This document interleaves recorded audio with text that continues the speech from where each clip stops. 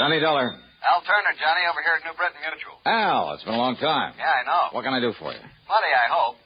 How old are you, Johnny? Well, next birthday I'll be 30... Huh? 30 what? Now, why? Well, it really doesn't make too much difference. You see, Johnny, I think it's time you entered a home for the aged. I what?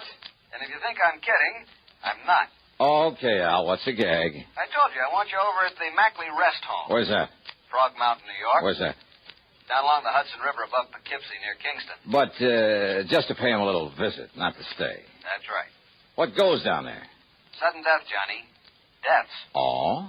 4 of them in a row, 3 of them insured by us. Well, after all, if they're old folks... That's the beneficiary of all that insurance. Yeah? The sole beneficiary of all the insurance on them just happens to be the Mackley Rest Home. Oh. Yeah. Okay, Al, I'll, kind of drop in on him.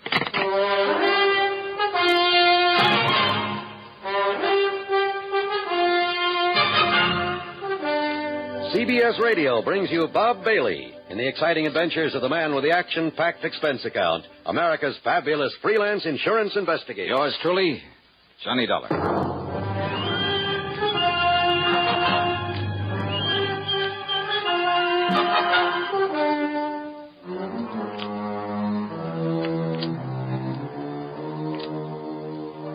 Expense account submitted by Special Investigator Johnny Dollar to the New Britain Mutual Insurance Company, Home Office, Hartford, Connecticut.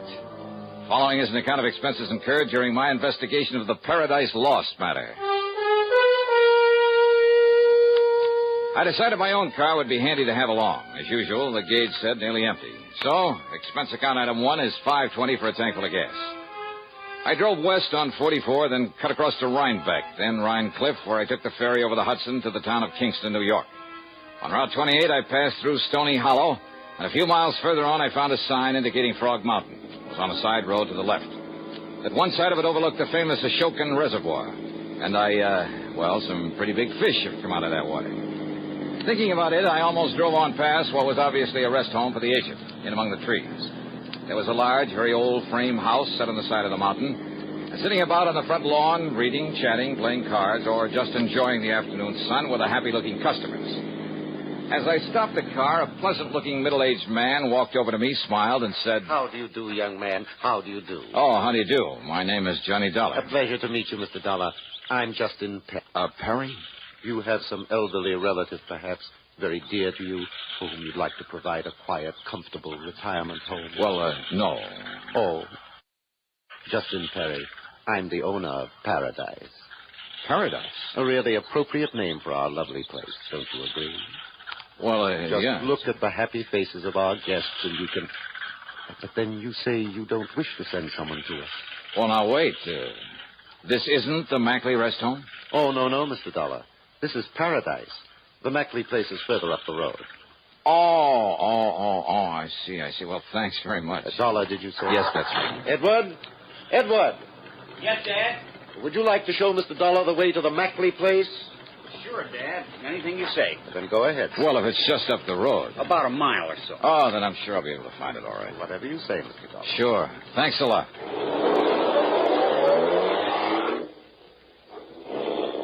A very nice spot. And some of the folks on the lawn waved cheerily as I drove on back up the road toward the mountain. I wondered if the Mackley place would be the same. It wasn't. At least, well, it was brand new, a modern ranch type of thing, built on a single level. A lot of native stone and glass, all very pretty and smart and practical, but lacking in warmth. The guests, the residents, though well-dressed and apparently wealthy, were sitting by themselves for the most part, reading or just sitting. No one seemed to notice me as I parked my car, then walked in through the door at one side marked office. Yes. Something I can do for you? Mr. Mackley? Yes, that's right. Peter Mackley. And, who are you? My name is Johnny Dollar. Oh, yes, the insurance investigator. How are you? Hiya. Al Turner at the insurance company said you'd be coming along. Won't you sit down? Oh, he did? Yes. Just to be honest about it, I don't see why, though. You don't, huh? Well, now, what do you mean by that, Mr. Dollar? Well, it's quite a layout you have here, Mr. Mackley. Must have set you back a lot of money. Well, that's no secret.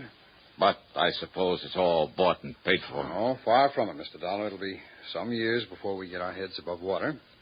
Even with the help of 2 or 3 nice, fat insurance legacies?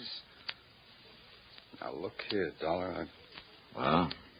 If you're referring to the fact that some people happened to die and just happened to leave some insurance to us... Just happened to, huh? Now, what's that mean? Just exactly what you think it does, Mackley. Are you trying to imply that I or anybody else... If the shoe fits where it... Now, if you're saying that you suspect we might have murdered those old Did people... I say that? Well, that's what you meant, isn't it? You've no right coming here accusing me of something like that. Now, look, And what's more, you're not the police, and you have no authority around here. So just go on, get out of here. Sorry, but I'm not leaving this place until I find out something more about how those people died. Dollar, you're going to be sorry for this. Is that a threat? You take it any way you like. Well, it may sound a bit corny, Mackley. Now, just get out But of just here. remember that anything you say now might be used against you. Why, you arrogant soul. And now, Act 2 of yours truly, Johnny Dollar, and the Paradise Lost matter.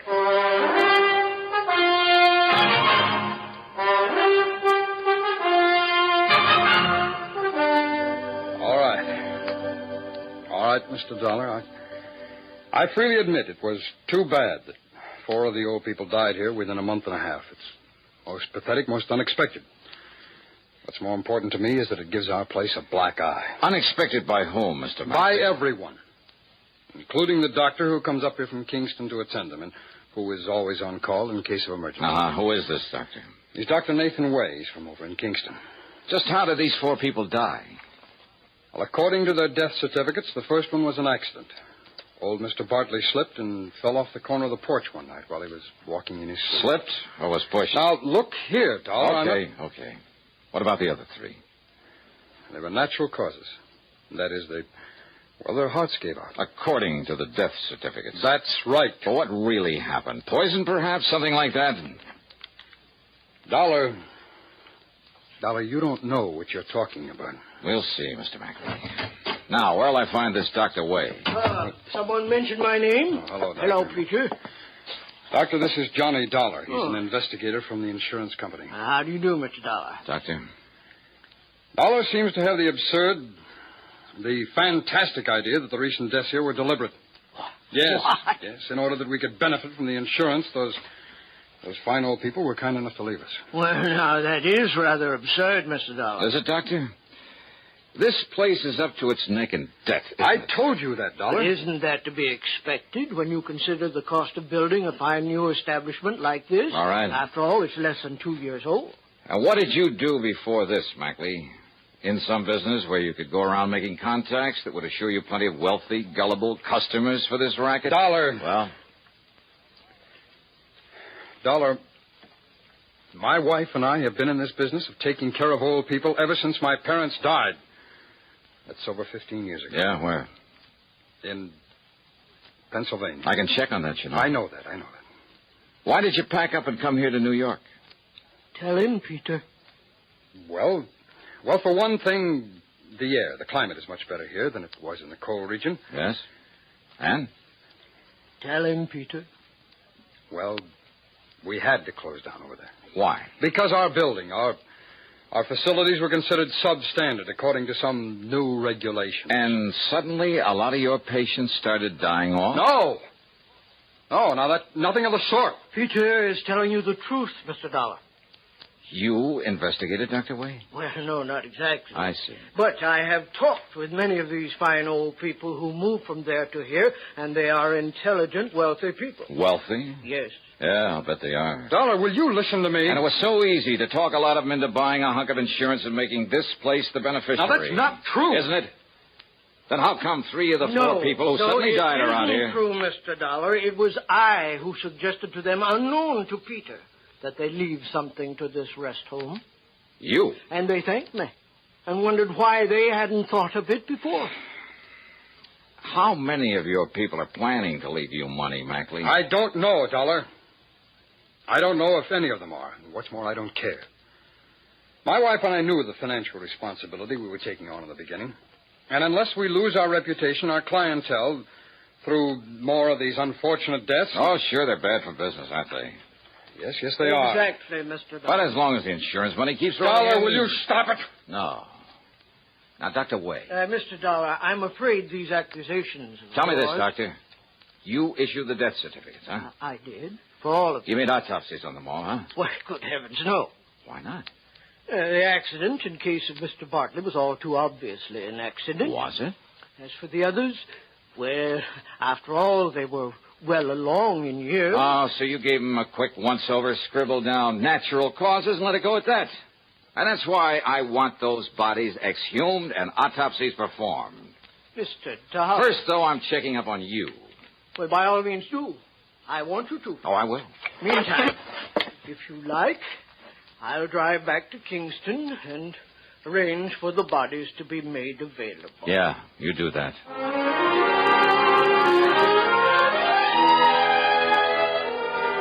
I followed the doctor into Kingston, parked my stuff at a hotel, and dropped in at police headquarters where I talked with Lieutenant Art Conley.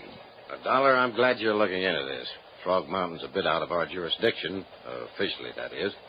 But I've wondered about those deaths myself. Well, how much do you know about Peter Mackley, Lieutenant? Well, I've thought a lot of that man ever since he came to these parts. Oh? Yeah, he's not the kind you might expect to be running an old folks' home, but, well, he's okay. I see. How well do you know Dr. Way? Well, one of the finest people we have here in Kingston. And without a doubt, the best man to make those autopsies you want. He's connected with the department? Yeah. And if you ask me, he'll get you results so fast it'll... Oh, now, wait a minute, Dollar. You're not thinking that Dr. Wade... Mackley, huh? And I'll tell you this about Pete Mackley, Dollar. It took a lot of guts for him to go to that place of his. What do you mean by that? I mean, against some of the folks around town who were partial to Justin Perry, who runs the Paradise Home, who were afraid it might put him out of business.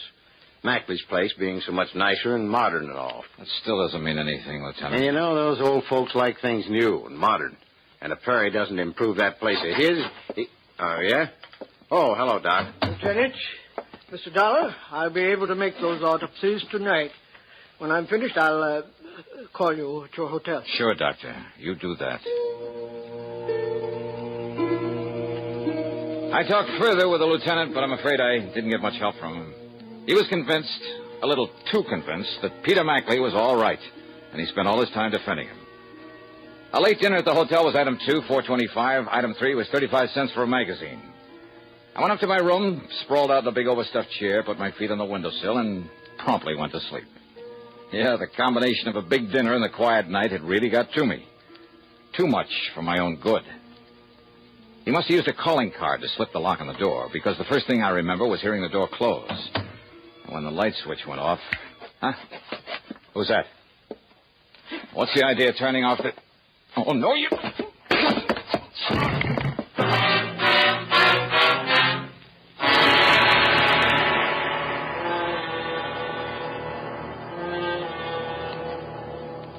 And now, Act 3 of yours truly, Johnny Dollar.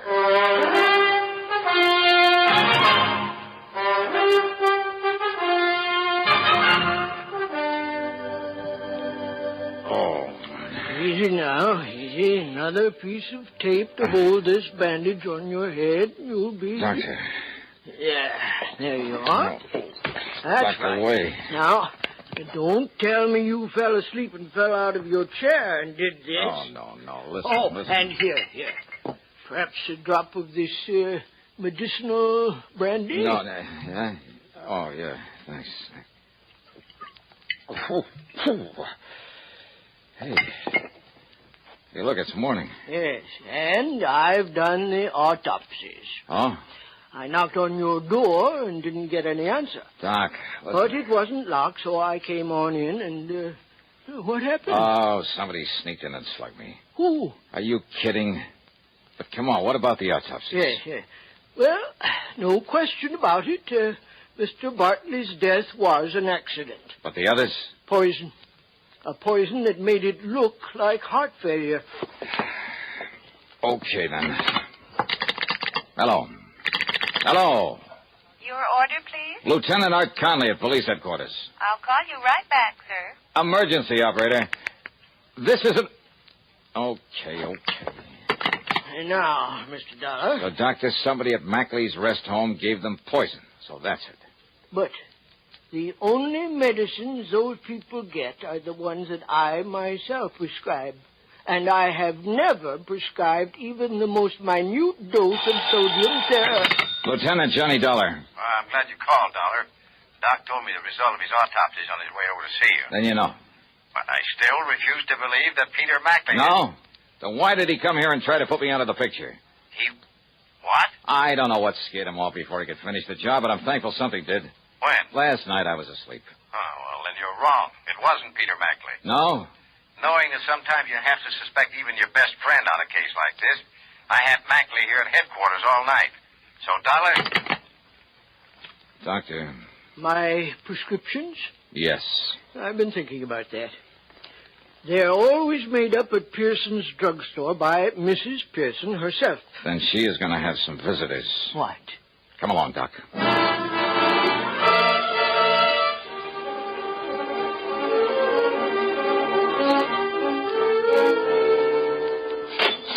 Thank you, Mrs. Williams, and I hope that makes you feel better. Well, Doctor, it's so early in the morning. Mrs. Pearson, this is Johnny Dollar, special investigator. Oh, how exciting. Mrs. Pearson, I want to know if you stock a drug called sodium What'd you call it, Doctor? I didn't, but it's sodium theramolysilate. Oh. But I doubt very much. Yes, I do. You do? Old Dr. Morley, the veterinarian, used it now and then to take care of hopeless animal cases. And you have it here now? Yes. In one of these back shelves, I have a single bottle that I... Hey, wait a minute. Yes? On that motorcycle out there with a sidecar. He pulled away from in back of this place. Yes. He helps in the store and makes all the deliveries for me. And he must have seen us in here. Must have seen me. What? He makes all the deliveries, including prescriptions for the Mackley Rest Home? That's right. Doc. He's taking some of Dr. Way's prescriptions up there now. Good. No, listen. Now, let me find that bottle of... Doctor, listen. That may be the answer. That he's the delivery boy for Mrs. Pearson? Yes. Well, I'm afraid I Dr. don't... Way? Look here. No, Doc, we've got to go after that kid. Here's the bottle, Doctor. But I don't understand. Doctor, will you listen to me? So many of them are missing. Unless we could... What was that, Mrs. Pearson? Well, a lot of these sodium theramolysilate tablets are missing. Then that's the answer, Doc. He's the answer. Come on.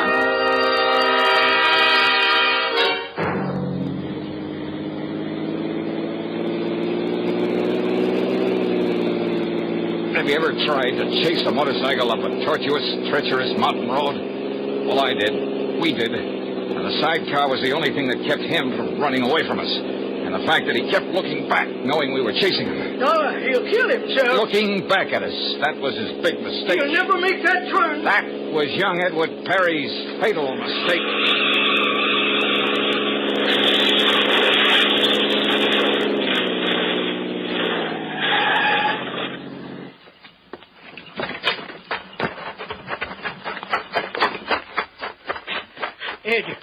Edward.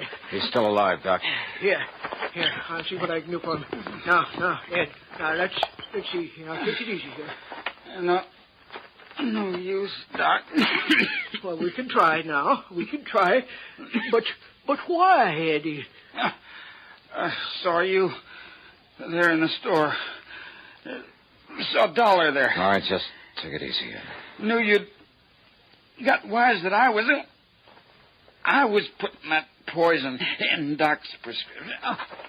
Give him something to knock him out, Doctor. I'm afraid there's no use. I'm afraid... But it was Dad who... Justin Perry. Dad made me. Said if enough people at Mackley's died off, they'd... Now, easy, lad, easy. They'd leave Mackley's, come to Dad's place. Eddie, why? To the paradise. We'd put Mackley out of business. Bear his arm, Dollar. Right, Doc. Put Mackley out of...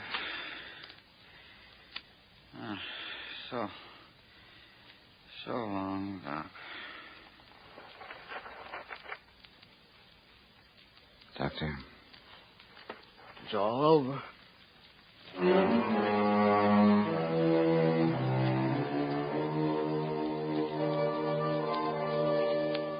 Oh, I don't know. I don't know what the courts will do. Ask me, Justin Perry murdered his son as much as though he'd done it with his own two... I don't know. Expense account total, call it $50. Yours truly, Johnny Dollar.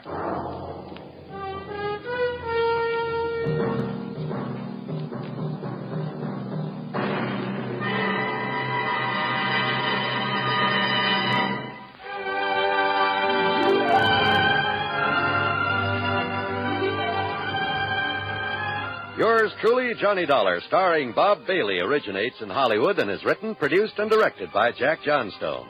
Heard in our cast were Virginia Gregg, Harry Bartell, Edgar Barrier, Sam Edwards, Stacey Harris, Junius Matthews, and Forrest Lewis. Be sure to join us next week, same time and station, for another exciting story of yours truly, Johnny Dollar. This is John Wall speaking. Johnny Dollar has come to you through the worldwide facilities of the United States Armed Forces Radio and Television Service.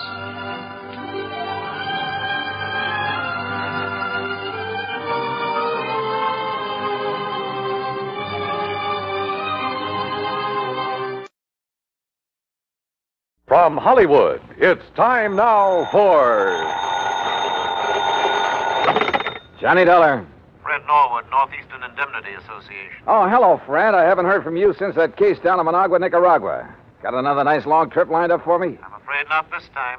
But if you can leave right away, I wish you'd run down to Baltimore for us. Baltimore? That depends. Depends on what? How free I can be with my expense account in the seafood department. Chicoteague oysters, soft-shell crabs, terrapin soup. Johnny, if you can get us off the hook on this one, I'll okay your expense account blind. Big one, huh? Over 100,000. Murder? Arson? $111,421 missing from a safe. Wow, and you're liable for it if it isn't recovered, huh? For the full amount. But who'd keep that much cash in a safe? Outside of a bank, that is. The Trillingham Tobacco Company. But why? Better get the details from August Trillingham, if you'll take this on. On a freewheeling expense account? Freddie, I'm your boy.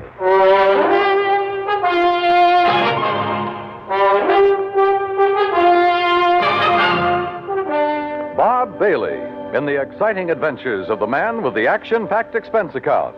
America's fabulous freelance insurance investigator. Yours truly, Johnny Dollar.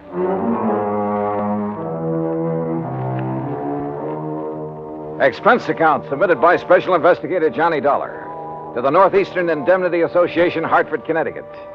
Following is an account of expenses incurred during my investigation of the Wayward money matter. Expense account item 1, 2630, plane fare and incidentals, Hartford to New York to Baltimore, and a cab to the Sheraton Belvedere. After all, I could afford the best. Item 2, a 10-cent phone call to Mr. August Trillingham. He'd be glad to see me. Somewhere that name rang a bell. Item 3, $1.20 for a cab to the Trillingham Tobacco Company on Conway near Charles Street. It was a huge old brick building with what I guess you'd call a vaulted roof.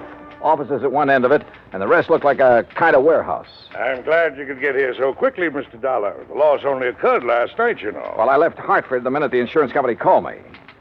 So, somebody blew your safe and walked off with a lot of... Opened the safe, Mr. Dollar, and took over $104,000. You always keep that much cash on hand? Yes, because of the nature of our business. What do you mean? Well, the tobacco was grown by the farmers hereabouts, barn-cured for a month or 2 or 3, and then brought here. We graded according to quality and color and tied into hands. Hands? Bunches of 20 or 30 leaves, depending on size. Oh, I see. And then we pack it in hogsheads and ship it to the auction warehouses. We're kind of a middleman between the small farmer and the auction. I said small farmer, Mr. Dollar. Well? People for whom tobacco is only an incidental crop. There are a lot of them. And since we buy from them outright, they want cash.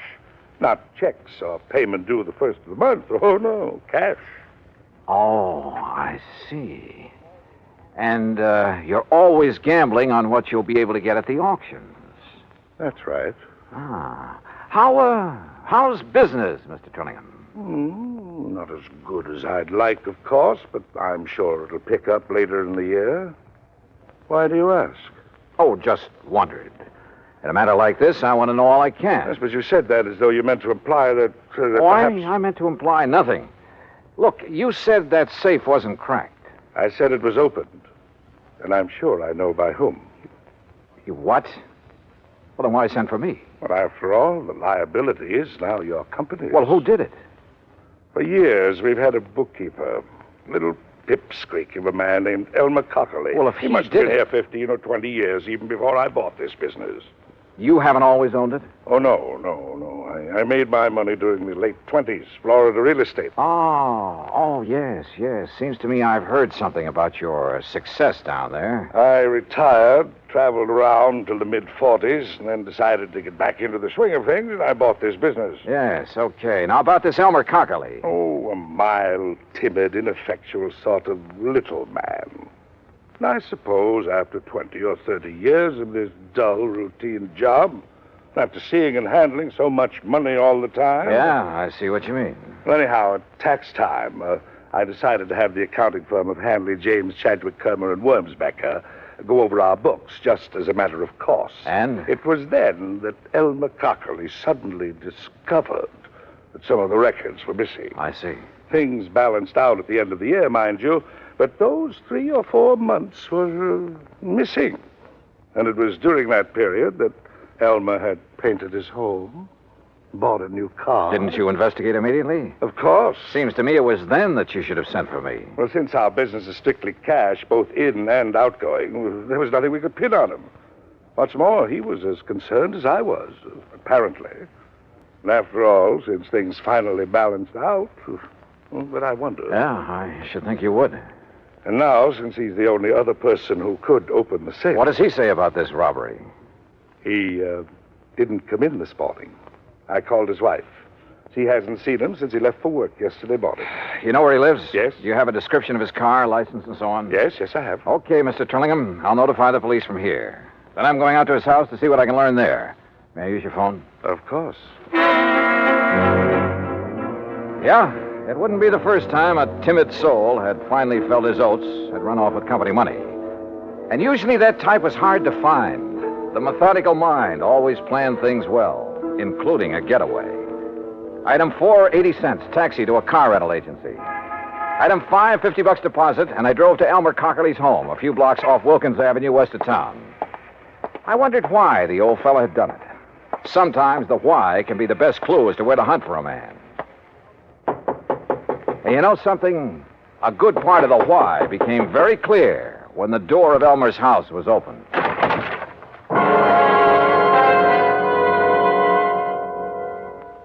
Act 2 of yours truly, Johnny Dollar, in a moment. And now, Act 2 of yours truly, Johnny Dollar, and the Wayward Money Matter.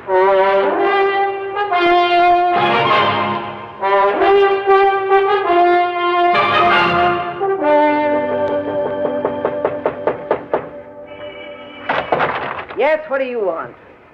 Mrs. Cockerly? I'm Mrs. Cockerly. Who are you? Johnny Dollar, insurance investigator. Insurance investigator? I haven't even filed a claim on Elmer yet. Oh, you think your husband is dead, Mrs. Cockerly? Well, of course he is. You think for a minute he'd walk out on me? That's why you think he's dead? Ain't that enough? You've talked with Mr. Trillingham this morning. Of course I have. He wanted to know where Elmer was. I wanted to know where Elmer was. Neither of us knowed, so that was that. So when they find his body, I'll collect his insurance, and that'll be that. And I won't have that helpless little worm around underfoot no more. No more having to baby and nurse him and tie his tie and feed him. Mrs. Cockerly. No, sir. The only reason that little shrimp would dare not to come home is if somebody done him in. And when you find him, you can come around and pay me his insurance, and that's that. Now, if that's all you Just a minute. Just a minute. Did Mr. Trillingham tell you that over $100,000 was taken from the safe at the office? No. Elmer didn't do it. I know he didn't. Do you? Working his fingers to the bone year after year, handling all that money, and him and me just scraping along. Why, if it wasn't for beneficial finance helping us along now and then, I don't know what we'd have done. Yeah, well, I look. told him more than once if he wasn't such a spineless little mouse, he'd help himself to some of that money. They'd never miss it, being a cash business like it is, and Lord knows he deserved some of it. What'd he say to that? Scared him. Made him angry. So I'd keep rubbing it in. Great marriage you two had. Sometimes he'd scream and yell like a baby. He dared to scream at you? I'd let him. I got so sick of him, it did me good to see him blow his top. Believe me, I told him more than once, if I was in his place, I wouldn't hesitate. Well, go ahead, he says. Go ahead. And he give me, go ahead, he says. He gave you what, Mrs. Cockerly? The combination to the safe? Yes. Yes, he did. So what of it? So maybe I went down there and robbed it last night. Well, how did you know it was last night? I didn't tell you that. All right. All right, maybe I did. I'd like to see you put it on me. Maybe I will. You think I can't use that kind of money? You think I don't deserve it after struggling all these years, caring for him for nothing because he didn't have the gumption to get what he should have? You know something, Mrs. Cockley? I doubt if you ever gave him a chance to show any gumption. Huh? Do you know Elmer? Did you ever see him? No. And look. Look at his picture here on the hall table. All right. A baby, that's all he is. All or right. was. You've made with a lot of big, noisy talk. Now, just Probably most of it's a lie. I don't believe you'd live 10 minutes with a man if you really felt that way about him. Look, mister. But there must be some reason for it. Some reason for trying to make me suspect you. I told you. Maybe you did do it. Did you? But I'd like to see you prove it. Well, I don't think you did. I'd like to see you prove that. I think all you're trying to do is cover up for him, protect him. And I'll say this, you're taking a mighty offbeat way to do it. Now listen. Where is he? You really think little Elmer could have... No. No, he really didn't have the gumption. All right, who else? He couldn't have, Mr. Dollar. Outside of his books and figures at that office, he could hardly take care of himself. That's why he needed me, to tell him what to do and feed him and take care of him. Well, this is quite a change of pace, Mrs. Cockley. So maybe I did make him toe the line. So what about it? He liked it. Some people are that way, just like me. I gotta have somebody I can lord it over him. Anything wrong with that? Well... I don't believe a thing you said. Oh, you don't? Now, where is he? Where is Elmer? I don't know. And if he didn't rob that safe, who did? He couldn't. How should I know? Why don't you ask that August Trillingham, his fancy boss that's kept him and me starving all these years? Did you think of him? Everybody's a suspect at a time like this. Dear August. Including his you. Friend, the boss. Used to go catfishing together up the creek. Great privilege for poor little Elmer to go fishing with the boss who made all the money. That's where I thought he was last night when he didn't come home to supper. When he wasn't home all night, poor dear. All right, Mrs. Cockley, just quit acting. Acting? Somebody stole that Now, money, and listen. apparently only 3 people knew the combination of that safe. Trillingham, your husband, and you. I tell you, go ask that Trillingham. But only one of the 3 has run out, disappeared. No.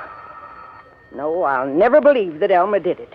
He could. Sure he could. Anybody could. Now, where is he? I don't know. I think you do. No. And you're trying to protect him. Or are you waiting to hear from him so you can join him and the money? That isn't true. Then why isn't he here, if half of what you told me is true? Because go answer the phone. Hello. Yes, I'm her. Who? Oh, just a minute. Sergeant Macklin, he says. Oh, the man I talked to at police headquarters. Here. Thanks. Johnny Dollar. This is Macklin, Mr. Dollar. Yeah, Mac. Looks like it's all sewed up. Yeah, who? Elmer Cockley. Driver's license, identification You found the card. money? Well, what's left of it. They got the money, did they? You know what Cockley looks like? I've seen his picture. Well, then maybe you better come out here. Where? Hance's Bridge. Hance's Bridge. That's where Yeah, Elmer used to go it's, catfishing all the time. It's about 9 miles up the creek north of town. Okay, I'll see you there. Yeah, I want you to see if you can identify Cockley's body. Oh, I see. Act 3 of yours truly, Johnny Dollar, in a moment. And now, Act 3 of yours truly, Johnny Dollar, and the Wayward Money Matter.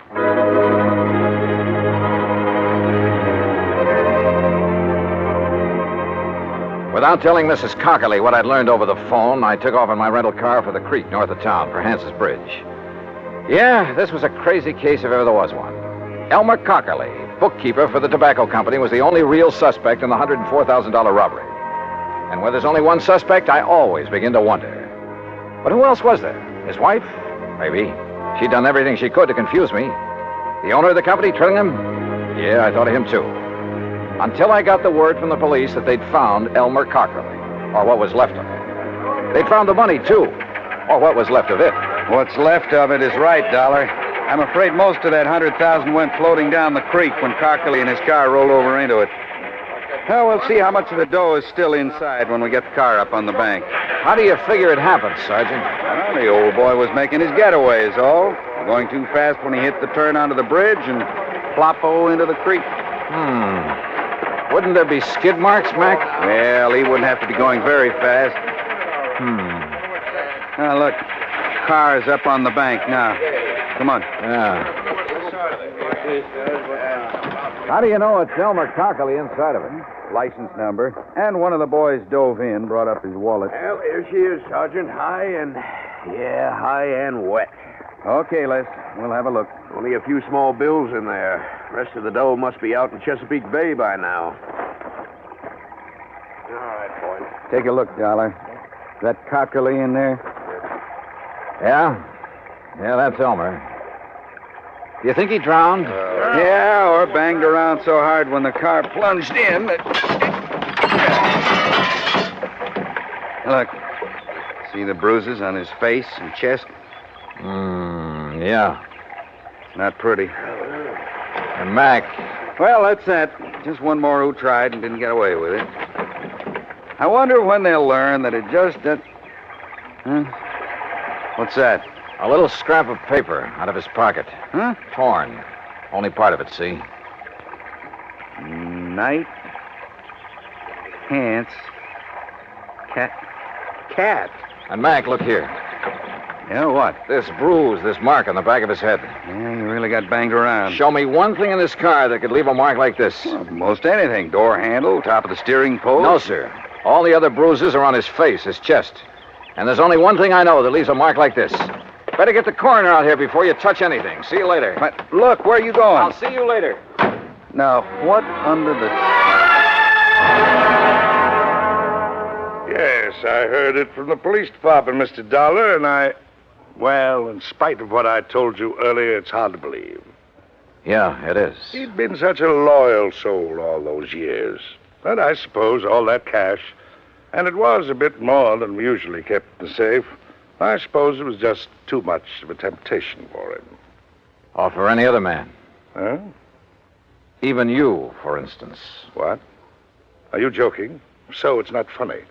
So, business has been pretty bad lately. I didn't say that, Mr. Dollar. I merely said that... I know what you said, Trillingham.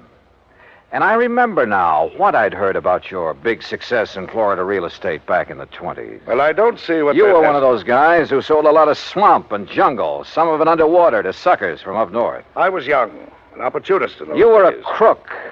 You're a crook now, and a killer. Mr. And Dollar... what a natural to hang it on. Poor, timid little Elmer Cockley. Sure, why not? He'd be the natural suspect in anybody's book. Do you realize what you're Let's accusing me go of? fishing. Catfishing. Tonight at Hance's Bridge. Only you shouldn't have put it into a note to him. What note? The one I found on his body. So you met him there. You slugged him, put him behind the wheel of his car, then ran it down the embankment into the creek. You thought the rolling over would account for any bruises he'd get. Listen, But not that mark on the back of his head, the one made by the butt of a .38 Special. I've seen too many of them, Trillingham. Oh, I see. You still have it. That's right. And I'll use it.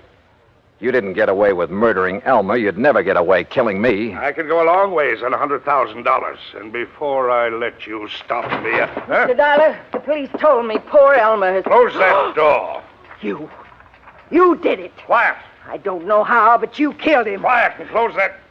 Oh, I'll do it myself. Oh, Buster! Yeah, he did it, Mrs. Cockley. And believe me, he'll pay for it.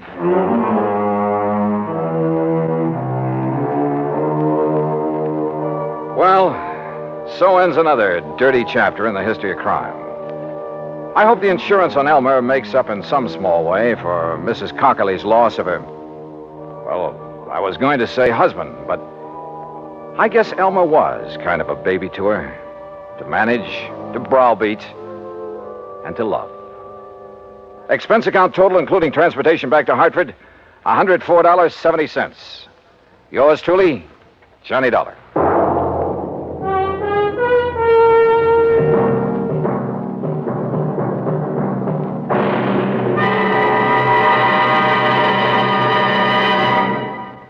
Our star will return in just a moment. Now, here is our star to tell you about next week's story. Next week, a fishing trip to Lake Mojave Resort. Fishing, that is, for a thief. Join us, won't you? Yours truly, Johnny Dollar.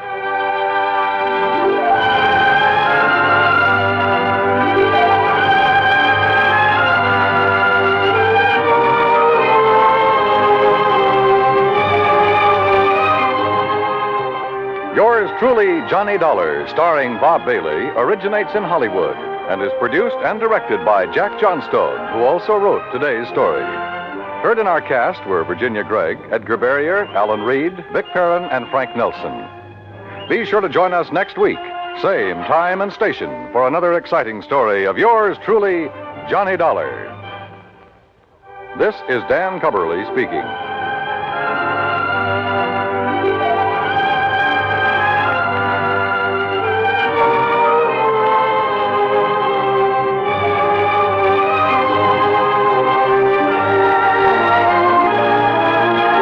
This is the United States Armed Forces Radio and Television Service.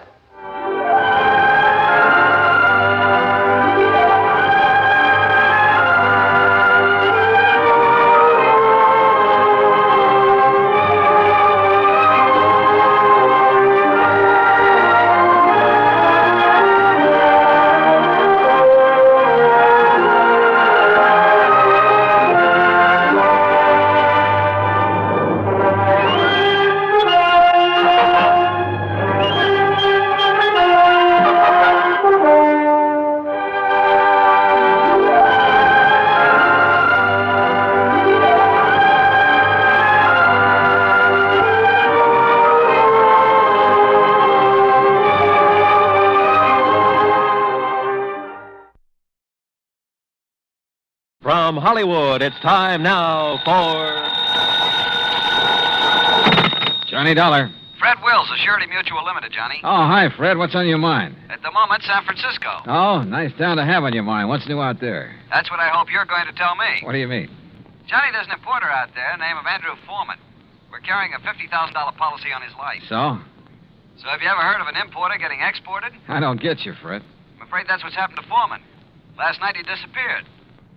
I'm on my way.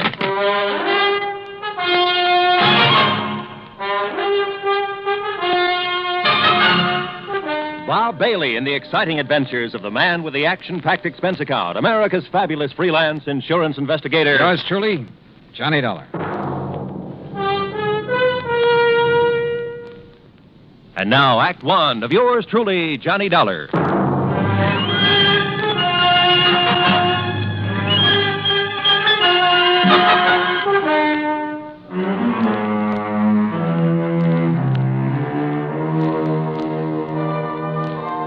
Expense account submitted by Special Investigator Johnny Dollar to the Home Office, Surety Mutual Limited, Hartford, Connecticut.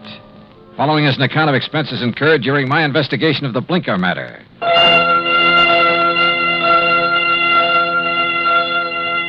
Expense account item 1, $178.50, transportation and incidentals to San Francisco. On the flight out, I studied the dope Fred Wills had sent me. Andrew Foreman, age 51. Occupation, importer. Health, good. Judging from the hefty premium he had to pay, his importing business must be okay. Wife, Marcia Foreman, age 35. 16 years younger than her husband. And Marcia was the sole beneficiary. My plane landed about 8 in the morning. An hour later, I was at the Foreman's apartment.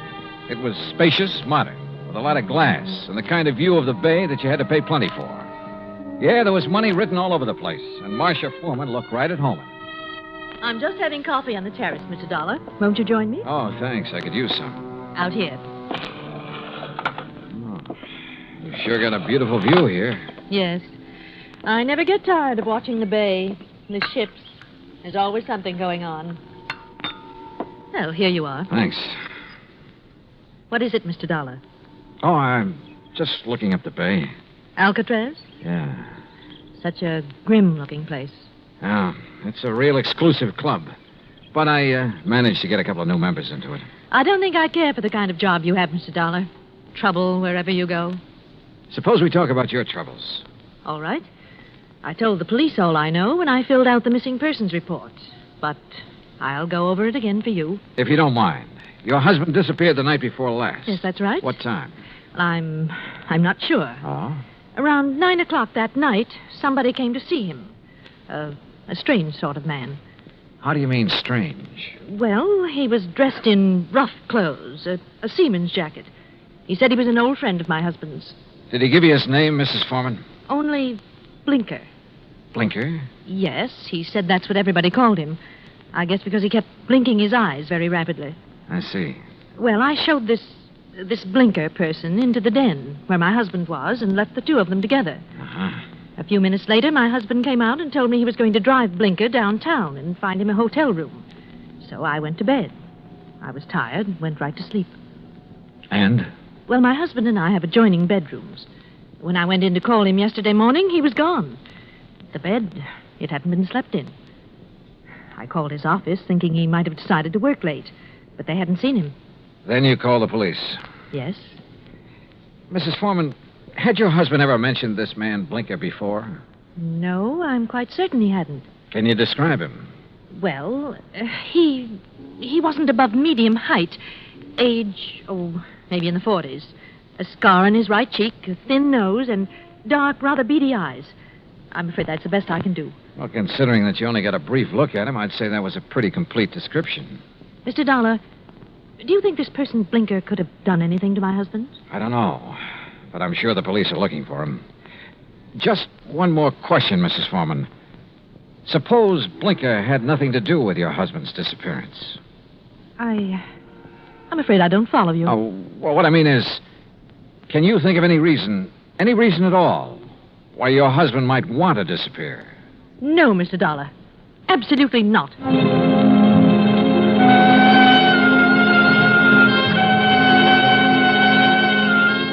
Marcia Foreman sounded pretty certain of that last answer. Maybe just a little bit too certain. Expense account item 2, $1.80 cab fare to the office of an old friend of mine, Detective Lieutenant Scapella. Jono, if Foreman took this character Blinker to a hotel, it's no hotel we ever heard of. We've covered them all. You think Blinker could have killed Foreman? It's a possibility. What's another? Maybe there is no Blinker. Yeah, Scapella, I thought about that, too. Jono, didn't it hit you there was something strange about Mrs. Foreman's story? She said she let Blinker in the apartment. She showed him to the den. Now, she could have only seen him a couple of minutes. Yet she rattled off a complete description of him. Yep. Sure is to me, Scapella, right between the eyes. And the way she described it. Yeah, I know. Seaman's jacket, beady, blinking eyes, scar on the right cheek. Oh, he sounds real distinctive. Real distinctive. Or real faked. Well, the trouble is, smelling a fake's one thing. Proving it's another. What do we got for a motive? For one thing, $50,000. She was Foreman's sole beneficiary. It's interesting. That's real interesting. Excuse me, Jim. Capella. Oh? Oh, yes. What? I see. Yes, okay. Yes. All right, thanks, Mr. Arnold. John, it looks like we've got to back up and start all over. What do you mean? That was Wayne Arnold. That's Foreman's attorney. He had a telephone call this morning. From Foreman? No, but from somebody just as interesting. Blinker. Yeah, Blinker.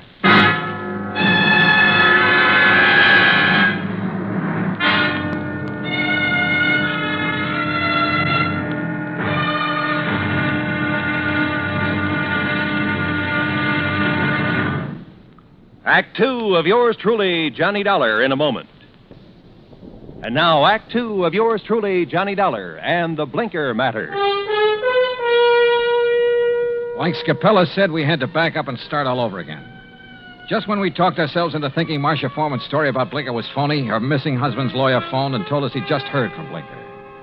Item 3, $1.70, cab fare to the office of Wayne Arnold, Foreman's attorney.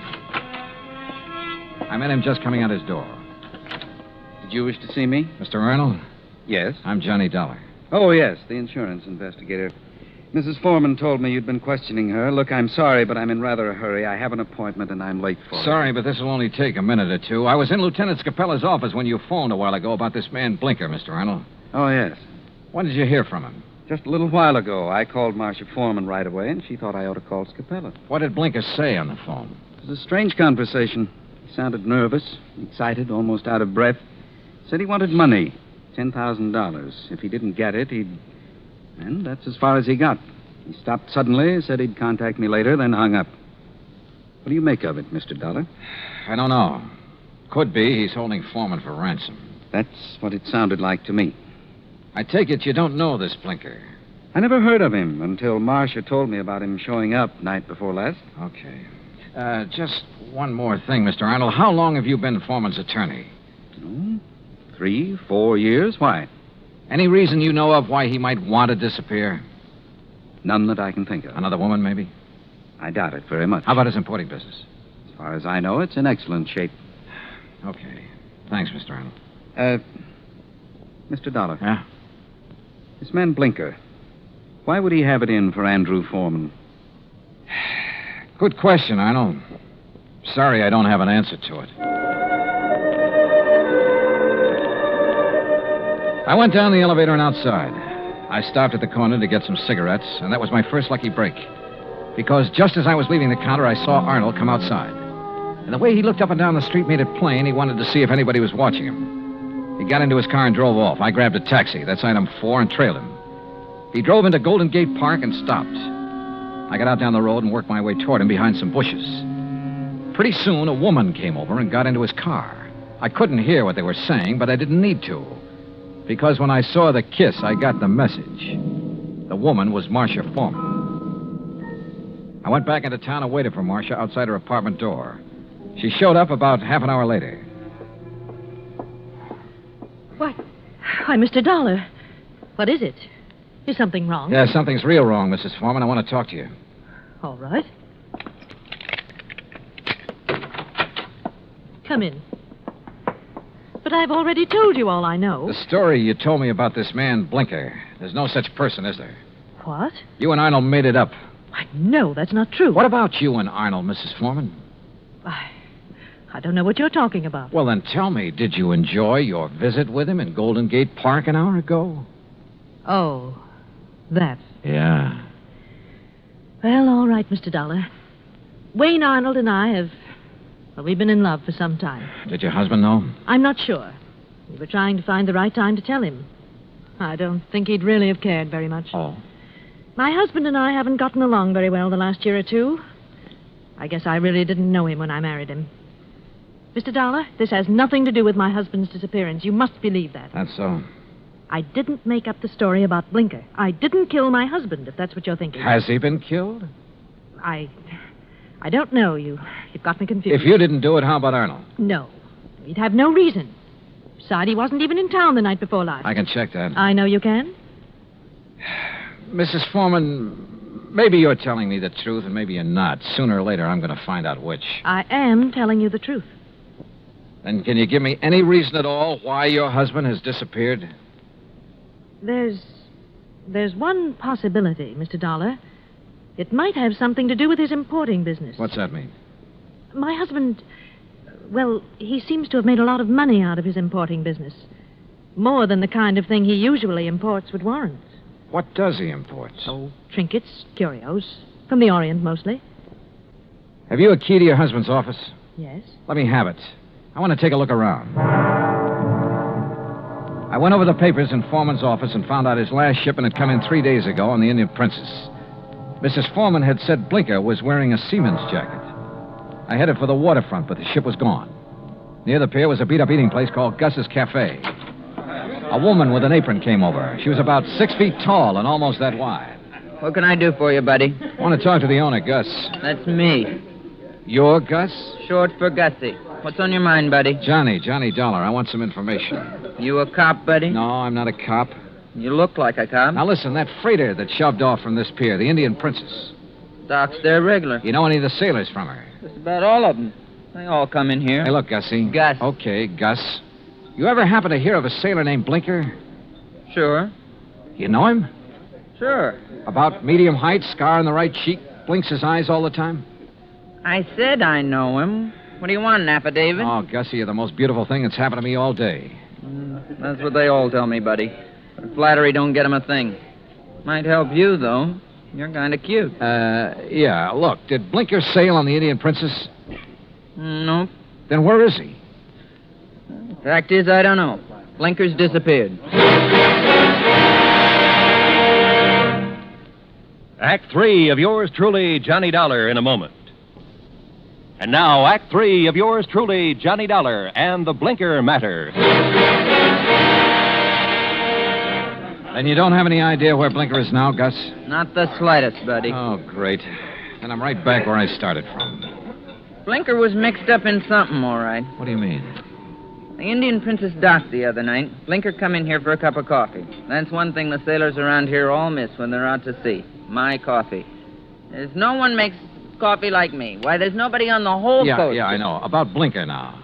Well, he seemed pretty pleased with himself. Said he was onto something good. Did he say what he meant by that?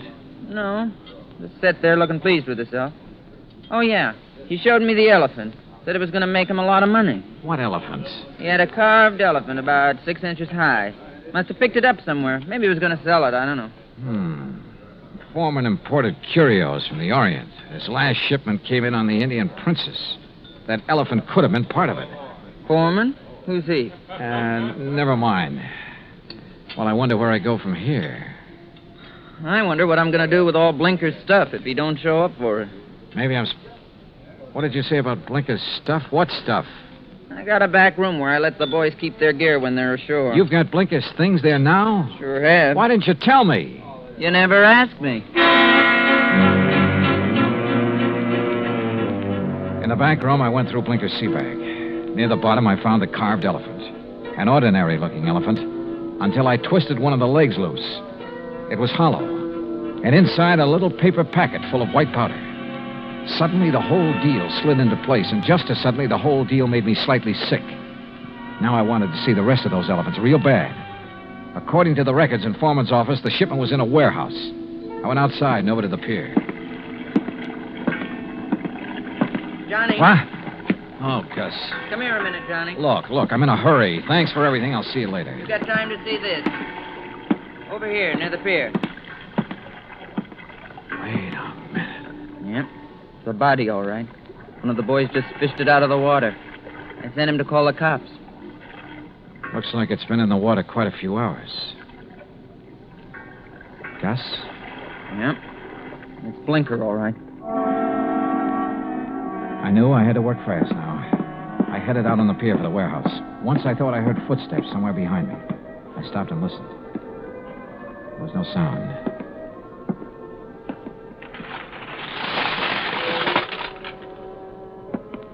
It was dark inside the warehouse, but with the help of matches, I located Foreman's shipment. I took a crowbar and opened one of the crates. It was full of carved elephants. I picked up one of them. Yeah, it had a hollow leg. And the hollow leg was full of the same white powder. I hit the floor fast. The shot had come from over near the door. I eased my gun out and waited. 5, 10 minutes went by. I kept quiet. Then suddenly a shadow loomed up near the crates. We saw each other at the same time.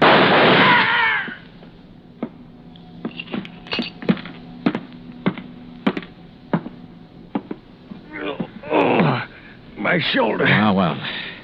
The missing man himself, Andrew Foreman. Look, Blinker found out what you were importing in those carved elephants. He tried to blackmail you. I don't know what you're talking about. Oh, sure.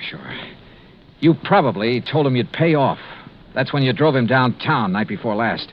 Then you tried to kill him, but he must have got away. I tell you... You called your lawyer, tried to put the squeeze on through him. But he had to hang up in a hurry. You were probably getting close. You finally caught up with him, didn't you, Foreman? Look, you've got no proof of anything. Why should Blinker try to blackmail me? Like I say, he found out about the narcotics in those hollow elephants. It was put there without my knowledge. You have no proof I was involved. You know, Foreman, it doesn't much matter. You've got even bigger troubles than that staring you in the face. I don't understand. Blinker's body has been recovered from the bay. I wouldn't know anything about that. You've got no proof of that either. No. There were 2 bullet holes in Blinker. 5 will get you 10. The slugs in him came from this gun of yours. The gun? Yeah. This is something that can be proved. Well? All right. I just didn't have any choice.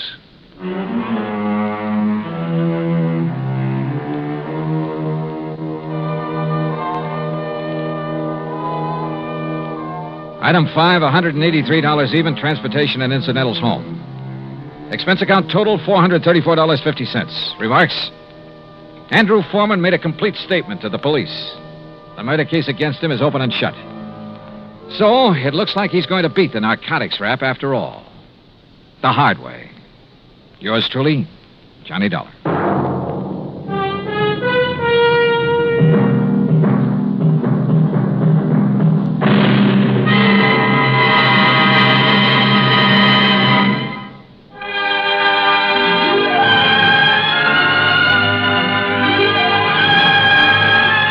Yours truly, Johnny Dollar, starring Bob Bailey, originates in Hollywood and is produced and directed by Jack Johnstone. Today's story was written by Robert Stanley. Heard in our cast were Paula Winslow, D.J. Thompson, Harry Bartell, Stacey Harris, Vic Perrin, and Bob Bruce. Be sure to join us next week, same time and station, for another exciting story of yours truly, Johnny Dollar. This is Roy Rowan speaking.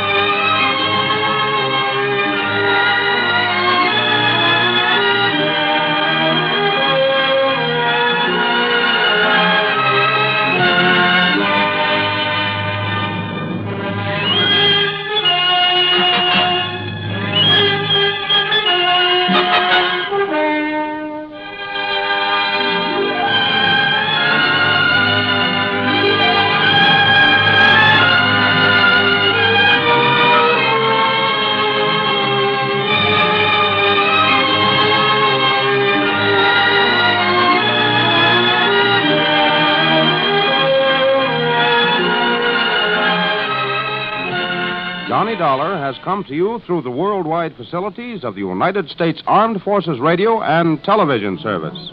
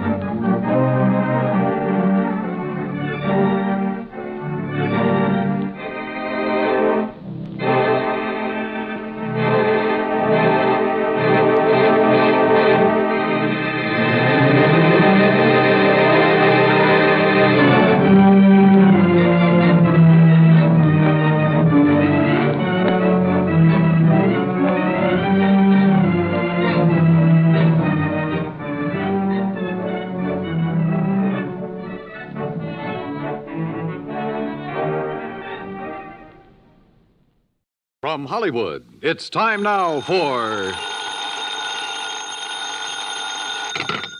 Johnny Dollar. Joe McNabb, Northeast Indemnity, Johnny. Oh, hi, Joe. What's up? At the moment, my blood pressure. Too much work? No. Prospect of having to pay off on a $100,000 life insurance policy. Uh-oh. Fella I think you know, Johnny. Art Wesley. Oh, sure. Been a pal of mine for years. Reporter. Yeah. Apparently he's working on a story right now that somebody doesn't want him to report. What do you mean? Night before last, he got beat up in an alley. Yesterday, Carr made a pass at him at high speed. What about today? It's early yet, Johnny. Oh, yeah, sure. But let's hope it's not too late.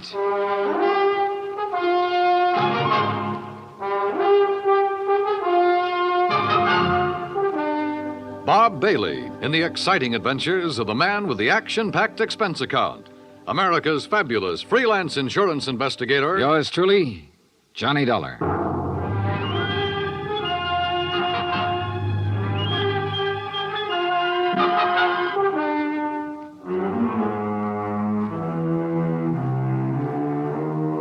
From Special Investigator Johnny Dollar to the Home Office, Northeast Indemnity Affiliates, Hartford, Connecticut. The following is an accounting of expenditures during my investigation of the Big Scoop matter. Expense account item 1, $18.40. Transportation and incidentals to New York City. I called Art Wesley's paper. He wasn't in, and nobody seemed to know where he was. Then I remembered a small bar called Tony's over on 3rd Avenue. I took a cab, that's item 2, $1.25, and found him in a corner booth. Sorry, Johnny, no bodyguard. The informants I'm working with will take off fast if they spotted one. No informants, no story. That insurance policy your paper took out on you, who's the beneficiary? A dear departed wife, Joan. Departed? I thought... We split up a couple of months ago. Oh, I'm sorry to hear that, Art. We were living in 2 different worlds. I wanted a home and family. She wanted a trip to the moon every night. Where is she now? Who knows? On her way to the moon, I guess. Hey, look, this story you're working on, Art. It's hot, Johnny. And big, real big. A national gambling syndicate. And run by a guy right here in New York. Who? I'm getting close, but I'm not sure yet.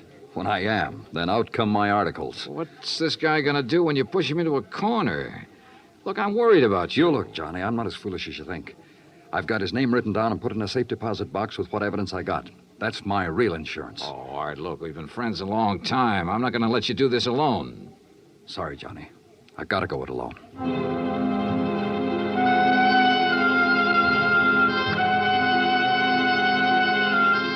Since I'd gotten nowhere with Art, I decided to try his wife, Joan, even though they were separated. I found her in an apartment on East 68th, but she was hardly what you'd call cooperative. Look, Mr. Dollar, so you're a friend of Art's. At the moment, I'm not. Mrs. Wesley, your marriage with Art is none of my business. But that insurance policy his paper took out on him is. And incidentally, you're still the beneficiary. So? So he could be in danger, those articles he's writing. Why doesn't he drop it? Oh, look, you know Art better than that. Then what am I supposed to do about it? That story is his business. How I feel about things is my business. And come to think of it, I can't see that either of those things is your business. Item 3, $1.80 cab fare to police headquarters in the office of my old friend, Detective Lieutenant Rostelli. Sure. I know about those attempts on Art's life. So I talked to him and got nowhere. He told me the stories about a national gambling syndicate. It's more than he told me. Supposedly the big boss is here in New York. Now, what are you going to do about it? Look, the minute Art quits thinking he's got to hit the jackpot all by himself and lets us in on it, we'll give him all the protection he... Lieutenant Rostelli. Yeah, just a minute. It's for you, Johnny. Oh, thanks. Hello? Art Wesley, Johnny. They told me at your hotel where to reach you. Anything new, Art? I'm leaving town for a few hours. This could be it, Johnny. Tonight could be the jackpot. Well, listen, let me go with you. Sorry, I gotta go alone. It's part of the deal. Art, it could be a trap. I can take care of myself. Call you when I get back. Wish me luck. Well, look, wait. Art! Art!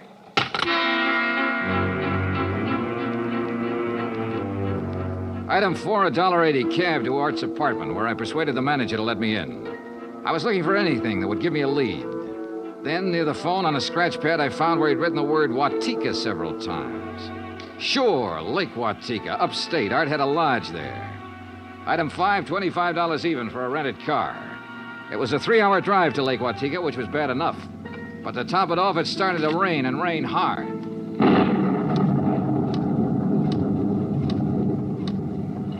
When I finally got to the highway turnoff, the side road to the lake was a mass of mud. Then I got 2 quick breaks. It stopped raining, and I spotted the 6-mile road into Art's place. Half an hour further on, I saw a light.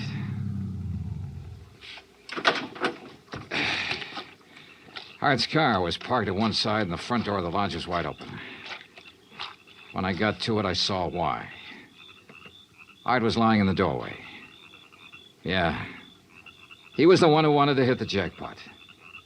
But you can't hit the jackpot with a slug, particularly when that slug is right between your eyes.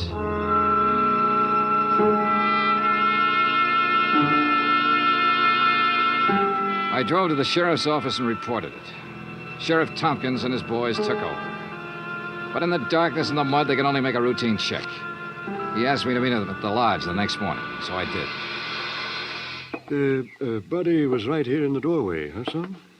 Yeah, Sheriff, I didn't move it. And Wesley probably got shot when he answered the door by somebody standing out there on the ground. Because of that bullet hole in the roof? Yeah. right over that shelf that's stocked with canned goods, sugar, salt, and the like. Apparently, he used this place regular. Yeah, he used to do some of his writing here. Were you able to determine time of death? Coroner says between 10:30 and 11 last night. What time did you arrive? About half an hour after the rain stopped. I'd say 11:45. Means it was still raining a good half hour after the killing. No wonder we found no tracks. Hey, look, Sheriff. Art was working on a hot story about a national gambling syndicate. Could be that he found out who the boss was last night, the hard way. Oh? Then you think the killer was from out of town? Maybe New York? Yeah. Now, where would he stay? Is there a hotel around here? Lake Watika Inn, just outside the village, about 6 miles from here. Sheriff, I'll check it out. Guests here at the inn, Mr. Dollar? Well, we have only 2 who checked in yesterday. It's the off-season, of course. Yeah, clerk, who are they? Well, Mr. Cooper yesterday afternoon and Mr. Buckley around dark. Uh-huh. They still here? Mr. Cooper is sitting right out there on the terrace, but Mr. Buckley paid in advance and left quite early this morning. I see. Did Buckley give any reason for stopping here? He said he was a traveling man and didn't like to drive in the rain. Okay. I'd like you to write down a description of him. I'll pick it up on the way out. Oh, I'll be glad to, sir.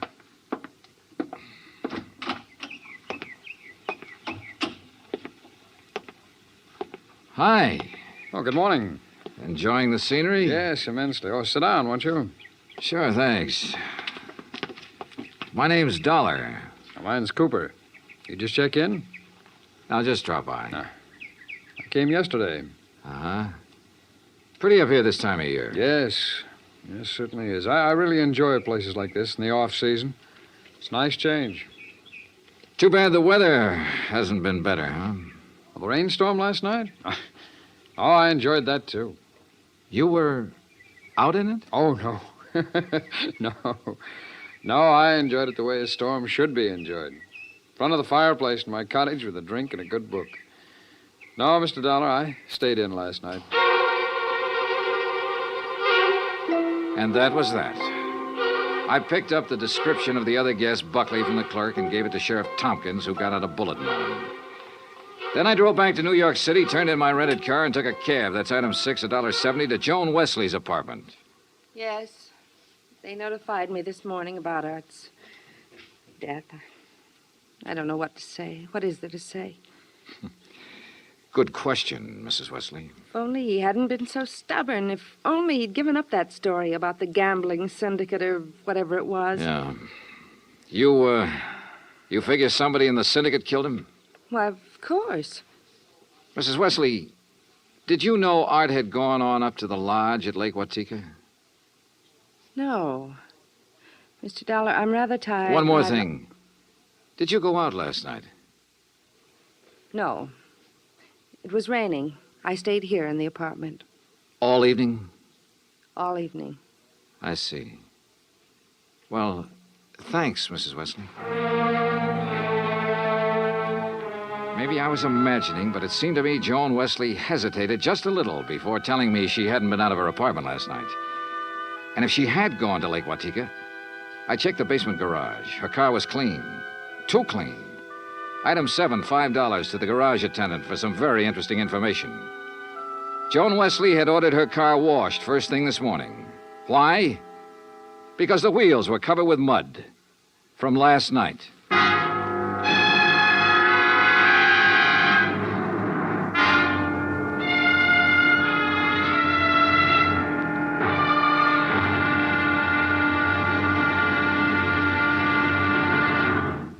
Act Two of yours truly, Johnny Dollar, in just a moment.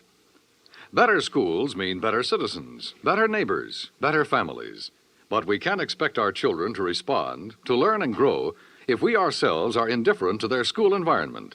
CBS Radio urges that you write to Better Schools, 9 East 40th Street, New York 16, New York, for information about how citizens can spark community action to improve their schools.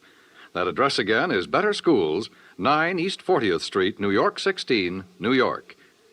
Now, Act Two of yours truly, Johnny Dollar, and the Big Scoop Matter.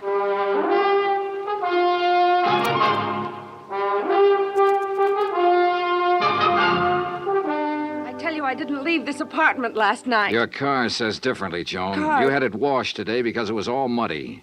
And the reason it was muddy was because you had it out in the rain last night. Look, Another thing. You told me you didn't know Art had gone to the lodge. You hadn't heard from him. But the switchboard operator told me you had a call from him yesterday. Now, why else would he call you except to tell you where he was going? Well, how about it, Joan? All right. Art did call me yesterday and told me he was going to Lake Watika. And how about last night? Yes. I went out, but not to Lake Watika. Art wouldn't give you a divorce. By killing him, you get your freedom and $100,000. I didn't kill Art. I didn't go up there last night. And where did you go? Might as well know. The reason I wanted a divorce from Art was because I'd found someone else. Oh? That's where I went for a few minutes last evening. Why did you lie about the phone call from Art yesterday? I don't know. I was confused. I was afraid it would look bad for me if it came out that I knew Art had gone up there. It doesn't look good for you this way, believe me. Oh, Johnny, I'm telling the truth. Who is this fella you're interested in? I don't see why he Who has is he? His name is Ted Nash. Will you have to talk to him? I sure will. And right now. But I was wrong about talking to Ted Nash right now. I called his apartment and got no answer. Item 9, $1.60 cab fare to police headquarters in the office of Detective Lieutenant Rastelli. You figure this guy Nash and Joan Wesley could have killed Art and used the gambling syndicate threat as a cover, huh? It's a possibility, Lieutenant. Well, I'll see what I can find out about Nash.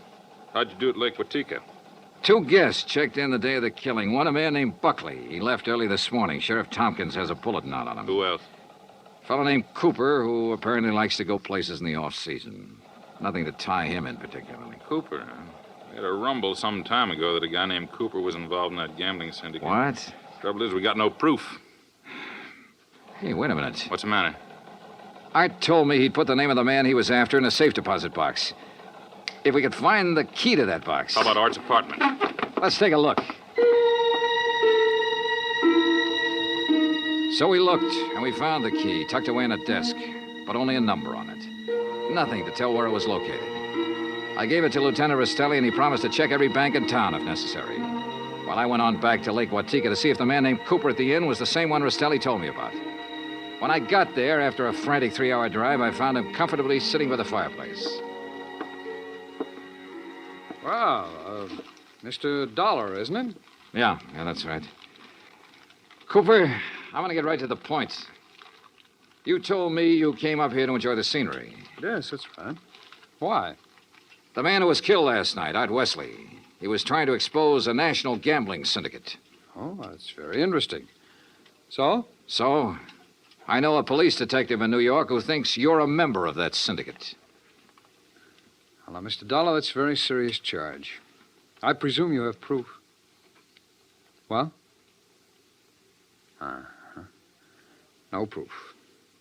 Well, in that case, I don't think there's any... Dollar, long-distance call for you. You can take it on that phone right beside you. Thanks, clerk.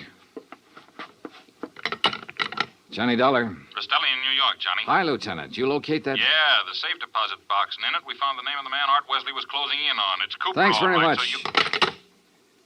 Well, Cooper, you wanted proof? We've got it. Evidence that ties you in with the syndicate. Clerk. Well, now, this is ridiculous, Is Dollar. it? Let me tell you the facts about this thing. Is something the matter, Mr. Dollar? Get Sheriff Tompkins on the phone, clerk. Tell him I've got Art Wesley's killer here. You mean Mr. Cooper? Oh, now, wait a minute. Now, look, Dollar. If you'd get your facts straight, you'd drop this silly notion of yours. What kind of facts, Cooper? What time was Wesley killed? Between 10:30 and 11 last night. But, Mr. Dollar, Mr. Wesley's place is some 6 miles from here. That's right. Why? Well, then Mr. Cooper couldn't have killed him. What do you mean? Last night, I took a drink to Mr. Cooper's cottage here at the inn. What time? Around 20 to 11, and I chatted with him for at least 15 minutes. Are you sure about that? Oh, quite sure. Well, Mr. Dollar, I'll buy you a drink sometime. Cooper strolled back to the bar with a satisfied smirk on his face. So the one man who had to be Art's killer couldn't have killed him. I collared the clerk again and had him repeat his story in detail. If you recall, it rained heavily last night, Mr. Dollar. Yes, I drove through it on my way up here. Well, I was making the rounds of the inn, checking windows, things like that, when the house phone rang. It was Mr. Cooper calling from his cottage. He wanted a drink. You say that was at 20 to 11? Yes, I always jot down the time when I am called away from the desk. All right, go on. Well, when I got to Mr. Cooper's cottage, he was sitting in the living room in front of the fire with a book. Yeah. We chatted a while, and then when I returned here to the desk, I jotted down the time again. 10:55. Well, that does it. What do you mean? Oh, it's a good 20-minute drive from here to Art Wesley's lodge. If he was killed between 10:30 and 11 and Cooper was here at that time, he couldn't have done it. Well, I'm sorry, but facts are facts. And... Oh, excuse me. Lake Watika Inn. Yes, just a moment. Sheriff Tompkins, Mr. Dollar. Oh, thanks. Hi, Sheriff. Thought you ought to know, son. Remember that man Buckley we were looking for? Yeah, sure, the other guest at the inn. Yeah, we picked him up. I've been questioning him for an hour. Any luck? No, sir. He's just a traveling salesman who stayed at the inn because he didn't want to drive in the rain. You sure? Buckley swears he doesn't even know Cooper. Just between you and me, Johnny, I think we got the wrong fella. No place again. I decided to start all over. Got into my car and drove to Art Wesley's place. Nothing was changed. I remember the trip I'd made the night he was killed, how it rained heavily until about half an hour before I arrived. How I'd found him lying in the open doorway, a bullet hole in his head. Yeah, and the hole in the ceiling over the shelf of provisions, marking the path of the bullet. It was there. So were the provisions. Canned food, mustard, sugar, a package of crackers. There was some... Wait a minute. Sugar. The sugar bowl. I stared at it for a moment. I remembered a couple of things the room clerk at the inn had told me. And suddenly the whole deal slid neatly and quietly into place. I drove back to the inn fast. Cooper's cottage was empty, so I went inside to the bedroom and took a look around. Then I spotted one of the pictures on the wall, a little out of place. I looked behind it. Yeah, just what I expected. Outside, I found Cooper sitting on the terrace in front of the main building. I slid into a chair across from him. Well, Mr. Dollar, what fantastic crime are you going to accuse me of today? Cooper, I got a one-track mind, and it's still stuck on murder. Oh, now look, Dollar. We've been over this before, and personally, I find it quite boring. So much so that it's interfering with my vacation here. That's too bad. Yes, it is. So I'm leaving this evening. I don't think so, Cooper. Oh, come now. Art Wesley was trying to expose a figure in a gambling syndicate. You. Well, that's a matter of conjecture. You had to stop him for keeps. Oh, now look, Dollar. The time of Art Wesley's death has been established as between 10:30 and 11 last night. That's right, between 10:30 and 11 last night. And I'm sure you remember the room clerk telling you he was with me in my cottage living room from 10:40 to 10:55. I sure do. So that I certainly couldn't have killed your friend Wesley 6 miles from here during that time. Except that Art Wesley wasn't killed at his lodge. What are you talking about? You see, I remembered something else the clerk had told me. The night of the killing, it stopped raining a little after 11. All right, what difference does that make? All the difference in the world, believe me. Here's what really happened, Cooper. You killed Art Wesley in the bedroom of your cottage here at the inn. Oh, don't be ridiculous. You immediately called the room clerk over and chatted with him in your living room for about 15 minutes. He didn't know there was a corpse in the next room. Oh, really? After he left, you took Wesley's body the 6 miles to his place and planted it in the doorway. Oh, now look, Dollar... Your problem was to make it look like he'd been killed there. Then you remembered. The slug that had killed him hit the wall in your bedroom. That gave you an idea. You figured out the right angle at the lodge and fired a shot upwards from the outside the door. It went through the ceiling at the back. All right, Dollar, I've had enough of your half-baked theories with no proof whatsoever to back them up. Correction, Cooper. This time I've got proof. There was a shelf of food under the bullet hole and a bowl of sugar directly under it. A bowl of... So what? When sugar gets wet, it gets crusty, and it stays that way. But the sugar in that bowl was dry. Now, if the killing was between 10:30 and 11, and it rained heavily until after 11, then some rain would have dropped through the bullet hole into the sugar. I see. But, Cooper, the sugar was dry. So the bullet hole was made after the time of the murder, when you planted Wesley's body there. Just a little detail, Cooper, but it nails you. That, and of course, the fact I found the slug that really killed Wesley just a couple of minutes ago. Oh? Buried in the wall of your bedroom behind a picture you'd move slightly to cover it. Well, Dollar, I may as well tell you that I saw you come out of my cottage a few minutes ago. I figured you knew. So ever since you sat down here, I've been holding a gun on you under the table. You know, Cooper, I may as well tell you. Ever since I sat down here, I've been holding a gun on you, too. Well, you... Let's have it.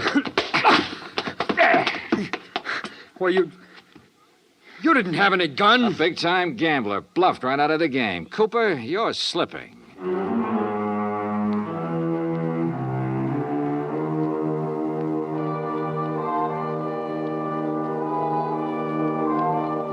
Item 10, $37.50. Transportation and incidentals back to Hartford.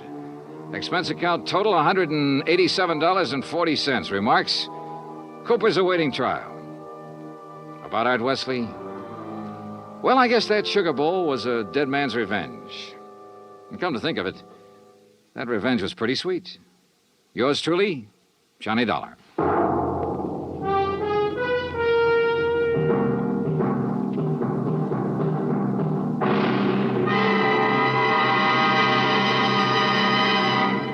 Our star will return in just a moment. In days long since gone by, one had to go out in search of daring do.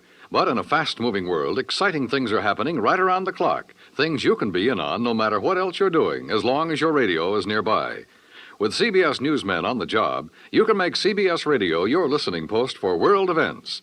Stay tuned now for 5 minutes of CBS News, to be followed over most of these same stations by the FBI in peace and war.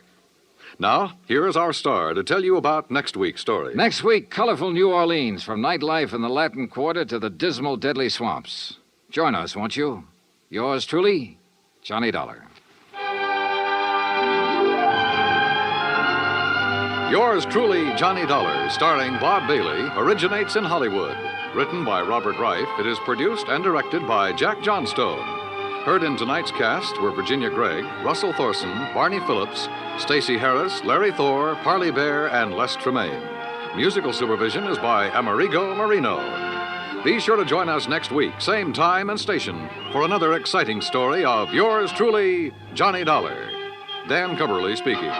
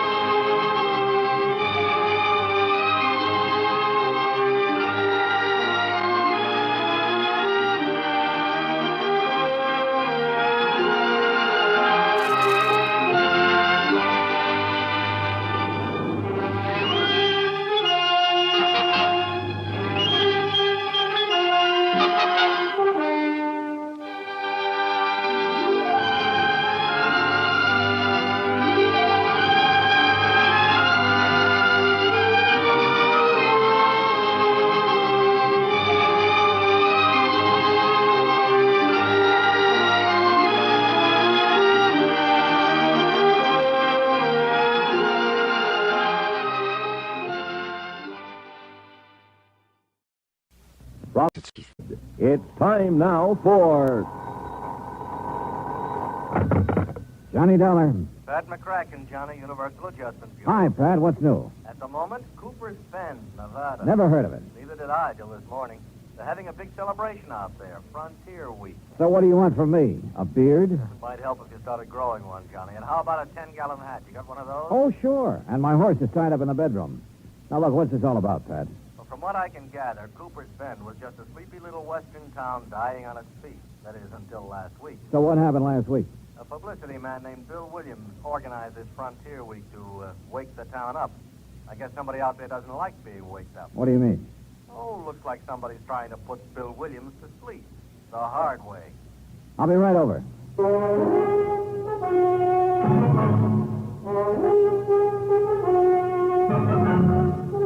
Bob Bailey in the exciting adventures of the man with the action-packed expense account. America's fabulous freelance insurance investigator. Yours truly, Johnny Dollar.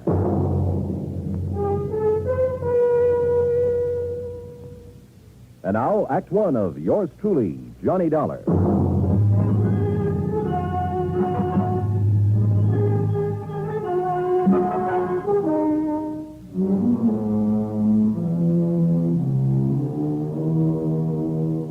expense account submitted by Special Investigator Johnny Dollar to the Home Office, Universal Adjustment Bureau, Hartford, Connecticut. Following is an account of expenses incurred during my investigation of the killer's brand matter.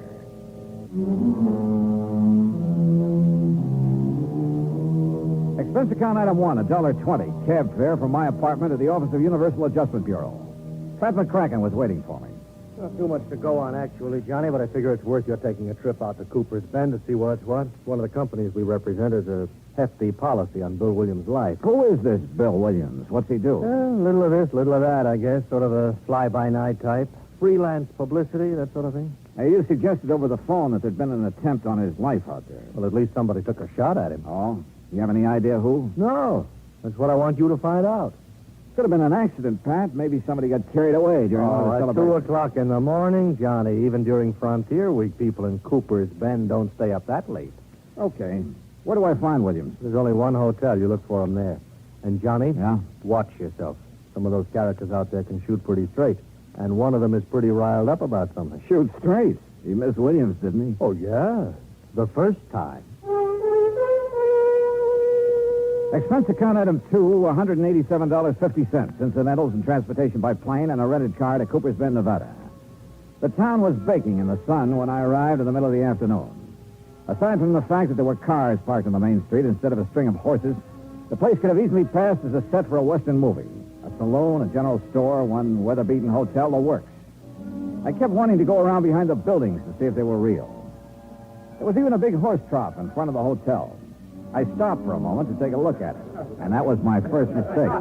Suddenly, I heard a crowd bearing down on me. Come on, let's get him. Hey, look at him, a real dude. I'll lay off him. This is kid stuff. What do you mean, lay off of him? You know the Frontier Week rule. Hey, look, what's this all about? Come on, mister, off with your shirt. My shirt? Now, just a minute. The rules, partner. Anybody on the street without a 10-gallon hat during Frontier Week gets dunked in the horse trough. Yeah, well, look, I just got into town. How am I supposed to know the rules? Well, this is one good way of finding them out, stranger.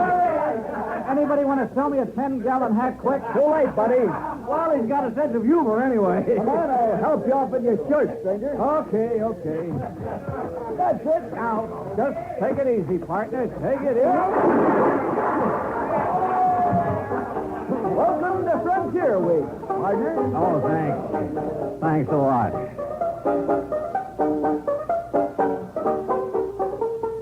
Item 3, 50 cents. Replacement of 3 buttons on my shirt. I bid a fond farewell to the horse trough committee and went to the hotel to find Bill Williams, the publicity man. He wasn't there at the moment, but the clerk told me I might find him at the newspaper office. That was 3 doors down the street, the Cooper's Bend Sentinel, no less. Bill Williams wasn't there, but for the moment I didn't miss him at all. Oh, hello. Well, hi. You must be Miss Cooper's Bend Frontier Week. Ha. You run the paper? Wrong again. I just work here. Well, I'm not doing very well so far, am I? Oh, I don't know. Don't give up. Oh, I won't. My name's Johnny Dollar. Lois, Johnny. Well, I'm looking for a guy named Bill Williams, Lois. Do you know him? Yeah, I know him. Where can I find him? Well, this is as good a place as any. He ought to be here soon. Last I saw him, he was with Fred Kirby. Kirby?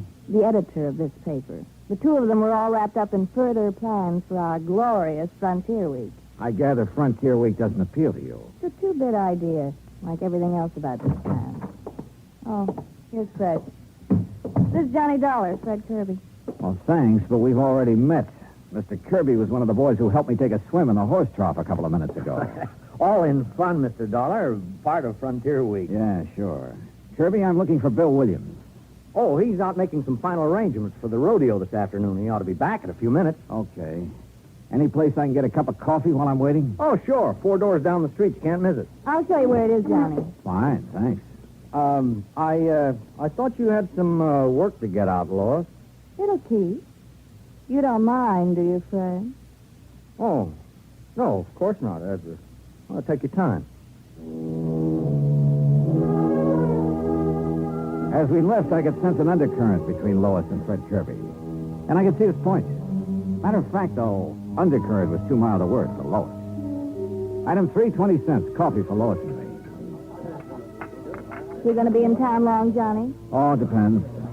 How long does Frontier Week last? This is the last day. Oh. Rodeo this afternoon, dance tonight. That ends it. Then the town goes back to sleep, huh? Probably. I won't be here to watch it, though. Oh, where are you going? Away. As far away as I can get. Come on. For good. Well, how about your job? You mean the paper? That's a job? I think I can get along without it. How about the editor?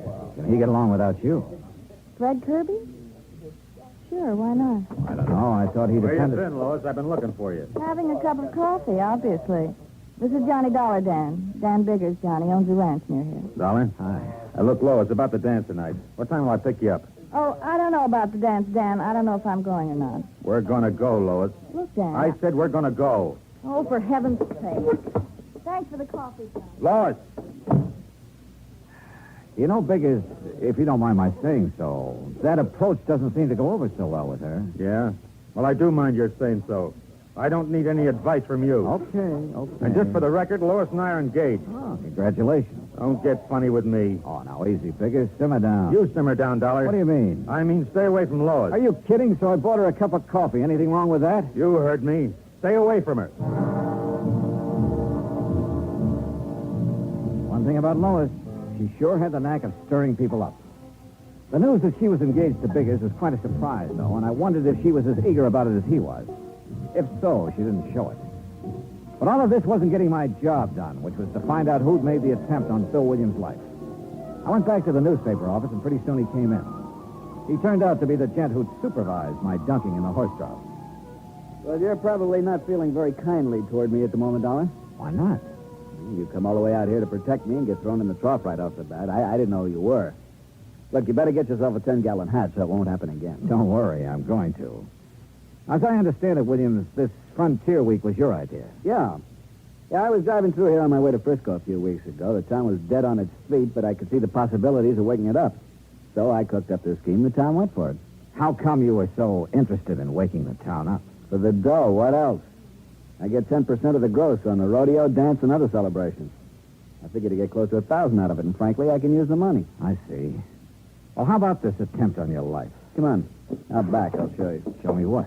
My car. There it is. Take a look at the windshield. Yeah. Bullet hole. Mm-hmm. How did it happen? I was driving along the road just outside of town the other night, and all of a sudden, whammo. And I got a pretty good idea who did it. Oh. The rancher, Dan Biggers. Oh? Why? I smiled at Lloyd. Oh, now look. Touchy as big as is about Lois, that's not enough reason for Oh, wait. She smiled back at me. Is that all there was to it? Of course it was. You think I'm crazy or something? The trigger-happy Biggers is so jealous of her he can't see straight. I'm not stupid enough to get mixed up in anything like that. Yeah, he's jealous, all right.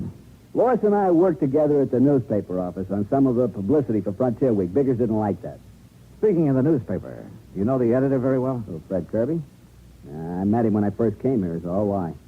He's been keeping an eye on us through the window ever since we've been standing here. Oh? You think he might be interested in Lois? It wouldn't surprise me.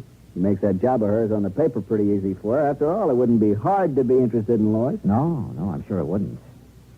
Well, you'd better quit driving around the roads at night, Williams. Don't worry. Ever since it happened, I've been staying right here in town at night with the bright lights. I think I'm home free now anyway. Yeah? The dance tonight winds up Frontier Week. Tomorrow noon, I get my share of the dough, and then I'm leaving. Yeah, Lois mentioned something about leaving town then, too. Yeah, she used to make noises about leaving when we were working together. I doubt if she means it, though. I think she's just trying to get Biggers riled up. That isn't hard. Now, wait a minute. Remember now, she said it once in the office when Fred Kirby was around. What was his reaction? He didn't say anything at all, but he gave her a real funny look. I see. Well, I got to go make the final arrangements for the dance tonight. You going to be there? Oh, yeah. In the meantime, Williams, better keep your eyes open. Don't worry. Since that attempt on my life, I've sprouted eyes in the back of my head. Oh, and speaking of head... Yeah? You better get yourself a 10-gallon hat.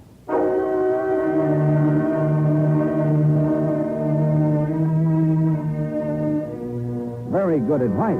I had no desire to get dunked again. I started across the street toward the general store, then realized my mistake. There was the reception committee again at the horse shop. I had to get to that store fast. I almost made it, too. Steady, fellas. Oh, well. Expense, item 6, $15 for a too-late 10-gallon hat.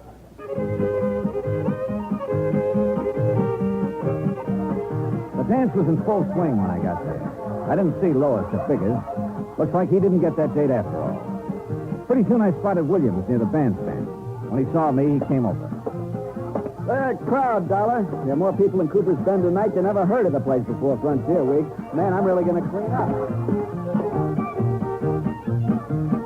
I stayed around a while, watching Williams happily counting noses and adding up his 10%. Then I went back to the hotel. There was a message there from Lois. She wanted to see me. This I didn't get, but she'd left word it was important. She'd also left directions for getting to her house, so I drove out. It was outside of town on a back road. The lights were on. But nobody answered my knock. I waited a while, then tried the door. There was a fire burning in the fireplace, and the room looked very cozy. All except for one thing. Lois. She was lying in front of the hearth, and she was very dead.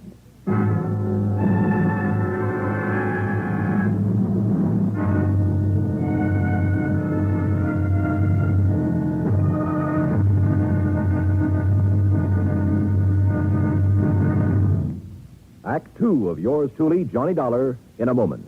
For a long time, people have been saying that the Earth is shrinking because transportation is getting faster and faster.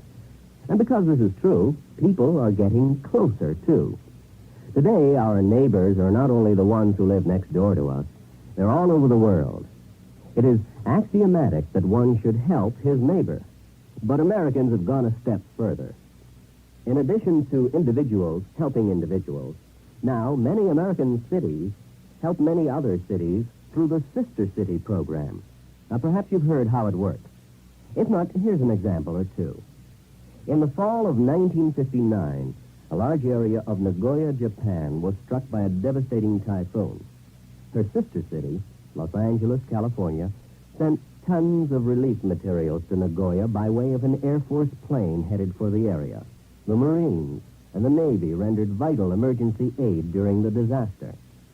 When earthquakes shook Viña del Mar, Chile, during the summer of 1960, her sister city, Sausalito, California, sent hundreds of dollars worth of relief materials to help out. Another case in point, the school children of Clovis, New Mexico, sent a number of cultural exchange packages to students in their sister city of Adana, Turkey. There are hundreds of such examples because there are hundreds of sister cities. By using this means of diplomacy, friendship and understanding have increased throughout the world and paved the way for permanent freedom, the right of all men everywhere. And now, Act two of yours truly, Johnny Dollar, and the Killer's Brand Matter.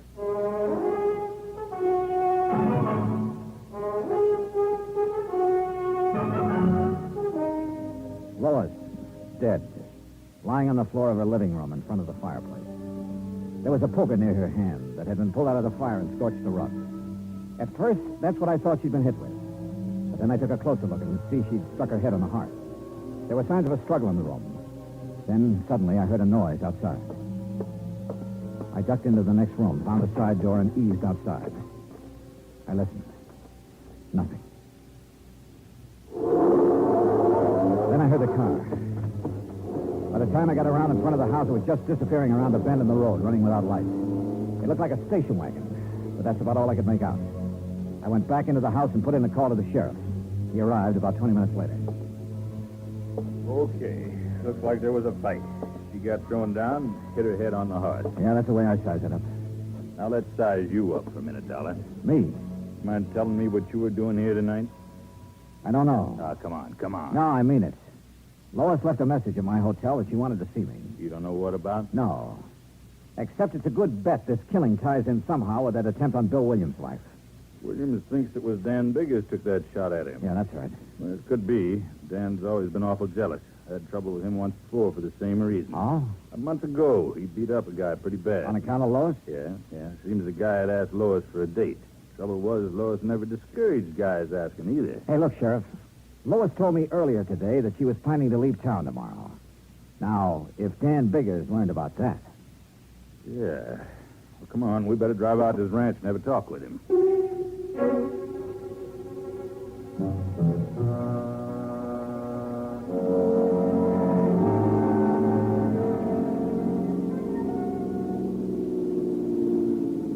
the gate, Johnny. Ranch house is up on the rise. Yeah. No lights on up there. You think Dan might have cleared out? Hey, came from that clump of brush over there. Hold it right where you are, Sheriff. I've got you covered. Now, don't be a fool, Dan. You drop that gun and come out of there. I said hold it. Came to take me in, huh? Well, I'm not going just now, Sheriff. Look, Dan. First, I'm going to find out who killed Lois and take care of him. Then you can question me all you want. Very interesting you should know about the killing already, Dan. I can think of one reason you might. Guess again, Dollar. I was in town when the call came in. One of the deputies told me about it. I figure it differently, Dan. You found out Lois was going to leave town tomorrow. Lois, leave. You're crazy. That's what she told me. She'd never do that. She'd never leave me. You tried to stop her. She grabbed a poker and swung at you. You threw her down on the hearth. That's a lie, you hear me? Dan, you're acting like a fool. Now give me that gun, man. I'm not coming in now, Sheriff. I can put these shots where I want to. Don't make me put them in you. Okay, Dan. You got the drop on us now, but I'm coming back. And I'm going to take you one way or another.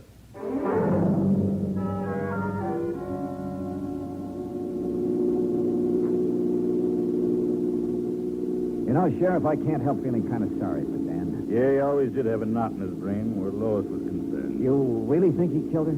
I don't know. Dan's pretty smart sometimes. That routine he was just giving us might have been a cover. Sheriff, you happen to know if Dan drives a station wagon? He drives a pickup around town mostly, and I think he's got a coupe, too, but no station wagon. Why? That's what I spotted pulling away from Lois's house. You didn't get the license number? No, it was running without lights. Not much help, Johnny. There's a lot of station wagons in this part of the country.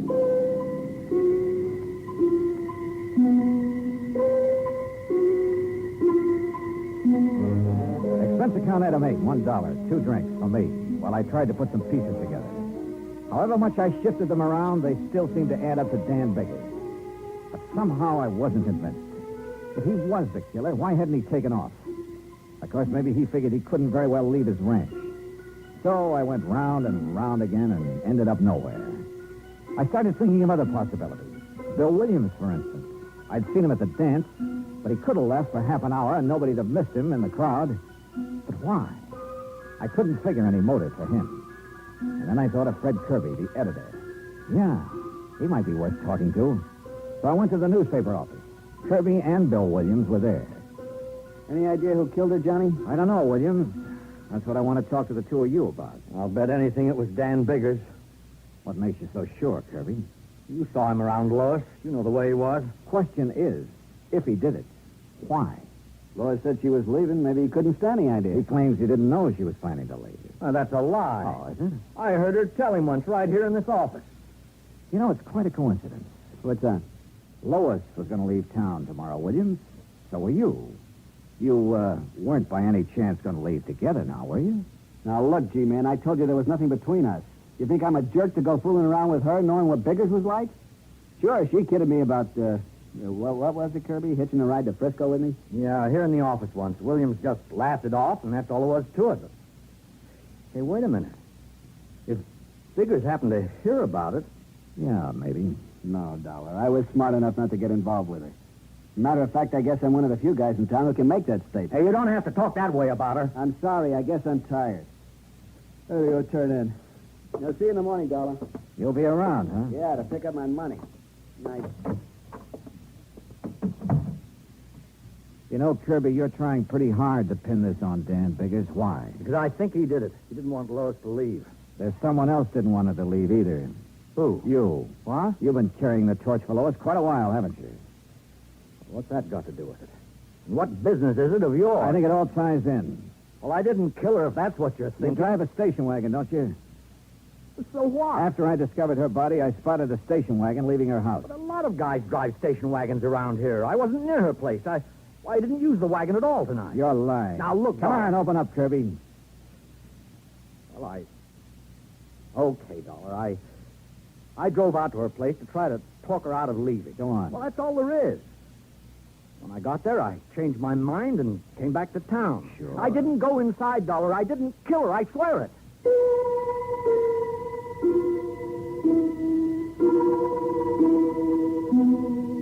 called the sheriff, and he took Kirby in for further questioning. But by morning, he hadn't changed his story. Oh, he admitted being at the scene of the murder, but that's all he'd admit. He was still a big question mark, and we were still nowhere. The sheriff went out to Bigger's ranch again, hoping Dan would give himself up peaceably if he knew Kirby was in custody. I had a cup of coffee and went outside. Bill Williams was in front of the hotel. Anything new on the killing, Johnny? Well, you know Kirby was being questioned. Yeah. Surprised me at first, but then I got to thinking, he's a strange guy. He doesn't say much, but there's a lot going on inside, particularly about Lois. Yeah. Did you get your cut of the dough from Frontier Week all right? Yeah. Well, I'm sure glad it's over. That killing last night turned the whole deal sour. I'll be glad to get the taste of this town out of my mouth. Uh-huh. When are you leaving? I told the sheriff I'd be around in case he wants me for further questioning. I'll leave when he says the word. What's with the crowd heading this way? I don't know. Okay, Williams, we got you last. What are you talking about? You ain't wearing your 10-gallon hat. That sure looks like a horse trough you're standing next to. That's right. Now, what? Frontier Week is over. You thought the idea in the first place. We thought you'd like to die. I'm in no mood for jokes this morning. I'll lay off. Can't you take a joke? No, not this morning. I'm sick of the whole idea. I said lay off, and I mean it. Let him away.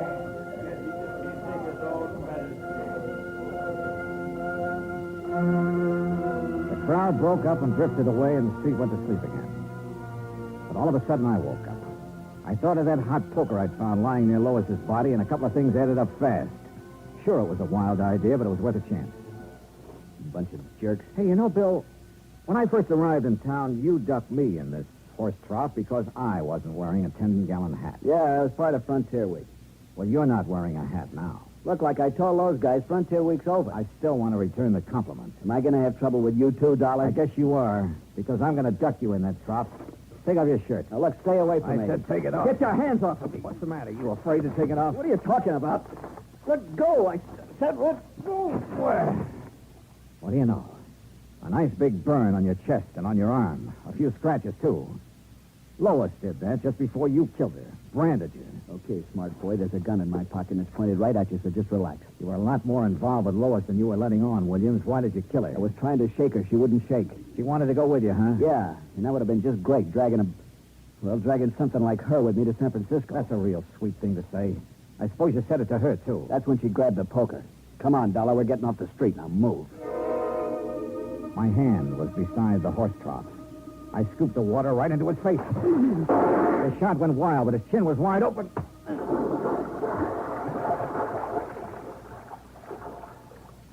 Yeah, Bill Williams got ducked after all.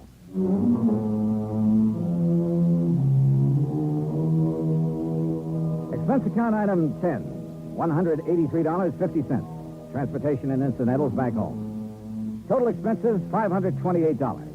Remarks. About Dan Biggers. He really wasn't such a bad guy, except that, like the sheriff said, he had a knot in his brain about Lois. He sold his ranch and moved away. About Bill Williams, well, you better cancel out his policy, Pat. He's due to go on trial soon, and in my book, he's a pretty bad risk. Yours truly, Johnny Dollar.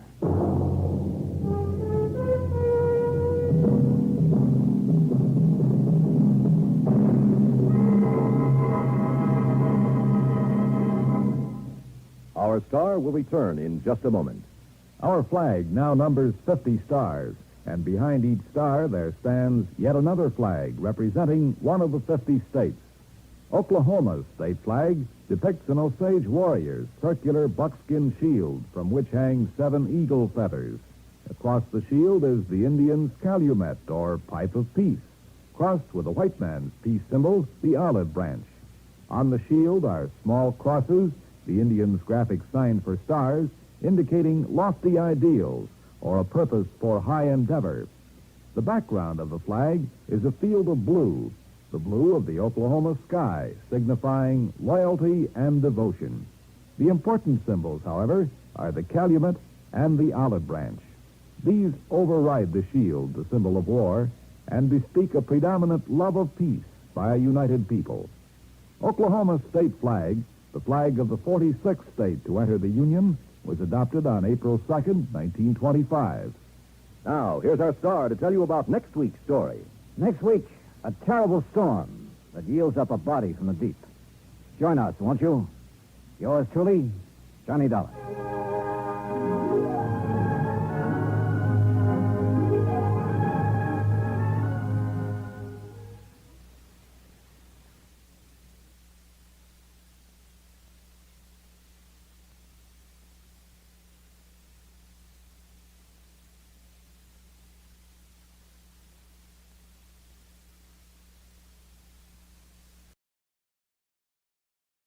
From Hollywood, it's time now for Johnny Dollar. Earl Poorman here. Poorman? Tri-State Life and Casualty. I'm the branch office manager down here. Oh, sorry, Mr. Poorman, but the answer is no. Well, this is an arson case, caller, and we're already having to make one payoff on I'm sorry, but it'll have to wait. I'm going to get as far away from this New England winter as I can. Well, for that, I don't blame you, but there's no reason you shouldn't come Look, down. I've had a rough year of it. I'm tired, and I'm cold. And unless I can get down to where the warm, balmy breezes waft in... Dollar, I have got to have you on this case. There's a lot at stake. Now, my office is down here... No, sir, I'm sorry. You down see... here in Sarasota. I just can't do it, Mr. Poorman. I've already made a plane reservation for Sarasota, Florida. And this is one time I'm going to... Where did you say your branch office is? Sarasota, Florida.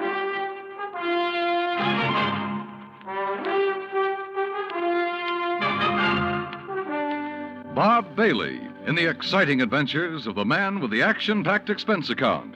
America's fabulous freelance insurance investigator. Yours truly, Johnny Dollar.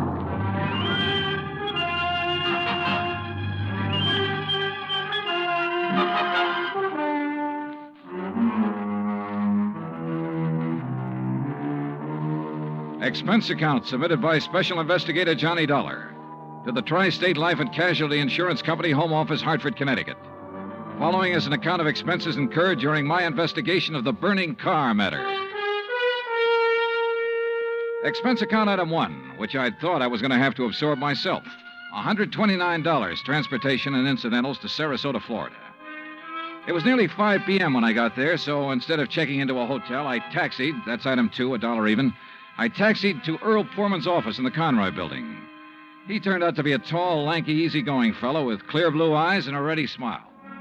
Sit in an office and talk business this time of day? You're in Florida now, Johnny. Well, I thought from your call this was a pretty urgent matter, Mr. Poorman. It is. Arson, you said. Yeah, probably, but here's no reason we can't go out to my little shack on the quay and be comfortable while we talk about it. Besides, Michael wants you for dinner. Mike?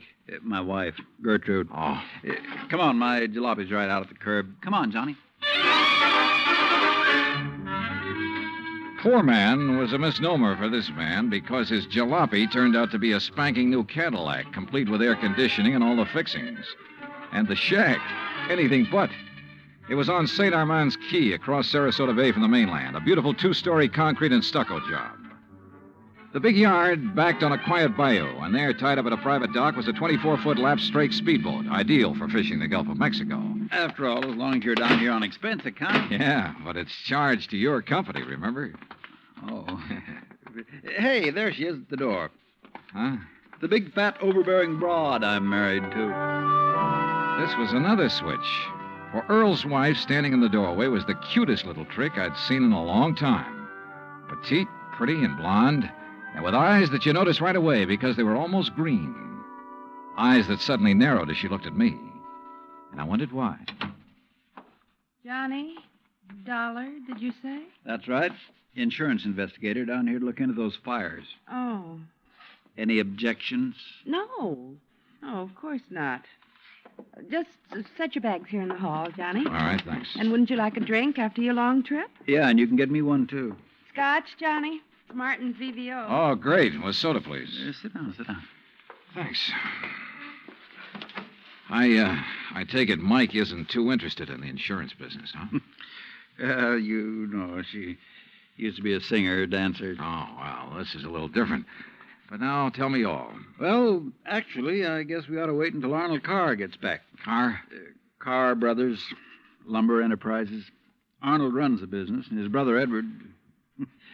Well, Ed just shares the profits. Real black sheep of the family, from what I've been able to learn. Oh? Anyway, they have yards all over the state. There's one here in Sarasota, one up the coast a ways at Fort Pierce, and still another at Arcadia. That's about 40 miles inland, just east of here. And there was one up in Orlando. Was? Completely destroyed by fire a couple of weeks ago. And a $120,000 claim has been filed. Wow. That's where Arnold Carr is then, in Orlando, trying to clear things up. Here's your drink. Oh, thanks. Here, Earl. Yeah. Well, to the gods and goddesses and us. But shouldn't I be up in Orlando then? Arnold's on his way back here now. He lives here. He just went up there to arrange for clearing off and selling the property. You mean he's planning to just pocket the money? If Tri-State pays off, I mean. Looks like it. But I take it you suspect arson. Yes, Earl suspects arson, Johnny, and so does Arnold Carr. At least he says he does, but they have no reason. No? How about the other fires? Or attempted fires? Oh, where? At Arcadia, for one, but they got it out in time. At least that's the way Arnold Carr reported it. The way he Let tells it... me tell it, Mike. Oh. There was another at the yard here in Sarasota. Arnold himself discovered it one night when he was just driving around.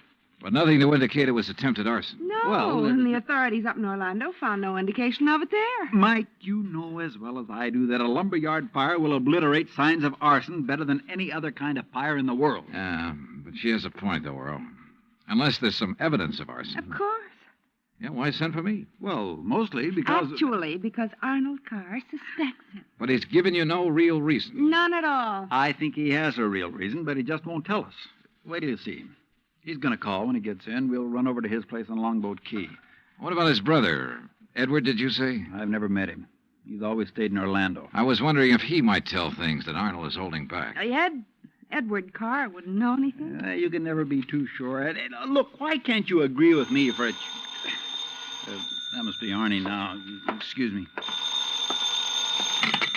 Hello. This is Arnold Carr. Oh, hi, Arnie. Johnny Dollar arrived, so we'll be... Well, here, I'll let you talk to him. Here, Johnny. No. Okay. No, Earl, listen. What? I told you before it was arson. It was arson again tonight. Tonight? What's that? Arcadia just went up in flames. The whole yard. Good Lord. Did you hear that, Johnny? Yeah, I heard. Well, can you prove it was arson tonight in Arcadia and before in Orlando? I have proof. Well, Arnie, we'll be over just as fast as... No. What? No. Wait for me there at your home. Well, but look now. You mustn't come here. And I mustn't stay here because I... Now, listen, man. You... Arnie? Well, I guess he's ready to tell us now. A suspicion began to grow in my mind. A suspicion that Mike apparently shared with me. That Arnold Carr himself might be responsible for the fires. After all, he was the only one who had seemed to know about the two unsuccessful attempts. He himself had planted the idea of arson. He'd lost no time in filing claim for the Orlando burnout. But Earl said I was wrong. Arnold was too honest a man. Earl had also said we were only 15 minutes from Carr's home. So when half an hour passed, we called him back. Got a busy signal. After the fourth try, the three of us took off in Earl's cab. As we pulled into Carr's driveway, we could see him through the picture window, sitting at his desk, telephone in hand, apparently engrossed in a call. Then, as we walked up to the door, I noticed something else. Arnold Carr looked enough like me to be my brother. Maybe that explained Mike's reaction when she first saw me. Hey, Arnie. Can't you see? He's on the phone in there. Well, the least he can do is hear his own doorbell. Earl, wait. Good Lord. What's the matter? Through the window. Oh, no. Earl? Stand back. Earl, for heaven's sake, what is it? Couldn't you see from out there? No, what's wrong? Oh! Well, Johnny? Right through the forehead, Earl. Looks like a .38. Before I could stop him, Earl took the phone out of the dead man's hand and called headquarters. Mike turned pale and slumped into a chair. And I gave the place a quick rundown, checked doors, windows, etc. A few minutes later, an officious young sergeant named Larkin arrived and took over. 38 caliber straight through the middle of the forehead. Were all three of you here when it happened? Mr. Foreman, Mrs. Foreman, and who are you? The answer to your first question, Sergeant, is no, none of us was here. And this is Johnny Dollar, insurance investigator. Hiya. You insurance guys work pretty fast. You related to Mr. Carr? No, why? Look a little like him. Who busted in the front door? The killer? I did.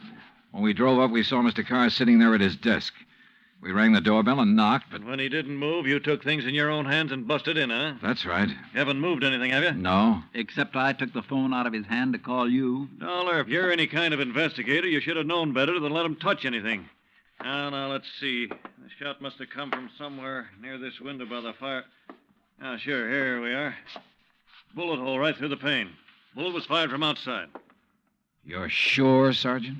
Sure, I'm sure. Look for yourself. You call yourself an investigator? Hey, Cummings, Woolway, check the area around that window beside the chimney out there for footprints. Maybe an empty cartridge case. Now, you folks get out of here so I can call Doc Hanley over and get on with my investigation. And no, Dollar, I don't need any of your help. Well, thank you, Sergeant. Your job is fires, not... Hey, where did Mrs. Poorman go? Out to the car. Why? Who told her she could leave?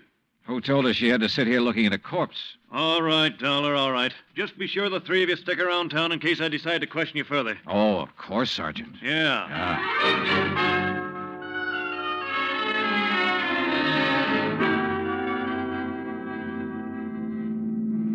Not shot by somebody standing outside? What do you mean, Johnny? Oh, I spotted that bullet hole in the window, too. So? I also noticed there were no particles of glass on the inside sill. But there were some on the outside. Yeah. The shot that made that hole was fired from inside that room to make it look as though it had come from outside. Then somebody was in there with Arnold Carr. Yeah. Either somebody he let in or who had normal access to the house. And he had to stop Arnold from talking about the fire in Arcadia. Hey, how much do you know about his brother, Edward? Nothing, really, outside of what Arnold told me. Was either of them married? Family of any sort? Arnie wasn't, but I... Arnold's death means Edward will own the business, then. Well, yes. And he lives up in Orlando, scene of the first big fire. Yes, very good heavens. Johnny, you don't think his own brother... Where can I rent a car? Take Mike's Chevy. It's in the carport at the house. But what are you going to do? Drive up to Orlando by way of Arcadia.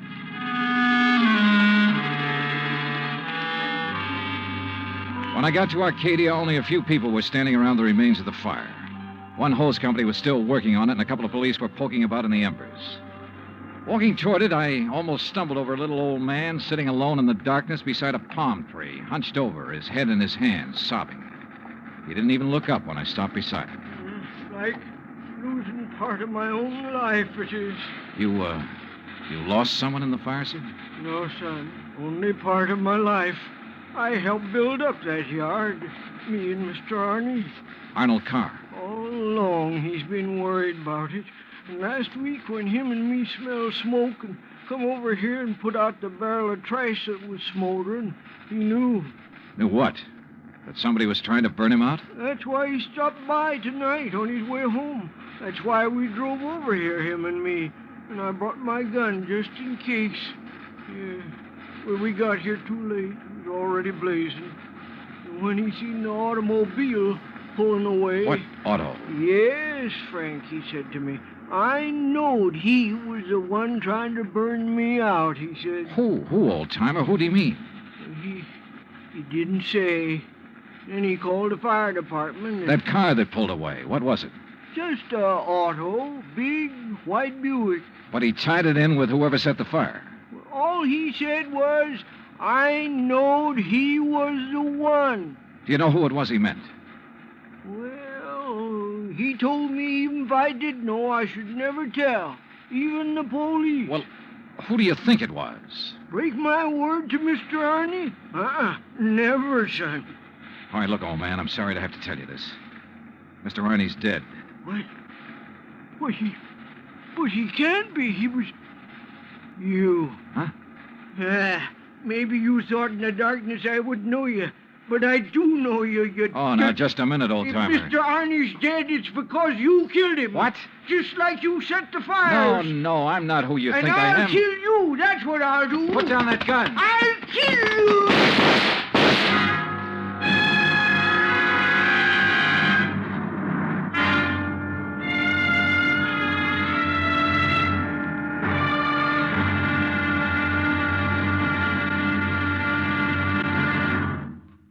Act 2 of yours truly, Johnny Dollar, in just a moment.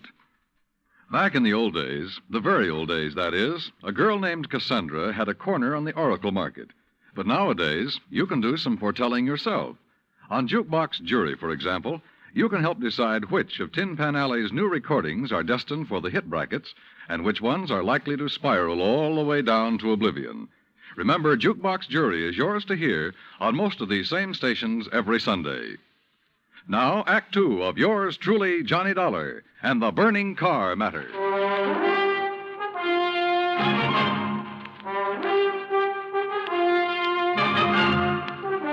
Expense account, item 3, $5.15, gas for the borrowed Chevy to keep me going to Orlando. Either the old man's eyesight was bad or he was just a lousy shot. Either way, it was okay by me.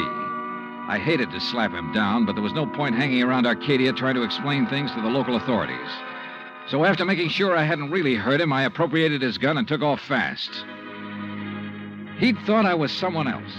Even I had noticed a family-type resemblance to myself and Arnold Carr. Sergeant Larkin had asked me if I was related to him. And now the old man at the fire had apparently thought I was the one who... Oh, well, I'm afraid I made the rest of the trip to Orlando in somewhat less than legal time. And at police headquarters, I barged into the office of Lieutenant Cal Hudson without bothering to be announced. So early in the morning? Sit down while I finish up a report, Mr. Carr. Thanks. I was trying to reach you, but we got no answer to the phone at your house. Well, that's very interesting, Lieutenant. I'm afraid I have the painful duty of notifying you that your brother Arnold down in Sarasota last night... Why did you say very interesting, Mr. Carr? Or had you already learned... I'll be doggone. Yeah. You're not the first one. Who are you? Johnny Dollar, insurance investigator. I can't believe it. Dollar, you look enough like Edward Carr to be his twin. You even sound a lot like him. I take it you haven't located Edward yet? Well, no. Lieutenant, I think Edward Carr is the firebug we're after. And the killer. Wait a minute. Briefly as possible, I told him of Arnold Carr's phone call to Earl Poorman. His emotional upset just before he was killed.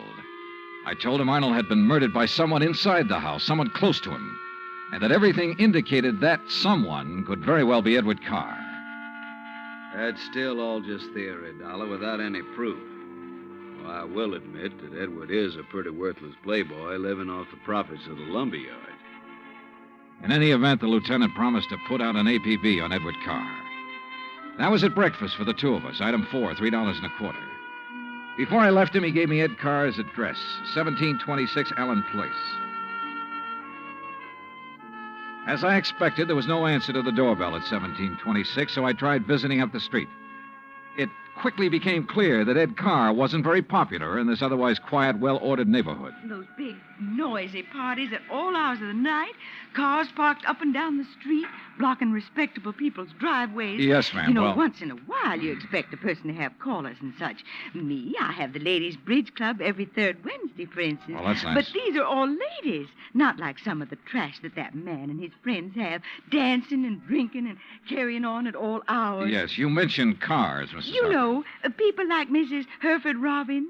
She's awfully nice. And Janet Osterworthy. Now, she's a widow. Well... And, you know, she could have her pick of anybody she liked. But does she ever look at another man? No, sir. And then there's Mrs. Harper. Yes? You mentioned cars. Do you know what kind Mr. Carr drove? Why, yes. It was a big white one. And the make? Well, no.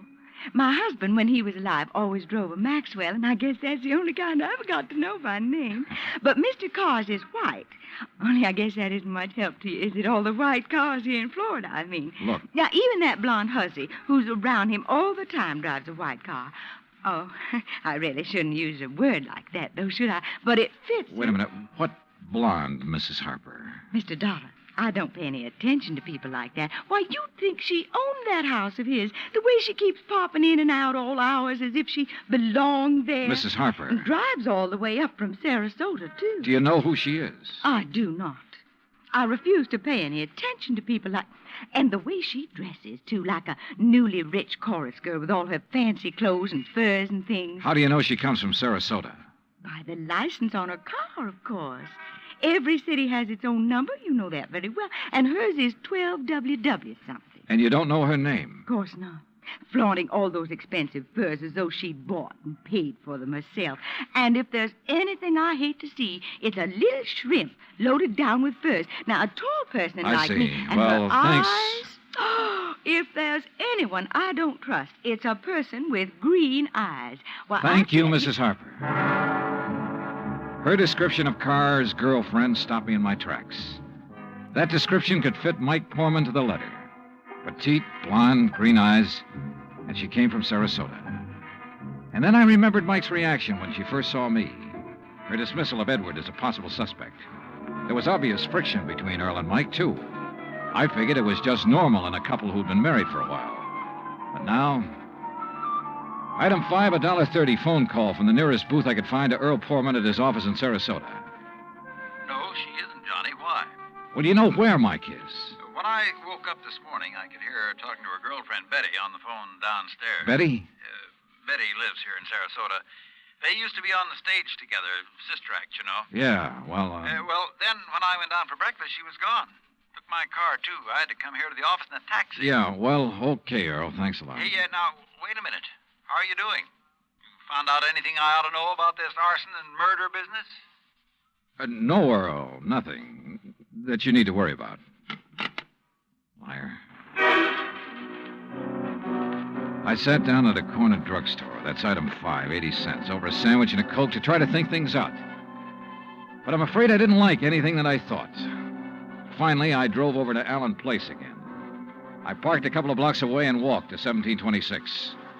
I rang the front doorbell, knocked a couple of times. Then I slipped around to the back door, finagled a lock on it with a little celluloid pocket calendar, finally got it open. I left it open for the sake of a quick exit if such became necessary. But I guess that was a mistake.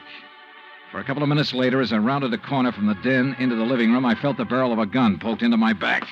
Out of town, huh, Ed? Now, wait a minute. Don't move, Eddie boy. Trying to stall off pay me the $5,000 by saying you're going to be out of town, huh? Okay, so you think I'm Edward Carr? You kidding? Don't you know what happens when somebody tries to stall me? This.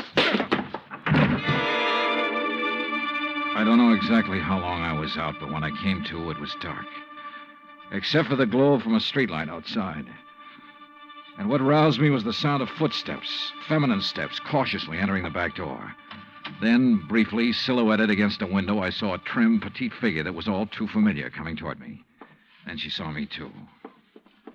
Darling, you're hurt. What happened? What do you think? Who did this? Who struck you? You don't know? Yes, of course. It was Tony. Because you didn't pay him soon enough for the Arcadia job. Here, Eddie, let me help you. No, just let me rest for a minute.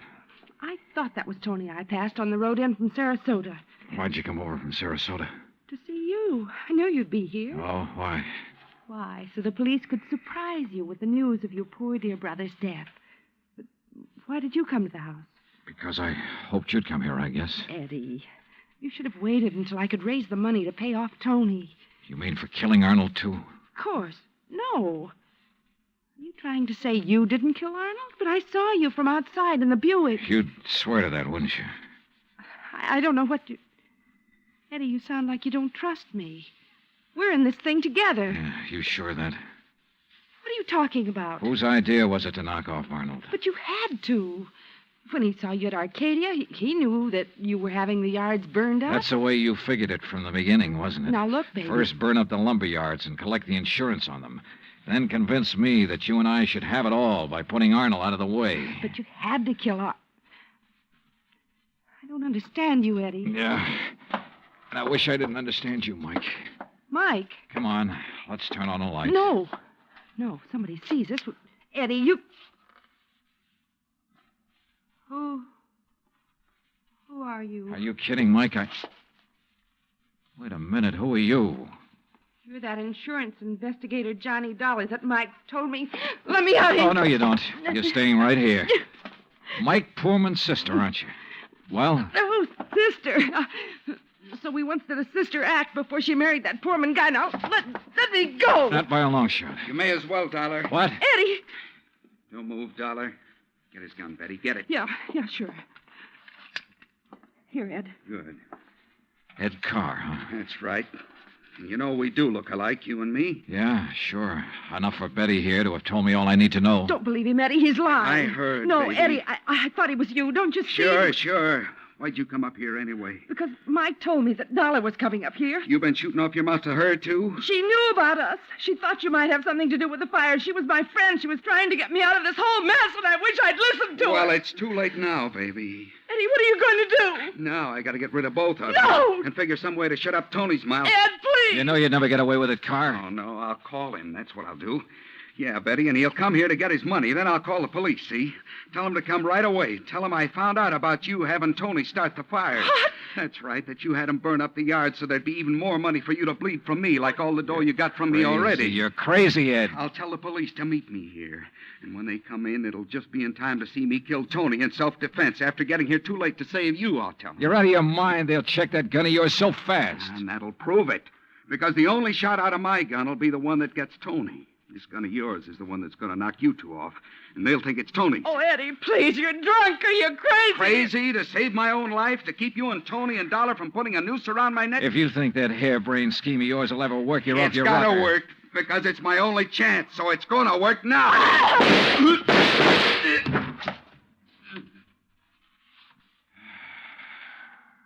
Thanks, Lieutenant. I'm afraid I was too late to save it, Johnny. Mm-hmm. Yeah. But Eddie Carr lived to face a jury. What brought you here, anyhow? I did, Johnny. Mike, stay there.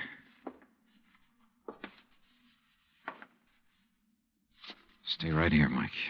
I know. I don't want to see it. She was my friend. Where's Earl? I came alone. When I talked to Betty this morning, I knew your suspicions about Ed were right because, you see, I knew Betty and Ed were going together. Earl didn't know. Yeah. Maybe you better call him.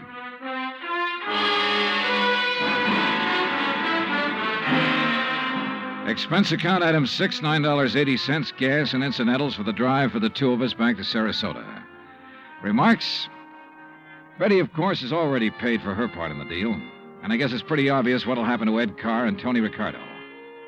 The insurance money in the Carr estates will be distributed according to Florida law.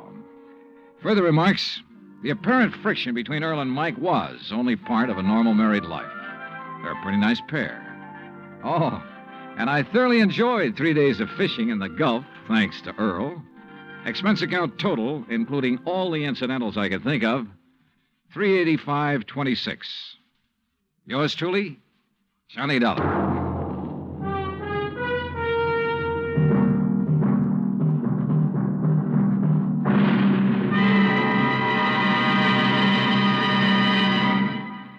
Our star will return in just a moment. You don't have to be an efficiency expert to figure out that it's easier to lend your support to several worthwhile fundraising campaigns all at once than it would be helping one campaign at a time. That kind of efficiency is yours to enjoy through the United Community Campaigns.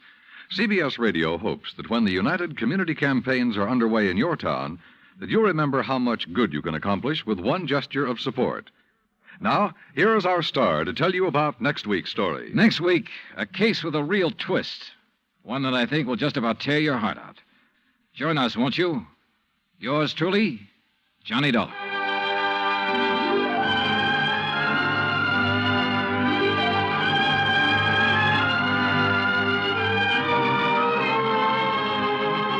Yours truly, Johnny Dollar, starring Bob Bailey, originates in Hollywood.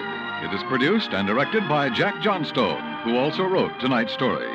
Heard in our cast were Virginia Gregg, Parley Bear, Victor Perrin, Bob Bruce, Harry Bartell, Vivi Janis, Tony Barrett, and Junius Matthews.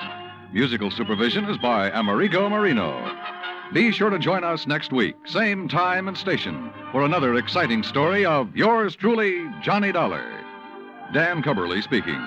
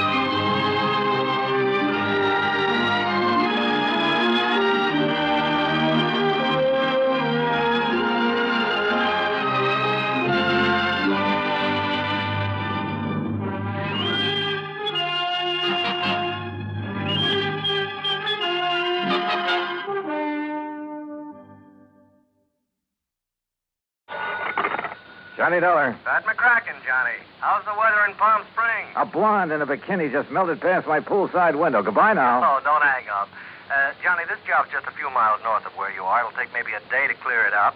Yeah, you said that last Christmas, Pat, and I got trapped in a blizzard. This season, I soak in the sun. Happy New Year. John, boy, we have a bonus list in this office. Your name could be on it.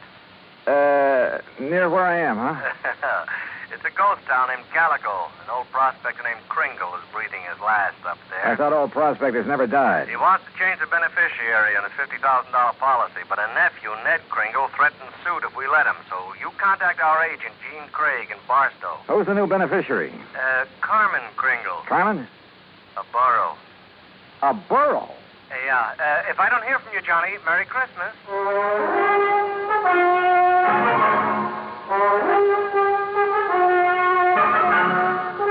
Bob Bailey in the exciting adventures of the man with the action-packed expense account. America's fabulous freelance insurance investigator. Yours truly, Johnny Dollar. And now, Act One of yours truly, Johnny Dollar.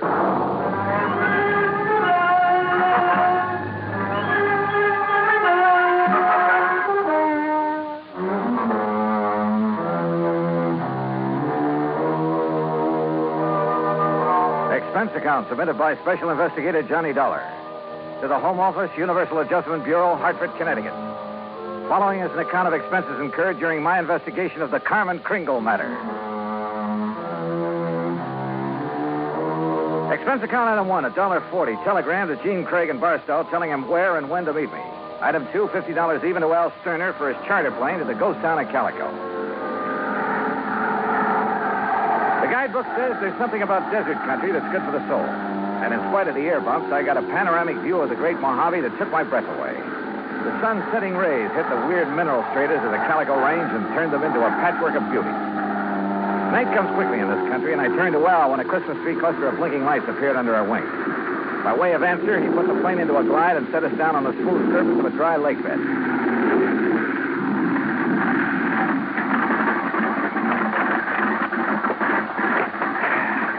You want me to wait around till your friend shows up?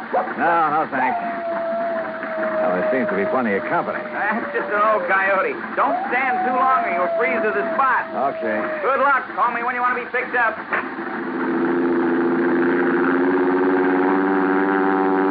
I watched Al's plane until it was swallowed by the darkness. Then suddenly I got that feeling in the hair on the back of my neck that I wasn't alone. The moon was up enough to make out shadows, and silhouetted in a circle around me was a strange collection of figures. One of the pack moved toward me, and for a crazy second, I thought I bumped into Santa Claus's reindeer. Then a car without lights came rushing at me. The headlights slammed on, and I got a glimpse of a donkey herd scattering into the night. All right, mister. Walk toward me. Slow, with your hands high.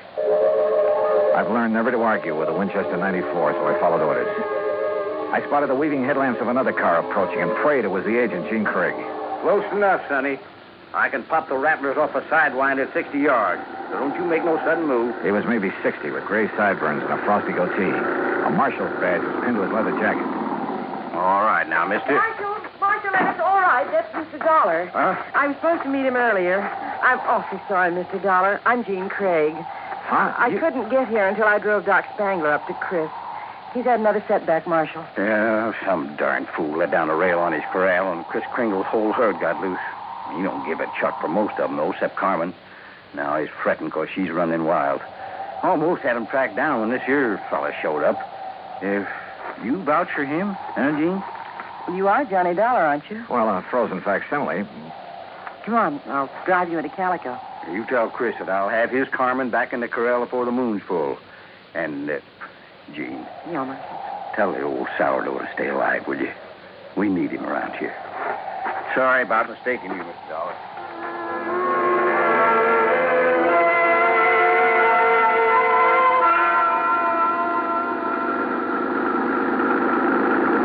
Gene Craig, with a J, knew her way around. She was strictly business and filled me in fast on the old prospector with the odd name and his desire to change the beneficiary of his policy. Everybody calls him Chris because every year he loads up his burros with toys and presents for the miners and their families back in the hills. Oh? The kids really think he is Santa Claus. I'm afraid it won't be a very merry one for them this year. Well, what makes everyone so sure Chris Kringle is giving up the ghost? Doc Spangler says there's nothing apparently wrong with him. It's more like he's given up. Oh, what's with this Scrooge character, the nephew? Ned Kringle seems all right. It's the man with him, Willie D'Agostino. He does the talking for Ned. You'd think he was going to inherit the money. Well, maybe he's expecting to. You know, you're making a good case for Carmen. Can a burro be a beneficiary, Johnny? Chris can leave it to a three-masted schooner if he wants, providing a trust is set up. Could the people of Calico be that trust if they promise to take care of Carmen? Yeah, I guess so. Why? That's the way Chris wants it. That way there'll always be a Christmas in Calico. What happens when Carmen goes to donkey heaven? Or is it burros that never die? There'll always be burros in Calico, Johnny. And one of them could always be named Carmen.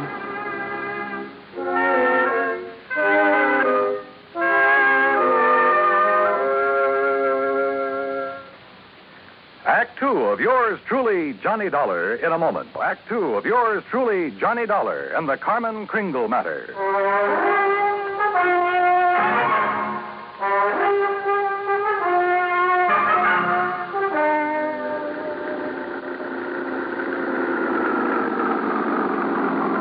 Well, here we are, Johnny.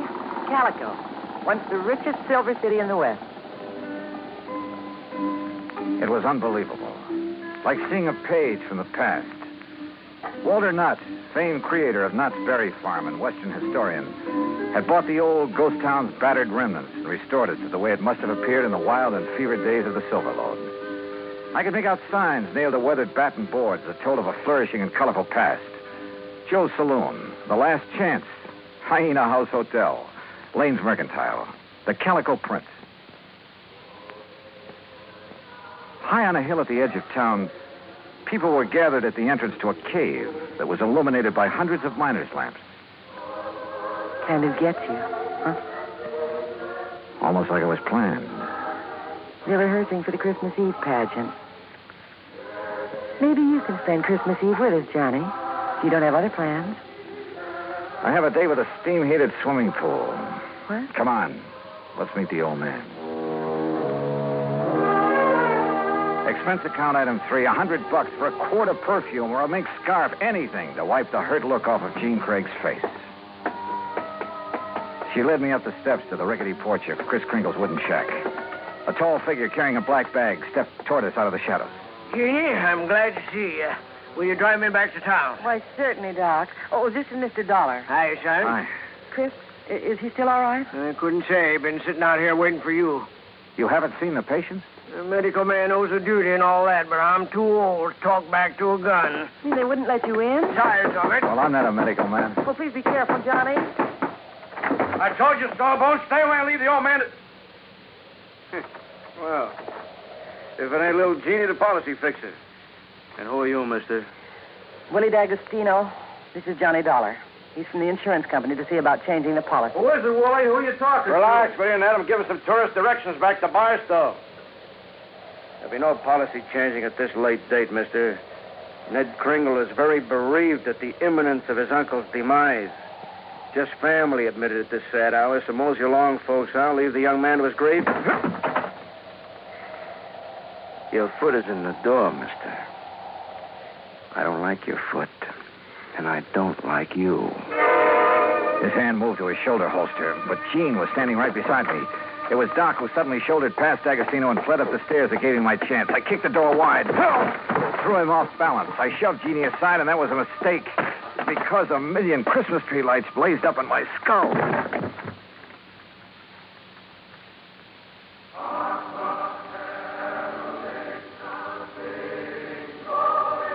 Then slowly the tree lights faded away, and I saw Jeannie fussing over me and looking worried.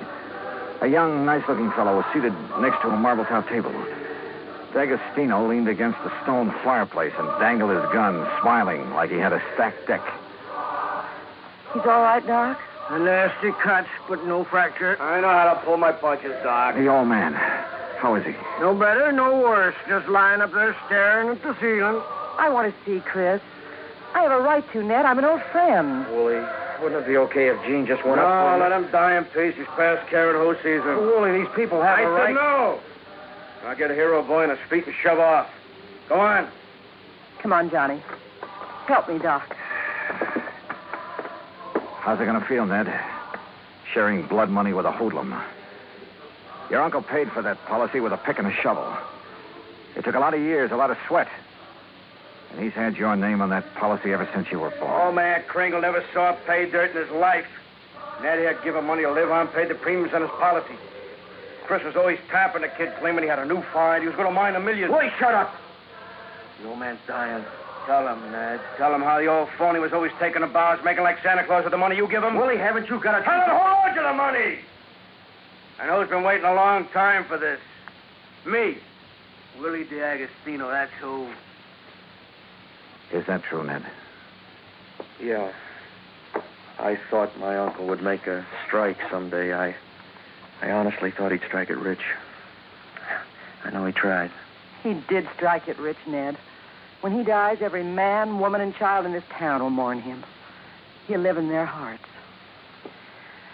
What will people remember about you, Mr. D'Agostino? All right, get out and stay out before I... Willie, this rifle will make a hole in your belly big enough to pass a borax team through. So you just drop that gun.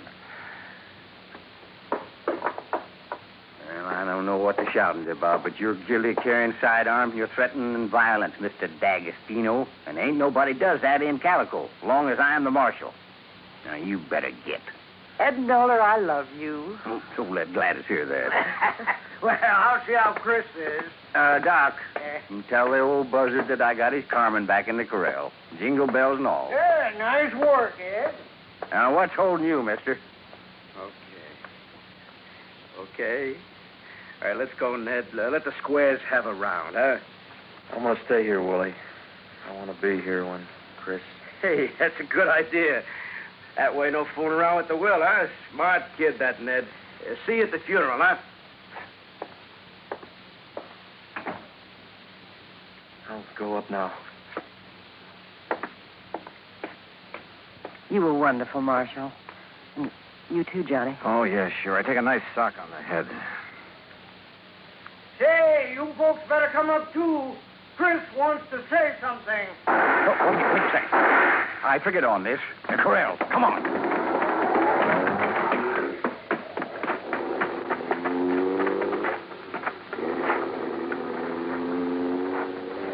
D'Agostino must have had another gun in his car.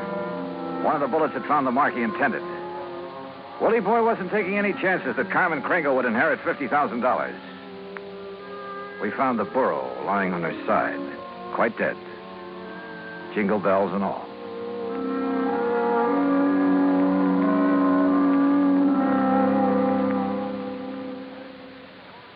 Act 3 of yours truly, Johnny Dollar, in a moment. Oh, Act 3 of yours truly, Johnny Dollar, and the Carmen Kringle matter.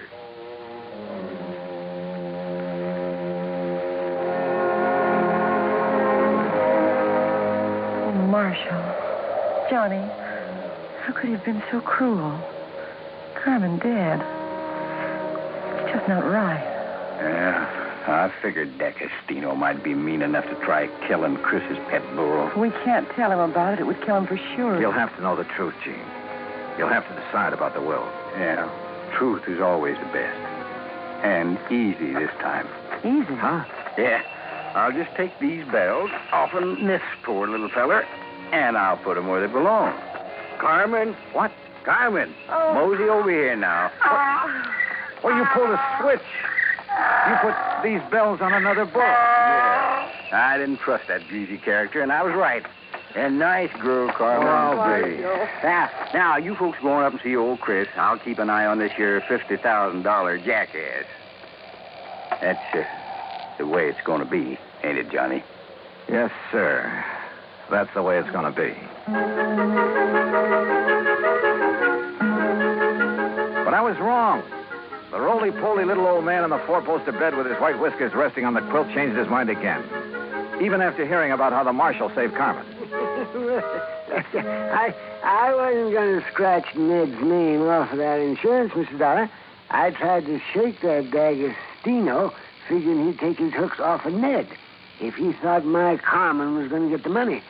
Oh, I was scared for a while that I just might have to up and die to square my nephew's gambling debts. I'm sorry, Chris. I'll work my fingers raw paying every cent I owe, but I'll pay him back with interest. I want you around. Okay, Mr. Dollar. Yeah, Chris. Lift the lid on that footlocker and fetch me one of them bags in there. They're pretty heavy, but you look strong. Well, they're sure heavy enough. You got them stuffed with silver? It's better than silver. Open it up there. Yeah, that's it. You recognize the dot? Yeah. Maybe you'd better have a good sleep, Chris. This here's plain old gravel. Oh, plain gravel. It's uranium, Doc. Huh? The last batch assayed at $900 a ton. And I got a mountain of it staked out. In both our names, Ned. You don't say why, Chris. Mr. Dollar, if you and Jeannie check with the Barstow Bank, you'll find that they'll extend credit on the strength of that assay. You reckon you can spend 2 days buying enough presents so as we won't disappoint the folks hereabouts?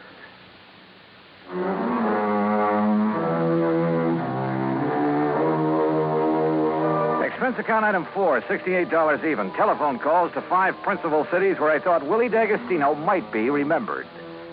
The police departments had a long list of reasons why they remembered Willie. That was my Christmas present to them. Expense account item 5, another $50. Truck rental to haul the presents we bought for Ned to give away come Christmas morning.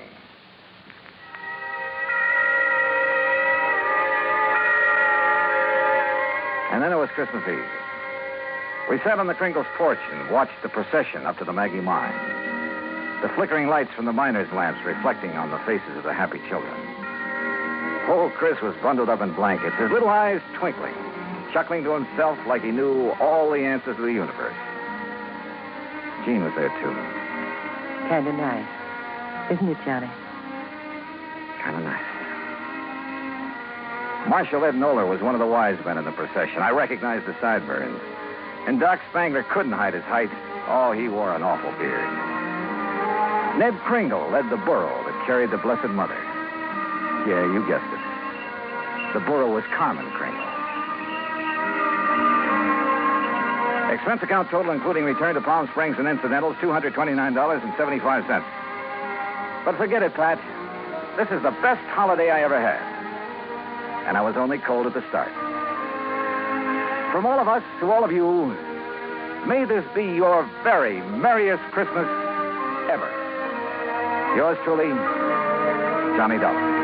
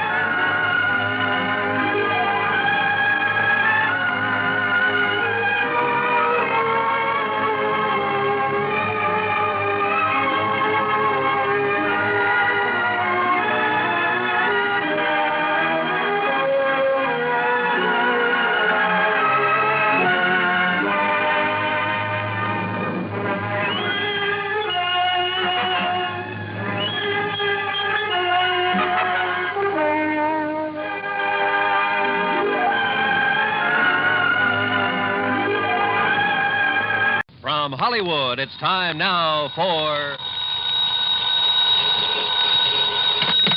Johnny Dollar. Hiya there, Johnny. This is your old pal, Lefty. Lefty? Well, sure. You remember. Lefty Stemper. Huh? You know, down here in Virtue. Virtue? V-I-R-G-U. Virtue. South Carolina. Oh, sure. Yeah. You remember. Me and the boys, we occupied this Caraway plantation Yeah. down here on the Petey River. Well, sure, of course. Listen, are you having trouble again with old man Caraway? Oh, no, sir. Not a bit. And you know how we stopped them, me and the boys, from making trouble for us? How, Lefty? We bought them out, that's how. Yeah, we give them 100 G's for the place, cash money. Now we own a whole entire plantation. Well, good for you. But now what's your problem? Well, Johnny, we fixed this place up real nice since you've seen it. You know, we spent a lot of dough on it. So? So we want to buy a lot of new insurance on it. Oh, well, then hop on over to Georgetown and see your old friend Joe Picatello about it. Old friend, huh? After all, he's your insurance agent. Yeah, is he? Well, sure, of course he is. Didn't he sell you all the other insurance you... Lefty, has something happened to Joe? Yeah, only I don't know what it is. What do you mean? Well, that's just it. I don't know. I talked to him on the phone, asked him to come out here. He says okay. But he don't come. You think somebody's knocked him off? Then I call him again. He says okay again. He'll be right over. But he still don't come. Well, have you gone over to Georgetown to see him, to see what's the matter? 5, 6, maybe even half a dozen times. But every time he ain't there. Lefty, I don't get it. That's what I'm trying to tell you. There's something wrong about it, Johnny. And if I was you, I'd come down here and find out. You know something? I think you're right.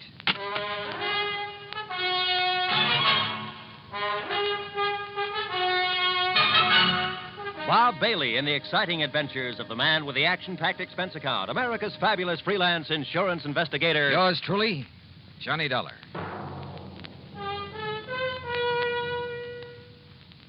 And now, Act One of yours truly, Johnny Dollar.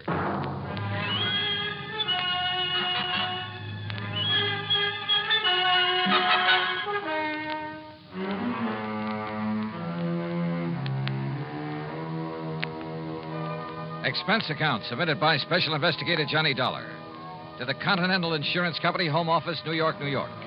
Following is an account of expenses incurred during my investigation of the Virtuous Mobster matter.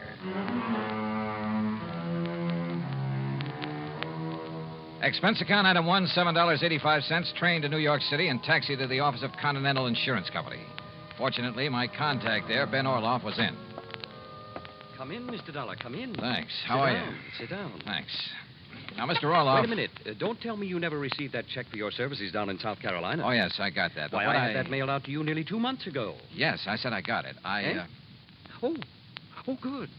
Incidentally, I thoroughly enjoyed your report on that case, the Village of Virtue matter, you called it? Yes, Though I why know. a group of ex-gangsters should decide to settle in a town called Virtue, I'll never understand. Well, Were they really behaving themselves, as your report indicated, or had they been using that old plantation for a sort of hideout?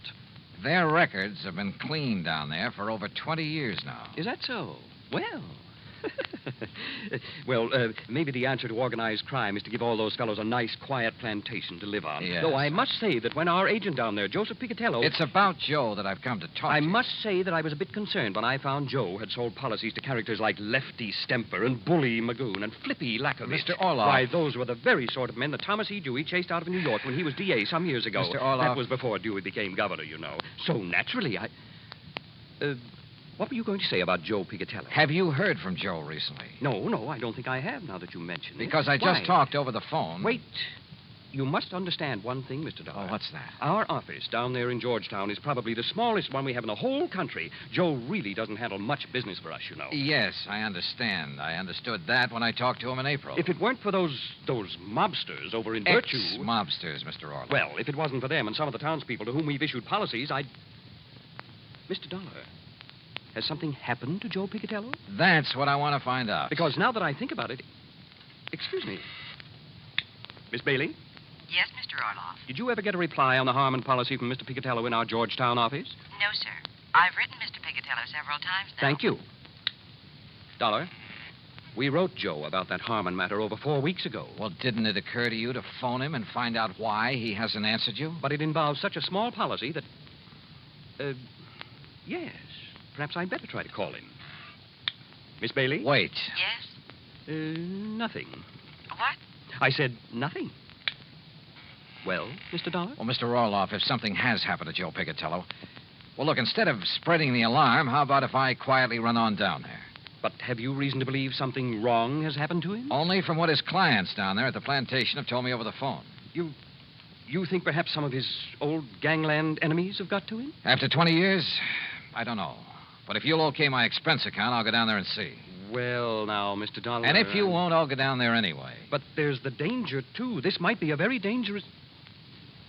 Let me hear from you as soon as you can, Mr. Dollar.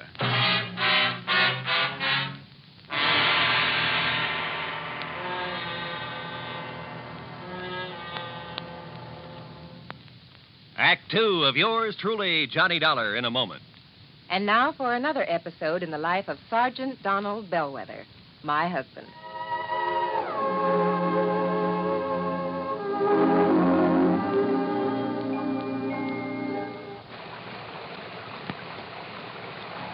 Oh, Donald, it's sure pouring, isn't it? Can you see all right? Oh, yeah, I can see.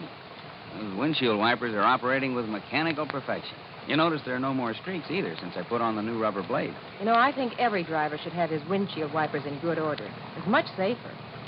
It would be much safer if everyone would slow down during wet weather like my husband is doing right now. Just being cautious, Reba. We don't want an accident in this downpour. We don't want an accident any time. Yeah, that's for sure. Well, the experts say that accidents just don't happen. Something causes accidents, and that cause can be prevented. By the way, dear, in what kind of weather do you think most accidents occur? Oh, I'd say in rain or snowy weather or slippery weather when visibility is impaired. That's the wrong answer, dear. Wrong? Are you serious? Statistics show that 8 out of 10 accidents occur when the weather is clear or with a cloudy overcast. Are you positive? I wonder why. Well, here's our house, dear. Oh, yeah. Now, you sit right here, Reba. I'll get out with the umbrella, and then I'll come around and open your door. All right, honey. I wonder why. Wonder why what? Why 8 out of 10 accidents happen in clear weather? Oh, well, I don't know for sure, Sergeant. But I do know that you drove very carefully tonight in the rain. Thanks. Now, if everyone drove as carefully during clear, dry weather, there'd be less accidents, I'm sure. Hey, that must be it. People automatically get cautious in the rain and snow. Too bad they don't stay that way in good weather. You will, won't you? I mean, drive safely in good weather, too? I promise. Oh, that's my Donald. That's my doll.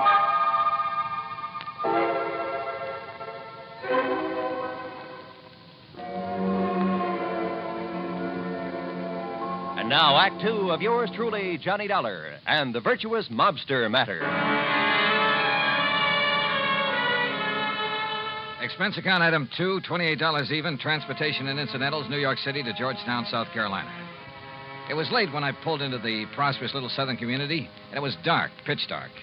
Item 3, $50 deposit on a rental car. Item 4, 70 cents for a sandwich and a Coke at an all-night diner. Then I drove over to Joe Picatello's on a side street near the park. The small frame building that served as both office and living quarters for Joe was dark. But in the hope he might be asleep in his little apartment up above, I knocked. No answer. Until I was about to turn and go back to my car. There was the sound of a door slamming somewhere inside. But still no light showed. I knocked again. Then, faintly, I heard footsteps approaching. But why hadn't Joe turned on a light in there? Yeah? What do you want? Joe! Yeah? Joe, open up. It's Johnny Dollar. Johnny who? Johnny Dollar, insurance investigator, you know. Investigator? That's what you said? Are you kidding? What's the matter with you, pal? Open up. Yeah. Sure.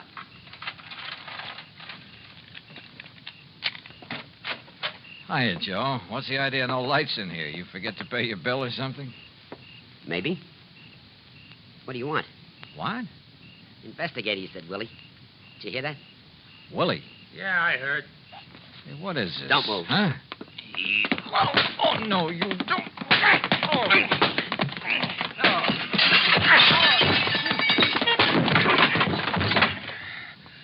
All right, Willie, I got his gun.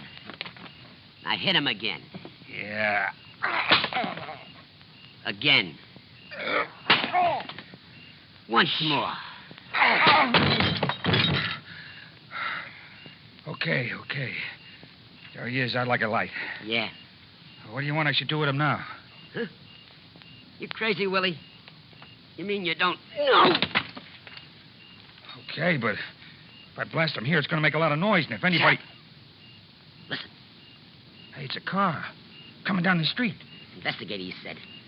So he wouldn't be working alone. Come on, out the back way. But I know who's going Shut to up stay and here. let's get out of here.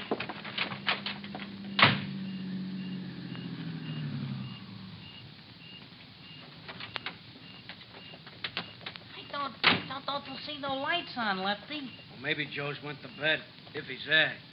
He didn't answer the phone when you called him. Listen, Flippy, Johnny Dollar told me I should come down here and look for Joe myself. So come on, we'll see. Oh, well, whatever you say, Lefty. Only I thought that Johnny was coming down here himself to... Huh? Hey, look, this door's open. Yeah, you look what I stepped on. Joe, what happened there? That ain't Joe. It's Johnny Dollar. Johnny Dollar. Hey, you're right, Flippy. Somebody must... Listen, get away. Oh, Johnny. Johnny, it's me. It's me, Lefty. Lefty? Me, Flippy. Johnny, okay? You all right? Yeah, Oh, holy... Who done this to you, Johnny? Yeah, we'll murderize him. Hey, Flippy, turn on some lights. Yeah, sure. What happened in here? You know who done this to you, Johnny? Yeah. Yeah? It was... Hey, come here, Flippy. Help me lay him up on the sofa. Sure, Lefty. Easy. Yeah, take it easy. Sure. Here now. Yeah. All right, now. Johnny, listen to me. Who, Johnny? Who? Yeah, Johnny. I can't believe it, but I could see him in the light from the street. Who? Joe. What? Joe Pigatello. Smokey Pigatello done this to you? Another guy with him. Called him Willie. Willie the Lump? Why? Why did he do it? I don't know.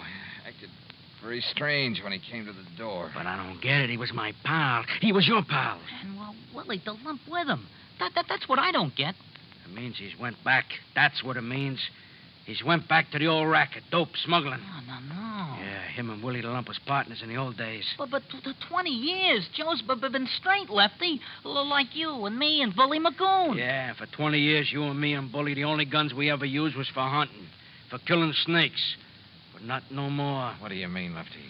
Joe Pigatello done this to you, Johnny. It means only one thing. There's only one thing we can do. No.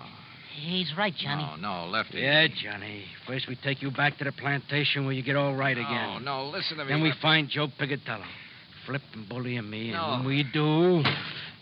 Huh? Well, now, what are you punks doing here, huh? Hey. Joe. That's right. Who'd you expect? What's the big idea? All right, don't move. Because, Joe, I'm going to blast your head off. Act 3 of yours truly, Johnny Dollar, in a moment. Do you know who said, every individual in society has certain powers, rights, and privileges which no other individual can justly abridge or destroy? Those words were written by Noah Webster, the man who compiled America's first great dictionary.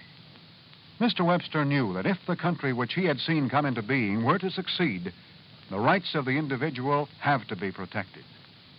Each person is entitled to certain basic rights, powers, and privileges which must not be taken away because of the whim of someone with greater power.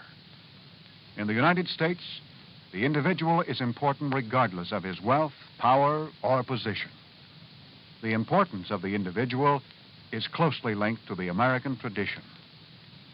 Remember the words of Noah Webster. They are part of your American heritage. The rights and privileges of the individual must be preserved. And now, Act 3 of yours truly, Johnny Dollar, and the Virtuous Mobster Matter.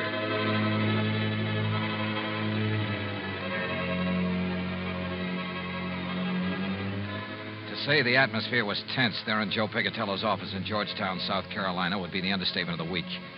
After the beating I'd taken from the ex-gangster and one of his pals, my old friends Lefty and Flippy had come in and had found me there. And they couldn't understand why Joe had done this to me. Unless... It means he's went back. That's what it means. Went back to the rackets. Oh, Willie the Lump was with him. Him and Willie was partners in the old days. Dope, narcotics. So the two of them swore to get Joe. And then suddenly we looked up to see someone standing in the doorway. It's Joe. It was Joe Pigatello. That's right. Now, who'd you expect? And what's the All big right, idea? don't move. Because, Joe, I'm going to blast your head off. Oh, now put that thing down, Lefty. Don't move. What is this, Slippy? A gag or something? Is it a gag what you done to Johnny Dollar? Huh? Johnny. I said one move and I'll give it to you. Johnny. Turn around, Joe, or I'll shoot you in the back, you dirty... What did they do to you, Johnny? Listen, Joe. Lefty. Flippy, I'll kill you for this. What are you talking about, you dirty Wait, rat? wait, Lefty. Johnny's my pal. Like you used to be before you went back in the rackets. Went back in the racket? Yeah, with that dope hound with Willie the Lump. What do you know about Willie the Lump? Plenty. Now that you're back with him. You're crazy. It's no good, Joe, because Johnny recognized you. You and Willie the Lump when you waked him over. And I tell you that I had 20 years, you and Bully and Flippy and me, we showed we could do it straight. We could be respectable. Me and the boys at the plantation, you down here. But now you spoiled it. You ruined it for all of us. Look, will you listen? So don't move. We made a deal. You and me and the boys. 20 years ago. If anybody slips, anybody breaks up our respectable life, you gotta go. Was that the deal? Yeah, that was the deal. But you don't know what you're talking about when you say I'm going back All right, so you lousy scum, you not only go back, you do this to Johnny Dollar. My friend, the guy who believed in us. Lefty. So for that, you gotta go. Lefty, listen. Now, Joe. Right. Lefty. Give me your gun, Lefty. No, Johnny. That was the deal. You ever use a gun on a man, you'll go up for the rest of your life. Johnny, it's for you. I'm killing him. Hand it over, Lefty. Okay, thanks. You see, it wasn't Joe who worked me over. What? I thought it was. It looked like him. It sounded like him. Then it was him. Look at his hands, his face, his clothes. Is this the man I fought with in here 5 minutes ago? Sure, maybe I did get the worst of it with 2 of them on top of me. But believe me, I cut them up some, too. He's right, Lefty. Yeah, but then I don't... Look, if it wasn't him... The twin. The twin. You're right, Lefty. It must be the twin. The twin here? All right, boys. Let me in on it, too, will you? Shep Larko, the twin they called him. That's what the law called him. Called him and Joe the twins. Because they looked like each other. They talked like each other. There was always the alibi for each other. But what's Shep Larko doing here? I can't tell you, Flippy. Not yet. All right, Joe. All right. I believe you about not working over Johnny here. Because of what he says about you and me, it must up. But if you and Shep are back in the racket... I'm not, Lefty. That's straight. No? All right, then tell me. Where you been? I can't tell you. 3-4 weeks now, we don't know where you are. The insurance company don't know where you are. Well? I can't tell you. Now listen. Oh, you listen. You listen. If Shep and Willie have been here, they'll be coming back. Why? Yeah, Joe. Why? I can't tell you. I can't tell you. All right. Listen. We're listening, Joe. The Secret Service. Huh? Well, after those killings up in Baltimore. During that smuggling job? Yeah, Johnny. They knew the twins, Shep Larko and Willie. Well, the boys in Washington knew they did it. But they didn't know where to find them. Well, go on, Joe. So they spread the word. The Secret Service spread the word. That I knew where Shep and Willie were. That I would lead them to them. You knew where they was, huh? No, but the law boys knew that'd flush them out. Get Shep and Willie out looking for me. Gunning for me. And the Secret Service didn't keep you undercover? Yeah, until today, back in Washington. But I talked to you on your phone right here. Oh, the line was rigged through to Washington. You said until today, Joe. Yeah, because Shep and Willie didn't show. The law boys had to make them show. So then they sent you here as living bait? Yeah. And they passed the word that you'd be here? That's it, Johnny. That's why Shep and Willie were waiting here when you came. That's why they'll come back now that I'm here. Boy, you stuck your neck out for the sake of going straight. I couldn't help myself. The Secret Service rigged it on me. Guy named Phillips. But now you're all in it. So, Flippy, turn out the lights. Yeah, let's get out of here. Oh, no. What? Oh, listen, we was crooks, but never killers. But it's killers that's coming to get Joe. What do you mean, Lefty? But they won't. And they won't get you, Johnny. Sorry, Lefty, I can't move. But then we're staying. For you and Joe. Yeah, right. So turn out the lights, Flippy. You're too late, boys. Shep. The twin. That's right. Your old pal, Shep Larko. Keep a rat on him, Willie. Don't worry, Shep. Investigator, huh, Dollar? Only at Secret Service, ain't it? Is it? I knew we should have killed you when we had you, Dollar. But we thought these boys driving up was reinforcements. Ha! Reinforcements. We should have known the Secret Service wasn't that bright. All right, Willie, frisk him while I keep this gun on him. Sure. Don't none of you try nothing. Not Dollar. We got his gun. Oh, okay. Just what do you intend doing, Shep? They're clean, Shep. What do you think? All right, Joe gets it first. Put your gun up close so it don't make no noise. Go ahead, Willie. Yeah.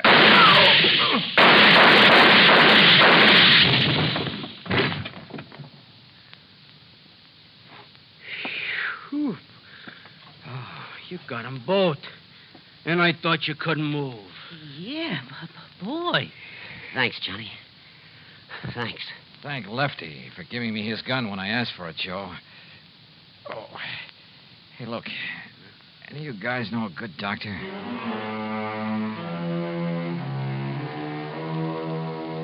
Yeah, I've said it before and I say it again. In this insurance business, you never know what you'll run into. Expense account total, including a flock of medical expenses and the trip back to Hartford, $174 even. Yours truly, Johnny Dollar.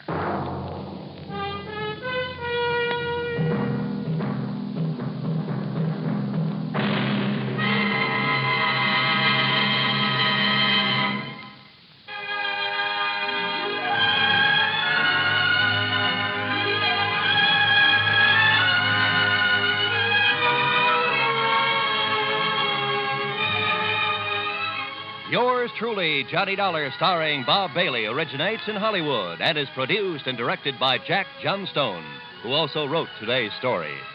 Heard in our cast were Gene Tatum, Jack Crucian, Les Tremaine, Billy Hallett, Frank Gerstle, and Gil Stratton, Jr.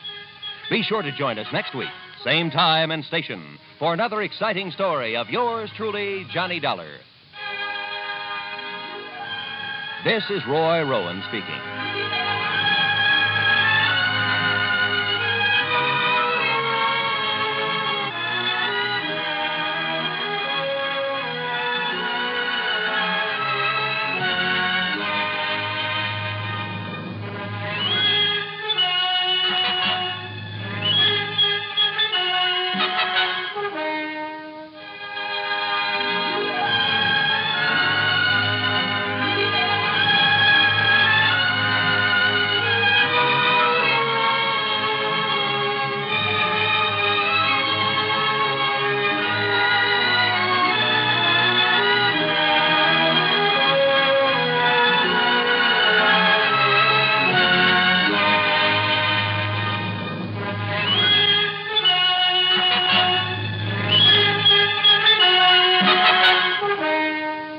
Yours truly, Johnny Dollar, has been a presentation of the United States Armed Forces Radio and Television Service.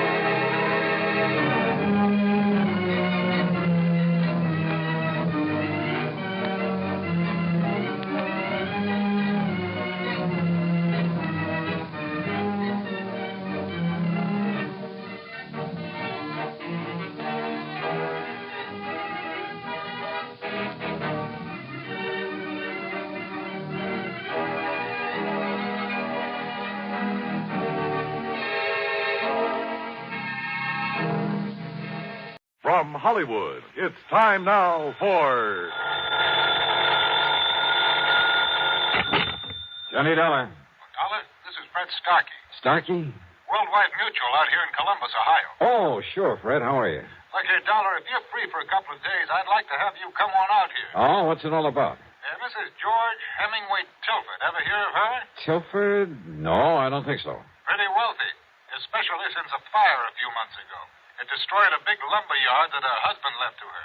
And Dollar, she wants to see you right away. Did she tell you why? No, she's being very mysterious about it. Something to do with that lumberyard fire, I suppose. Well, she simply wouldn't say, but she insists on having you come out to see her. Well, as long as your company won't quibble over the expense account. Yes, I guess we're stuck for it. Plus my usual fee, of course. Well, now, that depends on what you mean by usual. Let's talk about it when I get there.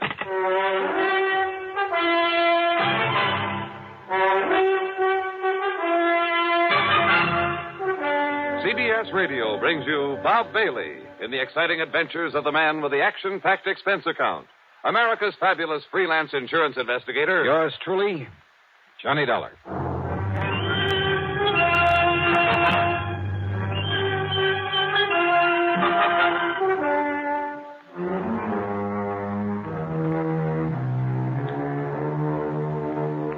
Expense account submitted by Special Investigator Johnny Dollar to the Worldwide Mutual Insurance Company, Columbus, Ohio office.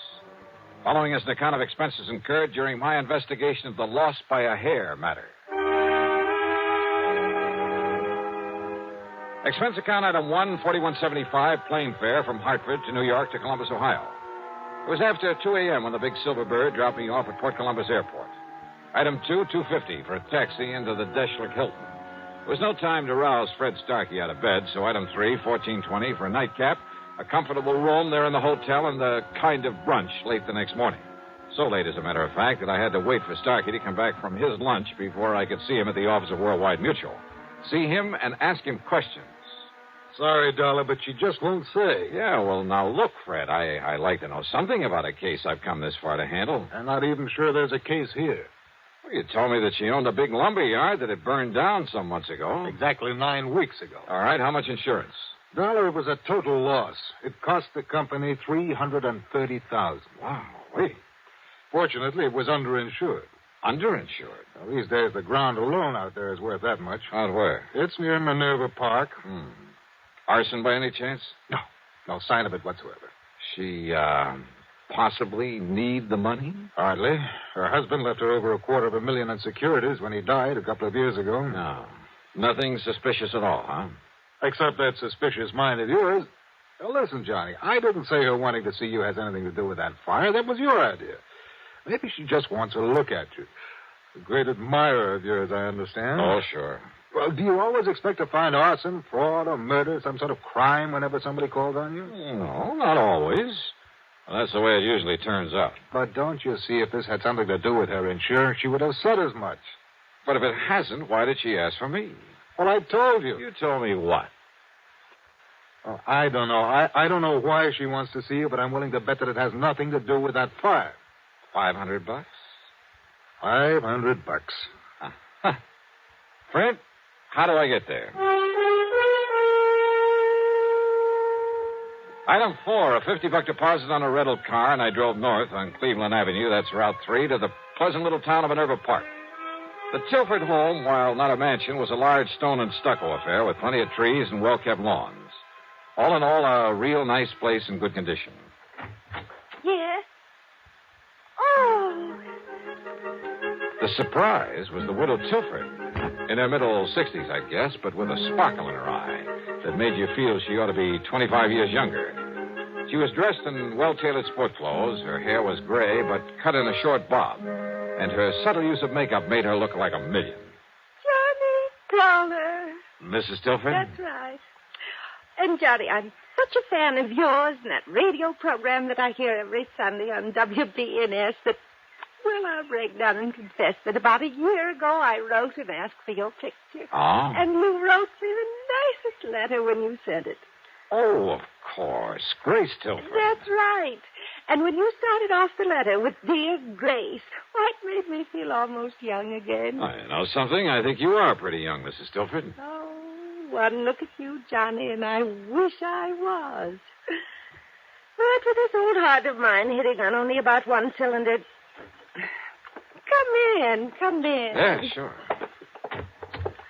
And now listen. We're going to bypass the living room and sneak into the library. Sneak in? Yes. So that we can talk alone for a little while. You see, your 3 suspects are there in the living room. You see? Just, what do you mean by suspects? Right in here, Johnny, and they won't disturb us. Okay. Now, sit down and be comfortable. Thanks. Now, Johnny, I suppose you're curious about why I sent for you. Yeah, well, according to Fred Starkey, it's all a big mystery. Oh, mystery's right. Was right. But Johnny, I've solved it. Oh? Yes. The mystery of why my lumberyard burned down a few weeks ago. You mean it was set? That's exactly what I mean. I had no proof in the beginning, no reason to think it was set, but I have now. By whom, Mrs. Tilford? Oh, I wish you'd call me Grace, Johnny, just to flatter me a bit. Okay, sure. But who set the fire? All right. You said 3 suspects out there in the living room. That's right. Would you like to go in and meet them? And then pick out the one it is?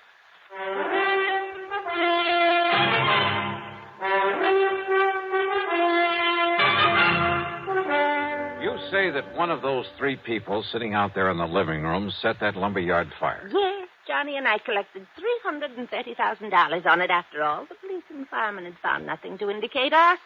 Oh, believe me, it's hard to spot in a fire like that. Then I got to thinking about those 3, about how each of them could profit by it. Possible that all 3 could have had a hand in it? Oh, if those 3 get together on anything, trust each other. Oh, never, never.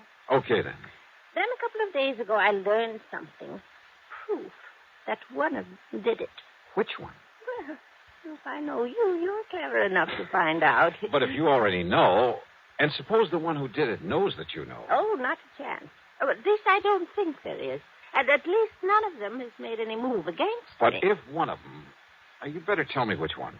Well, now, Johnny, do you ever tell who's the guilty one on your radio program right at the beginning? Oh, now, let's face it, this is a little bit different. If you're holding out just for the sake of a big dramatic climax. Well, yes and no. Oh, come on. Now, listen, Miss Tilford. Grace. All right, Grace. But now, please, listen to me. You listen, Johnny. I said I have proof, but I have to be absolutely sure. And there's where you can not only help me, but you'll know exactly how to proceed, how to take him in, or her, without danger to the rest of us. Well, listen, will you? If the guilty one knows that you know, you might be in pretty serious danger. Even with you around? Yes, even with me around. Well, I'm simply not going to tell you until you've met them and drawn your own conclusions. Okay, then let's get in it. All right. The middle-aged man is Harry W. Shelder, my husband's business manager before he passed on. He's not only very clever, but his sole interest in life is in money. I see. He did very well for my husband, but I've always felt he was really looking out for himself. But why set off the lumberyard? Because replaced by homes and stores and supermarkets that could be worth millions, he said. Ah, and you refused to do that? Yes. The lumber company had been in our family for generations. Gave me all the money I could want, so I wouldn't change it. But if it just happened to burn to the ground? Exactly. All of my objections would be wiped out. Then if he's the Now, one... Wait, Johnny. Then there's Michael Tilford. Oh, the younger man I noticed in there. Our adopted son. After college, business college, he tried to make his way, but not very successfully. Actually, he's been living on our bounty the past few years. A ne'er-do-well, Grace? Oh, well, he's not very good at anything. His ideas for that property aren't so ambitious as Harry Shelder's, but he's wanted me to sell it out to one of the development companies. And why? Because my husband's will provided that in the event of my death, he'd get half the income from it. I see. So he was bitterly opposed to my keeping it as a lumberyard. Well, motive for one, motive for two. And who's the third, the girl I saw in there? Nancy Willard, my niece. Ever since her parents died, quite penniless, by the way, we've taken care of her. It's simply out of pity, Johnny, not love. And, although I may change it now, she's heir to the bulk of my estate. Well, offhand, I'd say that Michael is the least suspect of the three. Let's go talk to them. But I'll leave you alone with them. I want to clean up before dinner and wash my hair. It's a mess. Looks great to me. What? Like this? Okay. You gals have to have something to fuss about, I suppose. Now, let's go in and see those folks.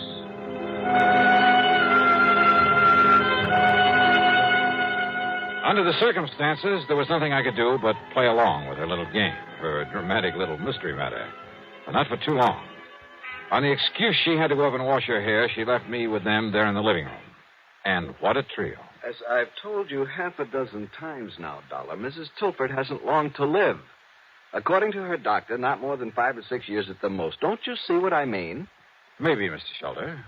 Go on. As long as she's alive and lets me handle things, she can make millions with that property. And you? Well, of course, I get a percentage of the capital gains I achieve for her. And I say those fancy plans of yours are too much of a gamble, Harry. Just wait, I Michael. say play it safe. Let somebody else take the risk. That's all. Then all we have to do is... all Mother has to do is sit by and share in the profit. A small share instead of all the profit. With you running things, I'd want a pretty good accounting, Harry. You think you could handle a project like I have in mind? One like I have in mind. Nothing to it. I wouldn't trust your judgment or you, as a matter of fact. Oh, now stop it, kids. What kind of people will Johnny Dollar think we are? Sorry, Johnny. Oh, I find this all very interesting, Nancy. Don't you see, Dollar? Listen to me. No, you listen, Michael. Every time we get together this way, it's the same old thing.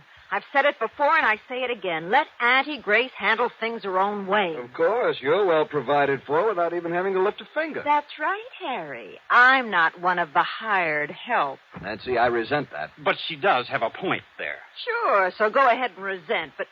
Oh, now, look, it's cocktail time, so let's have Haskell bring in the drinks and talk about other things, or just get quietly loaded. Haskell! Mrs. Haskell! There's no reason why one of us can't bring us. Don't bother, Harry. Yes, you called to me, miss? Bring in the portable bar and plenty of ice cubes. Yes, Mum. I'll be after getting it for you right away. Where's my aunt?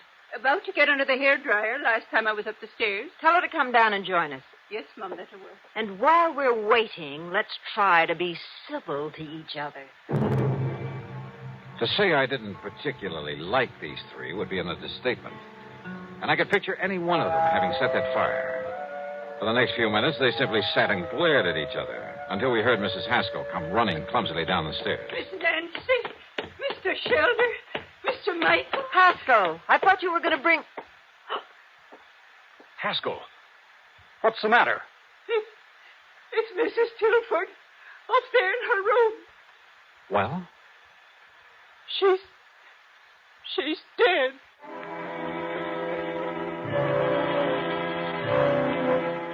Mrs. Tilford, there in her bedroom, had died alone.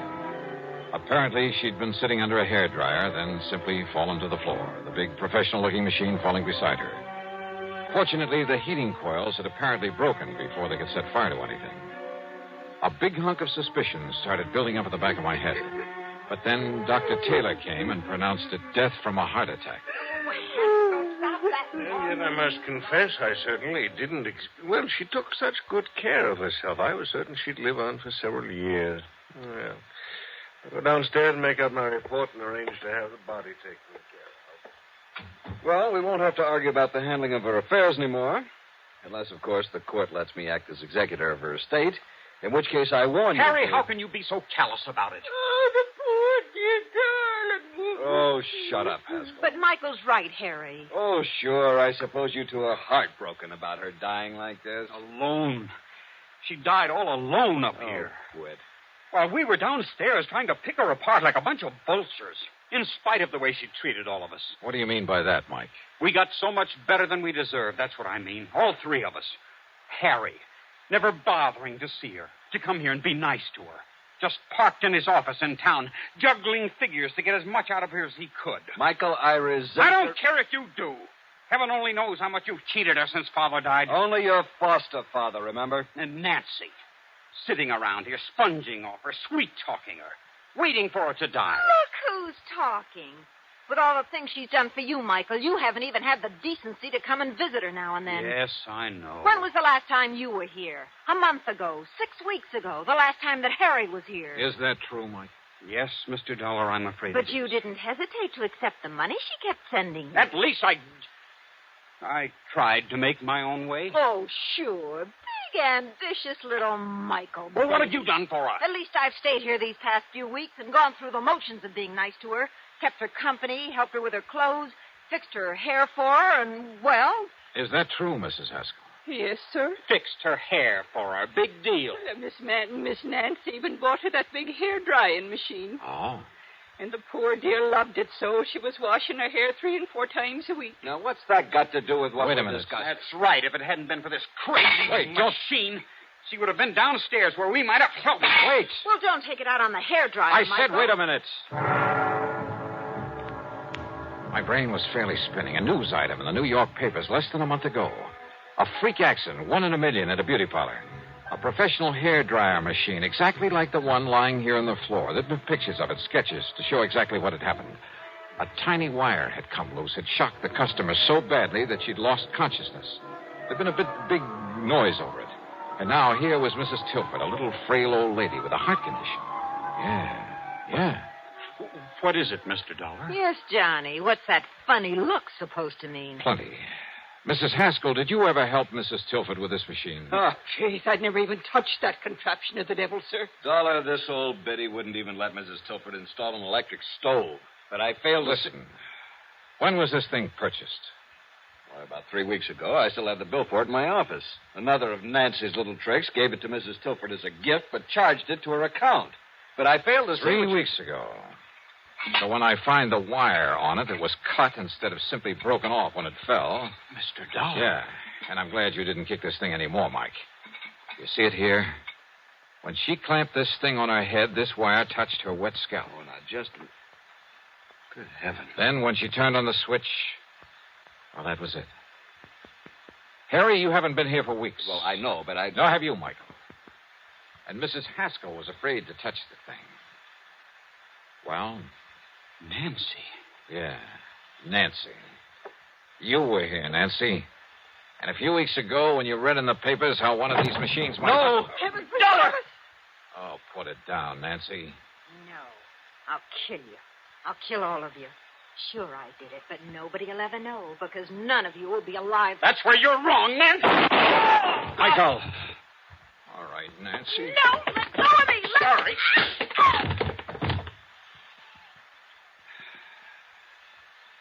Learned a little lesson in clean living from this, Harry? Yes. Yes, Dollar. I'll call the police.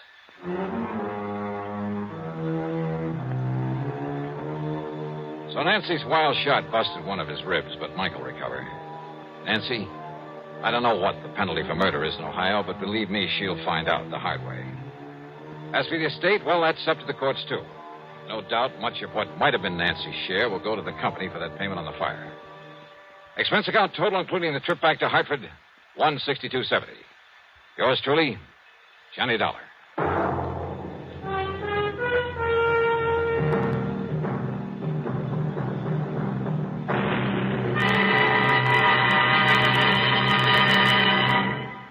Our star to tell you about next week's story. Next week, a night in Paris that brings me fun, romance, and a quick brush with that old character known as Death. Join us, won't you? Yours truly, Johnny Dollar.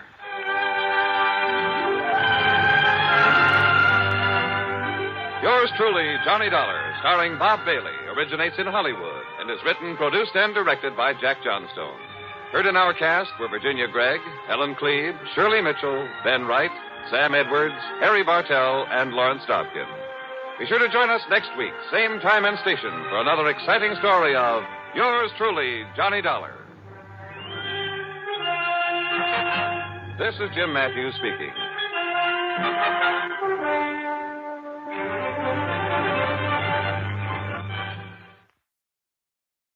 From Hollywood, it's time now for... Johnny Dollar. Howdy, Mr. Dollar. My name is Jake Denham. I own a cattle ranch out here in Craig, Colorado. How'd you like to come out here and see me? Colorado? That's right. I have a policy with one of your companies, Tri-Western, office over in Denver. Well, what seems to be the trouble, Mr. Denham? Trouble? Oh, nothing like that. Not at all. Then why have you called me? Well, you see, the brand I use in my beef cattle is a Lazy J.D. Yeah, you said your name is Jake Denham. That's right. But J.D. is your initials, too. Oh, yeah. Yeah. And the lazy part fits me to a T. But now, why have you called me? Well, you see, I listen to your radio program every week. All those insurance cases you handle all over the country. Glad to hear it. And I thought the Lazy J.D. being your initials, too, and all the local color out here, and, well, maybe you'd like to come and get some local atmosphere for one of your stories. Oh, now, wait a minute, Mr. Denham. If you have some insurance matter you'd like me to investigate... Well, no. I told you why I thought you ought to come. So can you, right away? You sure there's nothing wrong out there? No, like I said, a lot of local color. Nice place to stay here at the ranch. Now, how about it? Well, I've a couple of days' work on some reports to finish up. Then right after that, huh? Well... Good. I'll be waiting for you. Goodbye. Look. And everything's really okay, huh? Goodbye. Mr. Denham, I think you're lying through your teeth.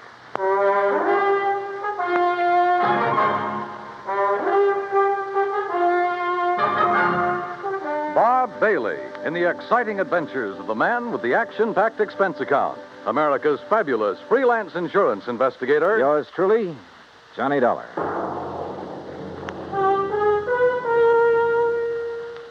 And now, Act One of yours truly, Johnny Dollar.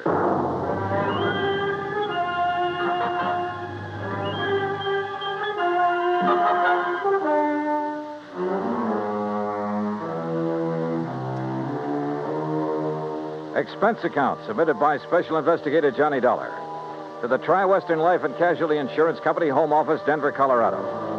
Following is an account of expenses incurred during my investigation of the bum steer matter.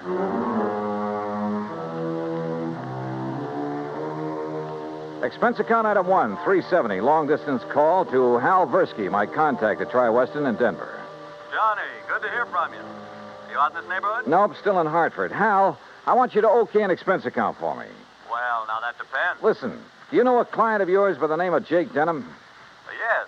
As I recall, he owns a big cattle ranch over near the little town of Craig. Uh-huh. Carries a straight life for something like 40, 50,000. Well, look, I got a phone call from him begging me to come out there and see him. Oh? Something wrong? He says not, but I don't believe him. Well, have you any reason to think something is wrong? Well, only the half-baked excuse he gave me for wanting to see me. Look, Hal, I realize this is just a hunch, but Certainly sounds like it to me. my hunches have saved your company a lot of dough on occasion. So how about it? Okay. Put it this way. If you run into something out there and clear it up, we'll pay the freight. If not, well, you just go ahead and have yourself a vacation at your own expense, okay? Oh, now, why don't you relax that iron grip on the purse strings for a change, huh? Why? What would you do? Okay. But I warn you, Hal, if this does turn into a case for your company, my expense account is going to knock you right off your feet. Oh, now, wait a minute. Bye-bye. Johnny. It took me nearly 4 days to clear up the reports I had to finish. I wish now it hadn't, that I'd left Hartford immediately. Expense account item 2, $133. Plane fare and all the incidentals I could think of, Hartford to Denver. I got there shortly after 7 a.m. Item 3, $50 deposit on a drive-your-own car, in which I promptly headed north and west on Highway 40. That is, after getting out of the traffic in Denver itself, and believe me, that town has it. The 200-mile drive to Craig was routine, except for the lush green hills, the snow-topped mountains, the vast meadows and forests. Colorful Colorado, they call it, and it sure is. Finally, about noon, I pulled into Craig and stopped at the Cosgrove Hotel for lunch. That's item 4, $350. From the waitress, I got directions to the Lazy Ytjd Ranch. About 8 miles south on the Yampa River, just off Route 789. You want some dessert? Oh, no, thanks. This is fine. Hey, you one of the relatives? Relatives? Oh, of course not. You're too late. Too late for what? It was real beautiful, though. Half the town turned out for it, and most of the big ranchers. What are you talking about? Oh, my gosh, it's after 1:30. Look, I'm not supposed to be on duty now, and I got a date with my boyfriend. Hey, well, now... Excuse me, now, I wait a gotta go. second. Just pay the cashier in the lobby. Well, but look, Okay.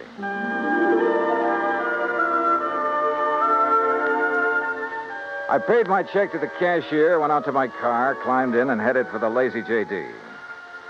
There must have been several thousand acres to the ranch, all rich, green, healthy-looking pasture land, and Lord knows how many head of beef cattle. The main ranch house was a rather small but well-kept affair near the gate to the road from the highway.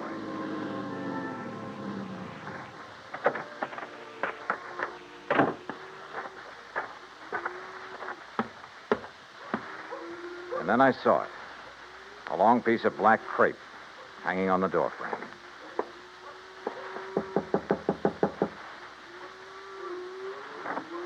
Yes? How do you do? My name is Dollar, Johnny Dollar.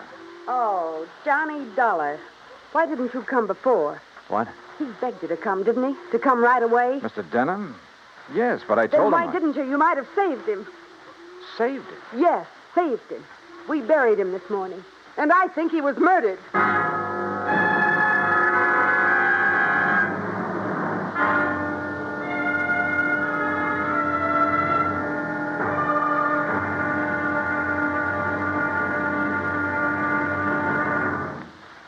Act Two of yours truly, Johnny Dollar, in a moment. The American writer Christopher Morley once wrote, "When you sell a man a book, you don't sell him just 12 ounces of paper, ink, and glue. You sell him a whole new way of life," unquote. Now, that goes double when you give, not sell, a book. But the gift of 550 books to little children increases the legacy tenfold. Near the end of 1960, the employees of the Chase Manhattan Bank started a people-to-people program with such a gift to school children of a town in Tanganyika. That's on the southeast coast of Africa. To give you an idea how the books were received by the children, let me first quote from Francis Bacon. He's an English writer of a few centuries back. He said, "Some books are to be tasted, others to be swallowed, and some few to be chewed and digested." In the past, children in Tanganyika may have done a little tasting and chewing and a little swallowing and digesting. But there's one certain thing. They wound up devouring the books they received from the United States. And they did so much of it that they, the ones in high school anyway, were able to reach the level of English children their age and pass the exams at the same time. That takes a lot of book learning, as they say. Now, the gift of these books from the United States of America may have seemed a small thing to the senders, but the boys in Tanganyika who received them know that they've opened a whole new way of life. They've greatly increased understanding in the classroom of freedom, the right of all men everywhere. And now, Act Two of yours truly, Johnny Dollar and the Bum Steer Matter. The tall, beautiful girl standing in the doorway of the ranch house at the Lazy J.D. outside of Craig, Colorado, was dressed in black. The red about her eyes showed that she'd been crying. But there were no tears in them now. Jake Denham was my father, Mr. Dollar. I'm Virginia. And you think he was murdered? Why do you think he called and begged you to come out here? Any idea who might have done it? Yes, Big Mike Craven. Who's he? He owns the Sea Lucky Star and wants to own every other ranch around here, and he will unless somebody stops him. How did your father die? Anthrax.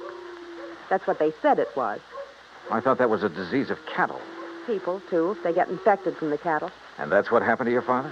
That's what they say, but there's no anthrax around here. Our ranch is clean.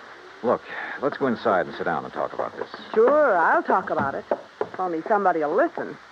And here, John. Oh, thanks. Are you, all alone? Now that Dad's gone, he and I ran the ranch. Now it's up to me. Sit down. Thank you.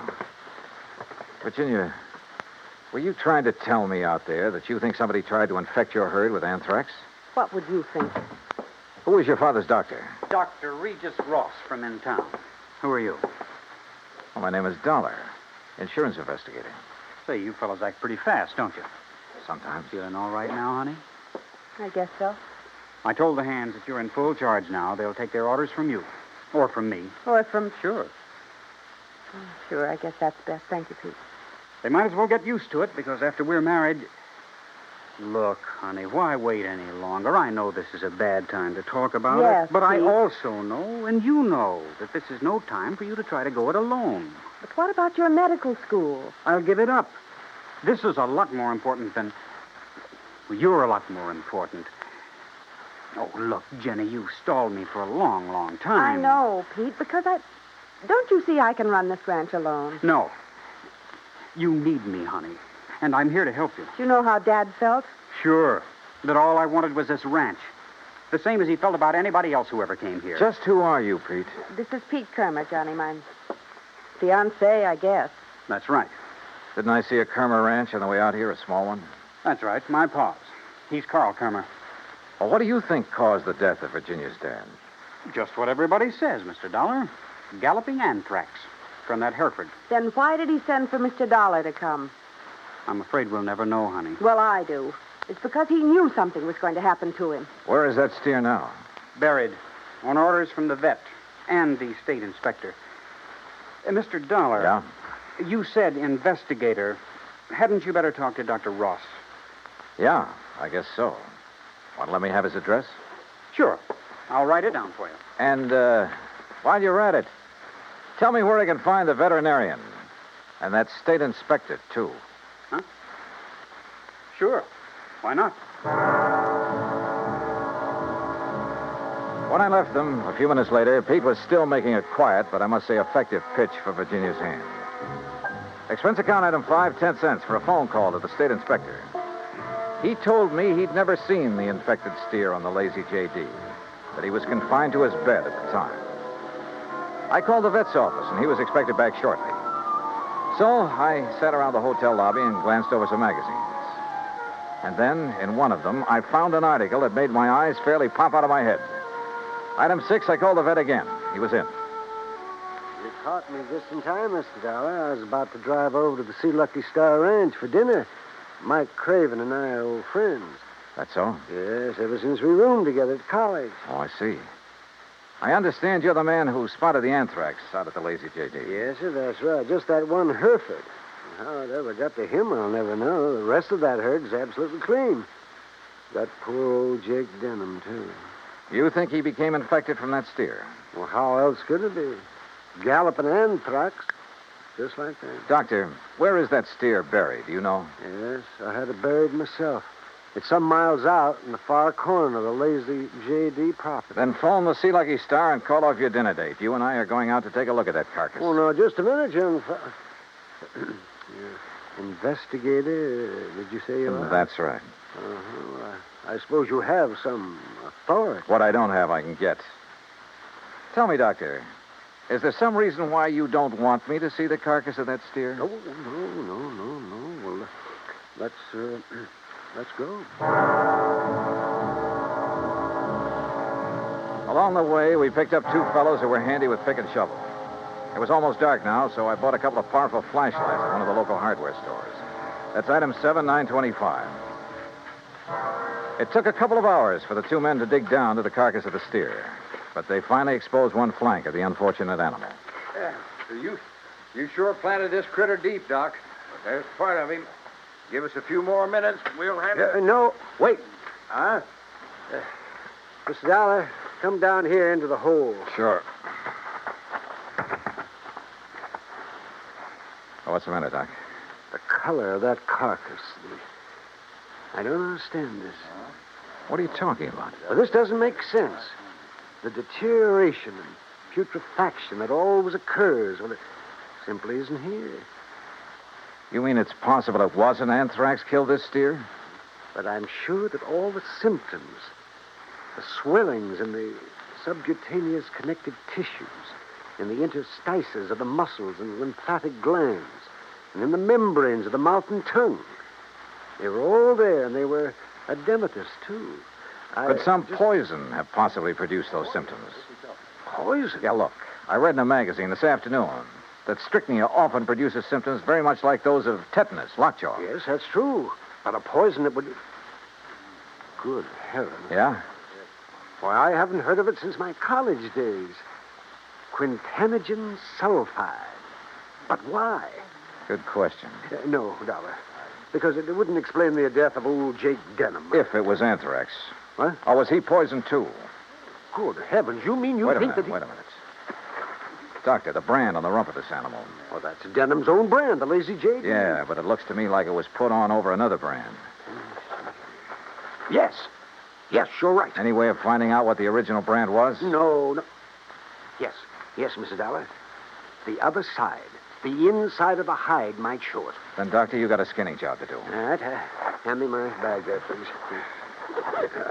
Okay, here you are. Go to it, Doc. Thank you. Oh. That poison, how much to infect a man? Well, even a small scratch on the skin could absorb enough to be fatal. No wonder that Dr. Ross... Ross was the one who treated Jake Denham. Yeah. No wonder we couldn't understand why death came so... Well? No. Can you see what the original brand was? Yes. Yes, I can. I'm afraid so. Let me hold the light a little.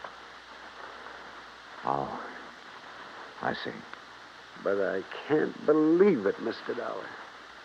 Pretty clear, though, isn't it? Sea Lucky Star. Act 3 of yours truly, Johnny Dollar, in a moment. A couple of 1,000 years ago, the ancient sage Diogenes remarked that all things are in common among friends. Well, he didn't mean that only material goods were in common among friends, but that they shared their troubles as well. For a long time, the United States Armed Forces have been a friend in time of need, during fires, floods, and pestilence all over the world.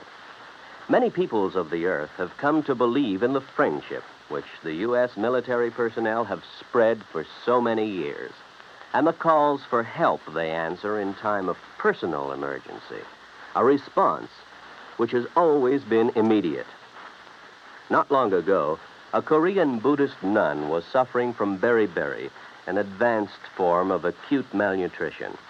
But she was living in an isolated monastery deep in the Korean hills and valleys. Her sister nuns contacted the nearest Army Signal Corps relay station, and wheels began turning. In no time, an Army helicopter landed at the station's helipad. American soldiers carried the stricken nun to the copter.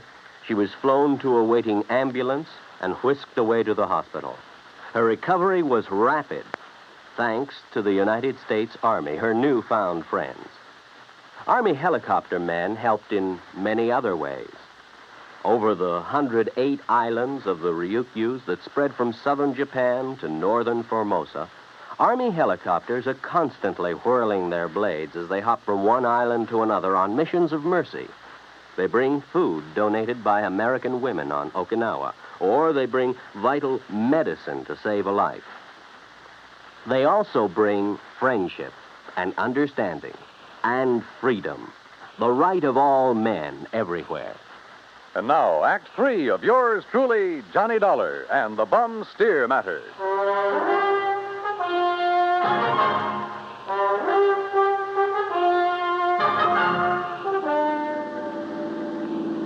Looks pretty bad, doesn't it, Mr. Dollar? Yeah, Doc. It looks as though this Hereford steer was brought over from the Sea Lucky Star, was rebranded with a lazy Ytjd, was given the poison to make it look like it died of anthrax. Yeah, but Mike Craven, who owns the Sea Lucky Star, I know him, Dollar. I've known him ever since our college days. Medical college? Oh, no, just during the preparatory years. But Big Mike couldn't have done a thing like this. Big Mike has wanted to get his hands on the lazy Ytjd for years, Well, hasn't he? of course, so have a lot of other big ranchers, but I'd stake my life on it. He'd never do it. Hey, wait. Yeah? You should have taken that left turn to get to the Sea Lucky Star. That's not where we're heading. Yeah. Well, then where? If I remember correctly, it's this road to the right, here. Well, you mean the K-Bar K? Got any better ideas? Well, I'll be...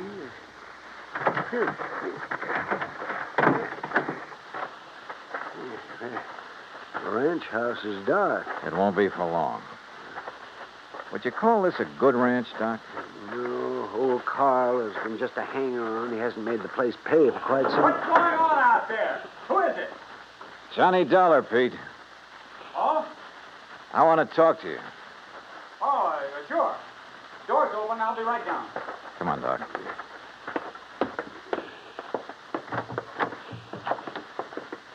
Let's see if I can find the light switch. This flashlight will do. And we're going on upstairs. Huh? Wait down there. I'll be right down. We'll be right up. Well, now, wait a minute, if you don't mind. Wow. Nice place you have up here. Look, I asked you to wait down. Dr. Cummings. I'm sorry, Peter, but this... How'd you make out with Virginia Denham, Pete? Convince her to marry you? That's none of your business, Mr. Dollar. Now, just what do you want? Pretty nice ranch to get your hands on, that lazy Ytjd. I beg your pardon. Combination bedroom and study, huh? As Virginia told you, I've been going to college. Yeah, medical school. Nice set of books you have here. Of course, I'll have to give that up now. Oh, you're going to have to give up a lot of things. What? Where did you get it, Pete? What was the name of that stuff, Doctor? Quintanogen sulfide. What do you know about... Well? I don't know what you're talking about. Then why the marker in this book on toxicology? Marker? That was a foolish thing to do, Pete. A dead giveaway. Yeah, I told you. I don't know what you're talking about. Yep. Right here. Quintanogen sulfide. I never heard of it. You're lying, Pete. No. Giving it to that Hereford was probably a cinch. Listen, you... But how did you give it to Jake Denham? Dollar. That's something you'll never live to know. Oh, look, now, wait a minute. Put the thing away. No. Now stand back. I said, look out, you. Stop! Oh, thanks, Doc. I guess he'd forgotten all about you until you landed that chair on his head. Yes. Now, I suppose I'll have to patch him up a bit. Oh, absolutely. He'll have to look nice for the trial, won't he, Doc?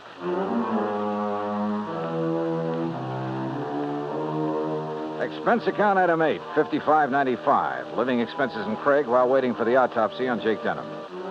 And yes, the same drug was used on him as on the Hereford steer. A small bottle of the rare drug was found in Pete Kermer's trunk. So Pete's not only lost a chance for a nice ranch, but for living very long. Expense account total, including incidentals and fare back to Hartford, $618.50. On second thought, how's about just sending that check to the community chest? Then I'll feel a little better about this case. And about myself, too. Yours truly, Johnny Dollar.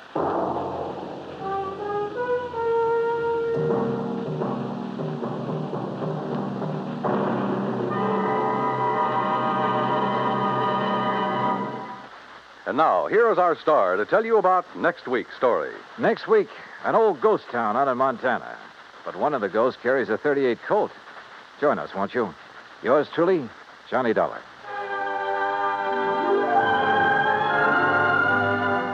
Yours truly, Johnny Dollar, starring Bob Bailey, originates in Hollywood. It is produced and directed by Jack Johnstone, who also wrote tonight's story. Heard in our cast were Virginia Gregg, Gene Tatum, Will Wright, Jack Edwards, Howard McNear, Sam Edwards, and Forrest Lewis. Be sure to join us next week, same time and station, for another exciting story of yours truly, Johnny Dollar. Dan Cumberly speaking.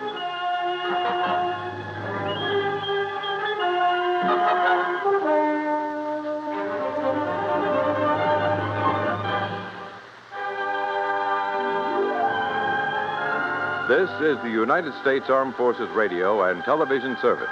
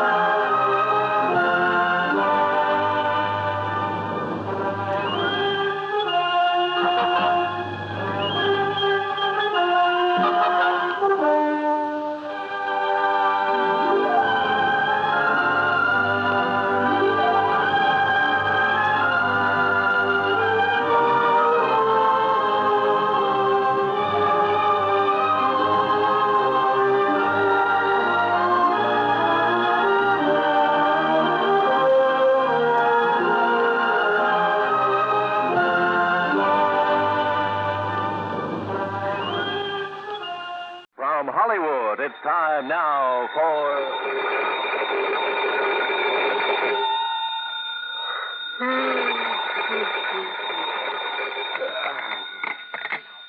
Yeah, Johnny Dollar. This is Peter Hanley at Western Maritime and Property Insurance. Holy, look, do you always start making calls at 4 a.m., Mr. Hanley?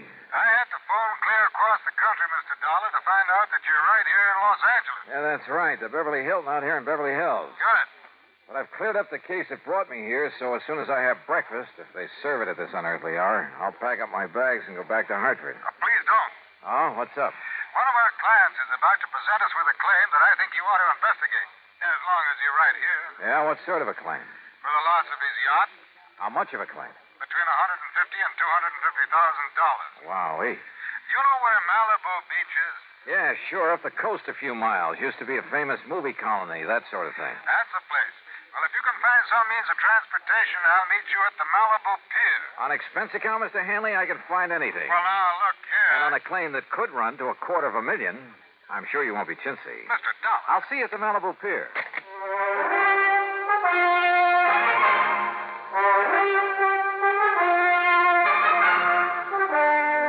Bob Bailey in the exciting adventures of the man with the action-packed expense account, America's fabulous freelance insurance investigator. Yours truly, Johnny Dollar.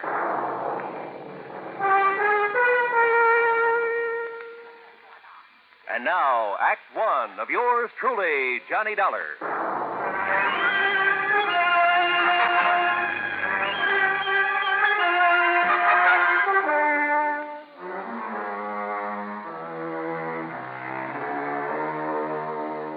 Expense account submitted by Special Investigator Johnny Dollar to the Western Maritime and Property Insurance Company, Los Angeles, California.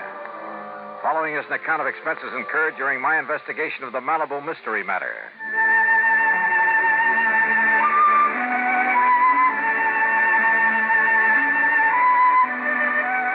Expense account item 1, $2.25 for a fancy breakfast in my room at the Beverly Hilton. Item 2, $50 deposit on the best-looking rental car I could find. I drove out Santa Monica Boulevard to the Coast Highway, then north along the edge of the Blue Pacific, some 12 or 13 miles to Malibu, where a long fishing pier stuck out into the ocean.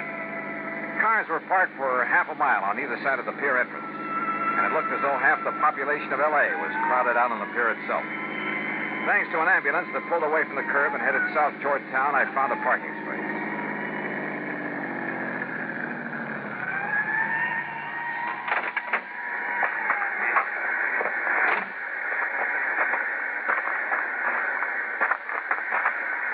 Mr. Dollar? Here. Oh, hi, Mr. Hanley. Come along out on the pier. All right. What's all the mob so early in the morning? Apparently, word of an accident like this gets around quickly. What kind of an accident? Don't you see the Coast Guard vessels out there circling around? Yeah. Did this boat you were talking about sink out there? The Virtuous, Mr. Dollar, a $150,000 diesel yacht. What happened to her? Apparently, it just blew up. Survivors? Mr. and Mrs. Randolph Merrill and the steward and deckhand managed to get into the launch they used for a tender. They were picked up by the Coast Guard. The skipper went down with the yacht. At least no trace of his body has been found as yet. Captain Rollins. Look, you people just have to get back off the pit. Oh, Mr. Hanley. Now, this is Johnny Dollar, Special Investigator for my insurance company. Captain Rollins of the Coast Guard. Mr. Dollar? Hi, Captain. Have you found anything out there, Captain? Not a sign of the Tatus, Mr. Hanley. Yeah, it's mighty deep water. And I'm afraid that, like Mr. Merrill and his wife told us, she just blew herself to smithereens. Yeah. Even from here, I can see some wreckage floating in. Well, they're all working around the oil slick out there, so the grapples ought to be able to find something down below. Some trace of the hull or machinery or something. When did it happen? Oh, 2.5 hours ago. One of our craft got up here from Santa Monica Harbor not more than 40 minutes after she went down. How'd you find out about it? Phone call from somebody living along the beach. Tatus stood out there blowing a whistle and foghorn, woke him up. By the time he got out of bed, well, he said it looked like a regular fireworks display. About a half mile offshore, huh? You see where they put a marker buoy? Yeah. Wouldn't the wind and current move that slick and whatever wreckage there is? No wind. That's why there's still some fog out there. And they're allowing for drift.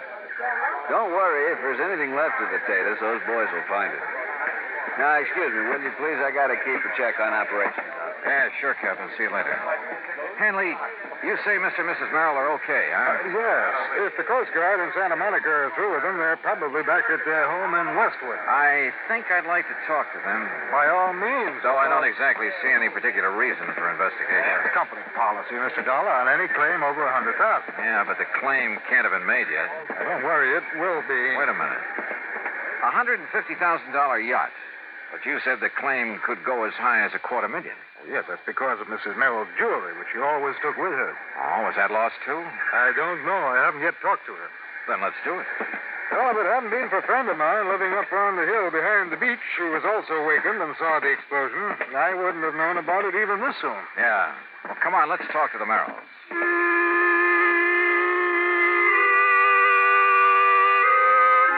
Pete Hanley had his own car, so I tailed him to the Merrill home in Westwood. It was in a nice, but certainly not a fancy section. I'd have thought a man with a $150,000 yacht would live in the snooty Bel Air property, the Brentwood Hills, Pacific Palisades. One of the sections that displayed a little more wealth. However, Mr. Merrill pretty well explained it. And quite frankly, when I had to take such a loss in selling out my plastics business, I decided we'd better retrench a bit. And really, Mr. Dollar, I don't miss that lovely big place we had in Bel Air one bit. After all, they're just the two of us, and we don't do a lot of entertaining. More coffee? No, thanks. As a matter of fact, Dollar, I was thinking of selling the taters for, well, to be frank about it, for purely economic reasons. Oh? Wouldn't it have been pretty hard to get your price for a boat like that? Possibly. Quite frankly, the maintenance on it alone became quite a burden after I lost my business. But no matter. Now the insurance will pay for her. Mr. and Mrs. Merrill, there is one thing that I must find out. Yes, Mr. Hanley. Mrs. Merrill's jewelry. No, thank heavens. No, that's safe. Oh, careful, dear, of the glass top on that table. Oh, sorry. No, you see, Mr. Hanley, the jewels were the first thing I thought of when the engine on the Tater started making funny sounds and woke me up. Well, I am glad of that. Here they are, all safe and sound in the little casket I keep them in. Oh, look at them, Mr. Dollar. Aren't they beautiful? Yes, very.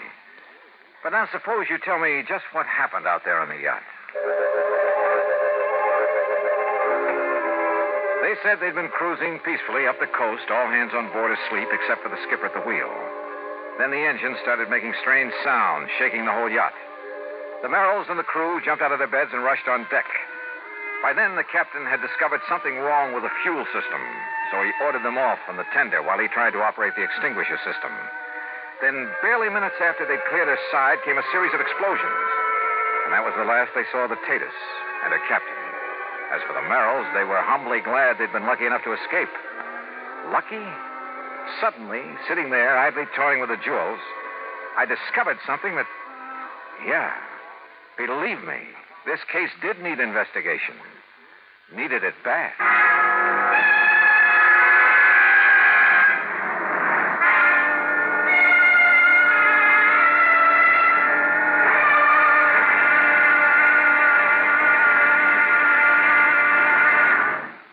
Act 2 of yours truly, Johnny Dollar, in a moment. And now for another episode in the life of Sergeant Donald Bellwether, my husband.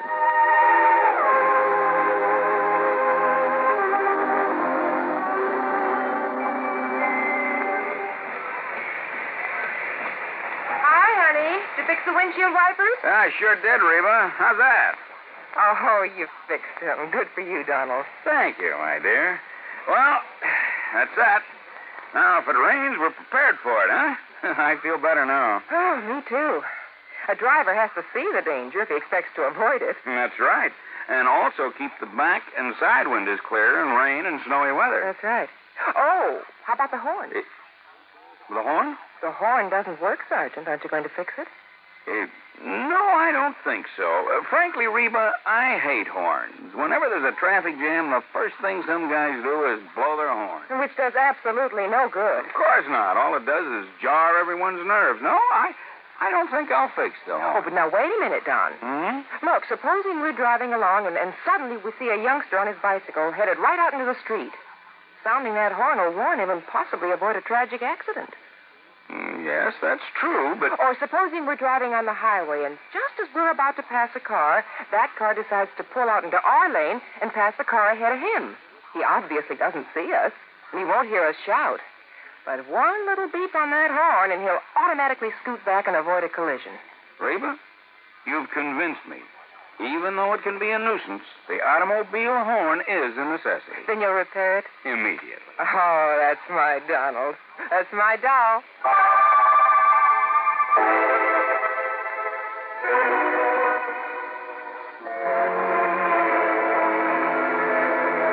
And now, Act 2 of yours truly, Johnny Dollar, and the Malibu Mystery Matter.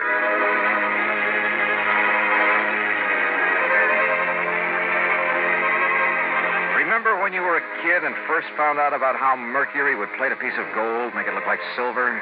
How you went around putting it on everything made of gold that you could find? And remember when you first learned that a diamond could put a scratch on glass?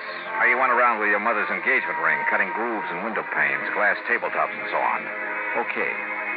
Sitting there, listening to the Merrills tell about the explosion on their yacht, I toyed with some of the beautiful jewelry Mrs. Merrill had been able to save. Jewelry insured for $100,000. Absent-mindedly, I dragged the diamond in one of her rings across the glass top of the coffee table a couple of times. Then again with pressure. And it did not cut into the glass. I tried a couple of the other so-called diamonds among her jewels. Same result. No result. Those highly insured jewels were paste. Well, Mr. Dollar, it looks like we have the whole story now. Yep, it sure looks that way. And, Mr. Merrill, whenever you're ready, you just file your claim and we'll take care of it. All right, Mr. Hanley. And quite frankly, well, why kid about it? Now that I've lost my business, I can well use the money. Oh? Then I'm kind of surprised you haven't sold some of these jewels. Dollar, there is a thing called sentiment that even money can't buy. Why, of course, Mr. Dollar. Before I part with these jewels... Yes, I'm sure. Shall we go, Hanley?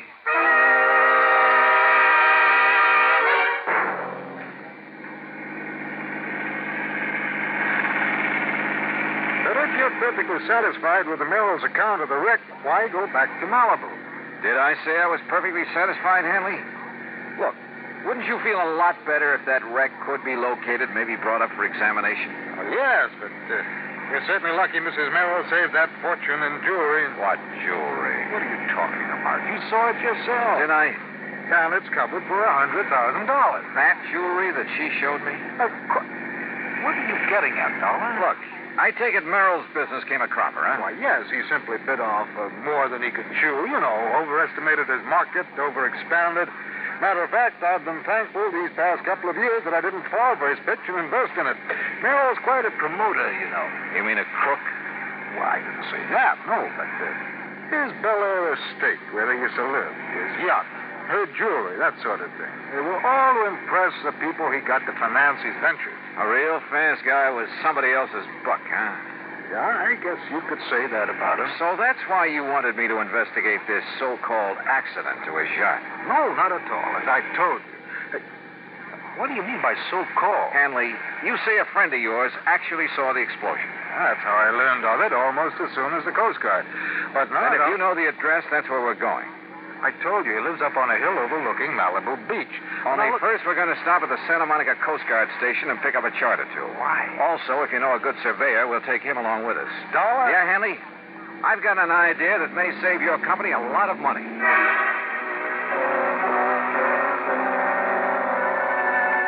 At the Coast Guard station, we picked up a navigation chart and a topographical map of the Malibu area. Then we picked up a surveyor named Barkley, who dragged along one of those tripod surveying instruments. Then on to the house of Hanley's friend up in the Malibu Hills. And from him, we got some information that began to bear out some of my suspicions. Yeah, that's right. That's right. When I heard the yacht's whistle and the foghorn, I hopped out of bed and I stood right here in this doorway to the porch. Uh-huh. Yeah. Leaning against it the way you are right now, Mr. Duncan? Yeah, that's right. Yeah. Well, of course, it was so dark, it was so foggy out there over the ocean. I was about to go back to bed, and then, boom, the boat exploded. Where? Oh, I can tell you exactly where. From here, that is. What do you mean? Well, the flash it made. It was, right square between those two trees. All right, Mr. Barkley. Set up your transit and get a line on that. Yep. Then plot the line on this map. Right. Dollar, look. You look, Hanley. See that marker buoy where the Coast Guard boats are looking for the wreck? Well, the line Mr. Dobkin has given us is nowhere near that. Well, yeah. Mr. Dobkin, do you suppose any of your neighbors heard the noise and got up for a look? I certainly would think so. Then we really have something to work on. But, Dollar, I still don't understand. You will, Mr. Hanley. You will. Plenty. Act 3 of yours truly, Johnny Dollar, in a moment. Times have changed, and so has the man. How often do we hear the phrase, those were the good old days? But were they? Let's look at the record. During the War of 1812, the man who discharged a missile of destruction had a pretty simple job. A lighted taper, a fuse, some gunpowder, a metal ball, then an explosion.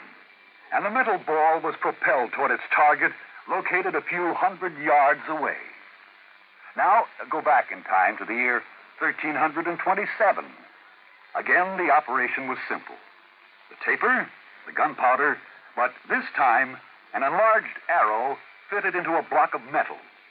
A man in mail, a smoky explosion, and the arrow flies a few 100 feet. Now, come up to the present. Seated before a complicated control panel is another man, ready to discharge a missile. He, however, is a far cry from that artilleryman of 1812 or the cannoneer of 1327. This man is a skilled, tutored technician. He knows his job. He pushes a button, and a sleek, slim, pointed missile blasts its way into the heavens. Its trajectory has been predetermined by other men with modern-day technological know-how. The missile lands, not a few hundred feet or yards from its launching site, but 3,000, 4,000, or 5,000 miles away. Quite a difference, isn't it? Yes, times have changed, and so has the man. And now, Act 3 of yours truly, Johnny Dollar, and the Malibu Mystery Matter. Pete Hanley, the insurance man, and Barkley, the surveyor, and I continued our interviews of people living along Malibu Beach who'd seen the yacht explode. Yes, sir. I just rose right up in bed, and I could see straight out my front window. And you saw the actual explosion, Mrs. Gray? I certainly did. Right out through there. Good, thank you. Okay, Mr. Barkley, get a bead on it with your surveying instrument, then plot it on the map. Right you are, Miss Stark. That's right, sir. I see the flash right the other side of that big oleander bush out there in the yard. And you were standing right here, Mr. Phillips? Exactly here, yes, sir. Why, it was like it lit up the whole sky. Okay, Mr. Barkley. Right? Why, even through the fog I could see it just as plain as day. I'll say I did. Gee. You see, we was having a little party, and I was just going in the kitchen to make us some scrambled eggs. Yes, well, now, just where... You know how it is, after being up all night and having some drink. Well, where were you When standing? the whistle started and the fog went, we came out here. Right where you're and standing all now? of a sudden, Bluey. Gee, me and my friends, we thought it was the 4th of July all Okay, over Mr. again. Barkley, And gee, you what a take over. noise. Yes, sir.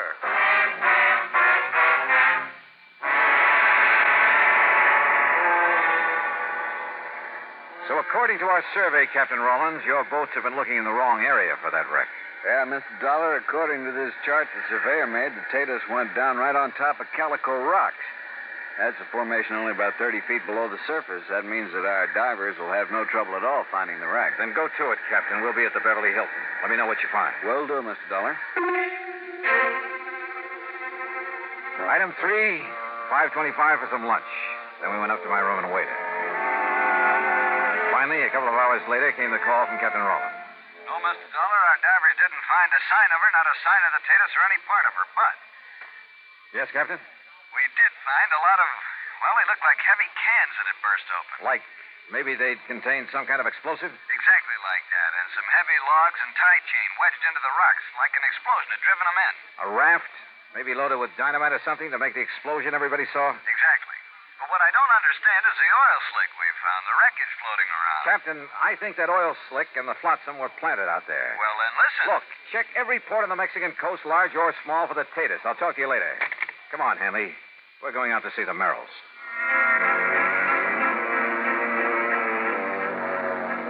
On the way out to Westwood, I wondered. I was satisfied. I was sure. I knew just how Merrill had pulled his little fraud. Little? What's little about a few $100,000? But I needed more than that for the sake of the insurance company who'd have to prosecute. So when we got there, I decided to try a bluff. Come in, Mr. Dollar. Mr. Hanley. I didn't expect to see you back here so soon. Yes, won't you gentlemen sit down? Merrill, I think you ought to know the Coast Guard finally found something out there off Malibu. Oh? Yeah. The remains of your skipper on the Tatus. What? That's impossible. Nancy. Also, evidence that he'd been murdered. Murdered? Probably by you, Merrill. No, he's still alive. What? Wait, Nancy. Can you prove it? Yes. Or would you rather have your husband charged with his murder? No. He's in Mexico with the yacht. Nancy, be quiet. That's what I figured. At some remote little port on the coast of Mexico, he and the Tatus. Dollar. Where the yacht can be completely gone over, disguised. Meanwhile, of course, you thought you'd collect the insurance on her because of the completely phony wreck you almost got away with, thanks to the fog and the darkness. Nancy, you fool. I could... All right. How did you find out, Mr. Dollar? Your wife's phony jewels tipped me off that you're not exactly paragons of virtue. Phony, Mr. Dollar? Taste, Hanley, and nothing else. And I'll lay odds they'll sell the originals, that they plan to carefully lose the fakes. Why didn't they claim to lose them in the wreck? Oh, that would have been overplaying their hand. Apparently, having saved those jewels made the wreck look all the more legitimate. But the really clever stunt was dumping oil on the water and some odd bits of wreckage away from the spot where they blew up the raft. Yeah, it almost kept the Coast Guard from finding the cans of explosives they'd used for the little fireworks display. But, Merrill, the only thing around here that's been sunk is you. Dollar, I'll fight you and this insurance company with every legal trick in the book. You know something, Mr. Merrill? I don't think you'll get to first base.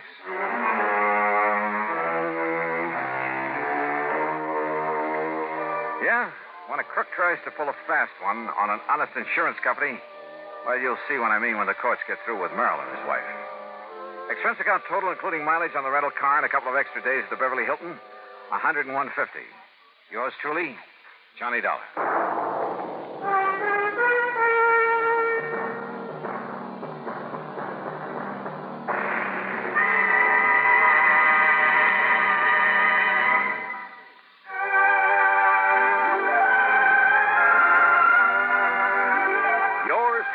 Johnny Dollar, starring Bob Bailey, originates in Hollywood and is written, produced, and directed by Jack Johnstone. Heard in our cast were Paula Winslow, Eleanor Audley, Gene Tatum, Ben Wright, Harry Bartell, Will Wright, Lawrence Dobkin, and Barney Phillips. Be sure to join us next week, same time and station, for another exciting story of yours truly, Johnny Dollar. This is Roy Rowan speaking.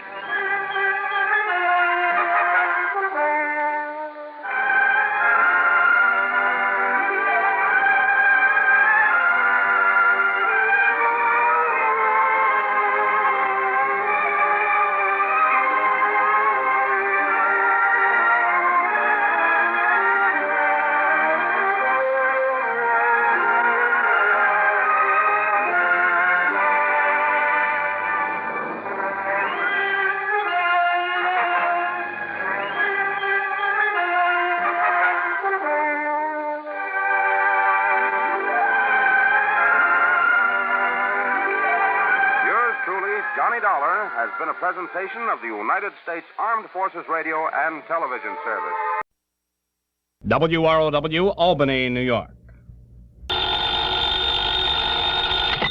Johnny Dollar. This is Frank Harmon, Johnny, at Tri-Western Life here in Hartford. Hi, Frankie. Where have you been, anyway? Oh, I just got back from Lake Tahoe out on the West Coast. Well, then it's no wonder Jack Price couldn't get hold of you. Price in your office down in Corpus Christi? That's right. He called and told me he'd been trying to get you on the phone for several days. Oh, well, I'm sorry. He has a problem, a pretty big one. When he couldn't reach you, he sent it on. He sent her on to us. It? Her? Which is it? Both.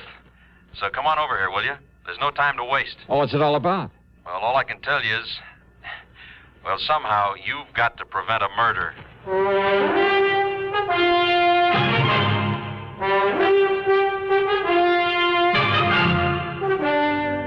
CBS Radio brings you Bob Bailey in the exciting adventures of the man with the action-packed expense account, America's fabulous freelance insurance investigator. Yours truly, Johnny Dollar.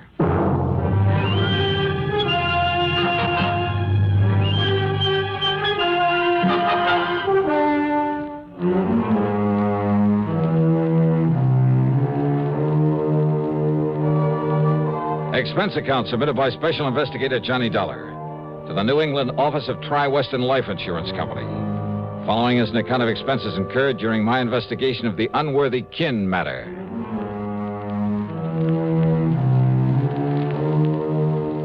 After the Lake Tahoe mess, I was ready for a nice long rest, but a job's a job.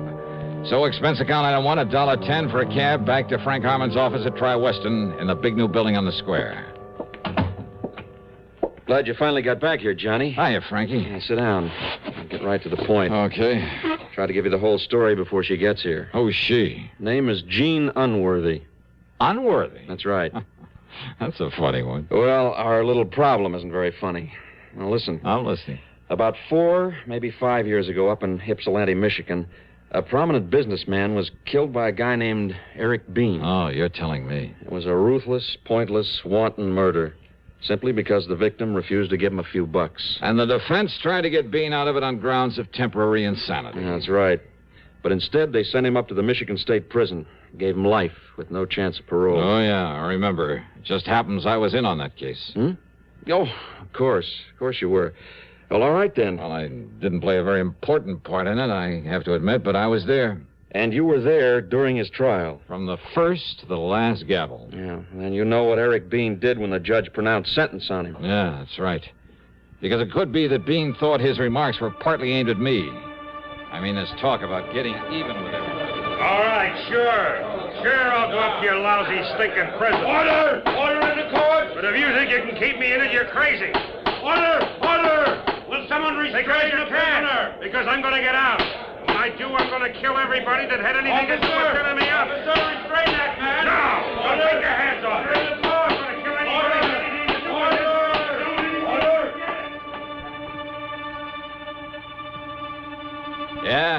Yeah, Frankie, it was the typical threat of a tough criminal to get out someday and get even with everybody. By killing them. That's what he said. Including you? Well, I told you I really didn't have too much to do with the case. So there's no real reason for Bean to hold a grudge against me. Was there any real reason for the murder? Well, no.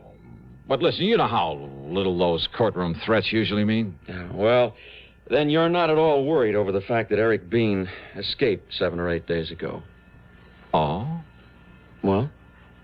No, not particularly. Well, you should be, Johnny. Along with the rest of the people who were involved in that affair. Oh, Frankie, I told Johnny, you. In the past 5 days, Bean has killed 4 of the people he promised to kill. No kidding. And the police have no idea where he is or when he'll strike again. And another one of his intended victims is Mr. Albert K. Unworthy, who's now living down in Corpus Christi, Texas. And he's insured by our company for over $500,000. Well? Yeah.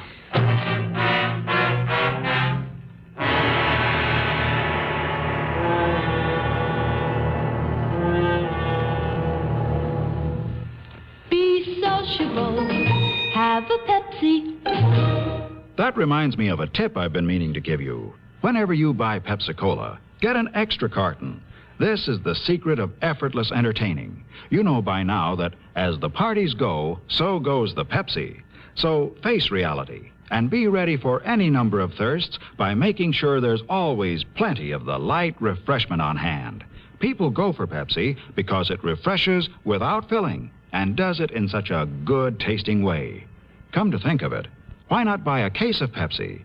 Then maybe there'll be enough for you to have some, too. Be sociable. Look smart. Keep up to date with Pepsi. Drink light, refreshing Pepsi. Stay young and fair and debonair. Be sociable. Have a Pepsi. And now, Act 2 of yours truly, Johnny Dollar.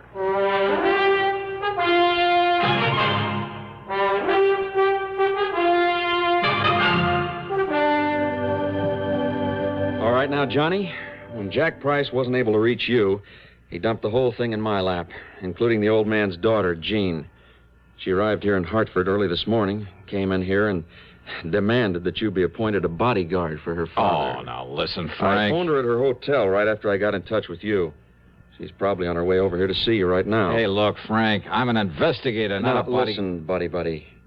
Are you forgetting Eric Bean may have you high on his list, too? So what? So what? If I keep my eyes open, my manners and my... Oh, I see. What? Yeah, put 2 of Eric Bean's intended victims together. Give him a wide-open chance to kill 2 birds with 1 stone, so to speak, and he's almost bound to show. Yeah, so the cops who've been standing by pick him up along with our 2 bodies. And the company has done a great public service. Hooray. No, that wasn't what I was thinking of at all. Frank, I couldn't go down there to Corpus Christi right away anyway. Why not? First thing tomorrow morning, I have an appointment in New York with an attorney for a deposition in that Lake Tahoe case I just wound up. So you lose a few hours. And what's more, I hate those bodyguard assignments, and you know it. But when such an important client's involved, Johnny... Well, there's nothing but a lot of trouble with an A-number-1 chance of getting shot in the back. Yeah, but don't you see... No, Frank, I'm sorry. If Unworthy wants protection, let him call in the police. They have a very good force there in Corpus Christi. Johnny... And when this dame, this daughter gets here, well, simply tell her I don't want the case. And I mean it, Frank. That's final. That is unequivocally and irrevocably and absolute... Mr. Harmon? Oh, Miss Unworthy. Oh, please come in. Huh? Thank you. Yes. Come in and meet Mr. Johnny Dollar. Hi, Johnny. Suddenly I changed my mind. Even as that whole office suddenly seemed to change and take on a strange and wonderful glow. She was, so help me, one of the most beautiful girls I've ever seen. Tall, but not too tall, with honey-colored hair and a complexion that, and a figure that, and a twinkle in those baby blue eyes that, oh, what's the use? The right words simply aren't. Not to describe this one. Wow. Well, sit down, please, Miss Unworthy. Oh, thank you, Frank, but I told you this morning to please call me Jean. Oh, yes, of course. I forgot. And that goes for you, too, Johnny Dollar. Oh, sure, Jean, sure. Can you leave with me right away, Johnny? I mean, for Corpus Christi? I hope you told him how urgent this is, Frankie. Well, yes, I did. Then you will come and watch over Daddy until they catch this murderer, won't you, Johnny? Well, now, Jean... Yes? Well, that is I. Yes? Johnny? Well, I have to be in New York first thing in the morning to see an attorney. Oh, well, that's just fine, then. Because I have an early morning date in New York with Madame Olga Marino before I go on back home. Oh? You know who she is? Oh, well, sure, I've heard of her, but I never thought anybody in the world actually had enough money to buy those clothes, those gowns that she designs. Oh, now you're kidding me, aren't you? Well, you know. But I just love having her things. Oodles and oodles of them. Uh-huh. So we'll go down to New York tonight. I'll be staying at the Pierre, so you stay at the Pierre. And we'll have a ball. We'll really do the town. Oh, I just love New York. Well, now, Then tomorrow morning, while I'm getting some dresses and things, you can see your lawyer, and then we'll take off for Corpus Christi together. Jean... But come on, hon. We'll have to hurry if we want to make the 4 o'clock plane to New York. Well, And Frank, dear, thanks so much for finding Johnny. I feel better. I feel that Daddy's safer already. Expense account item 2, $21.50 for a cab and plane tickets to New York for the two of us. With this charmer in tow, well, believe me, it wasn't easy, but I realized that with an important assignment on my hands, I better play it safe and behave myself. So, down in New York, item 3 is $9.50 for a taxi to the Pierre, where I dropped her off, then to the Gotham, where I got myself a room. That evening, the tab for cocktails and dinner at the Pavillon, no less, came to $58. And I was pretty impressed by the Ytjd's immediate recognition of her, and his disappointment at the smallness of the bill she'd run up. Oh, and tips, by the way, came to $14 more. Then the evening really got underway via the nightclub route, and I mean only the most expensive nightclubs, where again she was recognized by all the Ytjd's. And the total bill, by the time I dropped her off at the Pierre shortly after 4 a.m., only $130, including tips and taxis, of course. I hope my deposition the next morning in the attorney's office made some sense because I was bushed. But then, after leaving him on the way back to my hotel, I picked up a newspaper, and I nearly blew my top. Item 5, 6, whatever it is, 85 cents for a call to Frank Harmon back in Hartford. Now, Johnny. And it was you who gave that story to the wire services about my going down to Corpus Christi to save the life of dear old Albert Unworthy. But, Johnny, you yourself suggested it might help to flush out this killer. Oh, yeah, sure. Make it easy for him. Get 2 of us in one trip. Thank you very much. Item 7, $287.50 plane fare, tips and incidentals for the flight to Corpus Christi. And by the time we got there, well, I don't know. I don't know how to say it. But, well, that genie is not only the most beautiful, the most charming. Well, put it this way. By the time that flight was over, if Jean had said, "Come on, Johnny, let's get married," I think I might have taken the leap without one single thought about the consequences.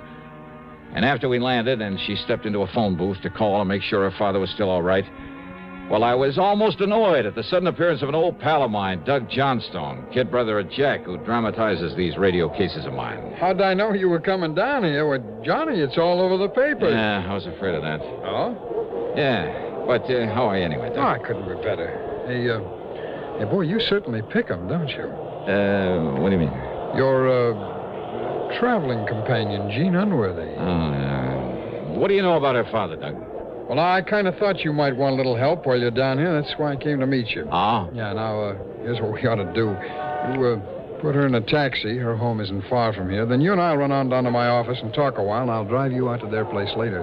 Well, now, wait, Doug. I think that's a very good idea. Oh, Jeannie, yeah. This is an old friend of mine, Doug Johnstone. Hi, Doug. Jean, I've always looked forward to meeting you. Well, how nice. I'm meeting more good-looking men these days. Johnny, Doug's right. See, it'll give me a chance to kind of freshen up and prepare the royal welcome for you here in Corpus Christi, all right? Well, I kind of So hate you to go have ahead you... with Doug, and I'll see you at the house later. Taxi! Taxi!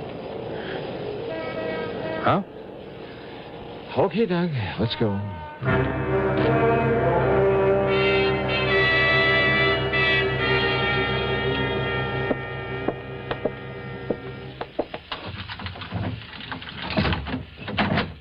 Okay, now, Doug, as you were saying. As I was saying, well, sit down. Make yourself comfortable first, Johnny. Thanks. Well?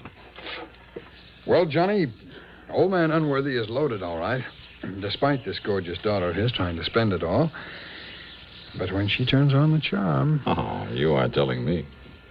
Always a sucker for a good-looking gal, ain't you, Johnny? Oh, now, Mr. Johnstone, sorry. Oh, sure. Jean is different. The point is... Oh, she sure is. The point is, though, that there may be something in the rumor that her old man is getting a mite fed up with some of her extravagant... Johnny, hand me the phone, will you? What's the matter? You think I don't make a good secretary? Oh, this here's Mr. Douglas D. Johnstone's office. Help. Quick. Jean. Yes. He's here. That killer. What? He's here in the house, and he's going to shoot Daddy with a... No! No, please! Ah! You killed him! You killed him! Throwing a house party every weekday is no small accomplishment. Ask any housewife who's faced the perils of just one house party with fear and trepidation. But Art Linkletter's been at it so long that he never worries today about tomorrow's house party. And yet they always come out slick, smooth, and hilarious. Art's enthusiasm is part of the reason why. The way he lets his guests take the bit in their teeth is another. So you never know where the fun's going to lead once it starts. Listen Monday through Friday on CBS Radio. Now, Act 3 of yours truly, Johnny Dollar and the Unworthy Kin Matter.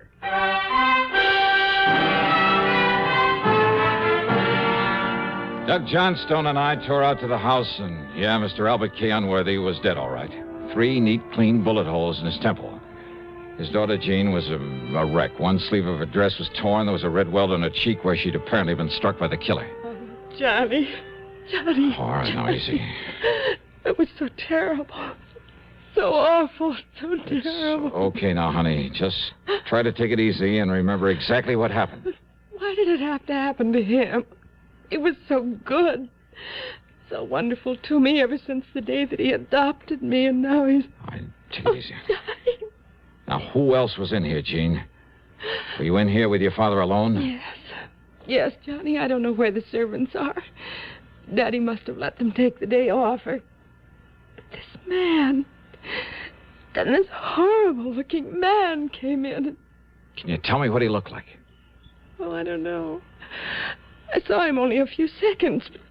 He was short, and he was heavy set, and that thick black curly hair that came down to a point on his forehead. Yeah. Go on, Jean. That strange pale, that pallor. His face was almost gray. After 7 years in the And one of his ears, it was kind of mashed, like a piece of cauliflower. There was a dirty scar, too, on his hand when he held that pistol on poor Daddy. Oh, Johnny. And his height, his weight. Have you any idea? Oh, I don't know. He was maybe 5'7" or 8. And he was heavy. Maybe 180 pounds or something. He was stocky. You ask me, that fits the newspaper description of Eric Bean almost to a T, John. Had you ever seen Eric Bean before, Gene? No, Johnny. And there was that wild animal look in his eyes. And he came rushing in here with that gun, and I tried to call you, but he knocked me down, and then I guess I passed out. Right, easy. Oh, Johnny, please help me. Yeah, sure. You want to call the police, Doug? Sure. Doug not only called the police, but the family doctor. And after Jean had given the police all the information she could, the doctor gave her a mild sedative and sent her up to bed. By that time, Jean's personal maid had come in, so after assuring her we'd do everything we could. Johnny, dear, don't you see? Now, you may be in danger from... Oh, dear. I guess whatever the doctor gave me, I can't stay awake. But come back, dear. Come back.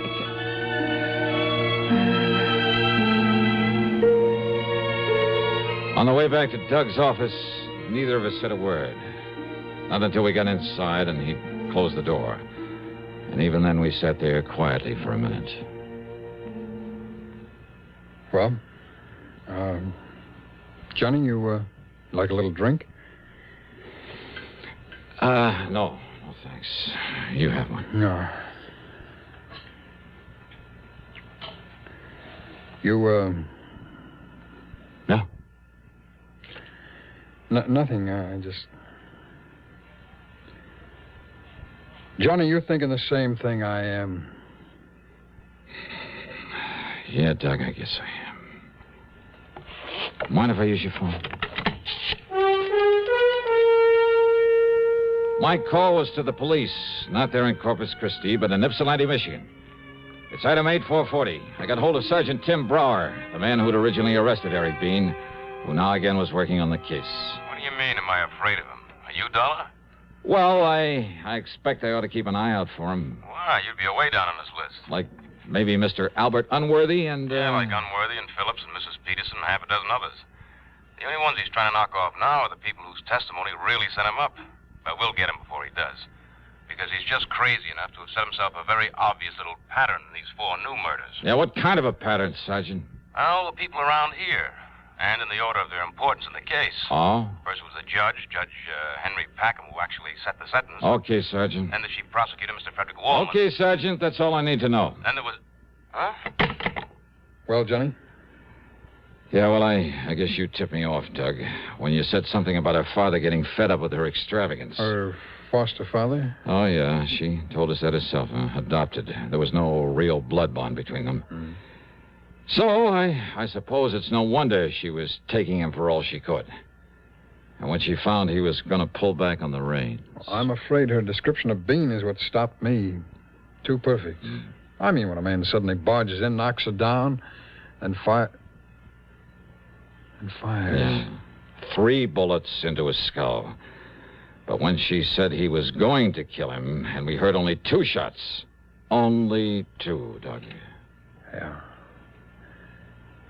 Johnny, you want me to go along with you? Just, let me use your car. Sure.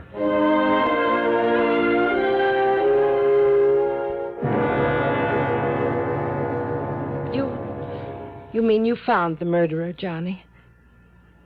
Yeah, Jeannie. And all the proof I need. Oh, thank goodness. And did you kill him when you found him? Kill? Yes. Him? What? Only one more thing I'd like to know. Yes. Well, what is it, Johnny? What you did with the gun. Oh. Well? It's out in the little fish pond. Under the library when...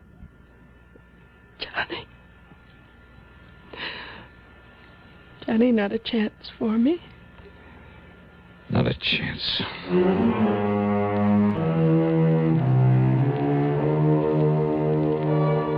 And I learned about women from her. Following Eric Bean's pattern, the police in Michigan were able to pick him up in less than 2 weeks before he could kill again. The expense account, the total, call it $500 even. Yours truly, Johnny Dollar.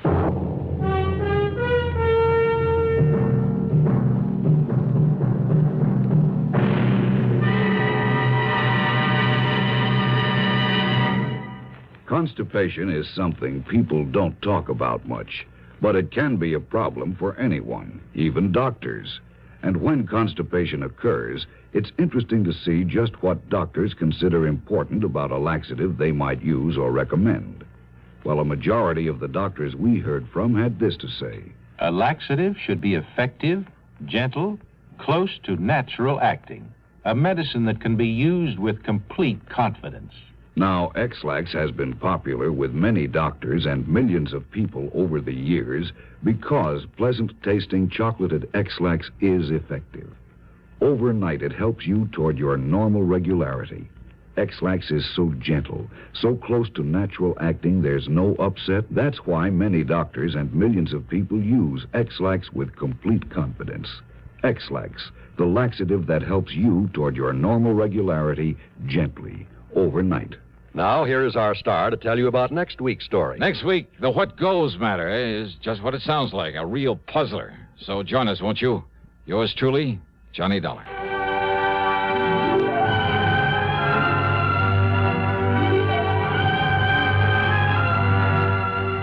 Yours truly, Johnny Dollar, starring Bob Bailey, originates in Hollywood and is written, produced, and directed by Jack Johnstone. Heard in our cast were Virginia Gregg, Dick Crenna, Frank Gerstle, Russell Thorson, Stacey Harris, James McCallion, Bill James, and Gus Bays. This is John Wall speaking.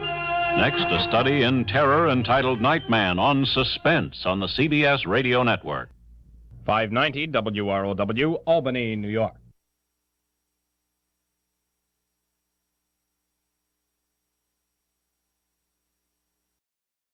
From Hollywood, it's time now for...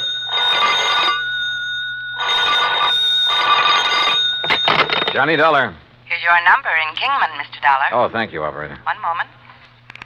Jake Kessler. Johnny Dollar, Jake. Johnny so you found out I was right. You've left our fair state of Arizona and gone back to Hartford. Wrong. Huh? You mean you're still at Lake Mojave Resort? I sure am. Then I'm still betting that you haven't found anything to indicate Elmer Hobbs' death wasn't accidental drowning. Jake. So your expenses will have to come right out of your own pocket instead of the company. Listen. As for that crow you talked about eating, how do you want it cooked? Listen, will you? What? Have you mailed in the insurance claim yet? Oh, I was just about to run it over to the post office when your call came in. Tear it up. What? Because, Jake, Elmer Hobbs was murdered.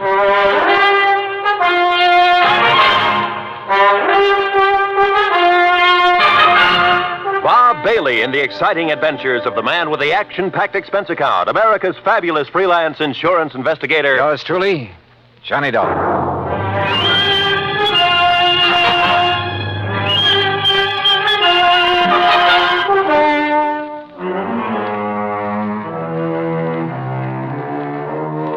Expense account submitted by Special Investigator Johnny Dollar to the Greater Southwest Insurance and Liability Company, Kingman, Arizona office. Following is an account of expenses incurred during my further investigation of the Mojave Red matter.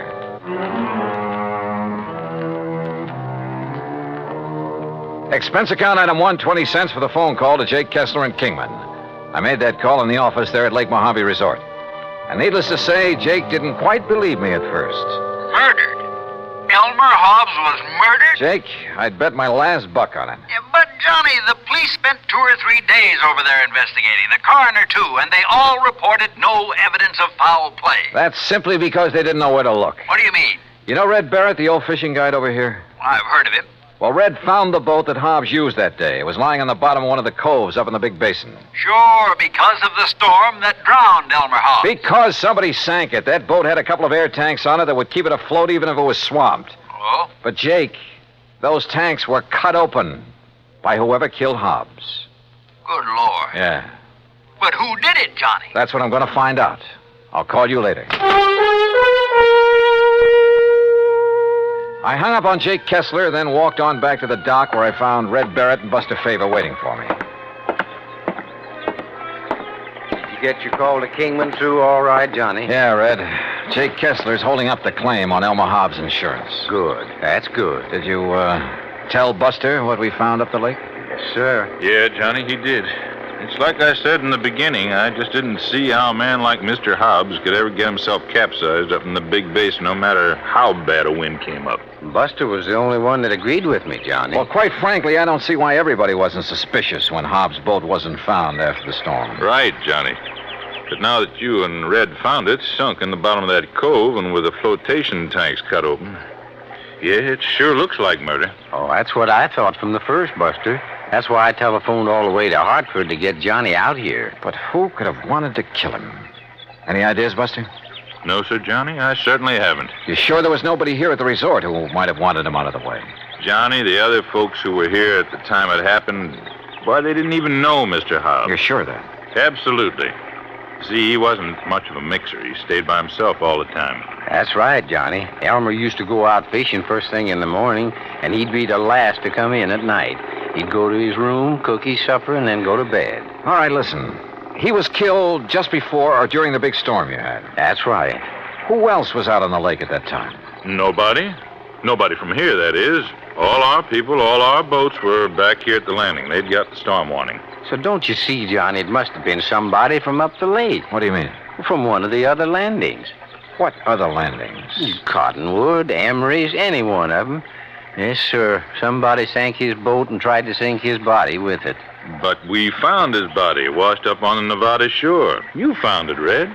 Yes, I did. My best friend. I dove down to that boat, Buster. And I found not only the bashed-in flotation tanks, but where the anchor line had apparently been lashed around the body to hold it there. And you remember, Buster, the rope marks we found on Elmer's body? Yeah, but the police, sheriff, and coroner, and the rest... What did they say? He probably just got tangled up in that rope when he was fighting the storm. But they were wrong. Yeah, apparently. Well, why do you say that, Johnny? Well, because so far this evidence of murder is, well, it's all circumstantial. As for motive... Motive? Well, I hadn't thought of that. Red... Well, the main thing is that cutting open the flotation tanks was done with some kind of an axe. I was asking about motive. And I know that Elmer didn't have any axe on that boat. Did you find the axe, Johnny? No. Now, Red... I'll tell you what he had in his boat, beside his clothes, I mean. Well, let's cover this motive thing. He had the anchor, of course. That went with the boat. Red. He had a nice new Silaflex rod with a Mitchell 300 on it. Yeah, but now look. He had a long-handled net that he'd picked up somewhere in L.A., and an old beat-up McKinney tackle box full of plugs and spoons and a fish stringer. And that was all, Johnny. No axe. That was all he had. Red, that bush you're beating around is getting pretty big. Well, Johnny, I don't know what you mean. Well, I asked you about possible motive, and so far all you've done is evade the question. Now, why should I do that? Well, that's what I want to find out. Well, now, Johnny... You know of anyone who might have wanted Mr. Hobbs dead? You say you knew him pretty well. And I did, yes, sir. Well? No, sir. No, sir, I certainly don't. You're sure? Why, Elmer... Well, nobody could want to kill a fine man like him, Johnny. He was one of my best friends. Yeah. At least while ever he was here, I mean. I never knew anything about him in L.A., I mean. He was in business back there, I understand. That's right, with a man he called Stu Manley. Wait a minute. What is it, Johnny? I'm going back to the office and call Jake Kessler again. Yes, sir. Elmer was my best friend. Come on. Come on up to the office with me, Buster. Well, you can use the phone here on the dock, Johnny. No. Come on. Red, we'll see you later. I'll be here, sir. You look like you just got hit with an idea, Johnny. Yeah, and I'm afraid it isn't a very pretty one. Oh? Morning, What Buster. is it, Johnny? Any of the early fishermen come in yet? Oh, yes, sir, Mr. Carson, and they picked up some nice bass up above the power line crossing. Good. I was thinking of going up that way myself. Yeah, well, good luck. Now, what were you going to say, Johnny? Were Red and Mr. Hobbs such really good friends? Well, they were always together when he came here. Of course, they were always fighting like cats and dogs over some silly thing or other, but didn't mean it. Oh, now, wait a minute, Johnny. Was Red alone when he found Hobbs' body? Yeah, he was, and he brought it back here. But now, look. There weren't any other boats up the lake? Yeah, there were, but Red was searching that particular part of the shore alone. But surely you don't Jake think... Kessler told me something about Hobbs' insurance policy, but not quite enough. Johnny, listen. Come on, let's get to that phone.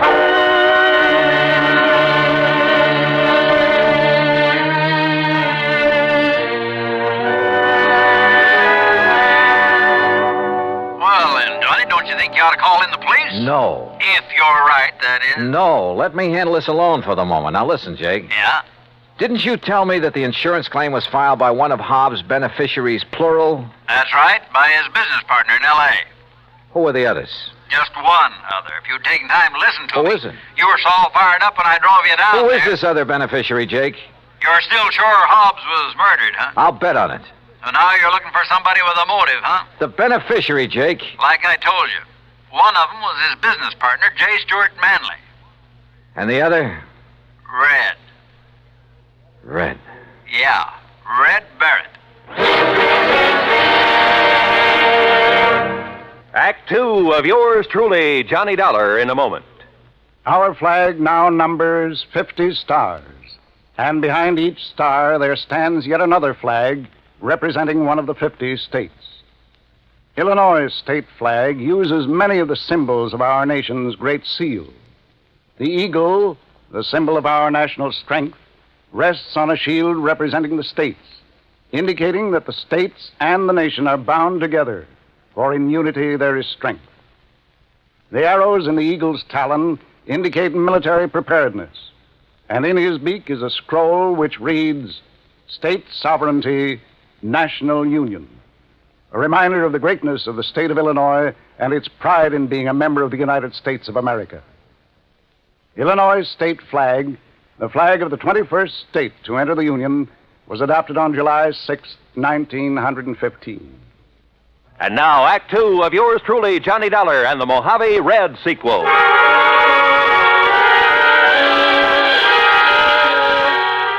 Two people who I knew stood to gain by the death of Elmer Hobbs. One, his business partner, J. Stewart Manley in Los Angeles.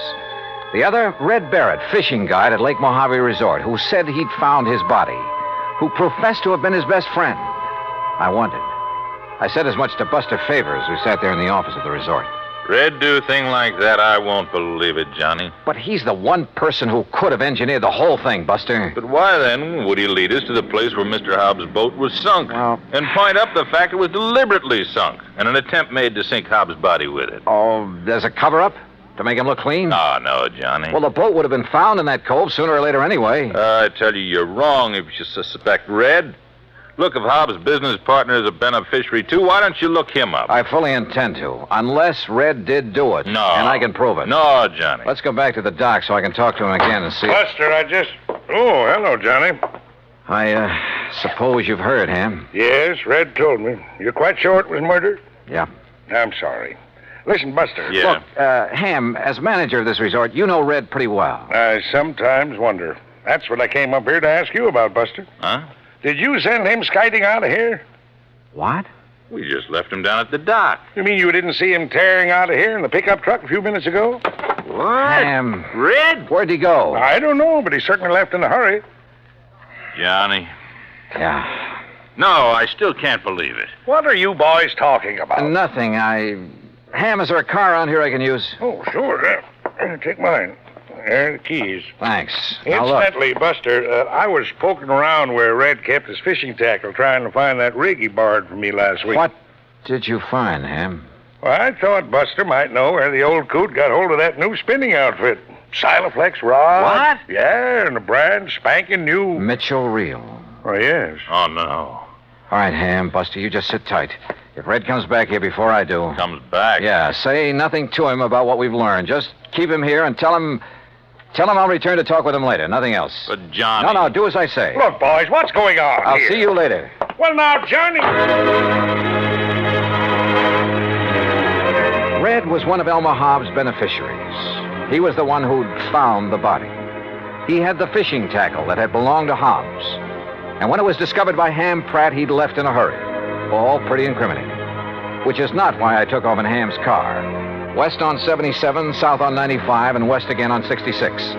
Item 4, a buck even for a sandwich and a Coke in Barstow. Item 5, $4.80 for a tank full of gas at the sign of the Flying Red Horse. Then westward again. And always with an eye out for Red and the old pickup truck.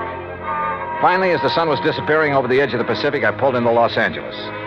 The real estate office of Manley and Hobbs was closed. A directory at the nearest phone booth gave me J. Stuart Manley's home address. 1308 Pandora Avenue in the residential section called Westwood. The neat white stucco house was dark, the garage empty. I let myself in through a back door by slipping the lock with the aid of one of my business cards. It was hard to see inside, but I didn't want to turn on any lights. And that was a mistake. Because as I quietly rounded a corner and started toward the den, I guessed wrong. Somebody was at home, was in that den behind the now closed door. And that somebody knew that I was in the house. Well, there's only one thing to do, try to bull my way through. Well, Mr. Manley, you're just... Oh, you killer! Wait a minute. Oh.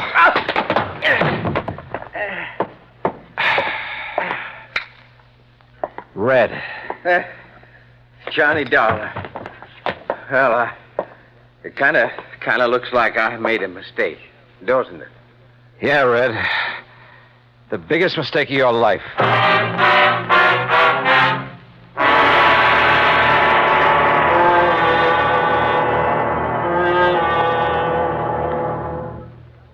Act 3 of yours truly, Johnny Dollar, in a moment. A question that has been asked many times is, at what age does a boy become a man?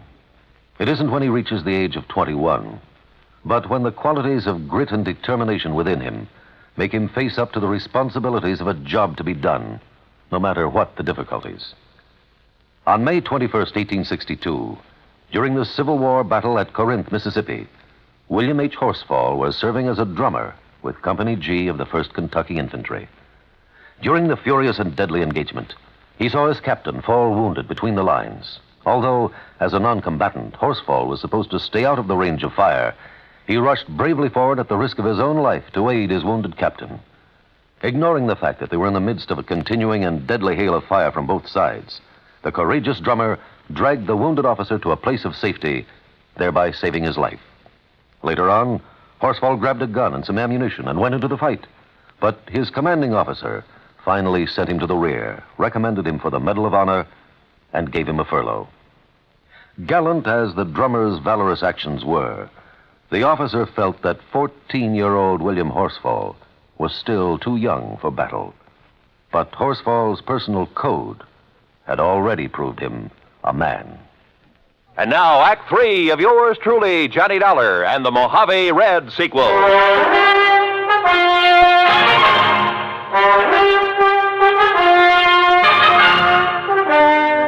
You know what common sense tells me, Red? What, Johnny? That you and J. Stuart Manley were in cahoots in the murder of Elmer Hobbs. Oh, no, sir, you can't believe that. You told us that Hobbs had a Silaflex rod, a Mitchell reel in his boat. Yes, sir, he did. Just like the We found him, Red, among your things back at the lake. Oh, you found mine, Johnny, that Elmer gave me to match his. Look. Now, look what I found here in Manley's closet. This was Elmer's rod and reel, Johnny.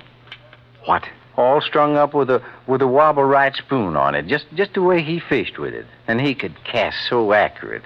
You're sure this was his? Well, here's his initials right on the butt, and scratched on the reel, too. E.H. Yes, if you'd have looked, you would have found my initials on the rod there at the lake. But look here. Look what I found in the corner of this closet, all wrapped up, like to hide it. The axe. And I'm no detective, Johnny, but just look at these marks, like it was used to hack at some kind of thin metal. The flotation tanks on that boat. Maybe you are a detective, Red, and a good one. But why did you come tearing in here to L.A.? In the hopes, Johnny, I'd find these things. I thought from the first that Manley might be the one. Elmer never did really trust him. He told me that many a time. But you didn't accuse him when I talked to you at the lake. I wanted some proof. Manley'd not only get a hunk of Hobbs' insurance, but a share of the business. That's right, sir. I pulled a little trick on him, too. What do you mean? Well, I stopped along the way and I phoned him to make sure that he wouldn't be here for a while. Well, what did you tell him? I disguised my voice, Johnny, real good. That voice of yours? I told him that this was a friend, I said. That I thought he ought to know that you were working on the case. Oh. That if he'd left any evidence at Lake Mojave, he'd better get there and steer you away from it. Red. And that's the way I got him away from here so I could find this stuff. But if he's gone to Lake Mojave... Oh, I knew you could take care of him. And if I did find these things like I did, I was going to phone you there to be ready for him. Well, then why did you attack me when I came in here? Sorry, Johnny, but I thought maybe he'd got wise and come back and maybe recognized my voice after all. Exactly what happened, Red. Mr. Manley? Sir? That's right, J. Stewart Manley. And this is my wife, Mr. Dollar. Red. Shoot them. Kill them, Stuart. They're burglars, don't you see? And we caught them robbing the house. Quiet, Mary. I suppose that means we were right.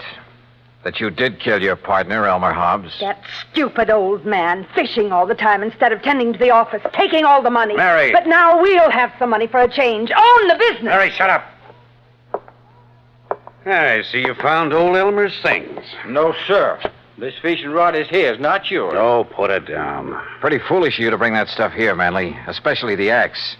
I'm sure any good police lab will find traces of aluminum from the boat on it. Kill him, Stuart. They're robbers. Their fingerprints will be all over. Yeah, Mary's right. Your prowler's ransacking my house. And I can see the bulge of your pistol, Dollar. So any court in the land will uphold my right to kill you in self-defense. And Dollar, you go first. Listen, you think you can shoot as straight as I can cast a fishing plug? Huh? Like this? Oh, no.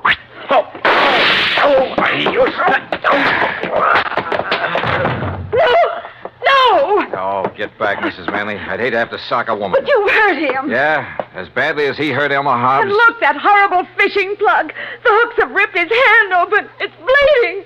That red-headed old fool throwing those hooks at him. Oh, quiet. Stuart, dear Stuart. Red, that was a beautiful piece of casting. He almost tore his hand off with that plug.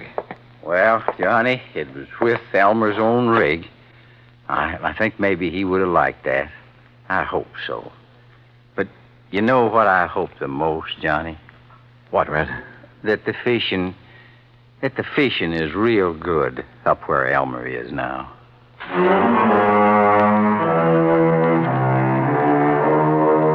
Manley and his wife. Yeah, Red had figured right. The morning of the day that Hobbs was killed, they'd rented a boat out of Cottonwood Landing, a few miles up the lake. Then ambushed him there in the big basin. Bob Cole at Cottonwood had noticed the new rod and reel when they'd come back off the lake, just before the big storm. Had noticed the axe, too, when he'd wondered about it. Now he knows. So, from here on in, it's up to the sheriff's office and the courts. Expense account total, including return of Ham's car, a few days of fishing, and the trip back to Hartford, $307 even. Yours truly, Johnny Dollar.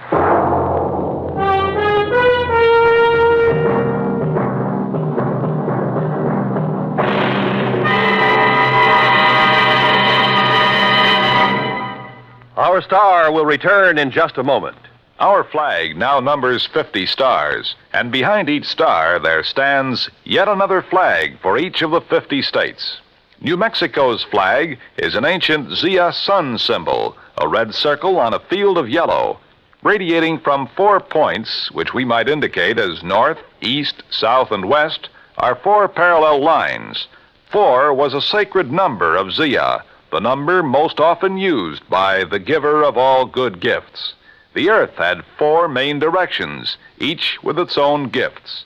The year had 4 seasons, each with a different offering for mankind. The day had 4 phases: sunrise, noontime, evening, and night.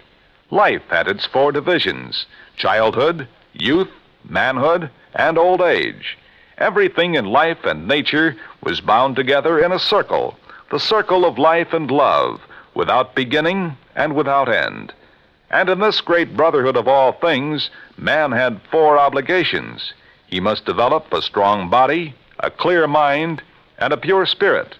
4th, and most sacred, he must devote unselfishly body, mind, and spirit to the welfare of his people. From this simple symbol, the Zia sun, we read the legend of a wonderful philosophy. The flag's colors of flaming red and golden orange represent the banners of Ferdinand and Isabella, which were carried by Columbus across the Atlantic. New Mexico's state flag, the flag of the 47th state to enter the Union, was adopted on March 19th, 1925. Now, here's our star to tell you about next week's story. Next week, some of the funniest old characters I ever meet. And a 10-year-old boy solves the case. Join us, won't you? Yours truly, Johnny Dollar. Yours truly, Johnny Dollar, starring Bob Bailey, originates in Hollywood and is produced and directed by Jack Johnstone, who also wrote today's story. Heard in our cast were Virginia Gregg, Harley Bear, Forrest Lewis, Barney Phillips, Alan Reed, and Russell Thorson. Be sure to join us next week, same time and station, for another exciting story of yours truly, Johnny Dollar. This is Roy Rowan speaking.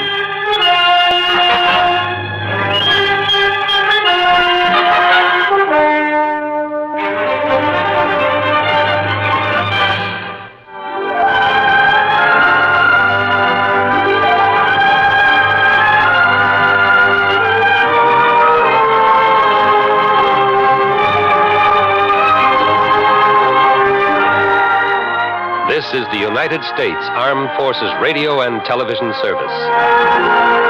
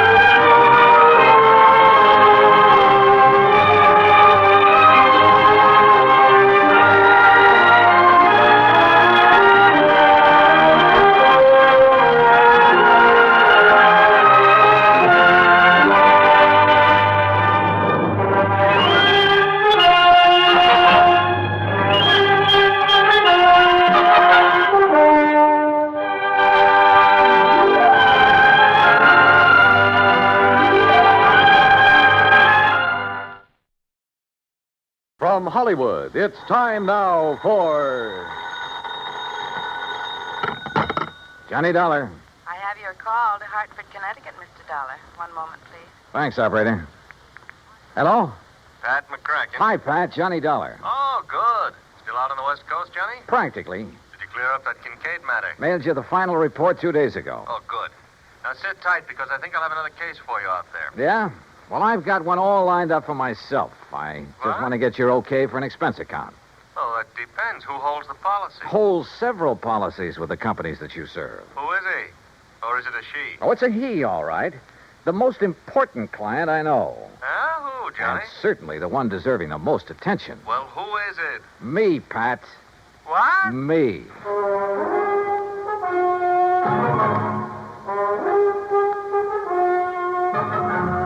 Bob Bailey in the exciting adventures of the man with the action-packed expense account. America's fabulous freelance insurance investigator. Yours truly, Johnny Dollar.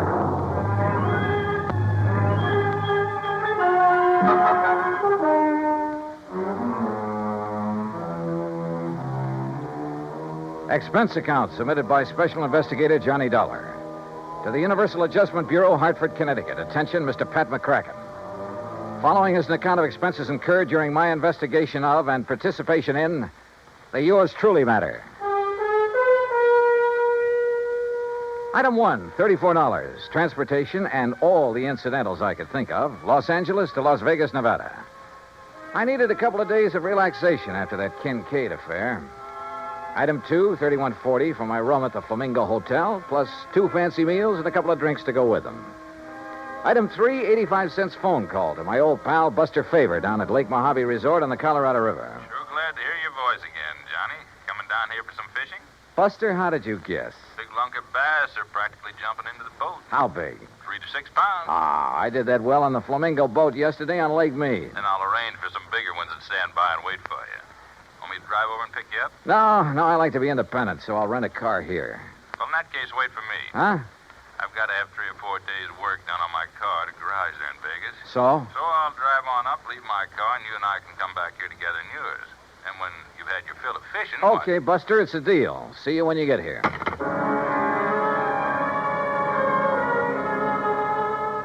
Item 4, $100 deposit on a rental car, a shiny new air-conditioned Cadillac. And remember, Pat, one of your companies holds the insurance on it.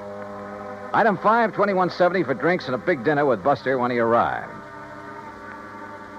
It was quite late when we hit Route 95 for the drive down to Lake Mojave Resort across the desert. It was still hot after the day's high temperature of 118.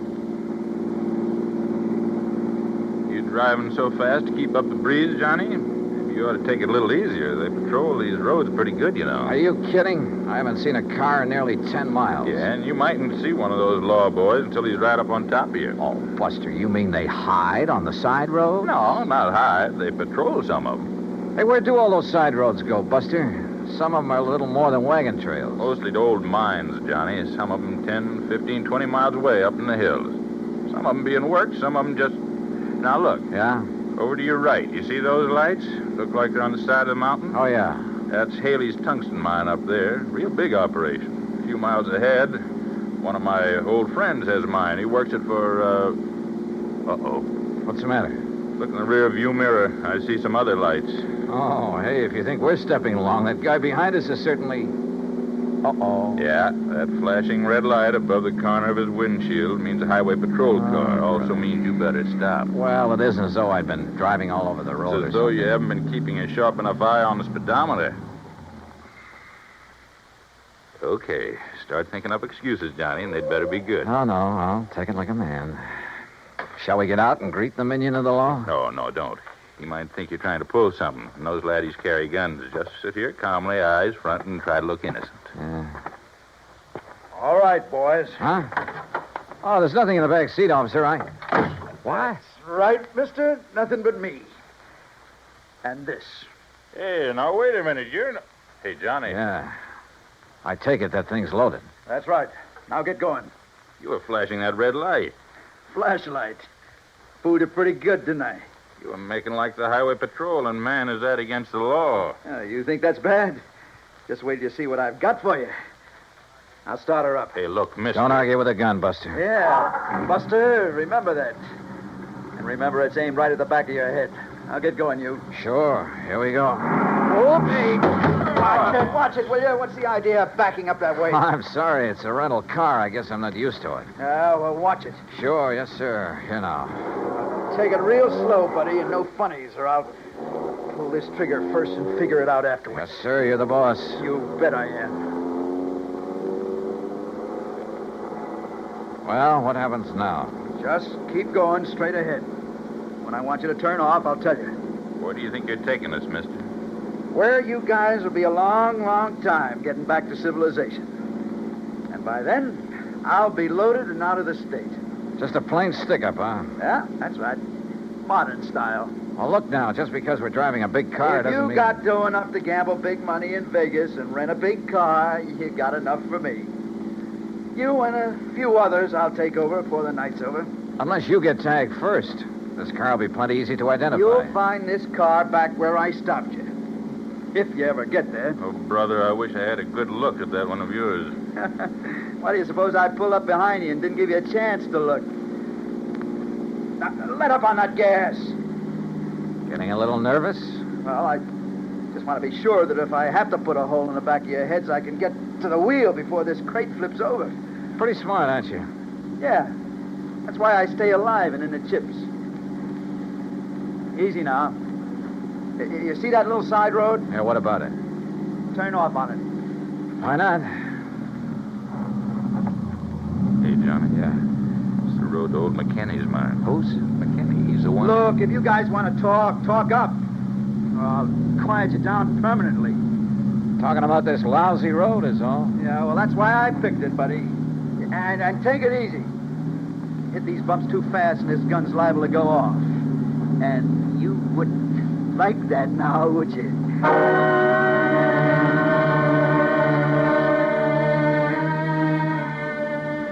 We continued up the rough, curving road on the side of the mountain, 10, 15 miles, I guess. And I could see nothing but the road itself and the shadow of the mountain ahead of us. Turn up that air conditioning, buddy. It's a hot night. Yeah, sure. Listen, we go much further on this road, we'll scrape off the drip pan. You know this road? Well, it keeps getting worse and worse is all. This car's built pretty low, you know. Hey, take it easy, I said. How can I? You hear that? We don't stop pretty soon, we'll all get stranded out here. Yeah, maybe you got something there. Okay, buddy, that wide spot. You turn us around and stop. And take it easy. Okay. Now what? Just leave the engine running and both of you get out the right-hand door. Yeah, sure. Now, look. Shut up. From now on, I'm not going to waste any time. Come on, get out. You're not going to leave us out here, I hope. That's right. I figure the temperature's still around 100, so you're going to have to take it easy. It'll be long after daylight before you get back down the highway. If we make it at all. Oh, you will. If you go real slow. And if I don't have to use this on you. Now turn around, both of you. Hands up in the air. Now, look, mister, with no water out here in this heat, it'll be murder. It'll be murder if you try anything cute. What? Wait. Nearly $100. You don't know this desert heat. Shut up. Now you. Okay.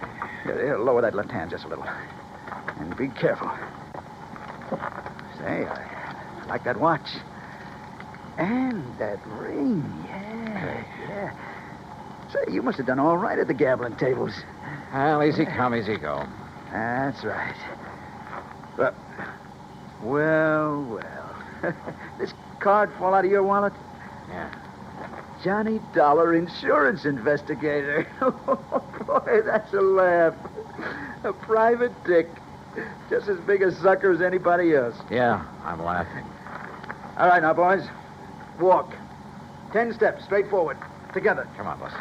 No, sir. Now, look, you, if you think that you're going to... Wait a minute, Buster, don't. Oh, no, you don't. Why, you dirty rat. Yeah. And one phony move out of you and you're going to get the same. Only right in the back, you hear me? Now you walk. Walk. Keep going. Walk. Walk!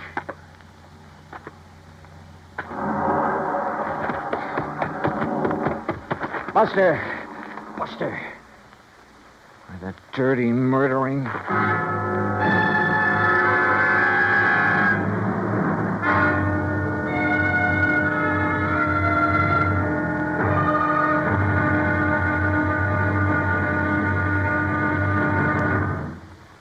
Act Two of yours truly, Johnny Dollar, in a moment.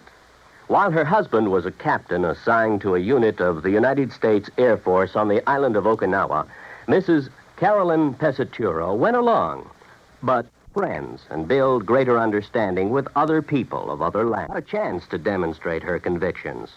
Her maid, Kikuko Chibana, invited her to her home. Kikuko's mother intimated that Mrs. Pesaturo had never done a hard day's work in her life, not with a manicure job like that. Well, that did it.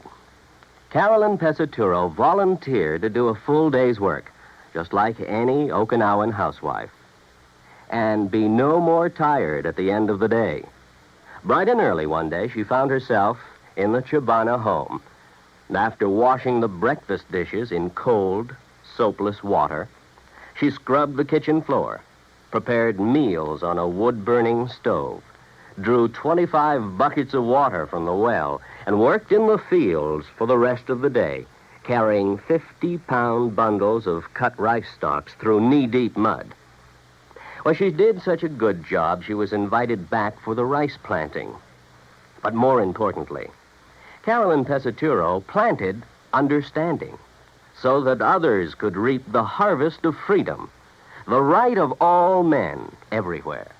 And now, Act Two of yours truly, Johnny Dollar, and the Yours Truly Matter.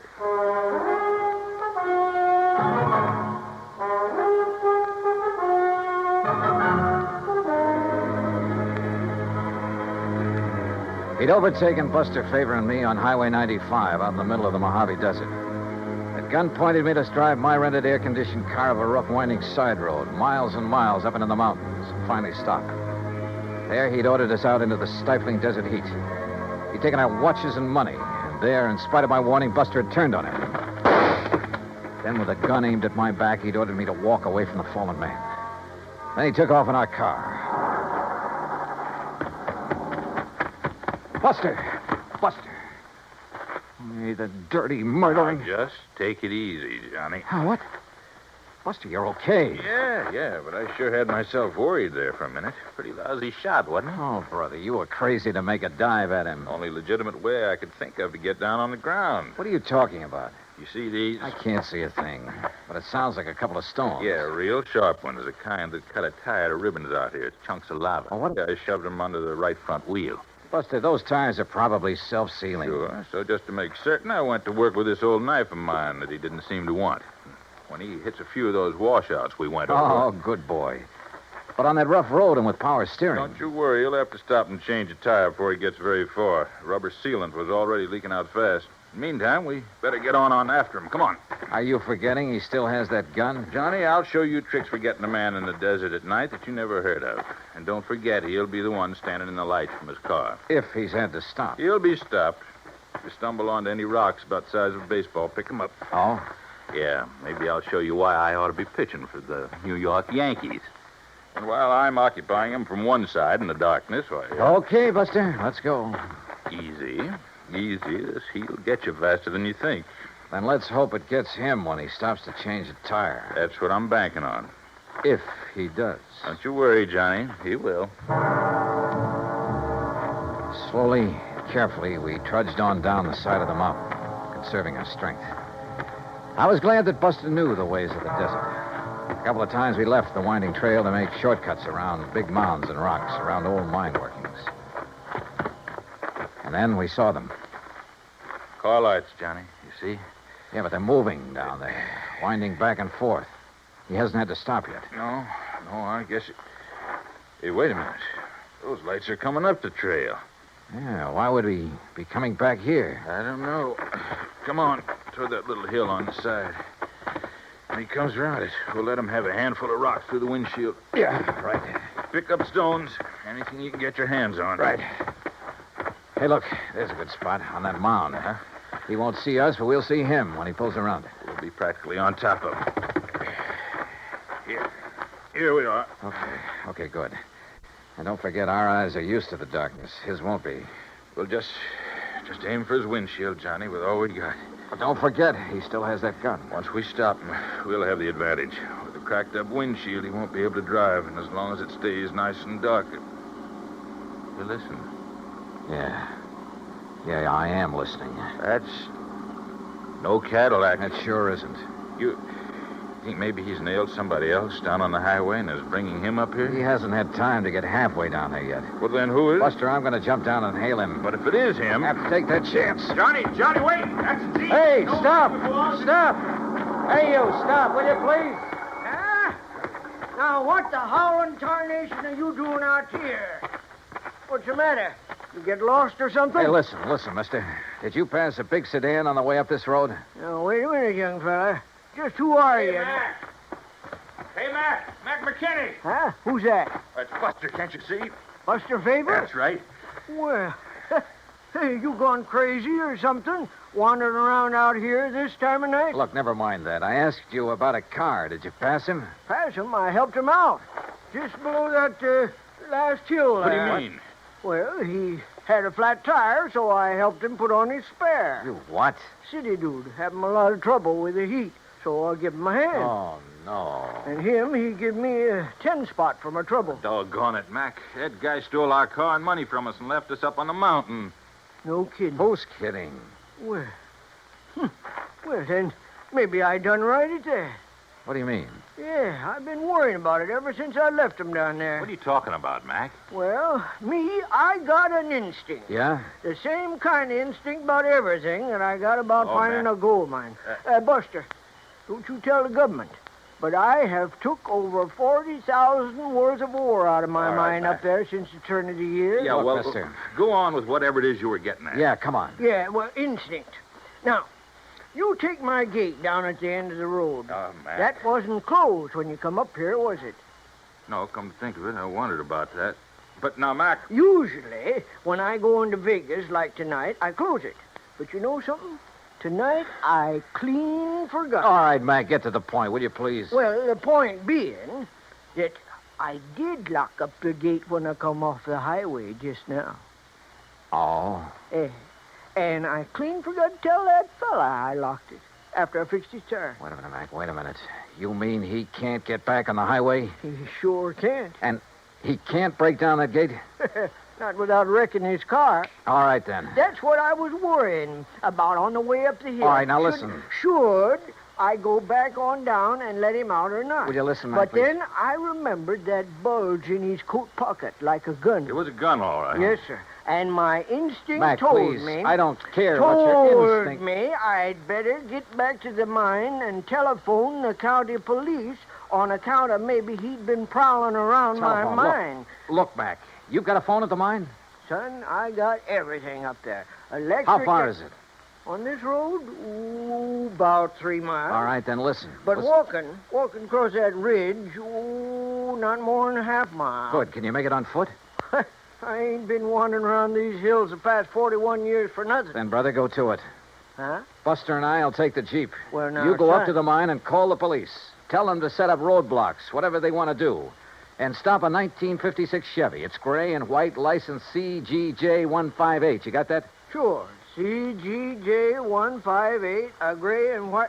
Now, Look, Mac, I'll wait. pay you for the use of this Jeep. Anything you like. $50, $100. Oh, yeah? He's not kidding, Mac.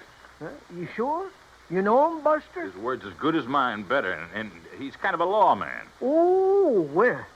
now, why did you So tell get me... on up there to that mine. Yeah, fast as please. You can. Will Tell you? the police what happened to us. Give them that description. 1956 Chevy CGJ158. That's the car the crook is using. Got it. And you then go to it. Right, Buster. Come on, One Buster. more way. Yeah. Right? And you better let me drive. Okay, if you like. Okay. Now, hold on to your seat, and I'll show you how one of these things can really take these roads. What do you mean? You've only hit the road every 20 feet so far. Hold on, Johnny. You ain't seen nothing. Buster wasn't kidding. And Mac's old Jeep would have put a mountain goat to shame. To this day, it's a wonder to me how he ever held the thing together. To say nothing of how we managed to stay aboard. You think 90 miles an hour on the open road is a thrill? You should try 20 per on that old wagon trail.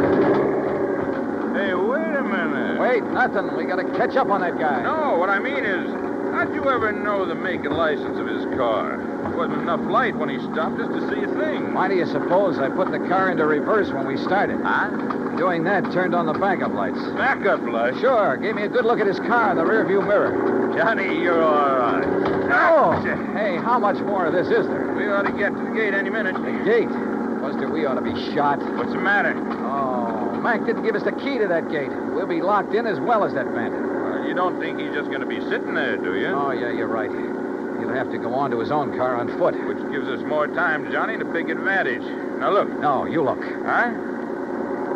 Oh. Yeah. Either he didn't see the gate or he tried to plow right through it. And look what it did to that nice car. Come on. Okay. Over this way, Buster. All right? Stay out of the Jeep's headlights. Circle around. He may still be in that car. Oh, yeah. Yeah, you're right. Okay, we'll take it easy.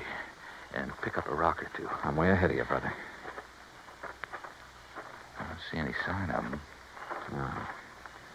He's probably hoofing it down the highway to his own car. We're going to take no chances. Right. That gun of his look pretty... All right, easy now. Uh-huh. Okay. Well, he's gone. Yeah. Oh, brother, what he's done to this car. Somebody's going to pay a pretty penny. The insurance company. But come on. We'd better light out after him. We'll use the Jeep. But, Buster, if this big car couldn't knock down We'll that drive gate... off the road and cut through the fence if old Mac had a pair of pliers in the toolbox. Come on. There were pliers in the toolbox, all right. And a pair of wire cutters, too. But it took us longer than it should have to find a place where even the Jeep could navigate through the fence. Finally, though, we got out on the highway. All right, not too fast, Buster. If he's still on foot, I want to be sure we see him first. You know what I'd like to see? What's that? The lights from a couple of patrol cars coming this way. You think they'd have time to get there, even if Mac phoned them right away? Yeah, that's true. But where's our little pal with a gun? We ought to come on his car pretty soon. Unless he's already got to it and taken off. I just don't think so, Johnny.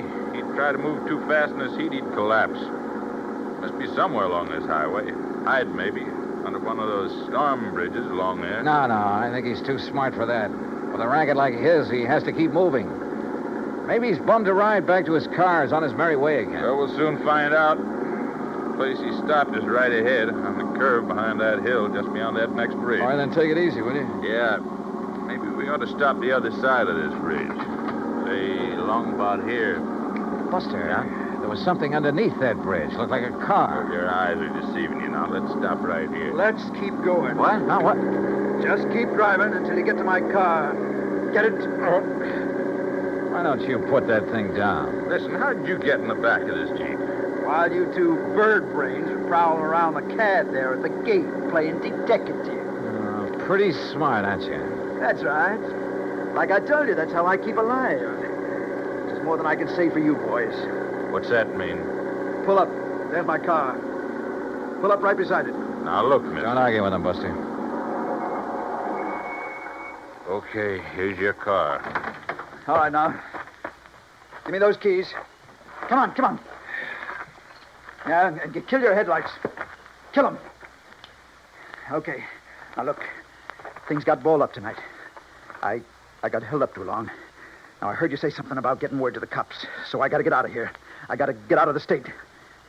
I don't know how you guys got the Jeep away from that crazy old man. I didn't plan on you getting down off that mountain before daylight, see? But it's too bad you did. Oh, you sure? Oh, yeah, I'm sure. Because I didn't take a chance on your getting away now. I can't. Especially you, Mr. Private Eye. Well, thanks. That means you think I might find some way to get the police on you in a hurry. Yeah, that's right. Maybe I have. No chance. Before I leave here, you're gonna be dead. From this. You're out of your mind.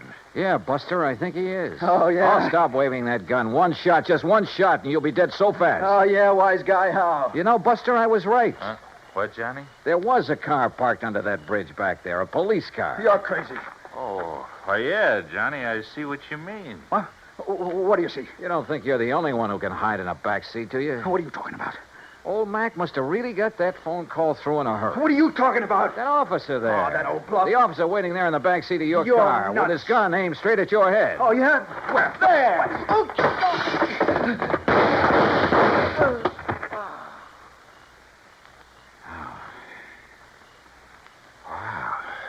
Boy, that took a lot of nerve, Johnny, and throwing that rock in his windshield when he turned was just enough. Hey, where'd you get that rock, anyhow? For some silly reason, I'd been hanging on to that rock ever since we started down the side of the mountain. Silly reason, huh? Not by a long shot, no, sir. Oh, and what do you know? Here comes a patrol car. The one you were supposed to see hiding under that bridge. You know something, Buster? I really did think I saw a car under there. Oh, no. No, really, honest. I think I saw it back there. Look very much. Expense account total, hold your hat, Pat, including incidentals and my fare back to Hartford, $528. And that includes $50 to old man McKinney for the use of his Jeep and $81.50 for the repairs to Buster's car by way of thanks for his help. The car rental agency will present you with its own damage claim on the CAD. Oh, and of course the windshield on that Chevy will have to be replaced. You see, it was also insured with one of your companies. So, Pat, you can just charge off this case to recovery of that car. Yours truly, Johnny Dollar.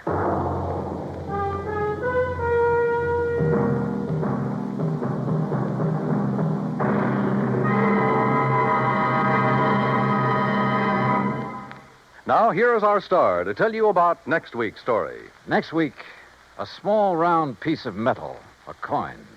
Face value, 50 cents. Insured value, $20,000. Join us, won't you? Yours truly, Johnny Dollar.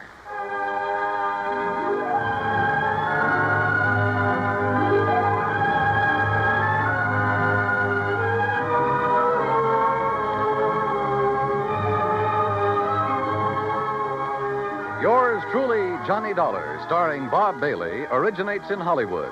It is produced and directed by Jack Johnstone, who also wrote tonight's story. Heard in our cast were Virginia Gregg, Lawrence Dobkin, Barney Phillips, Chet Stratton, and Junius Matthews.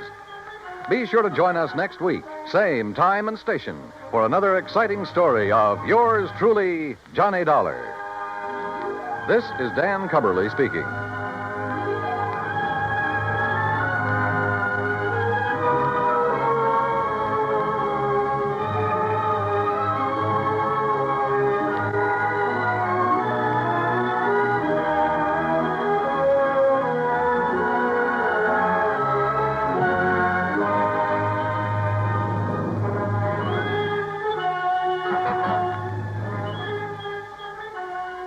This is the United States Armed Forces Radio and Television Service.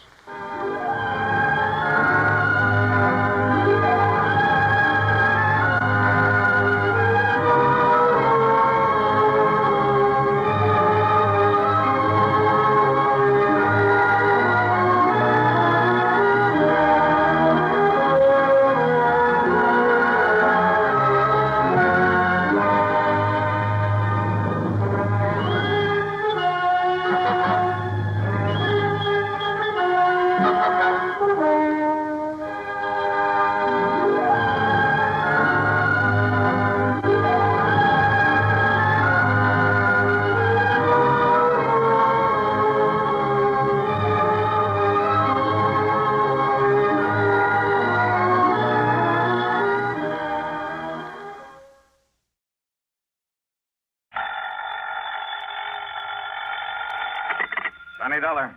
At McCracken, Johnny, Universal Adjustment Bureau. Well, greetings, Master. And now, what's that supposed to mean? Oh, just being polite when I see a nice fat commission about to come my way. You know something? You clear this one up for me, and maybe it could involve a sizable commission. The sound of sweet music wafts to my ears. Who, what, when, where, and why, Patrick? Only answer two of them, Johnny. All right. What? What and where? Ever hear of the Rochemont necklace? I never. Well, you should have. But come on over to my office. I'll tell you about it. Missing? That's right, missing. From where? I'll tell you about it. Oh, what's it worth?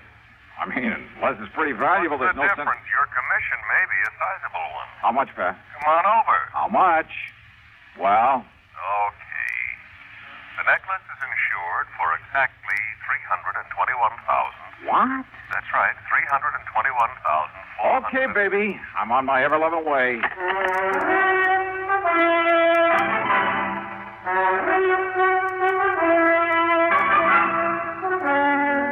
CBS Radio brings you Bob Bailey in the exciting adventures of the man with the action-packed expense account, America's fabulous freelance insurance investigator. Yours truly, Johnny Dollar.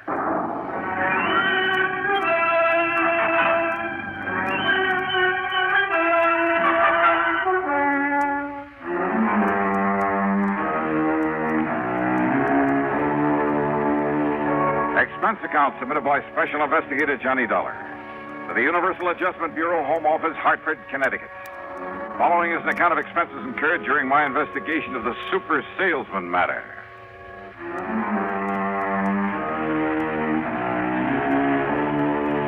As always, the promise of a big commission did sound like sweet music to me. So, expense account item 1 is $1.25 for a cab to the Office of Universal Adjustment in the Spear Building down on the square where Pat was waiting for me.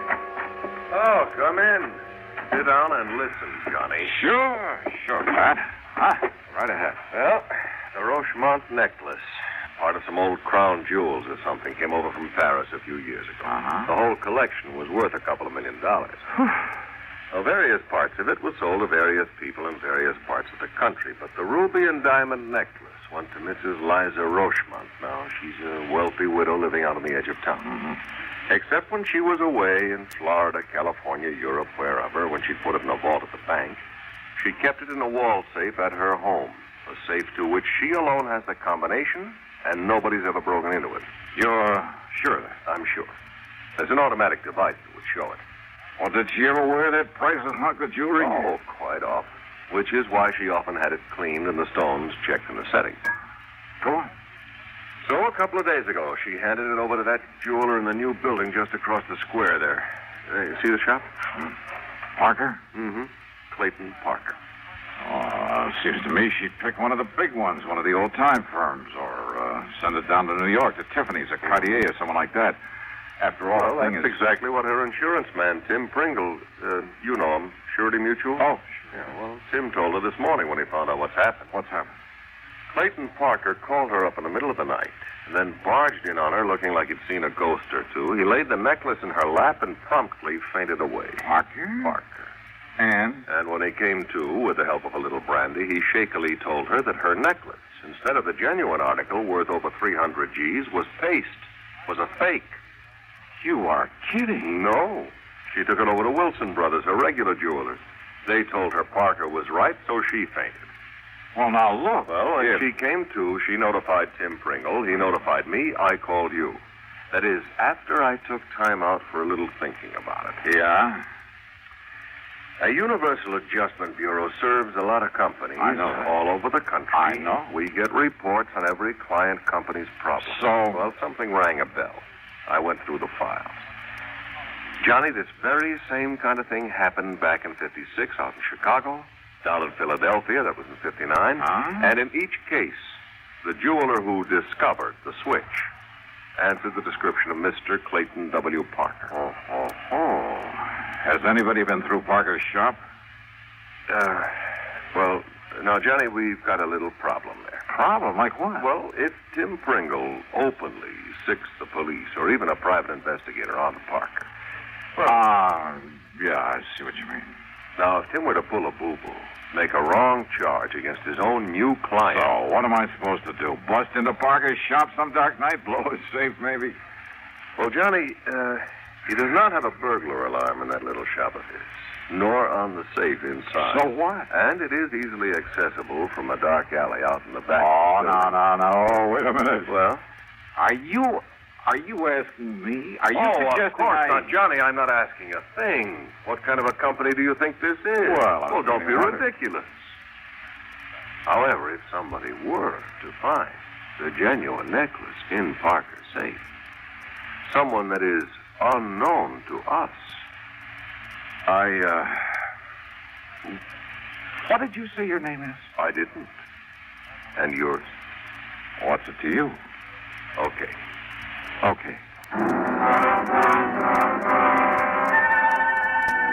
Item 2, $100 to a man named Fingers J. But let's leave his last name out of this. I may have use for his delicate touch again sometime. Well, getting into the back of Parker's store that night was a cinch. And once inside, we could see why he didn't bother with much protection. His stock was small, and most of it was novelty stuff.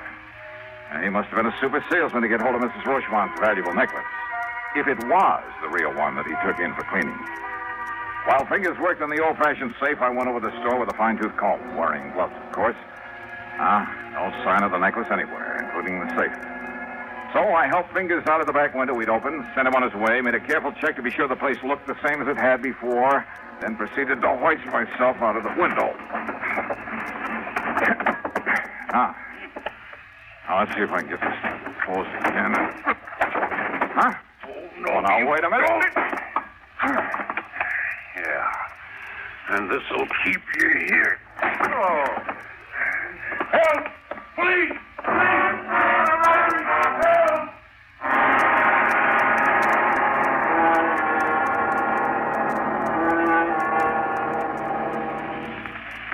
Listen carefully. Get the picture. Timber needed for thousands upon thousands of new houses is needlessly destroyed. Watersheds supplying vitally needed water for industry and life itself are laid waste. Wildlife is cruelly killed, their habitats ruined for many years to come. Sorely needed outdoor recreational areas are burned black. Homes are leveled to the ground and human lives destroyed. And what causes this terrible destruction, this tragic loss? It can be as tiny a thing as one paper match. 90% of our forest fires are caused by people. People who are careless for just one fatal instance with their cigarettes, matches, campfires. Every American, every one of us, man, woman, or child, is a potential firebuck. It takes only a moment's carelessness or thoughtlessness to set fire loose in the forest. Let's all observe the simple common sense rules of forest fire protection. Remember, only you can prevent forest fires. And now, Act 2 of yours truly, Johnny Dollar.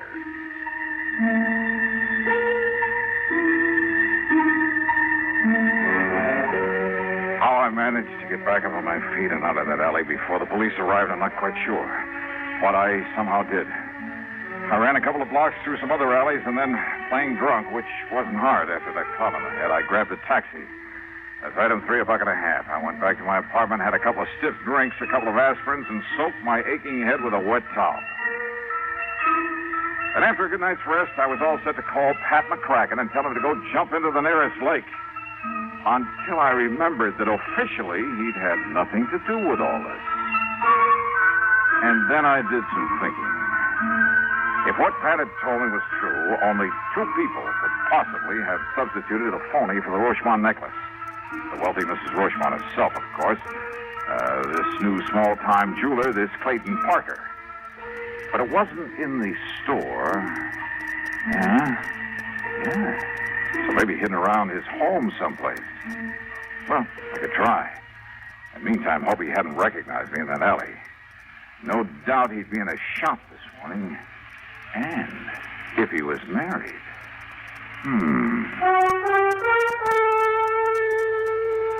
Expense account item 4, $5 for a handful of business cards at the shop of a small printer. Item 5, $79.95 for a vacuum cleaner, one of the tank-type jobs with all the accessories. And I managed to grab a stack of literature on it. Item 6, $2 1/4 at a pawn shop for a beat-up fiber suitcase. The business cards went into my pocket. The vacuum cleaner went into the back seat of my car, which luckily was badly in need of a wash job, but kind of poorly. The accessories and literature went into the suitcase, then into the back also. Then I crossed my fingers and took off.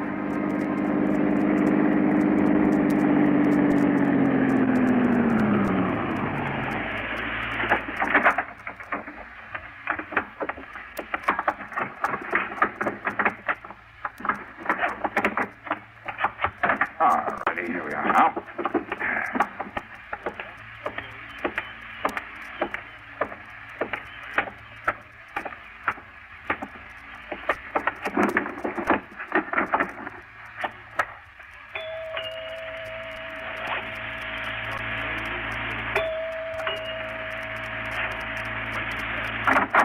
Yeah. Well. Mrs. Parker? Yeah, that's right. Only... Now, wait a minute. Yes? Didn't you see that sign over the doorbell? No salesman, it's solicitors. Oh, well, of course. Well. But I came in answer to the coupon you mailed asking for more information in the free demonstration. Coupon? Oh, yeah. My name is, well, here's my card. Now, look. No obligation to buy, you know. None whatsoever. Yeah, ma'am. Look, this is some kind of... James Dakin, sales engineer. And a national vacuum cleaner service. Yes, ma'am. What the sales engineer? You really want to know? Uh-huh. Well, it's just a glorified name for an ordinary salesman. Well, you're a pretty glorified kind of guy to have to be going around pounding doorbells, Jimmy. Well, gotta make a living. Yes, you do all right, too. A beautiful, lonesome, long-suffering housewife. See a good-looking guy like you at the door and pop off to work somewhere. You probably do all right. Oh, now, wait a minute. You should see some of those lovely, lonely housewives you're talking about. No makeup, hair still up in curlers, a pair of dirty bedroom slippers chewed up by the family pet. What? Yeah, and all decked out in a sloppy house coat with an old apron full of soap suds from the breakfast dishes. Oh, what a picture. Yeah, and maybe even kind of hung over from the night before. You mean that's what you usually run into? Oh, run away from. Oh, you're cute, Jimmy. And that's why it's such a relief to be met by somebody like you.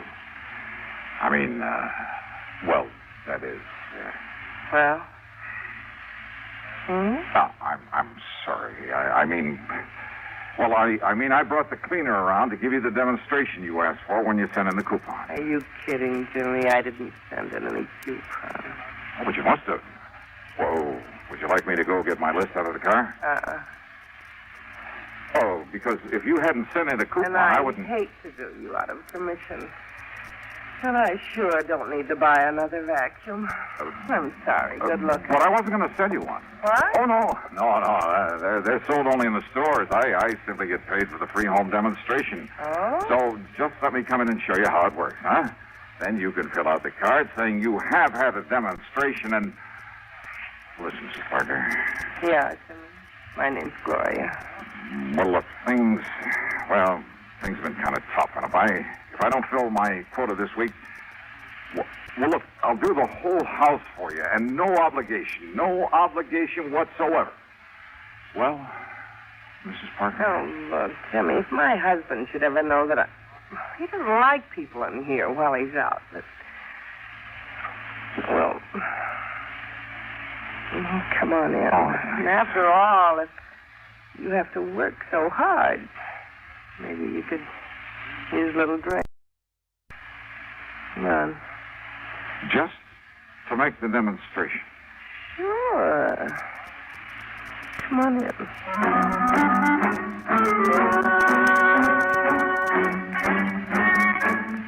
Oh, now just a minute. I'm a man of high principles. I had a job to do.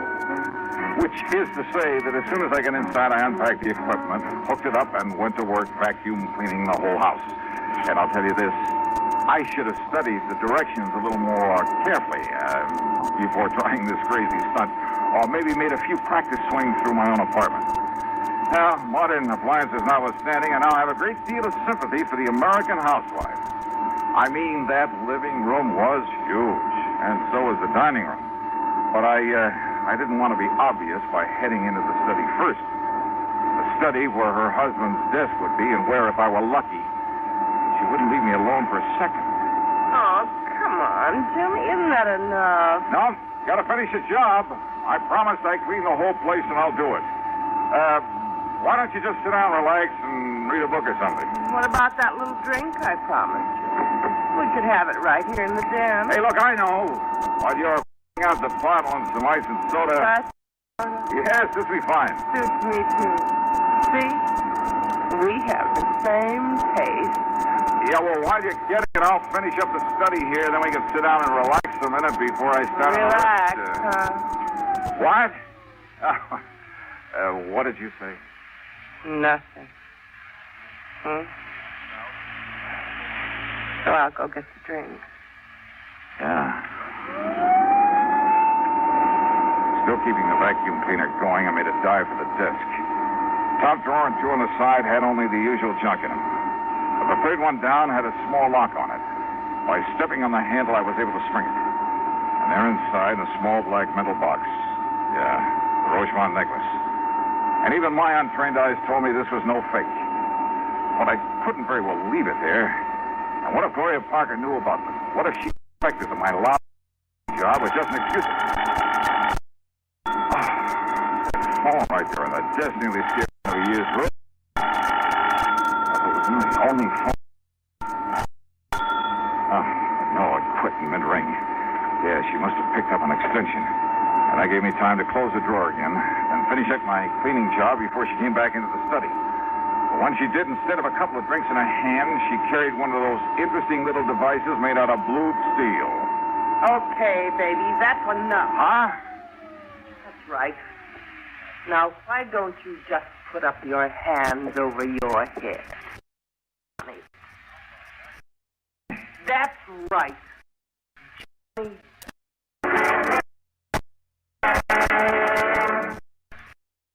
You're one of those people who newsmen are on the move all the time, always in the direction of developments of the day.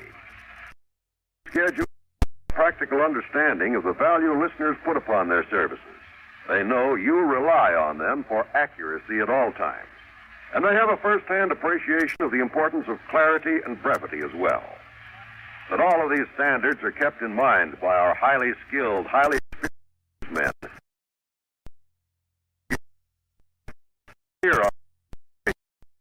The busier you are, the more you'll appreciate the efforts of our CBS News staff. These men offer you a direct link with history day by day. But more than that, they do their job with full regard for your busy schedule.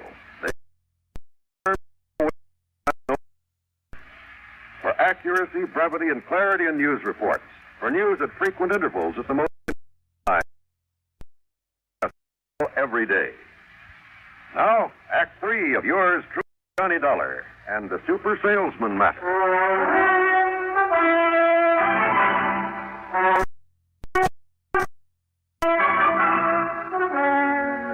Smart, huh? Making like a famous salesman to get in here. Now, why don't you put the thing down? Oh, no. But you should have been smart. Oh, no, Johnny, that was Clayton, my husband. Thought you might come here. You... Johnny, Mrs. Parker. That's right. Johnny Dollar, the famous dick. You stupid. You think Clay didn't recognize me from the store last night? Oh? Then why didn't the police pick me up this morning? Police find out you were checking on him, they might think he had something to do with that phony necklace that... That what, Mrs. Parker? You know, that rich Mrs. Rochemont asked didn't know his phone. Gonna prove otherwise? Maybe. Oh, no. Got some crazy ideas. Well, I don't think anybody's gonna hear them. Because when Clay gets... Ideas, huh? What? What if I have some proof? Any...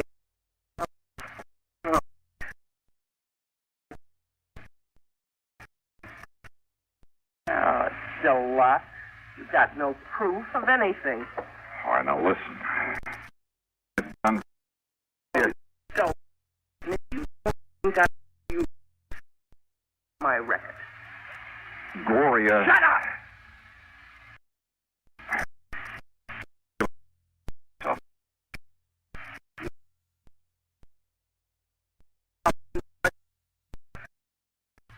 Go on.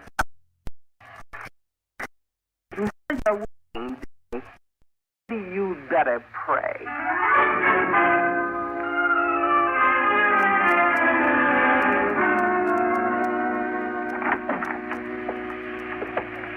Good work, Glory. Sure, Clay.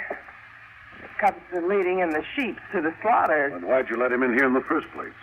Even if you didn't know who he was. Are you kidding? What do you mean, Dollar? Well, if you could have seen the open arm welcome I got on the strength of betting my nice brown eyes that are a couple of... What? Sure. You don't keep very close tabs on her when you're out of the house, do you, Parker? Don't listen to him, Clay. He's lying. He's trying to trick you, make you drop your guard. That's right. Won't work, Dollar. Well, okay, I tried. So, now you can call in the police to pick me up. Police? Don't make me laugh. Why do you think I didn't call them in last night? You're on this case. You sure of that? You trying to tell me they'd go for breaking and entering my shop? They or that insurance company of yours? In the hopes that maybe you'd find that pretty little necklace? Yeah, I see. So you admit that you substituted Tony. Well, keep that gun on him, Glory, while I make sure it's still okay. Don't worry. He doesn't have a chance. Where to look. Up until you called, I kept him busy. I kept the great John busy pushing a vacuum. No, it isn't here. All right, Dollar. Give me the gun, Glory. Sure. Now frisk him. Yeah, sure.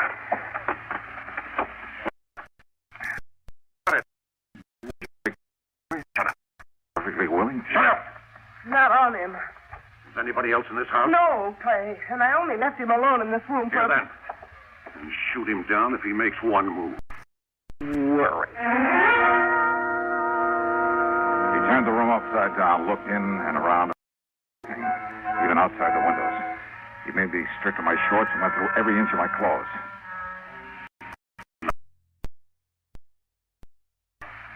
Glory, are you sure? Yeah, I'm sure. Well, then, if I'll leave you two to figure out what might have happened. Dollar, you don't leave this room alive.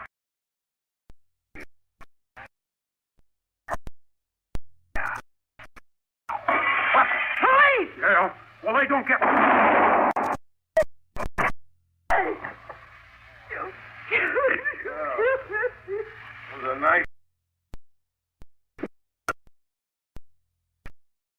okay? Oh, sure, Pat. Oh, and thank you, Lieutenant. Only Pat. Why? Well, when you didn't report to me that you'd found that thing in his when we were last night. Please go on. Yes. Well, when I saw Parker from my office window, they saw him tear out of a shop a few minutes ago and burn rubber heading out in this direction. Obvious. So thanks. Yeah, thanks, Pat. And would you like to see the necklace? Somewhere inside this vacuum cleaner I didn't sell.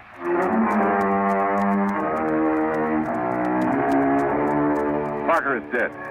His wife yammered all over the place in the hope of getting off easy. Optimist. So that's that. Expense account total $189.95. Oh, and by all means, don't forget my commission over $320,000. Yours truly, Sonny Dollar.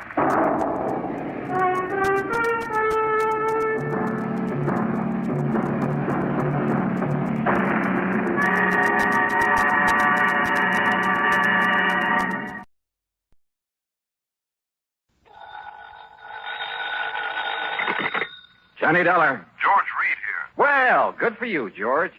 What? I can use an assignment about now. Who's in trouble this time? John Patrick O'Shea. Never heard of him. He's retired and lives here in Hartford. He's been confined to a wheelchair for the past couple of years. Now, what's happened to him? At 11 o'clock last night, someone broke into his home and gave him a terrible beating. Oh? Probably would have killed him if his next-door neighbor hadn't barged in, scared the assailant away. Want to give me his address? I'll run over and see him. Better still, why don't you pick me up here at the office and we'll both go over there. Sure, whatever you say. You see, Johnny, I myself am somewhat involved in this thing. You? Yes. Why don't you come on over here? Yeah. Okay, George. I'll see you in a couple of minutes.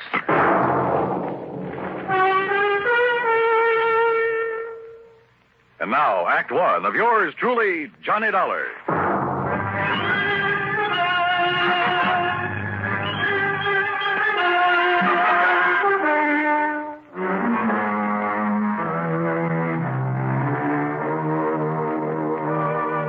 Expense account submitted by Special Investigator Johnny Dollar. To Floyd's of England, North American Office, Hartford, Connecticut. Following is an account of expenses incurred during my investigation of the wrong man matter. George Reed, somehow involved in the beating up of a helpless old man? Hard to believe. But I grabbed a taxi, that's item one, $1.20, and met him at his office. Then, using his car, we drove east on Maple Drive. Yes, Harry Marshall. He's the young male nurse who's been taking care of Mr. O'Shea these past couple of years, Johnny, ever since the old man lost the use of his legs and started living in a wheelchair. I see. Last night, Mr. O'Shea sent Marshall over to see me regarding a change in his life insurance policy. What kind of a change, George? Well, O'Shea's nearest relative is a ne'er-do-well nephew, a boy of 25 or so, who lives up in Boston. Beneficiary of the old man's policy? No. You see, Mr. O'Shea doesn't have much money, only a small pension and the residue of whatever he was able to collect on the accident to his legs. So? Just what he's been paying Marshall for taking care of him, I don't know. But I doubt if it's very much. Nevertheless, Marshall has devoted himself entirely and unselfishly to the old man. So to make up for the lack of fancy wages, Mr. O'Shea bought some insurance and named Harry Marshall as the beneficiary. Exactly. But Marshall felt that O'Shea ought to make some provision for his nephew, whether he liked him or not. After all, his only living relative. Well, this Marshall sounds like a pretty unusual fellow. He is. He's a very fine chap, Johnny. Anyhow, he came over to my house last night to tell me he'd finally persuaded Mr. O'Shea to change his policy. To cut in this worthless nephew? Yes. What time did he get there and tell you this? He didn't. That is, the poor fellow must have waited for a couple of hours. What do you mean? Well, my wife and I were out. We'd gone to the movies. She insisted on seeing the second feature. A horrible picture, by the way. So we didn't get home until nearly 11:30. Now, here. I found this note in the door. Mr. Reed, sorry to have missed you, but it's after 11 now, so I think I'd better get back to Mr. O'Shea. Please call me in the morning. I believe I have convinced him that he should name Walter in his insurance. That refers to Walter Berry, the nephew. Hope you and Mrs. Reed enjoyed the movie. Respectfully, Harry Marshall. So, by the time Marshall got back home, the old man had been attacked and his neighbor had called in the police. First thing this morning, Marshall phoned me. Now, here we are, Johnny.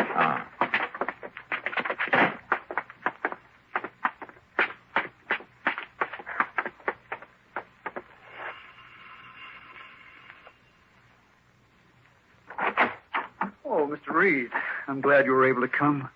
I told you on the phone this morning this is a terrible thing. Terrible. Yes, Harry, I'm sure it is. This is Mr. Johnny Dollar, a special investigator for us. Oh, good. Excellent. Won't you come in, please? Lieutenant Barley's already here. Yeah, sure, thanks. Has he found anything that might indicate... Oh, hello, Lieutenant. Hello, Dollar.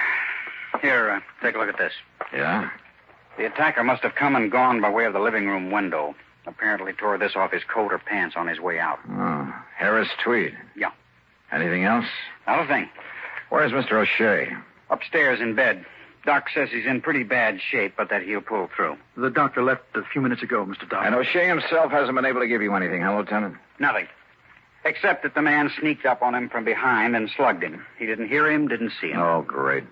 Somehow, Mr. Dollar, you got to find the man who did this. And when you do, I only wish you'd turn him over to me. Easy, boy. Just leave him up to us. Don't bank on that, Lieutenant.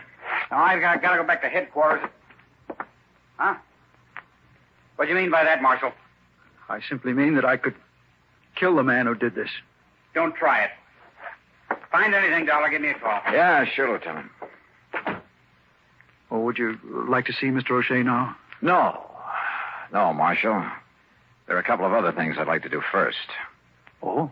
What, Johnny? Let's just sit down here in the living room and talk for a few minutes. You have some idea? Yes, Mr. Dollar. No, I didn't say that.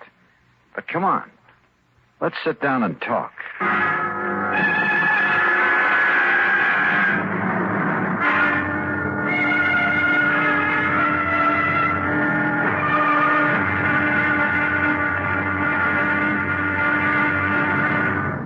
Act two of yours truly, Johnny Dollar, in a moment.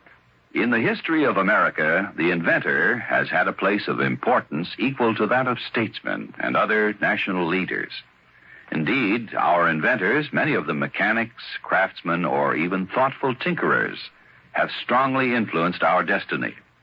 They have contributed greatly to our amazing development from a barren outpost of civilization to the foremost industrial nation in the world. Incidentally, when we think of great inventions, it's natural to think of involved mechanisms like the McCormick Reaper, the sewing machine, or the phonograph.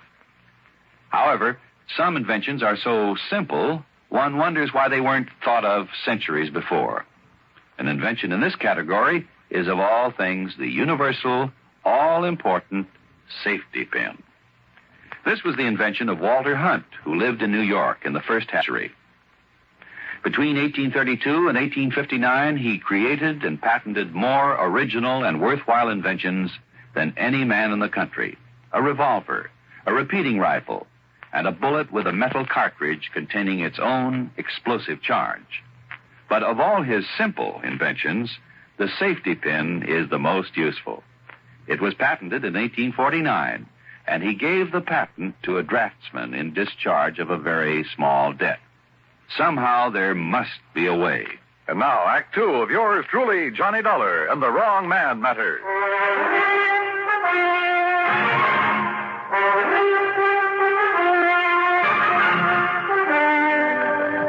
Now, what time did you leave this house last night, Marshal?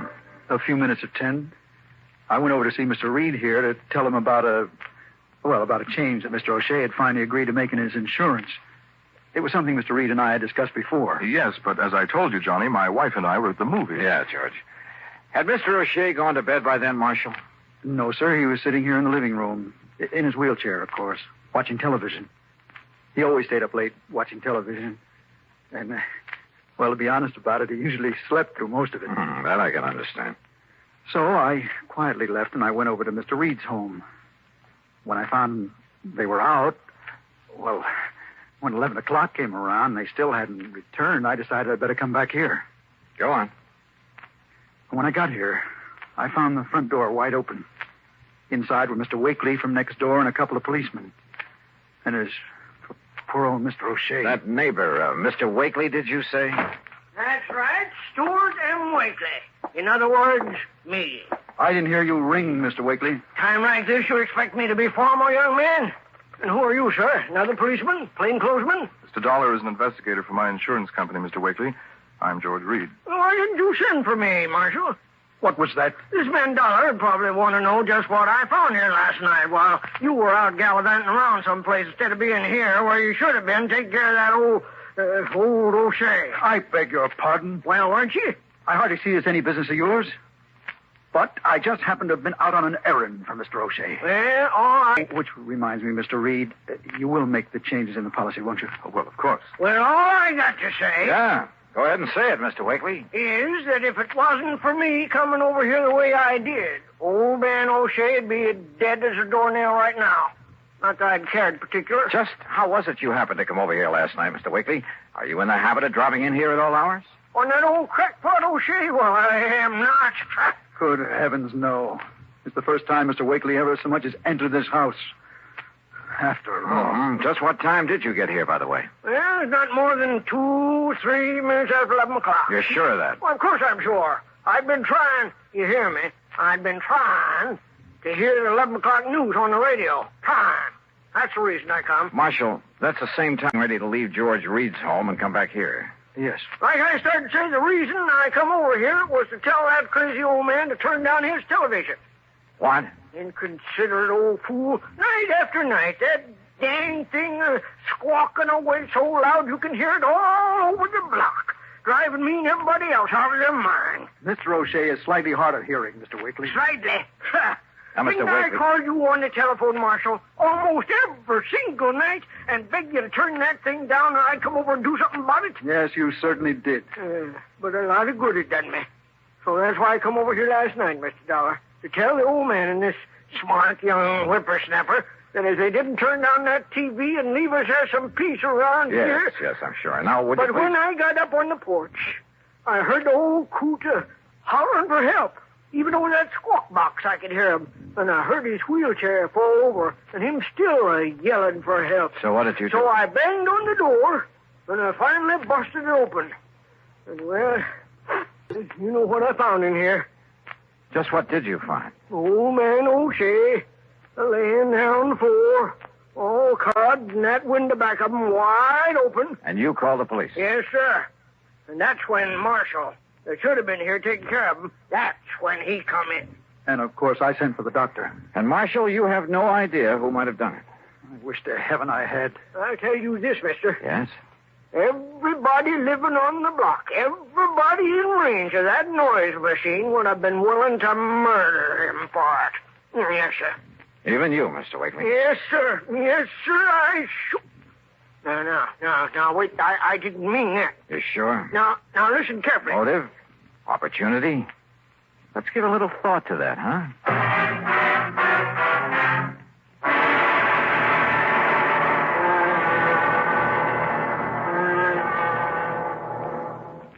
We'll return to Johnny Dollar in a moment. The two men approach each other. Cautiously. Intently. A fearful murmur sweeps through the crowd. Women and children scurry for cover. The two men stop about 30 paces apart. Silence fills the street. Each man's hand hovers over the pearl handle in his holster. And at an unheard signal, pistols are drawn. 2 shots ring out. And one man falls to the dusty street, dead. The hero holsters his weapon and ambles toward the saloon. Thus ends or begins the great source of American entertainment, the Western. Although glamorized now, the 6-shooter did play an important part in the settling of the West. The man responsible for that ingenious weapon was Samuel Colt. Born in 1814, Colt, as a child, had an insatiable interest in gunpowder and the weapons that used it. As a young man, he was dissatisfied with the current one-shot pistols then in use. One day he remembered a sea voyage he had taken when he was 13, and how he had been fascinated by the ship's paddle wheel. Why not use a similar wheel in a pistol? Working feverishly, he finally perfected a weapon with a rotating barrel of 6 chambers. Thus, the 6-shooter was born. Like most inventions, however, it took time to gain the public's acceptance. The opportunity came. War with Mexico was declared in 1846, and soldiers returning from the war told of the great success they had had with the Colt 45. Soon, the Texas Rangers adopted the repeating pistol in their many battles with the Indians. Samuel Colt, an inspired American with a philosophy that somehow there must be a way. Let's find it.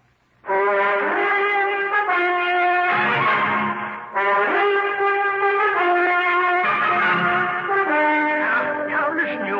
I don't know what you're trying to prove. I mean about me, but I warn you, Dollar. Warn me, Mr. Wakely? That's right. You accuse me of anything, I'll make you mighty sorry you did.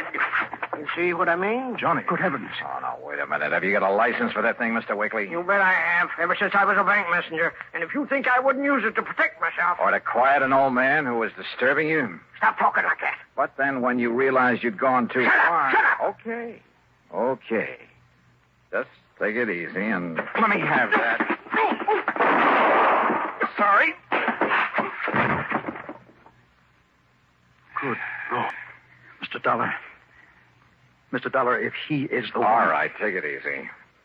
I'll kill him. Oh, no, you won't, George. Yes, John. Call Lieutenant Barley to come back here and take over. Yes. And, Marshal, you keep an eye on Wakely while I go up and talk with Mr. O'Shea.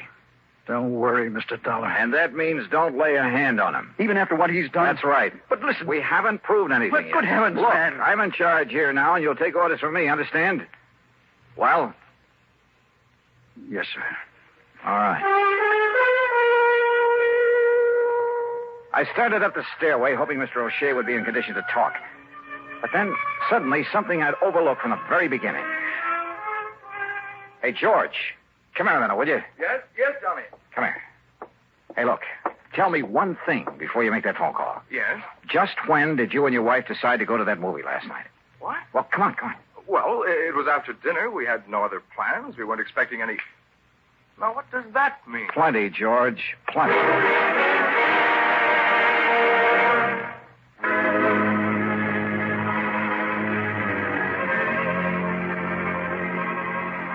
A quick look in Mr. O'Shea's room told me he was out like a light. No doubt the doctor had given him something to make him sleep. But that was all right by me. I had other ideas now. I located... Meantime, you're to keep an eye on Mr. Wakely. You are, George. What? I gotta leave you two for a few minutes, and keep an eye on Marshall, too. On me, Mr. Dollar? I don't want Mr. Wakely harmed. Just see that he stays here. Marshall, if I come back and find that you've so much as touched him... I gave you my word. Okay. See that you keep it.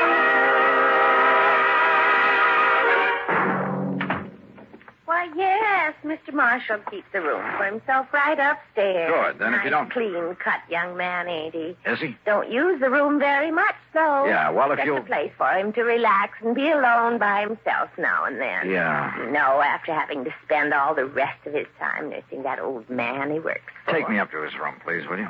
Well, now, I don't know. All right, here, my credentials. Eh? Johnny Dollar? Yes. Special investigator? Yes, that's right. Let's go, please. You mean he's in trouble, Mr. Dollar? I didn't say that. Oh, well, I'm glad you didn't. Harry Marshall's a mighty nice young man, devoting all his time to that Mr. O'Shea. Yeah. Not every young fellow these days. Now, here we are. Where does he keep his clothes? Hey? Oh, we're Oh, right yes, over... here it is. We don't keep very many. Say, now, that's a nice-looking one. Harris tweed, ain't it? Yeah. But now, look. See? Yeah, I see. Ask me. He should have had that mended. Ask me, it's his ways he should have mended. What?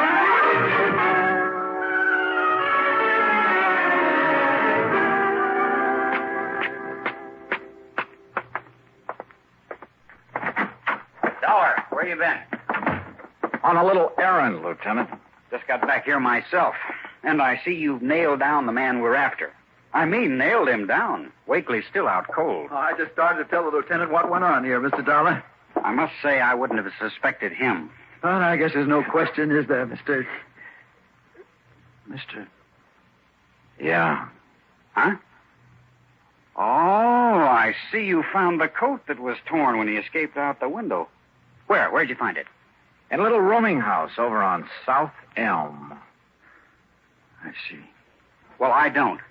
Marshal, your suggestion that Mr. O'Shea had another beneficiary to his policy was real smart. A worthless nephew.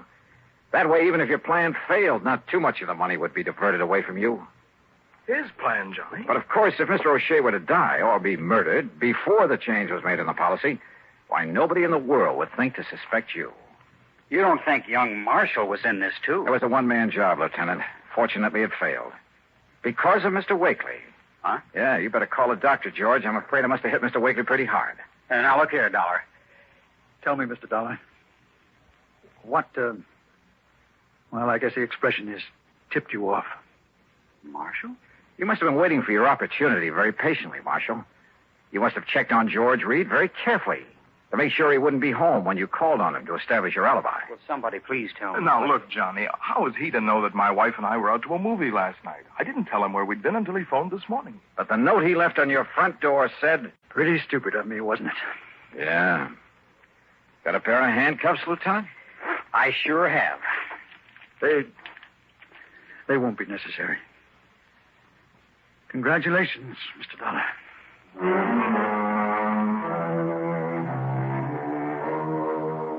So, George, having saved your company from having to pay off the old man's insurance, well, how much is my fee going to be?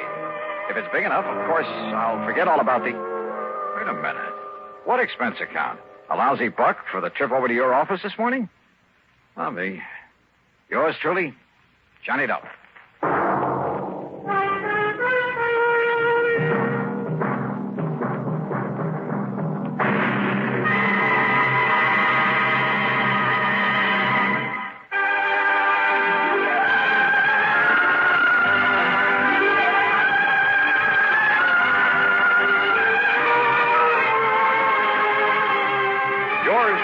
Johnny Dollar, starring Bob Bailey, originates in Hollywood and is written, produced, and directed by Jack Johnstone.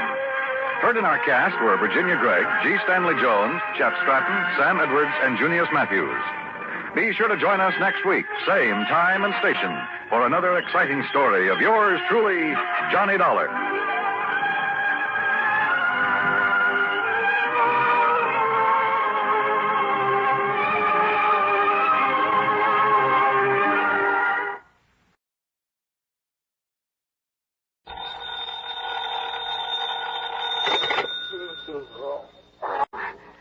Johnny Dollar.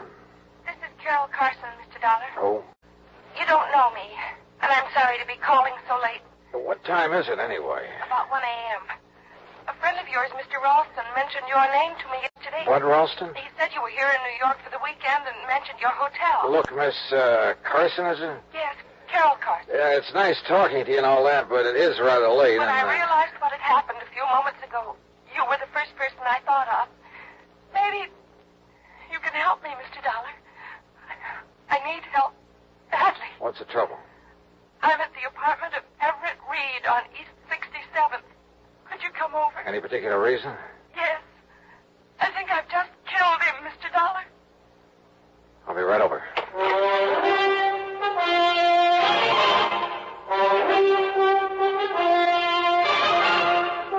Bob Bailey in the exciting adventures of a man with the action-packed expense account. America's fabulous freelance insurance investigator. Yours truly,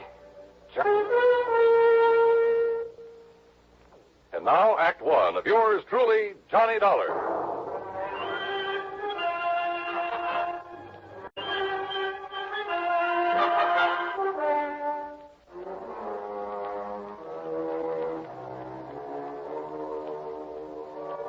Expense account submitted by Special Investigator Johnny Dollar to the Universal Adjustment Bureau, Home Office, Hartford, Connecticut. Following is an account of expenses incurred during my investigation of the Deadly Doubt matter.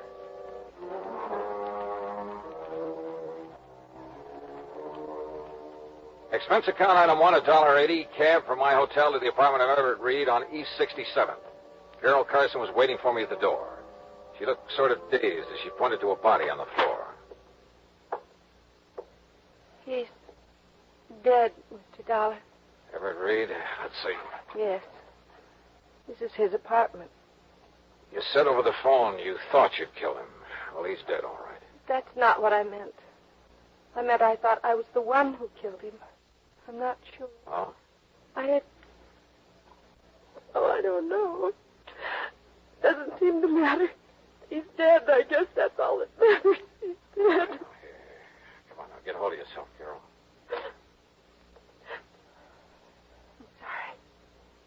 guess I'm not making much sense. I feel sort of funny, lightheaded. All right, yeah. Better sit down. Thanks. Now, why don't you start at the beginning? All right. I came to see Everett tonight about 11 o'clock, I guess. He was a friend of yours? No. He sent for me, and I had to come. Mind telling me why? He insisted that I have a drink with him. Then I started to feel funny. How so? Dizzy. I had to get some air. You think there was something in the drink? There must have been. He didn't want me to leave, but I had to. What time was that? Around 11:30, I think, a little before, maybe. Go on. I wandered around the streets. I was in kind of a daze. How long were you wandering around? It seemed like a long time. Then what? I came back here to the apartment. I had a terrible headache. I remember walking in the door and... Well, that's all. That's all? What do you mean, that's all? That's all I remember. I must have passed out. When I came to, I was lying on the floor, and that gun was near my hand. In front of me was... That's when I called you. That's all you can tell me? I'm afraid so. It isn't much, is it? Sure isn't. Mr. Dollar, I can't believe I killed him. I couldn't have... Now, look, Carol. You say you left this apartment a little before 11:30. The police medical examiner will be able to tell the approximate time of death. If you weren't here at that time... But that's just it, Mr. Dollar. I don't know how long I was on the streets. It seemed like a long time, but... Well, my head was spinning and everything was pretty hazy. Now, look, you gotta remember where you went. Try to think. Oh, it's no good. Wait.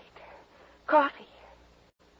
A cup of coffee. You stopped somewhere for a cup of coffee? I think so. Where? I remember a neon sign on 3rd Avenue. Oh, you gotta do better than that. That's all I remember. Did you talk to anyone while you were walking around? I don't... Yes. Yes. Somebody was following me, I think. A man. He was following me for quite a while. He told me his name. Ted? No, Tom. Yes, it was Tom. What did he look like? Curly hair, I remember that. Dark eyes. Oh, look, that description fits thousands of guys in New York. I know, Mr. Dollar. The whole story, well, it doesn't sound very convincing, does it? I called Detective Lieutenant Mike Tovich of Homicide, and he was there 10 minutes later. He was still questioning her when I left. Item 2, $1 drinks for me while I thought about the whole deal. Of all the guys in New York, why did she have to pick on me? But yeah, I'd do what I could to help her. Because that story of hers, it sounded so phony. It just might be true. Act 2, yours truly, Johnny Dollar, in a moment. Act 2, yours truly, Johnny Dollar, and the deadly doubt matter. Item 3, $2.20, a telephone call to Pat McCracken at Universal Adjustment Bureau. Yeah, Everett Reed had been insured by one of Universal's member companies, so I got myself officially assigned to the case. Then I went to work, checking out Carol Carson's story, what there was of it, and it wasn't much. All she'd remembered was wandering around the streets, getting a cup of coffee somewhere on 3rd Avenue, and being followed by a guy named Tom. I started checking every joint on 3rd Avenue from 60th to 70th Streets. An hour and a half later, I hit pay dirt at Eddie's Bar and Grill. Yeah, I think I remember all right. Carson. Carol Carson. Her name don't mean nothing, but from the description you give me, yeah, sure, I remember now.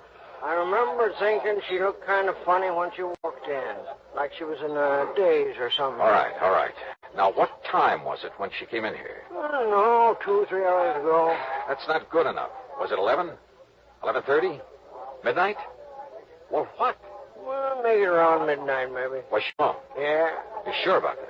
Well, as far as I can remember, I kind of remember somebody in the doorway after she come in, but I didn't know if it was somebody with her or not. All right, what happened then?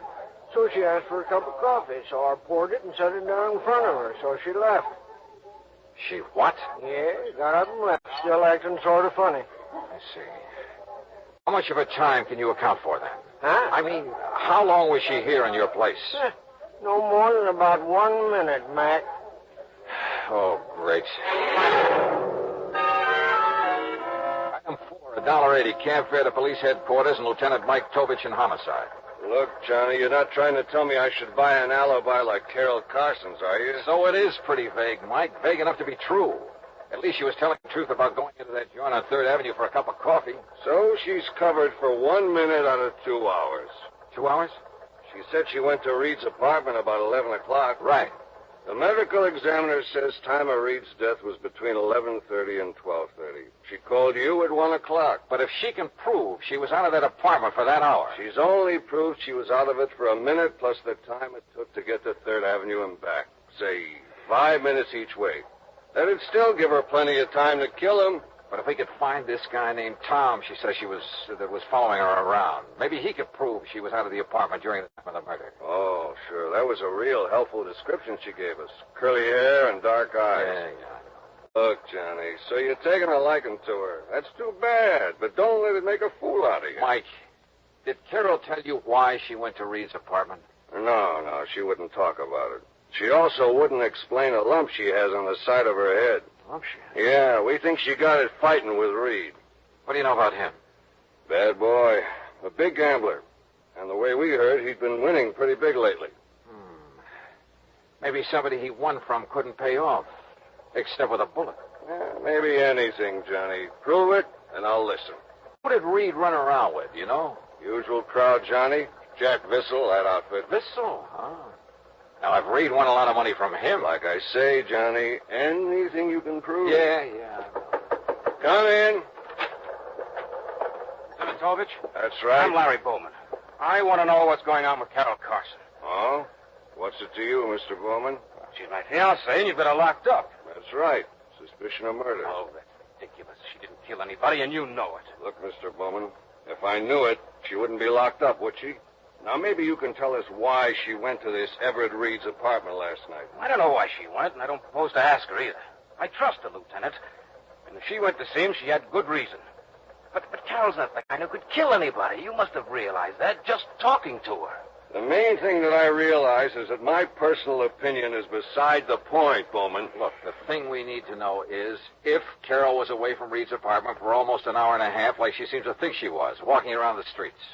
Why didn't you say that sooner? I can prove she was. How? I was with her. Oh? Funny, she didn't mention it. She was probably confused. You sure you're not the one who was confused? Now, look, I tell you, I was with her. Okay. Where were you? On the street. What street? Well, I don't remember. 68th Street, I think. That's not the street Carol says she was on. As I say, she was probably confused. Where'd you go? To a bar. What'd you have to drink? Oh, Carol, too? Oh, sure, why not? Oh, you're fighting a losing battle, Bowen. Carol says she had a cup of coffee on 3rd Avenue and that a guy named Tom was following her. Now, listen, You told us enough, Bowman.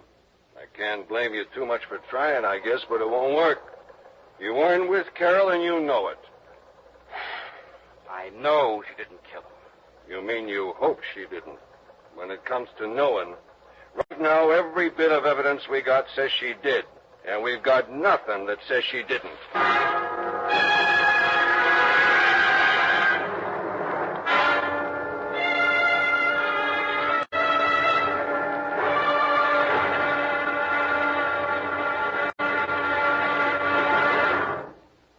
Act 3 of yours truly, Johnny Dollar, in a moment. Act 3 of yours truly, Johnny Dollar, and the Deadly Doubt Matter.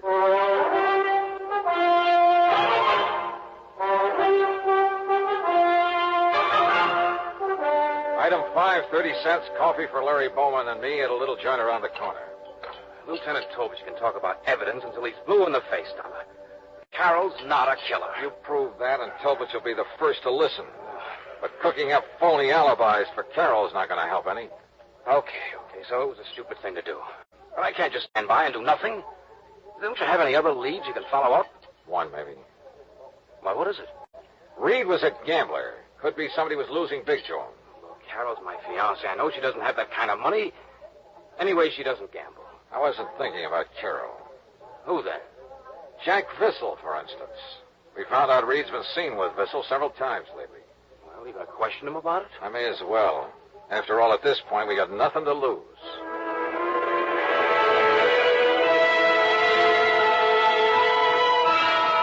You're barking up a wrong tree, Dollar. What reason would I have to kill Reed? Could be a real good reason, Vissel. Maybe you lost money to him gambling. Some nights you win, some nights you lose. So maybe you lost more nights than you won. So maybe you owe Reed some money. Oh? That could be the motive. Look, Dollar, why don't you take your crazy theory someplace else?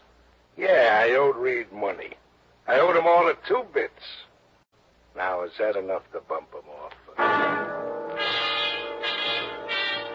So I started making the rounds along 3rd Avenue again. But I got nowhere. Nobody remembered seeing her, and nobody remembered the guy named Tom, the one she told me had been following her. 2 hours later, I gave up. I was beat. I went back to my room and flopped on the bed. Yeah? Okay. Yeah? Johnny Dollar? That's right. Who are you? Well, I'm the guy you've been looking for. What? My name's Tom. That ring a bell? It sure does. Are you the one who was walking around the streets with Carol Carson? That's right. I'm her alibi. So I bust my neck trying to find you, and it ends up with you finding me. Well, I read in the papers it looked bad for Carol unless they found the guy who was with her. You didn't show up any too soon, believe me, brother. How long were you with her? Oh, I figure at least an hour. I kept following her, and once in a while she'd stop and talk, but she seemed kind of dazed. Apparently Reed put something in her drink. Anyway, I finally gave up. I figured if it was that tough to get acquainted, what's the use? But you're willing to swear you were with her for an hour? Why, at least. From around 11:30 to after 12:30. That clears her. Come on. Item 6, $1.80 cab fare to headquarters. Tom repeated his statement, and Carol identified Tom as the man who'd been following her. So, it looked like it was all over. I guess I'll never be able to thank you enough, Johnny. Well, if it hadn't been for you... Well, let's just say I'm the stubborn type, Carol. Once I believed your story, I had to follow through on it. Oh, it's hard to realize I'm free. It's been like a bad dream. Yeah. I'll bet Larry Bowman's glad it's over, too. Have you called him yet? No, I'll call him from my apartment. Johnny, all I can say is thanks again.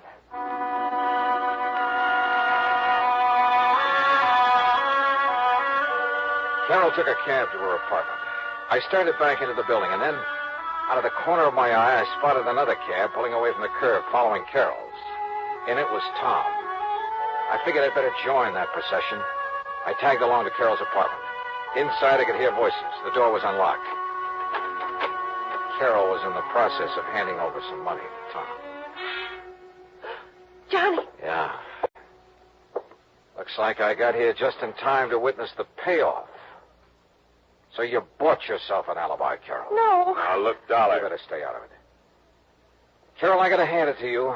You really had me fooled. Well, you don't understand, Johnny. Don't be a sucker, Dollar. Cut yourself in on the pie. I'm willing to have a partner. What are you talking about? Well, last night when I followed Carol back to Reed's apartment, just as I was leaving, I spotted somebody coming down the fire escape. I followed him, found who he was and where he lived. Then when the story came out in the papers, I realized I knew who the killer was. I figured I could make some dough out of it. But not as long as Carol was in jail. Johnny, just now when he wanted money to keep him from telling the police, I didn't know what to do. I thought if I gave him what I had, it would keep him satisfied until I could figure... Larry! No! No! I spun around, but it was too late. Oh! Kicked at the open door. It struck Larry's arm, deflected his shot. Before he could shoot again, I nailed him. Oh.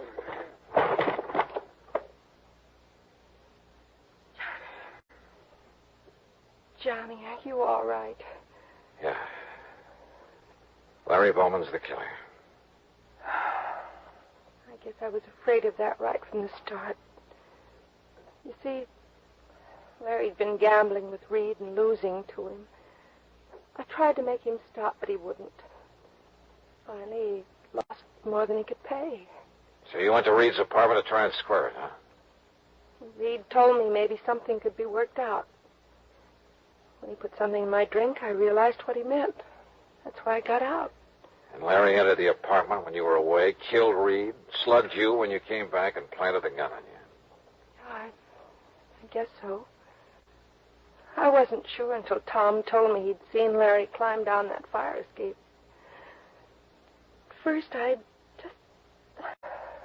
just couldn't believe that Larry would... How do you figure a thing like that, Johnny? How do you figure it?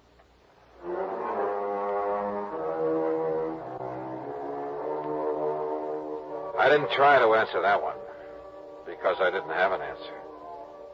I guess there just isn't any. Item 8, $13.40, incidentals and transportation back to Hartford. Expense account total, $41 even. Yeah, Larry Bowman's gambling was a big fat mistake. First with Everett Reed, then in trying to frame Carroll. I guess that's the trouble with gambling. You push your luck too far, and sooner or later you're bound to lose. Yours truly, Johnny Dollar.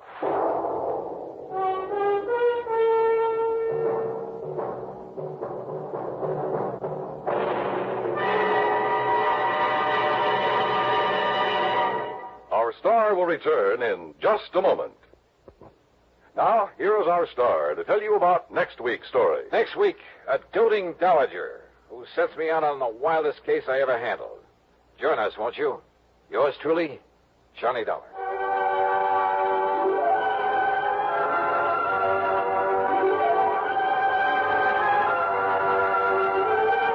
Yours truly, Johnny Dollar, salutes station KRMG in Tulsa, Oklahoma. KRMG is our newest affiliate station and serves nearly 1 million families in the Southwest. Yours truly, Johnny Dollar, starring Bob Bailey, is produced and directed by Jack Johnstone.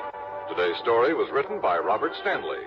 Heard in the cast were Virginia Gregg, Julius Matthews, Paul Duboff, James McCallion, Alan Reed, and Frank Gerstle. Join us next week for another exciting story of yours truly, Johnny Dollar. This is Dan Coverly speaking.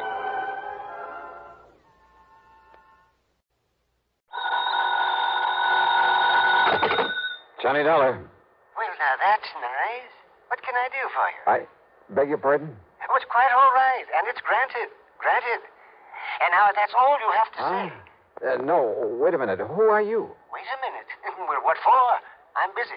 I'm a busy man. Alvin Peabody Cartwright. Who? You. That's right. Cartwright. Well, what are you calling about, Mr. Cartwright? Calling who? Me. Well, who are you? Johnny Dollar. Listen. Oh, well, Johnny, what a fortunate coincidence. You're just the man I want to talk to. Coincidence? Of course, that you happen to call me this way. Well, I'm afraid it was the other way around. What's on your mind, Mr. Cartwright?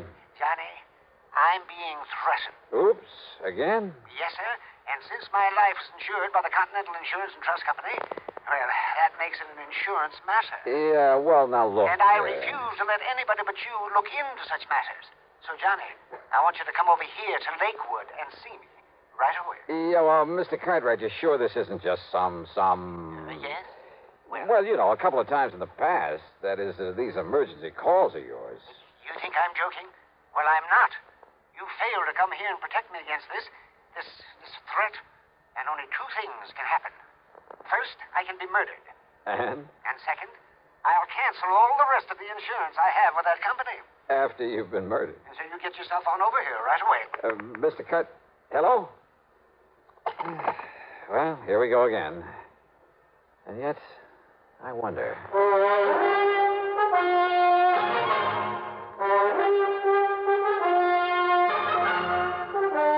CBS Radio brings you Bob Bailey in the exciting adventures of the man with the action-packed expense account. America's fabulous freelance insurance investigator. Yours truly, Johnny Dollar.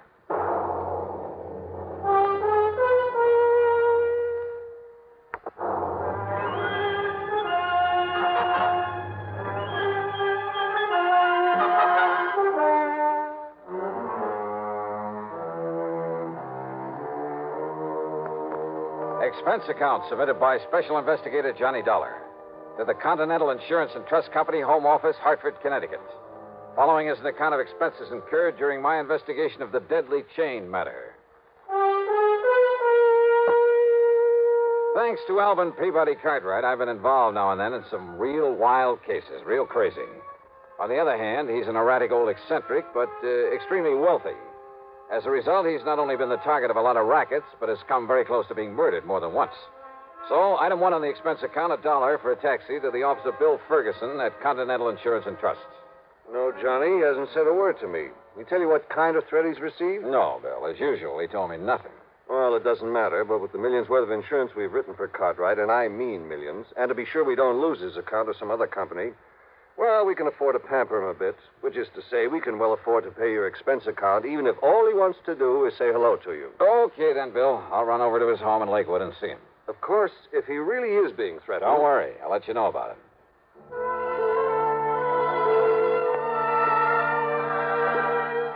Expense account item 2, $5.70 mileage on my car to Lakewood. For my money, it's one of the prettiest little towns in all of New England, home of a lot of wealthy retired people. The Cartwright place, where the old man lives alone, sits on top of a low hill at one side of the lake, with 2 or 3 acres surrounding the fine old house. Hi, Mr. Cartwright. Johnny Dollar. Oh, well, this is an unexpected pleasure. Unexpected? Come in, boy. Come in. Come in. Oh, thanks. Well, sir, how are you this fine July afternoon? Afternoon. It's almost evening.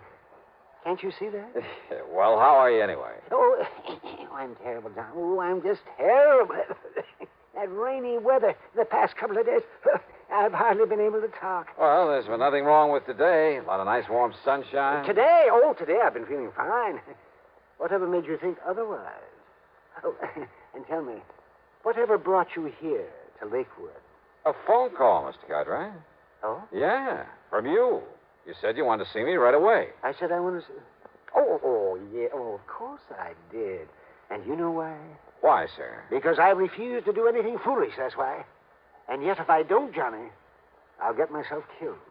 Just like Hector Kenworthy and Alpheus J. Perham. If you don't what, Mr. Cartwright? Carry on the chain letter I received. Oh, now, wait a minute. That's a fact. That's a fact. Look here. Like this. Yeah, I read. You see what it says? Continue this chain, it says. And you will not only receive a lot of money when your name reaches the top of the list, but in exactly a dozen hours... A dozen hours is exactly 6 days, John. I figured that one out. Yeah. Well, go on reading. Yes, now here. In exactly a dozen hours, you will have unexpected great good luck. Oh. But if you break the chain, in a dozen hours, dire disaster will overtake you. Oh, now, look. Surely you don't believe that kind of junk. This very same letter was received by the 2 friends of mine I mentioned, Perriman out in Chicago and Kenworthy out in Los Angeles. They broke the chain. In exactly 6 days, they were both dead. Coincidence? Oh, no, sir. This is a vicious, murderous racket. Well, I'm sure of it. Why do you say that, Mr. Carter? Because of the way they died, Johnny. Oh? Yes. Then maybe you'd better tell me about it.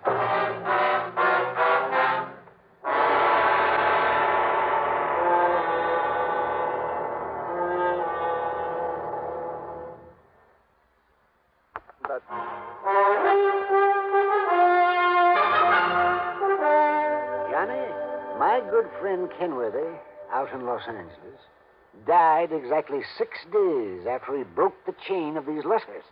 Just the way the letter said he would. Coincidence, I tell you, Mr. Cartwright, or at most a result of some superstitious fear that the letter instilled in him. No, sir. Well, that's what these chain letters do. They hold out that phony, hollow promise of giving you something for nothing. And they scare you into doing it, work on your superstition. Johnny... And if you think superstition is dead in this enlightened age, you're wrong. Why, some of these chain letters even include a religious-sounding prayer for good luck. Let me explain. And you know the only people who profit by the letters that ask to send money? The people who start them, or maybe 1 or 2 others out of the millions who send them along. Millions of suckers, that is. But, Johnny, that isn't... Look, ask anybody you know, anybody who's ever carried on the chain, how much did they get out of it? Nothing. Well, now, this one is only for an exclusive group of wealthy, retired people. So listen... Oh, sure, but take my word for it, it's worthless. But don't you see... Even if it's one of those that doesn't require sending any money, you can be sure the crook who got it going either has some ulterior purpose or he's just a plain crackpot. Anybody who gets scared into going on with it ought to have his head examined. Johnny, will you listen to me? And if they want you to send money... Oh, I'm sorry, Mr. Cartwright. Go ahead. Just how did your friend in Los Angeles die after the dozen times a dozen hours had passed? Yes, well, now, the same as my other friend, Alpheus Perryman in Chicago. Yeah, well? They were both of them run over by a hit-and-run driver at exactly the time the chain letter said disaster would overtake them. You know they're against the law, don't you? Chain letters for any purpose. Of course they are, and they should be. But you just listen to this, and this is why I'm worried. Yeah? A dozen hours after he received this letter and carried on the chain, Admiral Parley Barron came into a great fortune. Oh, sure. Yeah, you see. Now, and this one. Adjutant General Frederick Melchior was suddenly and miraculously cured of cancer. Same old junk. No. Listen now, listen. But a dozen hours after Hector Kenworthy of Los Angeles broke the chain. That's my friend, Johnny, that Hector. Yes, I know. And after A.J. Perryman of Chicago broke the chain, they were both dead. Yeah, you see that? Right here. Well, let me see. And if you break the chain, beware. The same thing can happen to you. It will happen to you. Yeah. You see, Johnny? Well, I think maybe you're right. This is the same kind of scare stuff, but it goes a little bit too far. Yeah, and it isn't the $100 I'm supposed to send. $100? Yes, $100 in cash to the name at the top of the list. Exclusive list of honest, wealthy, retired people. Exactly. And do you know who else has received one? Here in Lakewood? Who? Mrs. Templeman, the rich widow who lives over at Piney Woods, and Wilford W. Winterbottom, the retired oil millionaire. This name at the top, the one who gets the $100, Mr. Daniel Stringer. Yes, here's the address, care of Post Office Box 101, New York, Zone 84, New York. I don't know what part of New York that postal zone is, but believe me, I'm going to find out. You are? What do you mean you're not going to leave me? I'm not just going to sit here. But don't you see?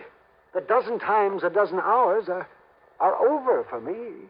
And you're superstitious, too? Enough to be scared by the threat in this chain letter? Enough to maybe hurt yourself by doing some fool thing or other because you are scared? Oh, well, no, John, no. Why, of course not. All right, then. I'm going to get you a bodyguard from the local police. Where's your phone? They're on the stand in the corner. But now, Johnny... Yeah? If the police come around, wouldn't that warn anybody who might be coming here to harm me? Mr. Cartwright. Yes, Johnny? There are times when I think you're... Well, I think a lot of things about you. Oh, sure, I know, yes. Wild and crazy, eccentric old man. To be very blunt about it, yes. Yeah, maybe I am. A little bit. But when the chips are down, you're no fool. Oh, no, I wouldn't be too sure about that. I've never really given much thought to this chain letter thing before. Sure, I've tossed some of them into the wastebasket. But maybe I should have investigated them, even the little ones, because they all work on the same principle. They all contain a threat, and they all capitalize on fear. Look at that. It says... Exclusive list of honest, wealthy, retired people. Yes? Why, a list like that can be bought from 100 sources, from companies that cater to the mail order business. Yes, of course. Oh, maybe I'm all wrong, but suppose somebody bought a list of wealthy people all over the country. Suppose he went to Los Angeles. Yeah, well, where Kenworthy live? All right, yeah. Suppose he rented a post office box. Then he sent out a couple of hundred of these letters, maybe 1,000. A lot of rich people live out there. The letters were all the same, with his name at the top of the list. Then half a dozen fictitious ones. Fictitious? Yeah. Any names on that list that you recognize? Let's see here. No. All right. So maybe only 100 people were scared into sending the money, carrying on the chain. After all, like you said, it isn't $100. You're right, Johnny. And 100 people at $100 apiece. $10,000. Even half of that would make it worth sending out those letters. By the time the 6 days are up, he's collected enough, so he skips town. And people like Kenworthy and Perryman, you think he killed them to carry out the warning? Well, frankly, I doubt it. Just the same, I think I'll call the Lakewood police and have somebody sent out here to look after you. Even though? Even though.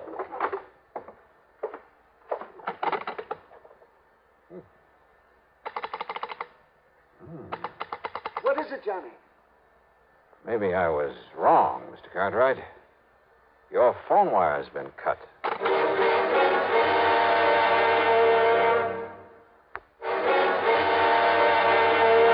Johnny, the phone. The telephone isn't working. Ask me, Mr. Cartwright. Somebody's cut the wires. Then the threat in that letter. It means that somebody's come here to carry it out. Only one way to make sure. You stay inside here while I go out and take a look around. Maybe that's what they want you to do, go out there in the dark. Huh? Johnny, I'm going with you. No, you're staying right here. I'll be back in a minute. But there may be some danger. Or it may be that your phone is just out of order. We'll see. There was enough moonlight for me to see where the line off the telephone pole led to a connector box at the back end of the house.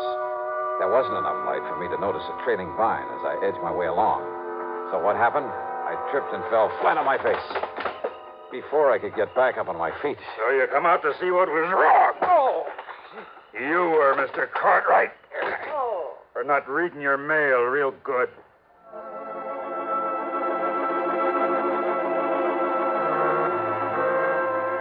When I finally came to, I found myself on a big leather sofa in one corner of Mr. Cartwright's library. My head felt like it had been the target for a bolt of lightning, and the lightning hadn't missed. A familiar face slowly came into focus. That's right, Johnny. Another little sip of this brandy, and you feel much better. Mr. Cartwright. Here you are. Oh, thanks. Thanks. I was afraid there might be somebody out there, so I sneaked on out after you. Yeah? Yes. And I took along an old cricket bat. Oh, no. Yes. And when I saw what he was doing to you, I let him have it. Oh, yes, it was all I had. Oh, I slayed him. Well, who is he? Where is he? I had an awful time dragging him into the house, but I did it, Johnny. Yes, indeed, I did it. And I locked him up in the broom closet, too. I locked him up tight. Good. I told you you're okay when the chips are down. Oh, it's just that I caught him off guard. Oh, sure. But now if I can get up on my feet. Yes, the boy. Yeah, I think I'd like to talk to him.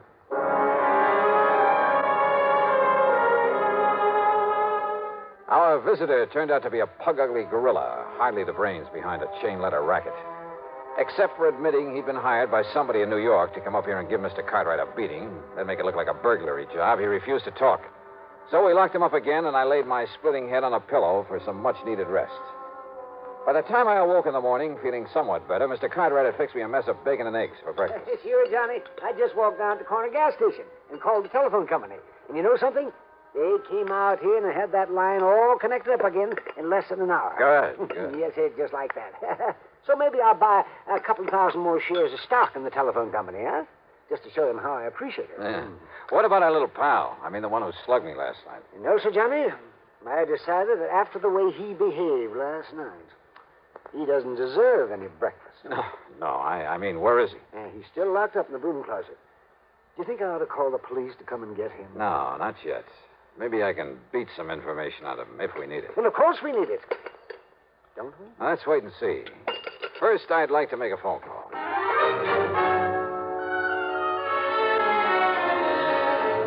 The call was to my old friend, Lieutenant Randy Singer, New York Police Department, 18th Precinct. Post Office Box 101. Yes. Postal Zone 84. And if he comes around to pick up his mail, you nab him. On what charges, Johnny? Fraud, sending threatening letters through the mail, anything you can think of. Yeah, okay, I'll dig up something. But I can't hold him for long unless you come down here and prefer something definite against him. And, Johnny. Yeah? You still haven't told me what this is all about. And if I didn't know you... Just you grab hold of that box holder if he shows, and I hope he does. Yeah, well, just you be sure and get on down here.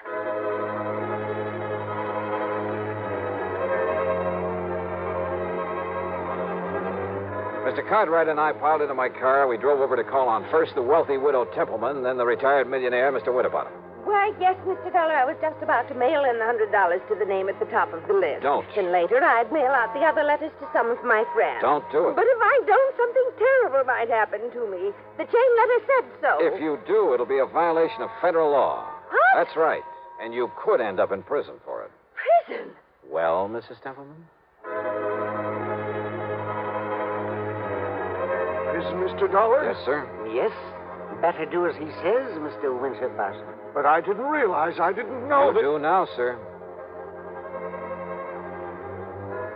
Then back to Mr. Cartwright's home on the hill, just in time to answer the telephone. Johnny Dollar. Johnny, I've got him. And what a find. Yeah, Randy? Daniel Stringer, alias Danny McKay, alias Willie Daniels, and half a dozen other things.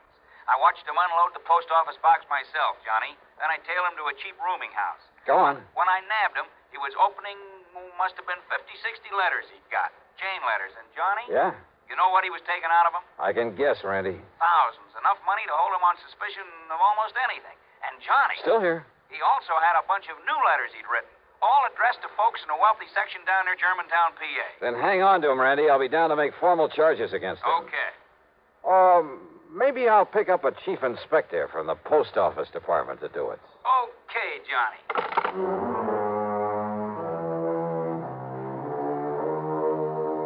Yeah, maybe some of those chain letters, the little ones, are harmless. But again, maybe they're not. And they're all against the law. But there's only one thing to do. Avoid them like the plague. Or better still, if you get one, take it right down to your local postmaster. He'll know how to go about helping to stamp out this racket. And believe me, that's all it is, a racket. Expense account total, including mileage on my car and the trip to New York and back, $27.35. Yours truly, Johnny Dollar.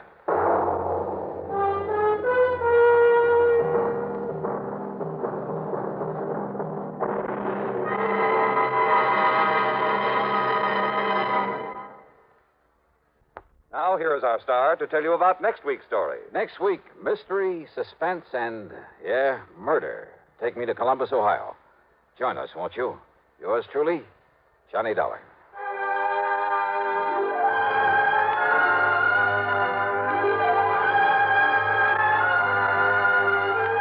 Yours truly, Johnny Dollar, starring Bob Bailey, originates in Hollywood and is written, produced, and directed by Jack Johnstone. Heard in our cast were Virginia Gregg, Howard McNear, Paul Dubov, Frank Ursel, and Herb Vigran. Be sure to join us next week, same time and station, for another exciting story of Yours truly, Johnny Dollar. This is Jim Matthews speaking. From Hollywood, it's time now for Johnny Dollar. George Reed here, Johnny. Well, George, I'm really glad to talk to you. Oh? Why do you say it that way? Because every insurance case I handle for that company of yours pays me a nice fat fee. And right now I can use a little extra cash. Well, now, Johnny. So tell me all. What's Floyd's of England upset about this time? Well, I'm not sure. Uh-oh, here we go again. But, Johnny, I just received a transatlantic telephone call from Paris, France, from a man who wanted to contact you but didn't know where to call you. And he identified himself only as Le Chat Gris. Oh? Le Chat Gris? It's French, Johnny. No. And I believe it means the gray cat. Yeah. And George, the name fits him. You know him, then? His real name is de Marsac. He probably knows more about the dark alleys and back streets of Paris. Oh? Yeah, and about the people. In other words, the underworld. What did he call about? He mentioned the Blue Madonna. The what? It's a painting, Johnny, a small oil painting by a modern artist named Vincent Bardot. It's owned by a Mr. Kingsley Holland down in Philadelphia. Yeah? It hangs in the Gavin Galleries, and we've insured it for $12,000. Well, what did he have to say about it? Only that you're to call him. His number there in Paris is Orleans 57722. Uh-huh. That he has some very interesting information for you about that painting. Oh, sure. That he'll be glad to give me for a price. Exactly. I can't for the life of me figure what his interest is in it. If there were anything amiss, I'm sure the gallery would have called me. George, if you knew that character as well as I do, you'd okay my expense account without even looking at it and be willing to pay me that big fee I was talking about. What do you mean? Want to make a bet? What kind of a bet? I'll give you odds of 10 to 1 that whatever's hanging in that gallery down there in Philadelphia is not the Blue Madonna. What? Now, look, Johnny, good heavens. George, I'll be talking to you.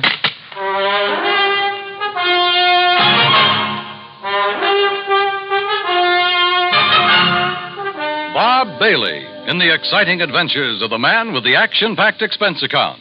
America's fabulous freelance insurance investigator. Yours truly, Johnny Dollar.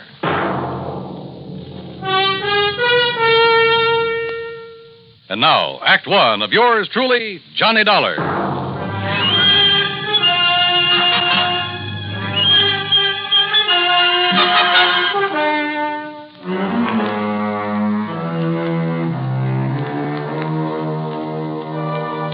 Expense account submitted by Special Investigator Johnny Dollar to Floyd's of England, North American Office, Hartford, Connecticut.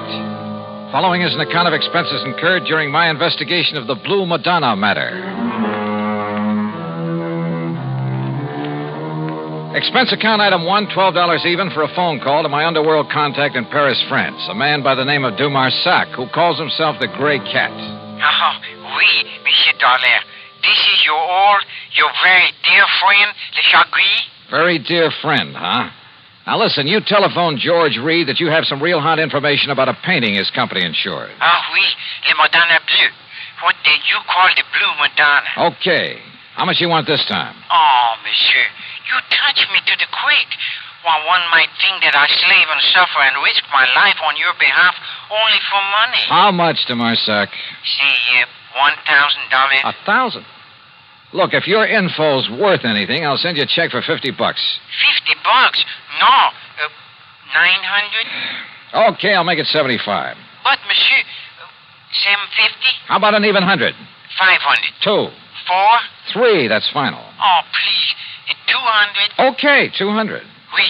Eh? No. It's all settled, $200. Now, what about the Blue Madonna? Yes. It is now here in Paris. Yeah, where? In the shop of Monsieur Dubuisson on the Rue des Pas de l'Amour. Dubuisson? Huh. You sure it isn't just a copy? That he'll try to foist it off on some wealthy sucker? Dubuisson is a crook, an evil crook. But he's an honest one. Oh, sure. Yes, and he knows the works of art. Also, he's very clever. To get his price, he will wait until the real Madonna is discovered missing. If it really is. That's what I'll check on now. And then you will send me the $500, my very dear friend. 200, remember? Oui, I cheated myself. But, monsieur... Yeah? Suppose I could find out who smuggled the painting into him, eh? Fine. That would be worth a lot to you, no? Say, 1,000? We'll see. I'll be talking to you. Item 2, 420. I phoned to my old pal, Foster Harmon, down in Sarasota, Florida. Told him I'd pay his fare if he'd grab the first plane out and meet me in Philadelphia at the Bellevue Stratford Hotel. I knew that if anybody could identify the genuine painting, he could. Item 3, $9.40 for my own transportation to the city of brotherly love. Item 4, $9.50, cocktails and dinner for the two of us there at the Bellevue. Yes, the Blue Madonna is one of Vincent Bardot's best-known works. I don't think there's another living artist who could so effectively use various shades of just one color. But what about it, Johnny? Well, first thing in the morning, I want you to come along with me and take a look at it. It's in the Gavin Galleries, isn't it, up on Walnut Street? Yeah, at least it's supposed to be. Suppose? Now, all I want you to do is take a good look at it, then reserve any comments until after we get out of the place. And? That's all. Well, but Johnny... Meantime, I want to check with the owner of that painting. The telephone directory gave me Kingsley Holland's address. Item 4, 620 for a cab to a small apartment house out in West Philadelphia.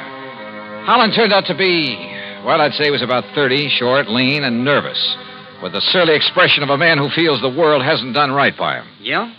You mean you're interested in buying the Blue Banana? Well, it all depends, Mr. Holland. Uh-huh. Look, Dollar, that's what you said your name is? Yes, that's right, Johnny Dollar. Sounds familiar. Well, anyway, listen. Yeah? That gallery's got a price of $18,000 on it. But if you want to buy it direct from me, and right now, I'll give it to you for $12,000. Save yourself a few $1,000, and it'll save me having to pay them their 20%. But if you've already commissioned the gallery to sell it for you... So I'll tell them I changed my mind, that I want to keep it. Then when they find out that I've sold it, well, let them try and catch up with me and collect. Because me, I'll be right back in little old gay Paris. Back in Paris? Sure, I'd be there still, only I ran out of money. $12,000, huh? That's exactly what it's insured for. And that's what they appraised it for when I got it from my uncle's estate. With all his money, what does he die and leave me with but a lousy painting?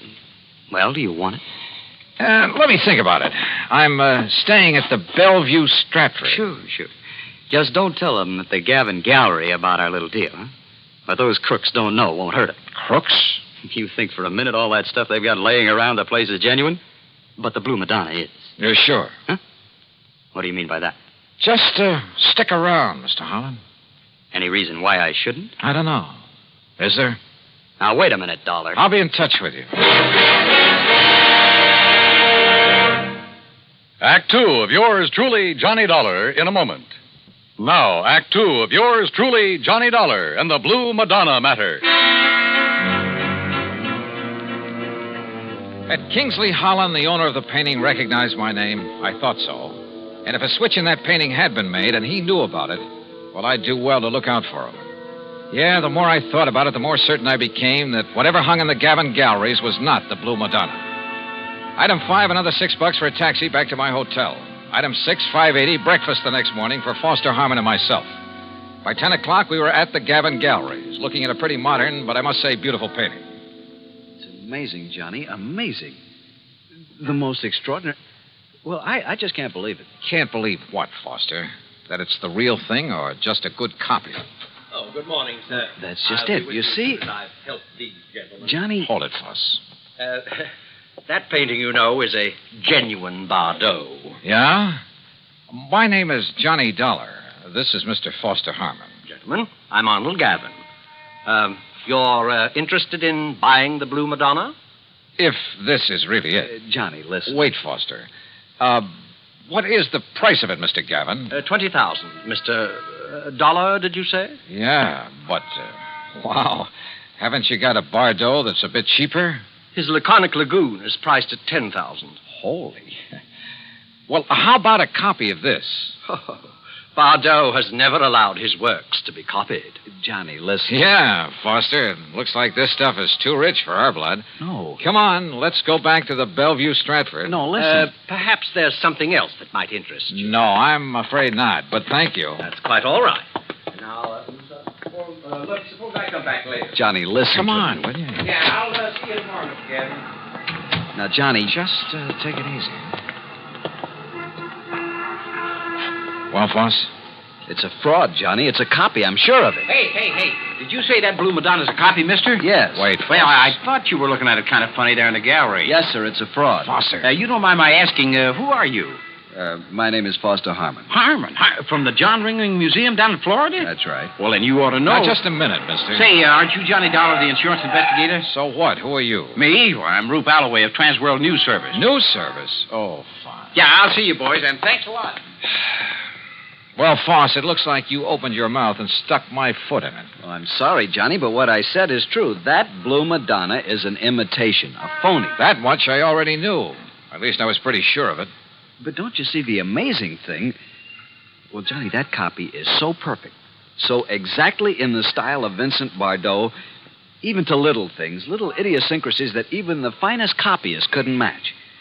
Certain minute details about an artist's work are as distinctive, as impossible to copy as a man's own fingerprints. Yeah, What I'm trying to say is that if I didn't know every brush mark on the original... Okay, Foss, forget it.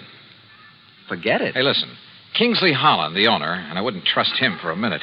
I think he knows who I am. If so, and if he knows that painting is just a copy, well, he's pretty sure to figure out what I'm doing here.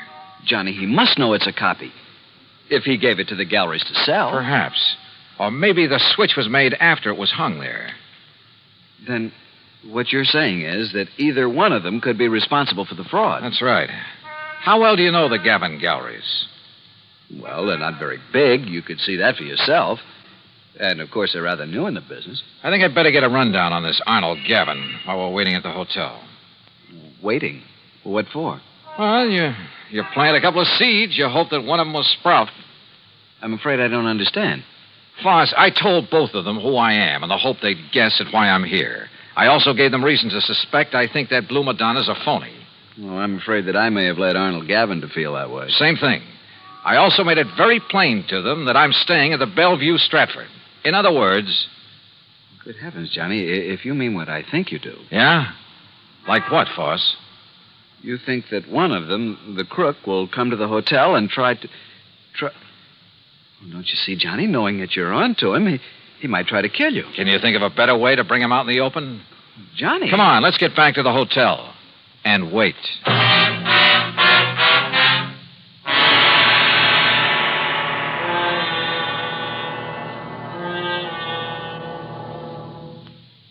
Act 3 of yours truly, Johnny Dollar, in a moment. And now, Act 3 of yours truly, Johnny Dollar. After all, there was no reason to drag Foster any further into this mess, although I knew he'd be game to see it through. So I paid him for all his expenses. That's item 7, 151 even, and sent him on back to Sarasota. Item 8, 10 cents for a phone call to Sergeant Jerry Hawkins at police headquarters. About mid-afternoon, he called me back. Boy, did you ever start a riot. Well, what'd you find out for me about Gavin and Holland? Well, Holland's just a lazy kid that's been trying to live off his relatives all his life. And Gavin? Okay, so far as we know. But listen, you seen the papers? No. The story about that phony painting is on every wire service in the country. All you can see in the headlines is that name Bardot, and I don't mean Bridget. Johnny, you and that Foster Harmon ought to collect a publicity fee. Are you holding Gavin or Holland? Well, what on? Sure, the boys have question both of them, but unless we can show some evidence that one of them pulled the switch. Johnny, you got any ideas? Yeah, Jerry. Suddenly I think maybe I have. Well, then start talking so I can make a pitch. No, I don't think you will. What do you mean, if you know who did it? Well, I didn't say that. But, Jerry, I've got a hunch, a real potent one. And if it's right... Yeah? Well, read tomorrow's papers. Huh? Item 9, $50 for an evening paper and a tip for the bellboy who brought it up to me. Yeah, the sergeant was right. This was the most free advertising any artist has had in years. Prices on genuine Bardeaux were skyrocketing. As for the fake Blue Madonna, I put in a fast call for Paris. But before the operator could get it through... Yeah? Arnold Gavin, Mr. Dollar. Well, Mr. Gavin... Do you see what has happened? Have you seen the papers? I sure have. And the police have closed my shop, my galleries. Can you blame them? But don't you understand? I've had offers of up to $30,000 for the Madonna. I've received wires offering me nearly $20,000 for the other Bardot, the real one. No kidding. Well, I'll show you how much I'm kidding. I've cabled Bardot to paint some more for me. Paint anything. Don't you see? After all this publicity, we'll make $1 million. So it was you that rigged this whole thing, huh, Gavin? I, Mr. Holland? Why, of course not. Sure, to raise the price of some of your lousy painting. Why, how can you say that? You who gave me that copy. Expert, huh? You trying to tell me you didn't know that was a copy? No. It was only this morning when the authority from Sarasota, when I called in the people from the museum here in Philadelphia. Do you know what they said? What? And it better be good. They said the only one who could have made that copy... Wait a minute. The only artist in the world who could have possibly... Hold it. Hold everything. Holland, you said you got that painting from your uncle's estate. That's right. It was willed to me. Where did your uncle get it? Why, Well, listen. I'm listening. Dollar, that Madonna was smuggled into it. Smuggled? That's right. But by whom? Well, believe it or not. I think I can tell you who. And if this is my call to Paris, well, maybe I can even tell you where he is now. Johnny Dollar. This is your dear and faithful friend, Le Chagris. Good. Now listen. And for the information I can give you this time, you will have to pay me a vast sum of money. You're about to tell me that the Blue Madonna was smuggled into Paris by none other than the artist himself. This? By Vincent Bardot. Exactly. So that should be worth it, but how did you know? All right. All I want to know now is where is he? You know.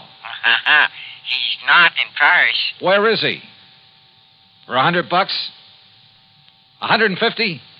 300. Oh, for that much I'll find out for myself. Goodbye. No. Okay, 200 or I hang up on you. Well, only for you, my best, my oldest friend. Where? He is aboard the plane for the United States. I might have guessed it. He has the Madonna Bleu with him. He received the cable this morning. Great. I'll send you a check. You hear any of that, Mr. Gavin? Holland? Well, yes, but I'm afraid I don't understand. Oh, I sure don't. Then maybe this call will help you.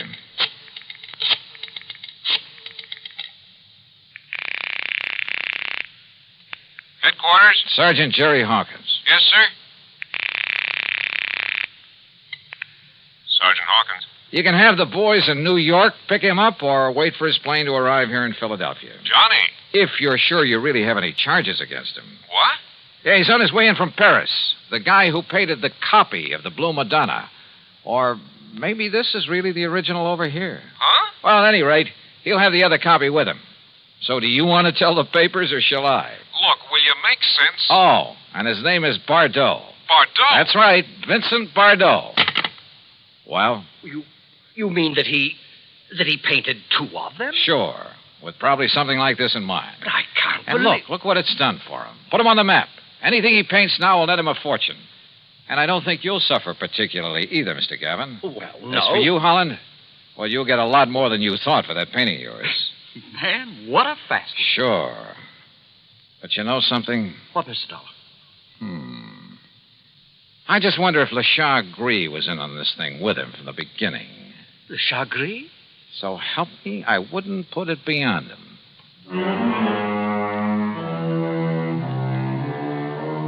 Sure he was in with Bardot. And probably collecting plenty from him. Anyhow, the insurance company isn't on anything. But I hope they'll be a lot more careful the next time they insure a painting. Any so-called original. Expense account total, including $400 for Le Chagris, the hotel, and the trip back to Hartford, $620 even. Yours truly, Johnny Dollar.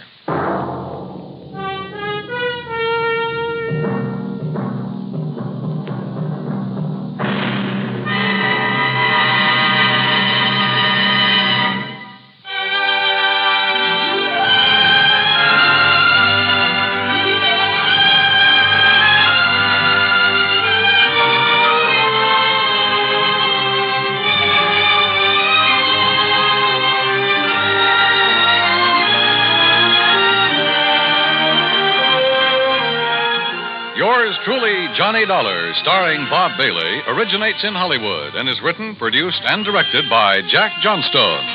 Heard in our cast were G. Stanley Jones, Forrest Lewis, Harry Bartell, Joseph Kearns, Bert Holland, and Byron Kane. Be sure to join us next week, same time and station, for another exciting story of yours truly, Johnny Dollar.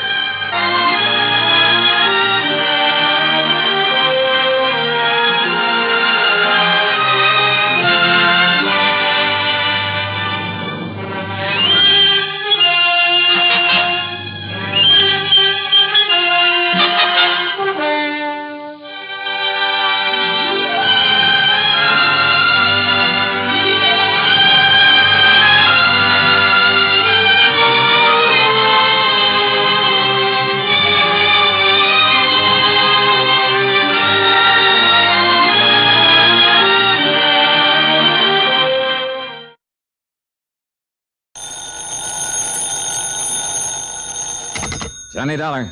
Pat McCracken, Johnny. Universal Adjustment. Sorry, Pat, but the answer is no. Huh? My bags and fishing tackle are all packed. Johnny. My plane ticket is just waiting for me out of Bradley Field. Plane's due to take off in a few minutes, and believe me, I'm going to be on board. Well, fine. So don't try to stop me. Well, because what I called you about... Well, listen, Johnny. It's no use, Pat. I'll see you when I get back, and not until. That's what you think. Well, now, look, there's nothing so important that it can't wait a week or so. Wrong, Johnny. Now, listen. No, I'm sorry, but it's no use. But don't you see, Johnny, All I see is that it's time for me to get out there to the airport. I'll drive you out. Oh, no, you won't. Johnny, will you listen to me? So long, Pat. Johnny. And so help me if he tries chasing me out to the airport.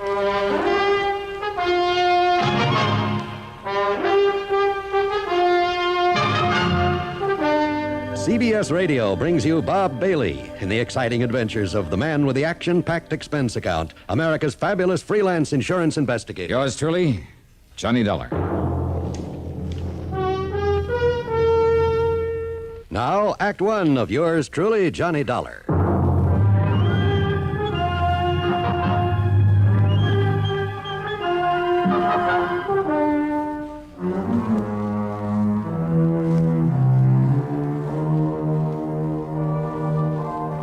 Expense account submitted by Special Investigator Johnny Dollar. Yeah, to the Universal Adjustment Bureau, Home Office, Hartford, Connecticut.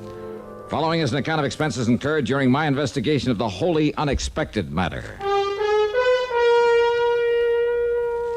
Well, it looked as though even my taxi out to Bradley Field was conspiring against me. It developed a flat tire along the way that almost made me miss the plane. Oh, and that cab and plane fare, item 1 on the expense account, $163 even. Though I didn't realize that at the time it was going to be paid for by Universal Adjustment Bureau. Anyhow, I got to the field in the nick of time, jumped aboard the ferry plane for New York. Sit right here by the door, please, Mr. Dollar, Okay. until we get airborne. Oh, and be sure to fasten your seatbelt, please. Yeah, sure, miss. There you are. I thought for a minute we'd have to take off without you. Oh, not a chance. I wouldn't have missed this plane if I'd had to fly after it under my own power. Johnny Dollar.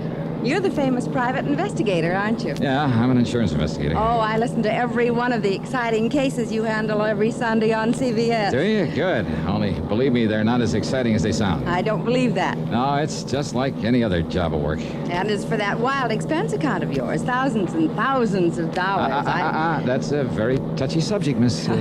Claire, my name's Claire. I mean, after all, Claire, a man has to wangle some kind of compensation on a job like mine. You mean because it's so risky and all, and I don't blame you a bit. Are you off on some dangerous investigation now, Mr. Dollar? No, sirree. No, ma'am. I'm heading for a place over in western Arizona, Lake Mojave Resort on the Colorado River. I know. The place you're always going to fish. Well, the place where I always try to get in some fishing. That's right. Something always happens and spoils your plans. But not this time. You see, I do listen to your program. But now we're airborne, Mr. Dollar, so you can get rid of the seatbelt and go up to seat 11 that I saved for you. Oh, yeah, sure. Thanks a lot, Claire. Pleasure, Johnny, and I hope you have a wonderful trip. Oh, believe me, nothing's gonna stop me this time. For once in my life, I'm gonna... Oh, no. Yeah, I arranged for this seating myself, John. Pat McCracken. That's right. Sit down. Stewardess! Claire! Oh, John. Help! Now, you listen Johnny, to me, Pat. Come on, sit down and make yourself What is easy. it, Mr. Dollar? What's wrong? Give me another seat on this crate. Oh, now, Johnny. I'm sorry, Mr. Dollar, but this is the only one left, and Mr. McCracken insisted that I save it for you. Oh, he did he? You wouldn't want to stand all the way down to New York. Besides, the airline wouldn't like it. Now, Pat... Okay. But only as far as New York. Yes? Yeah. If I were you, I wouldn't be too sure. Yeah? All right, now you listen. The minute we land in New York, where I can pick up another plane, Pat, you and I part company. You want to bet on that?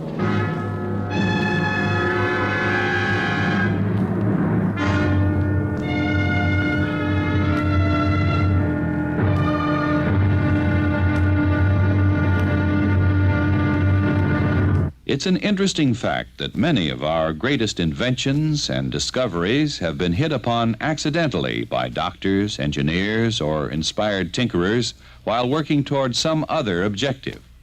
Thomas Edison had such an accident. While working on an advanced telegraph instrument, he noticed a faint musical sound coming from the revolving paper-covered cylinder he was using. He noticed that indentations in the paper caused the needle to vibrate, and the vibrations produced the sound. Setting aside the telegraph instrument momentarily, he experimented with the principle he had accidentally discovered. He fixed a needle to a diaphragm mounted on the short end of a horn and arranged this apparatus so that the needle would scrape on the revolving cylinder as it turned.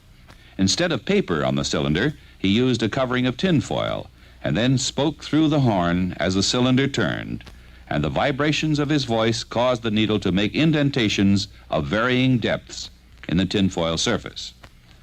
After a few models had been made and tested with minor success, Edison recited into the horn the nursery rhyme, "Mary Had a Little Lamb."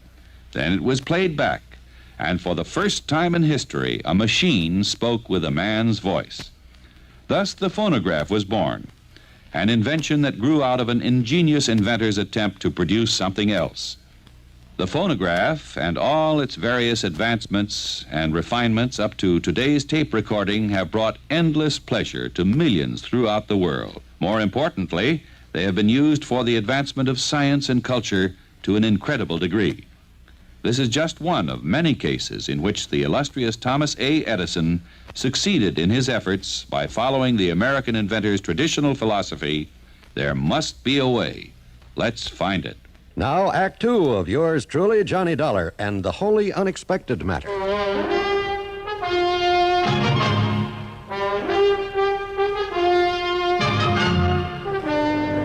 When we got home from New York, I said so long and goodbye to Pat McCracken, then climbed aboard one of the big jets. But just before takeoff, who should come barging in and take the seat next to me? Well, of course, Johnny. This is the seat that was assigned to me. All right now, Pat.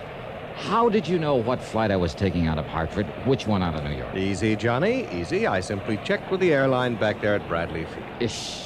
Now, instead of clamming up the way you did on the trip from Hartford to New York, let's talk about this. I'm sorry, Pat, but I'm on a vacation, and this is one time. Neither you nor anybody else is going to keep me from going out to... Yes? Well... Go ahead and say it, Johnny, to Lake Mojave Resort out along the Colorado. How did... I mean... Oh, what makes you think that? Well, where else in the world would you go to get away from it all for a few days? Well, lots of places. Not this time. How do you know? I'm just betting on it. That's why I dragged along all my fishing tackle. Huh? Sure. After hearing you rave about the place all these years, I decided it was high time I took a crack at it, too. Now, wait a minute, just a minute. Yes, Johnny. You mean that when you call me back at my apartment, It wasn't about some kind of an assignment? Farthest thing from my mind. Oh, yeah? Honor bright. What? Then why didn't you say so? So who had a chance? Well, do we go fishing together or don't we? All right, just one condition, Pat. Not one single word of business until we get back to Hartford. Who said anything about business? Don't you think I need a vacation now and then as much as you do? Okay, then, okay. Now, that's settled. That's settled, yeah. Now, make with some talk about those nice big fish that we're gonna... Okay, Huh? What's the matter? Nothing. Been looking at that fellow sitting up there in the seat next to the emergency exit. Oh, what about him? Nothing really. It's just that he looks very familiar, and what's more, I'm sure he was also aboard the plane out of Hartford. Oh, so were several other people. Remember, the plane was full. Yes, and I tried to tell you about the way he kept looking back at you in a funny sort of now way. quit it, Pat. Just well, quit it's a fact, John. Oh, look, did you see that? He gave us a quick glance and then buried his face in his magazine again. So what? Well, almost as though he didn't want to be seen by us. Now, you look here, Are Pat. you sure that you don't recognize him? That face is mighty familiar. Well, it isn't to me, so forget it and relax and let's enjoy ourselves. Funny little scar on his cheek when he half turned just... Johnny, are you sure you didn't... Now, I said forget it. Okay, whatever you say.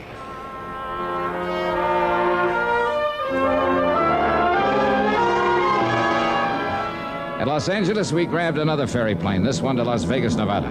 Johnny, look, that same man aboard, and don't tell me so what.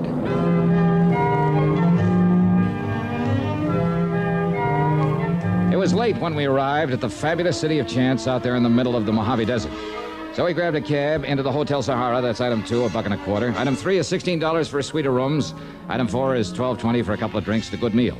Then we dropped into the casino. Oh, real excitement. Yeah, watching the little ivory ball click around the roulette wheel, the snap of cards at the blackjack table, the rattle of dice, the click of poker chips, the ring of silver dollars, and over it all, the constant chuck and whir of the slot machines. Pat and I had separated, and by some stroke of good luck, I did all right with the dice. So I hauled my stack of chips over to the cashier's cage and collected, believe it or not. 200, 300, 350, 60, $365. Right on the nose. Thanks. Thanks very much. Yes, sir. Next, please. Johnny, there you are. Yeah, I sure am. Well, how you doing, Pat? All right, fine. Now listen. Yeah? That man we saw on the plane. That you saw? Well, I saw him again a little while ago while you were at the roulette table. He was watching you, and when he saw me watching him... Now, Pat, would Johnny, you... Probably, look, half a dozen people from Hartford have taken this same set of planes out here. After all, it's vacation time. A lot of people. Okay, Johnny, I hope you're right. Oh, sure I'm right. Now, look, let's get some sleep, and first thing in the morning, we'll head down to the lake, huh? Come on. Well, whatever you say, only... Stop worrying, will you? Will you? Sure, Johnny, sure.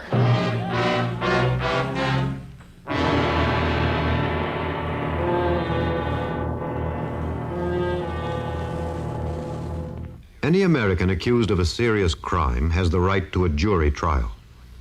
But you also have the right to have your case decided by a jury in most civil cases when you're suing in the federal courts for damages or for the recovery of your property. Do you know when you can exercise this right? The answer is in the Constitution. The 7th Amendment says that you can have your case decided by a jury whenever the amount involved is greater than $20. This is one of the ways in which the Constitution seeks to provide every citizen with fair and impartial justice. It is one of the ways in which the Constitution ensures that this country of yours and mine shall be our country under God. And now, Act 3 of yours truly, Johnny Dollar.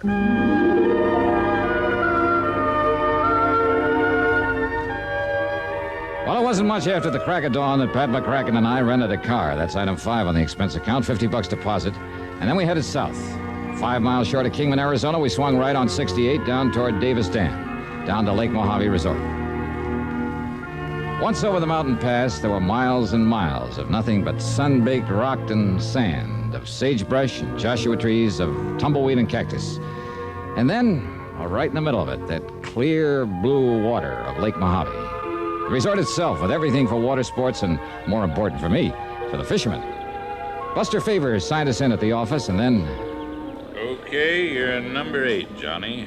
And if You and Mr. McCracken don't get limits every day. Mr. McCracken? Out here, Buster, it's Pat. Okay, Pat. Wow, shall we? Oh, incidentally, you're not the only one that's out here from Hartford. Oh, all right, Buster. Mr. Malloy arrived late last night. Malloy. Does that name ring a bell, Johnny? It certainly does not. Now, will you forget about that man you saw? Excuse me. Okay, I'm sorry. Well, you ought to be. Okay. Now let's unpack and go fishing. Oh, huh? brother, just try and stop me. Just forget all about business. Excuse me, Pat. What? This calls for you. Oh, thanks. You mean you told somebody where you were coming? Only my office, Johnny, you know. Idiot. Here you are. Thank you. Hello. Mr. McCracken, this is Marion at the office. Now, Marion, I said the only calls I want out Please, here... Mr. McCracken, is Johnny Dollar with you? You know he is. Why? That arson case you assigned him 3 years ago, the Morley warehouse? The Morley warehouse fire? What? What's that? Get this, Johnny. Yeah? What about it, Marion? Well, it was Mr. Dollar who told the police how to catch Danny Maloney for that job. Yes, that's right. Scarface And Maloney, when they but... put Maloney in state prison for it, he swore that if he ever got out... Well, he's out. Maloney. Did you hear me, Mr. McCracken? Scarface Maloney has escaped from the state prison over at Weathersfield night before last. Yeah. And if he carries out his threat against Johnny Dollar... You hear that, Johnny? Yeah, I heard. The man aboard the plane with a scar on his cheek? And you wouldn't bother looking at him. All right, now, Okay, wait. Johnny, you're on the expense account. Hey, what's this all about? Buster, the man from Hartford. Malloy, is it? Has he got a scar on his face, Buster? Why, yeah, on his cheek. Where is he? And come to think of it, Johnny, he asked when you'd be arriving. Where is he? Oh, he went out fishing early this morning. You know where, Buster? Just up the lake somewhere is all I know. All right, now. Did you tell him when I'd arrive? No, wasn't sure myself. Then we're one up on him. Maybe. Mr. Malloy looks like a mighty fine man to me. Don't be fooled, Buster. Johnny, what'll we do? Buster, you're the best judge of character I've ever known. Thanks, Johnny. Well, Johnny? Pat, you and I are going fishing. What?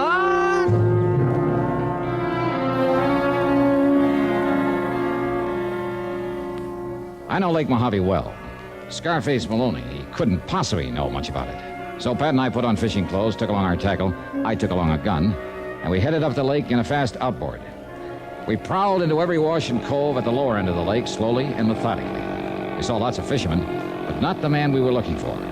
Finally, well, I guess the spell of Lake Mojave was just too much for me, so I hove to at the end of a long, narrow cove with high walls of rock on every side.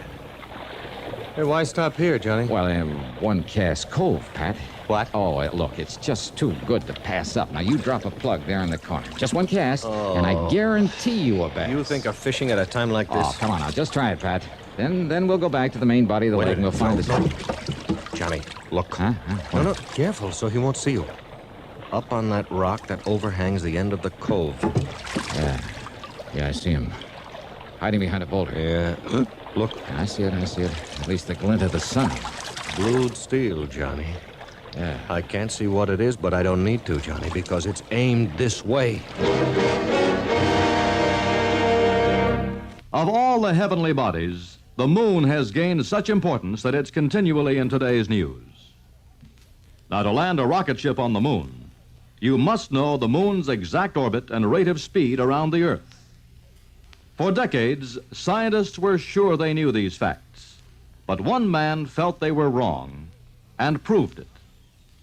Simon Newcomb was born in 1835 in Wallace, Nova Scotia. Throughout his childhood, he amazed his elders with his uncanny perception of mathematics. While in his teens, Newcomb joined his father, who was teaching in the United States. In 1854, they finally settled in Maryland, where Newcomb also became a teacher. One day on a trip to Washington, he visited the Smithsonian Institute. From then on, he spent every free moment studying from its wonderful wealth of books. Reading book after book, he stumbled onto 4 volumes which kindled his enthusiasm into a brilliant flame.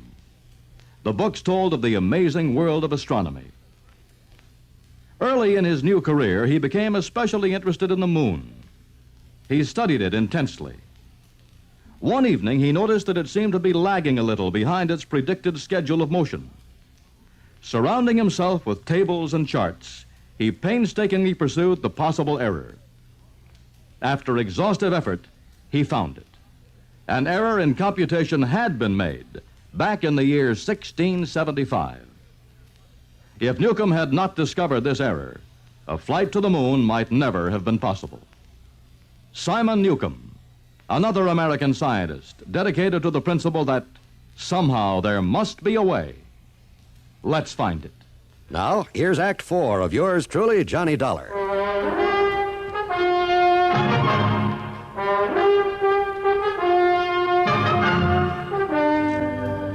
The end of a long cove surrounded by high walls of rock, and on top, a man with blued steel in his hand, aimed straight down at us. Johnny, with the sun on our faces, he's got the advantage of us.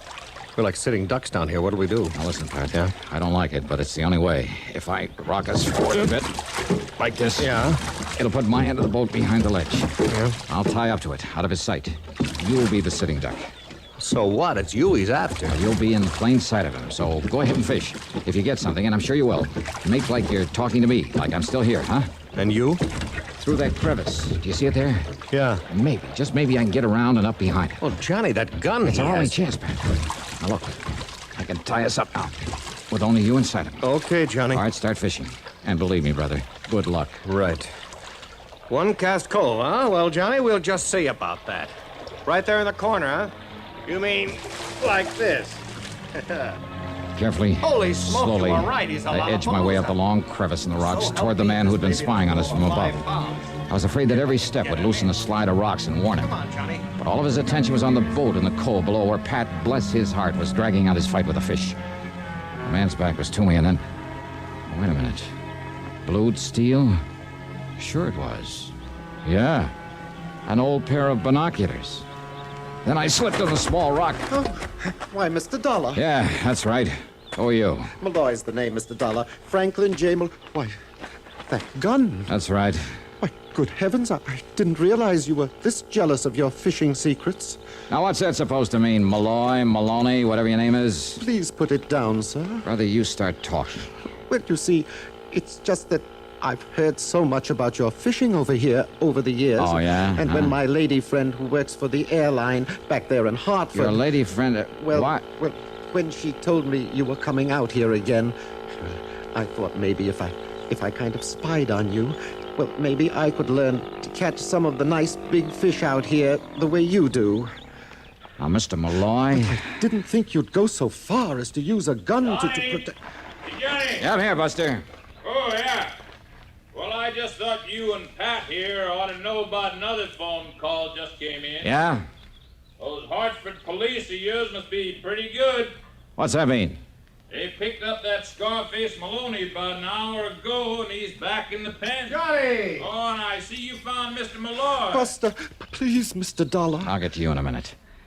Hey, Buster, you take Pat out where he can catch some little bluegill or a tired old carp, maybe. Eh? Mr. Malloy and I are going after some real lunkers. Couple of secret spots I know. Well, sure. Okay, Mr. Malloy? Bless you, Mr. Dollar.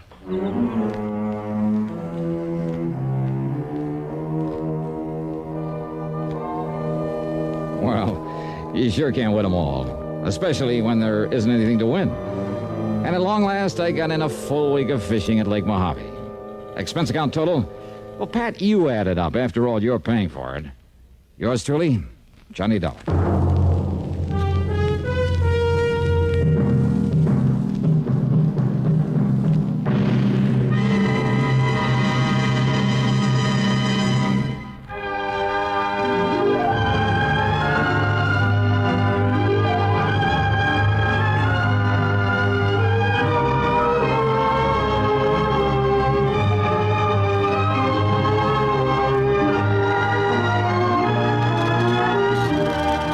Yours truly, Johnny Dollar, starring Bob Bailey. Originates in Hollywood and is written, produced, and directed by Jack Johnstone. Heard in our cast were Virginia Gregg, Shirley Mitchell, Larry Dobkin, Sam Edwards, Barney Phillips, and Edgar Barrier. Be sure to join us next week, same time and station, for another exciting story of yours truly, Johnny Dollar. This is John Wald speaking.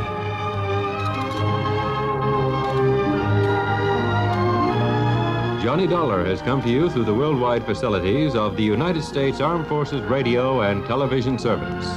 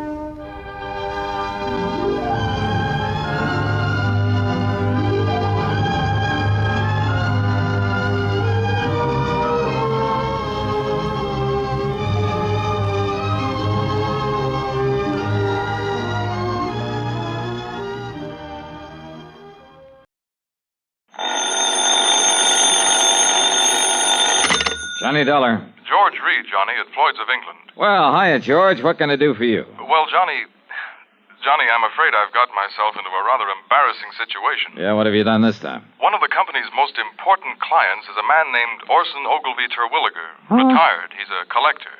He lives down near the little town of Bethel, New York. Where's that? Across the Hudson, east of Poughkeepsie, between Monticello and Coshocton in the Mongauk Valley. Yo, hold it. I better look it up on the map. Yes, I wish you would, Johnny. Then go on down there right away. Oh, why not? But what for? Terwilliger insists that someone from the company, preferably I, call on him immediately. Immediately, Johnny, regarding some change he wants to make in his life insurance policy. What kind of a change? Well, I haven't the least idea, but it's a really sizable policy. How sizable? Over $500,000. That's sizable. With a double indemnity clause. Wowee. You can see why it's important that we cater to this man. All right, so why don't you tear on down there? Well, you see, Johnny, oh, dear. Yeah? What's the matter, Georgie? I'm making this call from the city jail. You what? No, some fool traffic cop. I mean, one of our fine highway patrolmen. Yeah. Well, I'm afraid in my anxiety to get down to see Mr. Terwilliger, well, I may have been speeding a little, and, well, I made the mistake of arguing with this officer quite vehemently, Johnny. No. And, well, my hearing isn't until tomorrow morning. Well, look, why don't you send somebody else from the office to see this man? And have my own employees find out what's happened? All right, then telephone him. And have him find out? No, please, Johnny. Go down there and...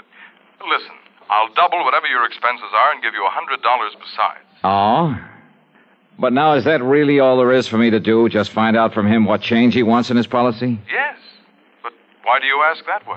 Nothing. Only every time you hand me one of these real easy assignments, I find I'm lucky to get out of it alive.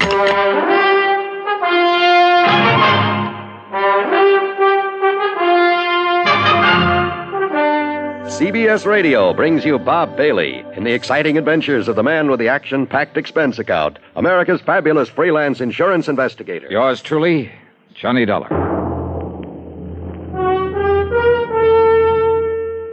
And now, Act One of yours truly, Johnny Dollar.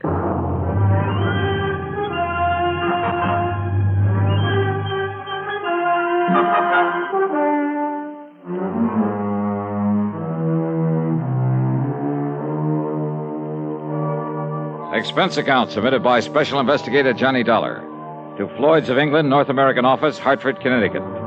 Following is an account of expenses incurred during my investigation of the collector's matter.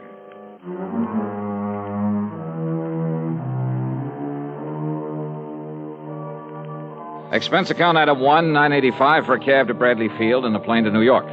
Item 2, $50 deposit on a rental car, and I drove north and west on 6 and 17, and finally Route 17B in my search for the little town of Bethel.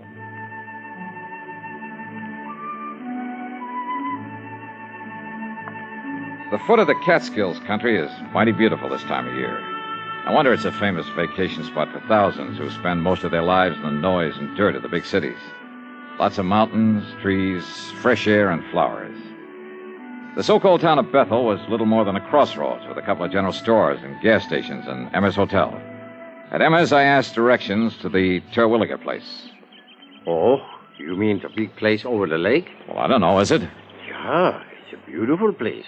And if they do decide to sell it, well, you know the rumors about it. Yeah, well, how do I get there? Well, you see that road right across the highway? Yeah, I see it. Well, first you pass Lake Superior, the Scott place. Yeah. About a mile and a half, maybe 2 miles. You see a turn to the left. Uh-huh.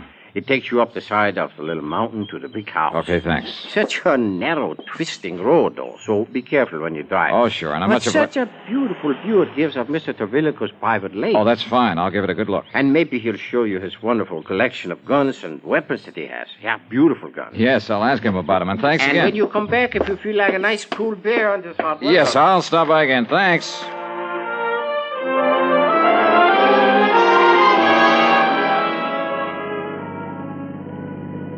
I passed the Lake Superior he'd mentioned. Then a couple of miles beyond, made a left turn that put me on the narrow, winding road up the side of a hill above another, a smaller lake. I wondered why Terwilliger, with all his money, hadn't improved this road, and thought of what might happen to someone trying to negotiate it too fast. Well, I didn't have time to think about it for long. Huh?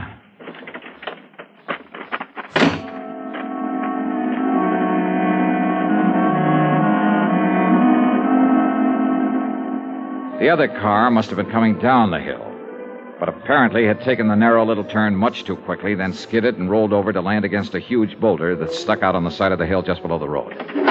After a struggle with it, I managed to get one of the doors open to see if the man inside was still alive. He wasn't, though his body was still warm. I reached into his pocket, pulled out a billfold, looked at the driver's license in it. Yeah. Orson O. Terwilliger. In the history of America, the inventor has had a place of importance equal to that of statesmen and other national leaders. Indeed, our inventors, many of them mechanics, craftsmen, or even thoughtful tinkerers, have strongly influenced our destiny. They have contributed greatly to our amazing development from a barren outpost of civilization to the foremost industrial nation in the world. Incidentally, when we think of great inventions, it's natural to think of involved mechanisms like the McCormick Reaper, the sewing machine, or the phonograph. However, some inventions are so simple, one wonders why they weren't thought of centuries before. An invention in this category is, of all things, the universal, all-important safety pin.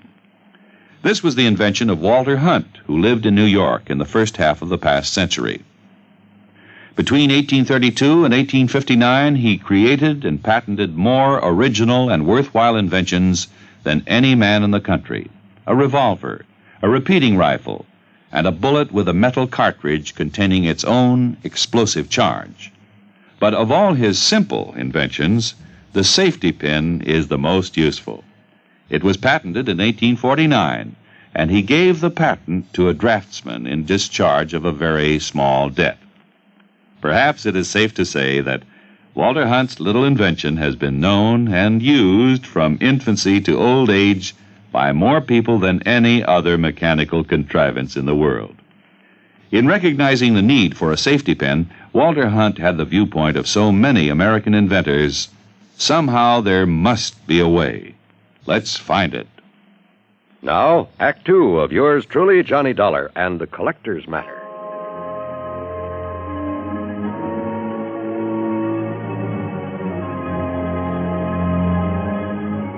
Yeah. The man lying there in the car that had skidded off the road was the man I'd come to see. Orson O. Terwilliger. And he was very dead. Not knowing what sort of police or medical facilities the town of Bethel had to offer, I decided to poke around a bit. But before I could lift the body out of this car, another one came down the narrow road from the direction of the big house on top of the hill.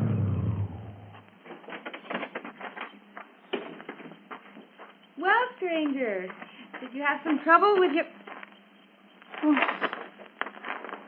Oh, no, that's Orsten's car. This gal was a doll, maybe 5'2", with blonde hair and, for a moment, sparkling blue eyes.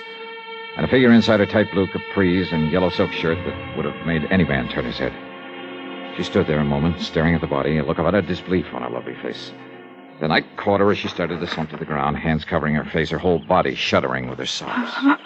I'm sorry. I'm terribly sorry. Why did a thing like this have to happen? Just when Orson and I were... Easy now. Easy. Just take it easy. If it makes you feel better, go ahead and... No. What good is it to cry over him? It won't bring him back to life. No, I'm afraid nothing will now. Why does it have to happen to people like... I'm terribly sorry. I didn't mean to throw myself into your arms. That's perfectly all right. The shock of suddenly... I'm Blanche Terwilliger, his wife. Who are you? My name is Johnny Dollar. Johnny Dollar? The insurance investigator? Yes, that's right, Mrs. Terwilliger. Your husband had asked that someone for the office. Sounds like a terrible thing to say, Johnny. Yeah? But I'm glad it was you who found him there. Oh? After all the awful things that people... Only they aren't true at all. They never were. Well, we'd better... I suppose we'd better call Dr. Parker and the police and... Shall we go up to the house, Johnny? Yeah. Sure.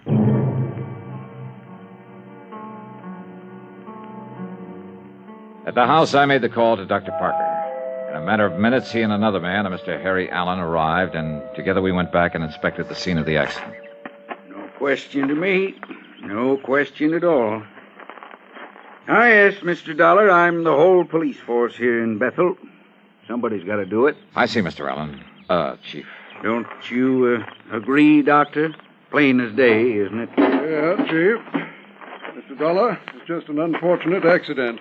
Those marks on his head and body are simply a result of the car rolling over. All of them, Doctor? Why Orson didn't know better than to take this turn too fast is...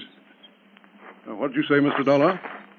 Well, this bruise on his forehead when he struck the windshield. That's right. Killed him instantly. And here, on his chest, from the steering wheel. Uh-huh. But that round contusion, I guess you'd call it, there behind his left ear. Small, perfect circle. Something inside the car when it rolled. Was it? Yep. Maybe. Suppose you show me one thing, anything, inside the car that could have made that clean, clear mark. Now, you look here, Dollar. Yes, Chief. It was pure accident that killed him, no doubt about it. The doc knows it, I know it, and you know it. Just because you're one of these high-powered, big-city-type special investigators, just don't let your imagination run away with you. Chief is right, Mr. Dollar. Sure. Now, come on. Let's haul the body up to the house and help Mrs. Terwilliger make arrangements with that funeral home down to Monticello. Anything else we can do. Very good idea, Chief. And, say, Dollar, you're a healthy young buck with a sharp eye. Now, what's that supposed to mean? Well, now you tell me the truth. Don't you think Terwilliger's wife is one of the prettiest girls you ever did see? Yeah, she is. Such a shame that she and him never really... Rumor, Chief. That's just a lot of idle gossip. Yeah, Doc. I guess you're right. Is he, Chief? Huh? I wonder.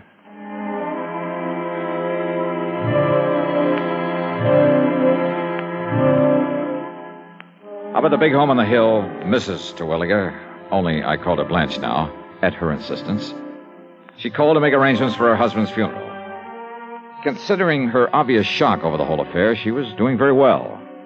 She'd also call one of the local garages to remove the wreck of the car. It would be so horrible to have to see it there day after day.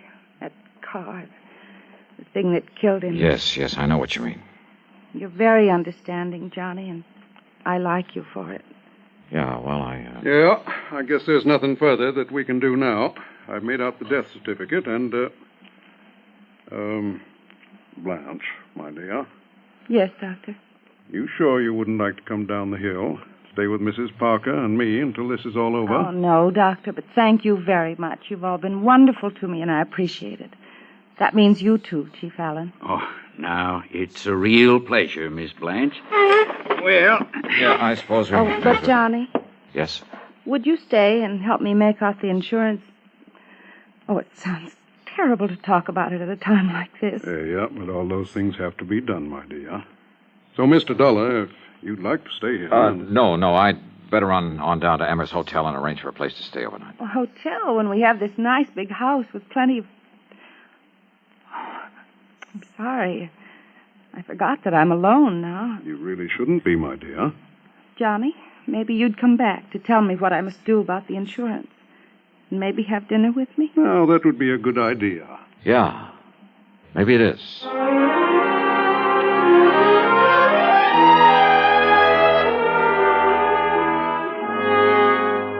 Expense account item 3, 90 cents for a phone call at Emmer's Hotel. Orson Terwilliger is dead. And, George, there's just one thing I want to know. Johnny, I simply can't... Yes, what is it? Who are the beneficiaries of Terwilliger's insurance? Why, there's only one. His wife, Blanche Terwilliger. Yes. I knew it. George, is that policy pretty much a standard form? Yes, it is. Double indemnity, as I think I told you. But he said he wanted some changes made. Well, to quote him exactly, he said he wanted to make a change in it. But frankly, I can't imagine what or why. 5 will get you 10. He wanted to change the beneficiary. Really? But the beautiful Blanche played it smart. She didn't give him a chance. Yes, I suppose that is a... What? Yeah. Now, Johnny, no, listen. If you mean what I think you do, what I mean is... Yeah, George. Give it some thought.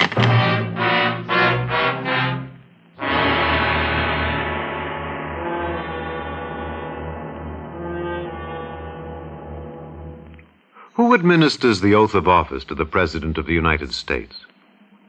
And for that matter, what is the oath of office? You may not know the answer to the first question. You should know the answer to the second. Because before a man can become president, he must pledge himself to do 2 things. First, he must pledge that he will in fact perform the duties of the president, and second, that he will perform them in accordance with our Constitution. This pledge is called the oath of office. It is very short and reads as follows. I do solemnly swear, or affirm, that I will faithfully execute the office of President of the United States, and will, to the best of my ability, preserve, protect, and defend the Constitution of the United States. That is the oath of office. The President takes it. But who administers it? The answer is that the Constitution does not say. Washington was sworn in by an official of New York City. Calvin Coolidge took the oath of office before his own father in the family homestead in Vermont. Frequently, it's administered by the Chief Justice of the Supreme Court. But the important point is not who administers the oath, but that the President, before he becomes President, shall swear to preserve, protect, and defend the Constitution. Because it is the Constitution which ensures that your country and mine shall be our country under God. Now, Act 3 of yours truly, Johnny Dollar.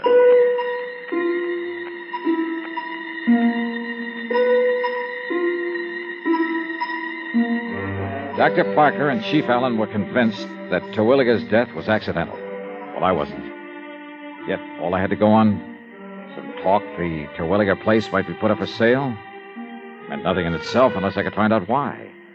Or perhaps the reason might tie in with the rumors, the gossip that had been mentioned to me.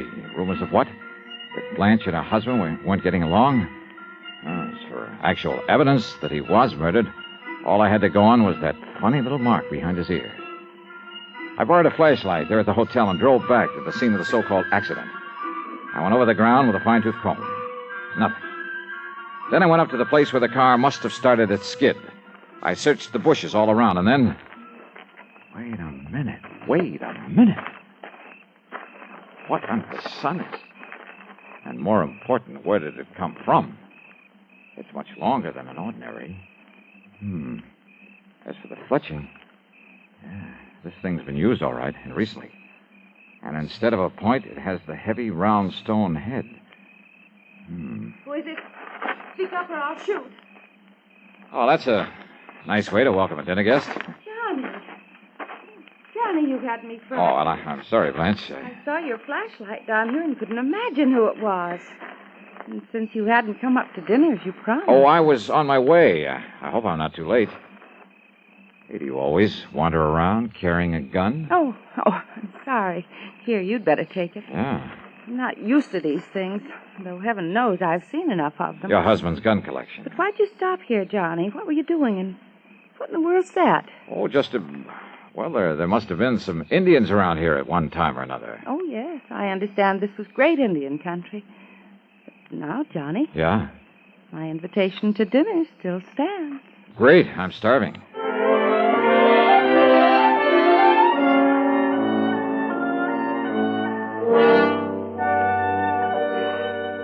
Oh, mighty fine dinner, Blanche. More coffee? I'm almost embarrassed, though. Now, why do you say that? But a chance to be close to someone is, well... More coffee? Oh, no, thanks. Not another thing. Well, then, let's go in by the fire in the library and talk. Johnny, Yeah? it's a great comfort to have you here, and I... Thanks. You don't mind if I hold your hand? Kid stuff, huh? No, it isn't. Now, this collection of weapons you were going to show me. No, you have to look at it. Well, I'd kind of like to. All right. It's in the library, too. Okay. You know, Blanche, with your figure, Hmm? what I meant was you must have been quite the athlete when you were in college. Now, what brought that on? Swimming? Tennis? That sort of thing? Sure, everything. Blanche Ransom, girl athlete. Pistol team? The way you handled this gun a while ago. Only a person who knows guns has the proper respect for them. Well, I still don't like them. Then all things considered, it's better that I keep this one. What? All things considered? Your husband had to drive very slowly around that curve, didn't he? Yes. But I guess he didn't for once, or he wouldn't have... Slowly enough so that somebody couldn't have missed him with a pea shooter, much less a deadly weapon. Johnny, what in the world is... Archery was your best event, wasn't it? Archery? Yeah. I'm afraid that's why I took your hand. Johnny. Calluses like that come from only one thing, using a heavy bow, a hunting bow. This one here on the wall? Now, Johnny, listen, honestly. Honey, why did you do it? Why did you do it, Blanche? I don't know what With this bow and with the arrow I found out there. Johnny. With its flat, round, heavy stone head, just before he reached that curve in the road. Well, All right, Johnny. But listen, if you knew how long if you knew what I had to...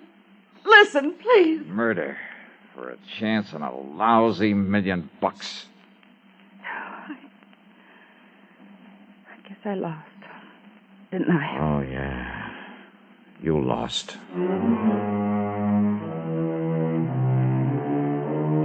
And according to the law, no person convicted of the murder of the decedent shall be entitled to any portion of the estate, including the insurance.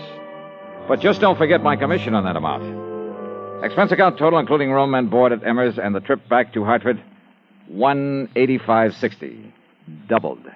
Yours truly, Johnny Dollar.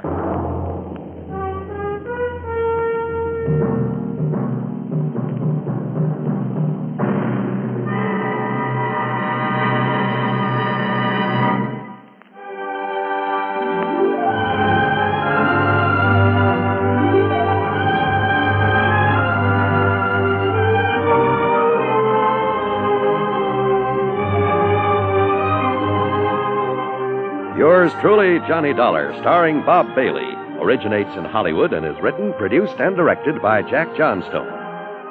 Heard in our cast were Virginia Gregg, G. Stanley Jones, Forrest Lewis, Vic Perrin, and Bart Robinson. Be sure to join us next week, same time and station, for another exciting story of yours truly, Johnny Dollar.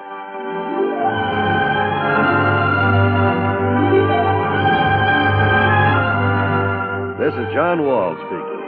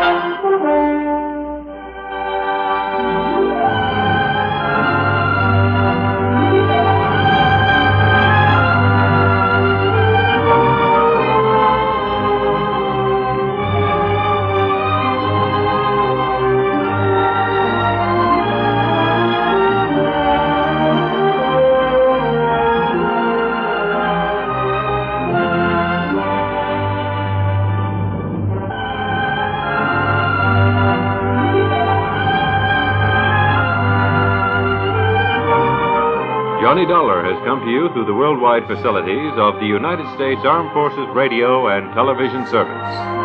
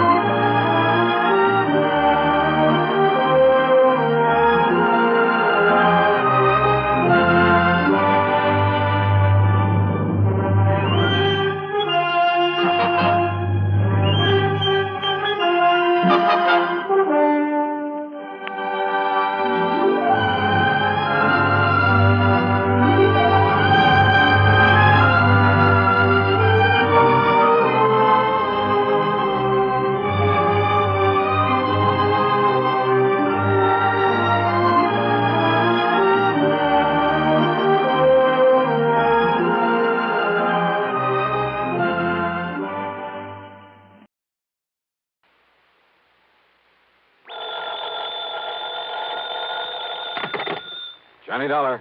This is Al Turner at New Britain Mutual. Hi, Al. What goes with you these days? Johnny, one of our important clients is very anxious to get in touch with you. Says that she's an old friend of yours. Oh, who's that? Her name is Mrs. Virginia Haskell. Virginia Haskell? That's right. Sorry, Al, but I'm afraid I never heard of her. Before she got married, about a year ago, her name was Van Doren. Chinny Van Doren? Yes. Oh, well, now that's something else again. And I mean something. Well, then you do know her. One of the most delectable bits of feminine pulchritude I ever ran up against. Believe me, a young man's fancy didn't have to wait for spring to turn to thoughts of her. Now, what's that mean? Oh, Al, even I had serious ideas about that gal at one time. Oh? Yeah, right after college. Isn't every kid of that age intrigued by the idea of marrying into a fortune? And very beautiful. At least she was when I knew her. Still is, Johnny. So she's married to somebody by the name of Haskell, huh? Gordon Haskell. They live on Birch Brook Road, down in Bronxville, New York. Funny. What? Well, when I knew her, that blonde charmer didn't have eyes for anybody but Paul Snowden. Who's Paul Snowden? Childhood sweetheart, that sort of thing. Poor boy, making good on his own, you know the bit. Ah, yes. Too proud to marry her because of her money. But she swore that she'd never marry anybody else, that he was her one true love. But I guess she changed her mind. What did she want to see me about, Al? She didn't say. She did make it clear, however, that it has to do with some of the family insurance. Well, that's as good an excuse as any. Well, then, do you want to run on down there? For a longing look at the gorgeous Ginny Van Doren? But it'll cost you money, Al. Listen, Johnny, with the premiums we get for all the insurance she carries, life, house, property, and so on, the sky's the limit. Brother, have you stuck your neck out? Well, now, that doesn't mean you have Albert, to... I'll be in touch.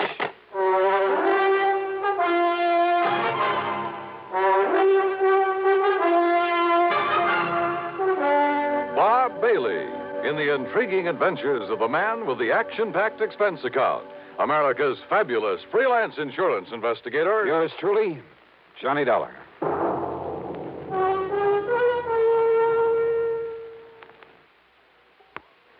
And now, Act One of yours truly, Johnny Dollar.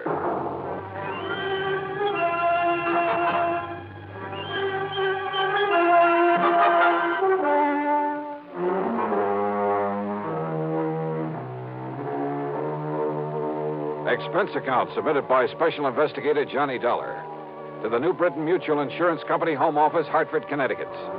Following is an account of expenses incurred during my investigation of the Wayward heiress matter.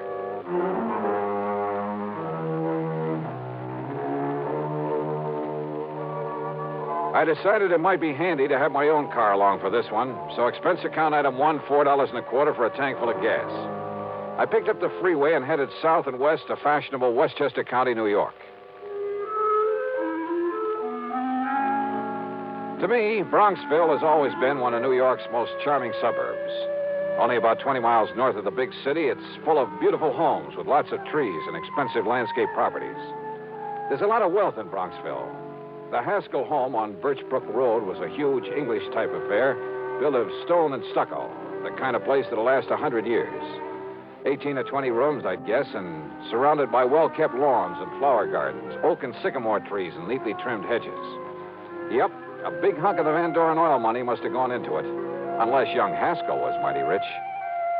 Virginia, looking every bit as beautiful as I'd remembered her from college back in the Midwest, greeted me like a long-lost, well, brother, darn it. And, Johnny, I'm so glad you could come. I'm worried, sick. Worried about what, Jenny? Gordon, my husband. Well, look, it's none of my business, but it kind of surprised me to learn you'd married somebody other than Paul Snowden. It's Paul who has me worried, Johnny. Oh? Yes. How? Well, back in the old days in college, I wasn't interested in anybody in the world but Paul. I mean, seriously. Yeah, I remember. The rest of us couldn't get to first base with you. I loved him, Johnny. And I hoped that as soon as he could get established in a business of some kind, he'd ask me to marry him. Well, what stopped him, Jenny? Money. When Father died and all the Van Doren money came to me, Paul suddenly changed. He stopped seeing me. He even avoided me. So then, well, I guess what I did was make a mistake. What was that? I went to see him at his little plant there in Chicago. Chicago? That's where we were living then. And, Johnny, the only reason he stayed there was to be close to me. So you went to see him? Yes. And I proposed to him. Oh? Also, well, this was the big mistake. I offered to finance the machine tool business that he was trying so hard to build up. But he didn't like that and told me so. I'm afraid there was quite a scene there. You've just been looking down your nose at me all these years. It's been nothing but pity. Paul! Yeah, poor, timid little me. Needs help. Maybe needs mothering by somebody who pities him. By somebody who can afford to support him. Paul, that isn't true. Then why do you come offering help, offering money? I don't want pity. Somebody holding up my head for me. I've got to work this out alone. It may take me a long time, but I'm not going to... Oh, I'm sorry, Jenny, but don't you see I love you? I'll never love anybody else. Then why don't you let me Don't you understand? I'll never get anywhere on your charity. You're feeling sorry for me. Paul, darling, please. All right. All right, the less we see of each other now, the better. Maybe sometime, but... Well, no, not now. Find somebody else, Jenny. Somebody who can give you the things you need and want. Now, Uh-huh. A little too much pride for his own good, I'd say. It upset me terribly, Johnny. Especially when he told me to go out and find somebody else. But I take it you did. Then Gordon came along. Sort of caught me on the rebound, I guess. Tall, good-looking. He fell in love with me the first time we ever met. I guess he kind of swept me off my feet. But now that the honeymoon's over... He's been wonderful to me. And I love Gordon, Johnny. I love him very much. As much as Paul? Not perhaps in the same way. But we're very happy together. And there's never been any strain or tension because of this difference in our fortunes. Gordon isn't wealthy either? Well, he hasn't what I have, of course. But he manages to get along. And I'm being a good wife to him. Oh, I'm sure you are, Jenny. And don't you see, if Paul, because of his jealousy, were to kill Gordon... Jenny, you mean you honestly believe he might? Yes. That's exactly what I mean. That's why I sent for But you. good heavens, gal. Oh, Johnny, you've got to stop him.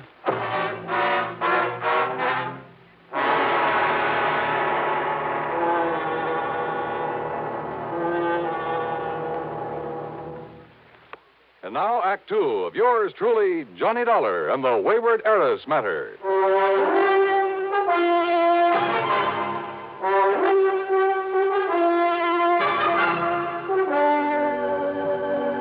All right, now, Jenny, listen to me. It's true, Johnny. I'm sure of it.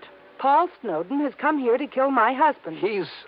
He's told you as much? Haven't you been listening to me? Well, of course I have. Maybe my marriage to Gordon was on the rebound, on the spur of the moment. Call it anything you like, but it was Paul who turned me down. At least for the time being. I told you what he said. And simply because of a misguided sense of pride, because you had money and he didn't. Yes. Well, how did Paul take it when he learned that you were going to marry Gordon, I mean? He was terribly angry. He made all sorts of wild threats. Well, now, that doesn't necessarily... He said that he would kill anybody else who married me, and he will, Johnny. Does he know Gordon? He's never seen him. But he wants to kill him? Oh, Jenny, that doesn't make any sense. Don't you understand? It was to get away from Paul that Gordon and I came here to get married and settle down. Well, because you were afraid you might still be in love with Paul. It isn't a very nice thing to say, Johnny. But it could be true, couldn't it? Is Gordon in business here in the East? Well, I've helped him to start one, Johnny. A little importing business. What did he do before? Jenny? Well, his family had quite a bit of money once. But they lost it all in some bad speculations. And, well, if you must know, Gordon just sort of played around for a while. Did Paul know all this? I don't know. Because if he did, maybe you shouldn't blame the poor, hard-working guy for not liking him. But Gordon is good, and he's good to me. He's good to you. Seems to me you're the one You who mustn't say that, Johnny. He is good to me. But he's all I have now. If only Paul hadn't found out where we've come to live. Oh, look, Jenny, I'm an insurance investigator, not a love counselor, and... Oh, what's the matter? Don't you believe me? All I've told you? Or are you just trying to be very cold-blooded about this? Jenny! All right, then. This happens to be a cold-blooded insurance matter. For the simple reason that Gordon's life is insured. And if you have no heart, if all you can think about is business, all right. It's your job to keep Paul from killing Gordon. Now, listen, Jenny, you've been married nearly a year. Nothing's happened, nothing at all. Yet now, all of a sudden... Because Paul has come here. He telephoned me. And there can be only one reason why he's here. I doubt that. But where is he? In New York, at a hotel. What hotel? He didn't say. Well, is he coming out here to the house? He said he wouldn't come until he could be sure that Gordon was here. And then? Then to prepare for the worst. Those were his very words, Johnny. Prepare for the worst. Wasn't Gordon here when he phoned? Yes, but I didn't tell him that. Where's Gordon now?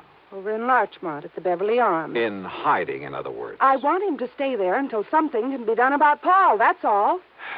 Well, if Paul's so all-fired determined... He is, Johnny. He always was. That could be a pretty admirable quality, Jenny. Of course it is. But when he's determined to do such a horrible... Johnny, I don't understand you, the way you're taking all this. Are you going to help me or aren't you? Yes. Okay, Jenny, I'll see what I can do. If by any chance what you suspect is true, if Paul really has come here to get him... Of course he has. Paul doesn't give up, no matter what he set out to do. Which is to say that sooner or later, if you'd kept your head, if you hadn't gone off the deep end, if you had waited and married him, Jenny... I know, I should have. I should have waited for him, no matter how long it took. And Yeah? And what?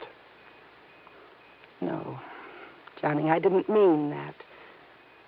I'm married to Gordon now, and I must protect him. Okay, then. The first thing to do is get him over here. What? Sure. If Paul's staying undercover, it's the only way to bring him out in the open. But if anything happens to like Gordon... you say, it's my job to see that it doesn't. I'll see you later. Yeah, like I've said many times before, in this business of mine, you run into some real wildies, and this was one of them. Made me feel like an advice to the love-shorn column.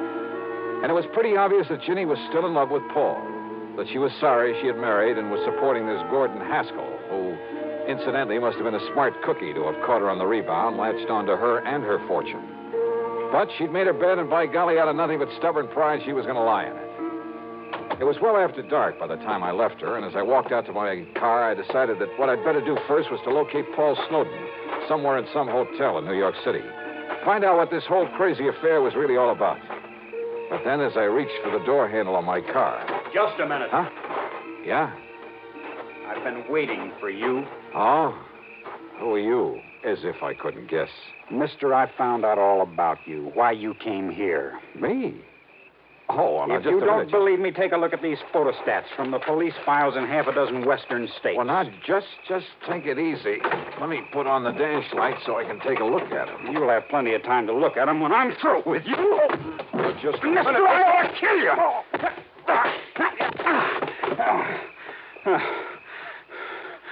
All right, now. You want some more? Johnny, what on earth's going on out there? Huh? Johnny? What? Johnny! Oh, no. Paul! Paul, what have you done to Johnny Dollar? Johnny! Oh, dear, this is terrible. Well, it ain't exactly good. That was Paul. I saw him. Yeah, so I figured. He must have found out that I sent for you. Why, if I hadn't come out of the house to see what the noise was all about, he might... Don't you see, Johnny? Don't you believe me now when I say he's come here to kill Gordon? Jenny, I guess if you didn't convince me, Paul has.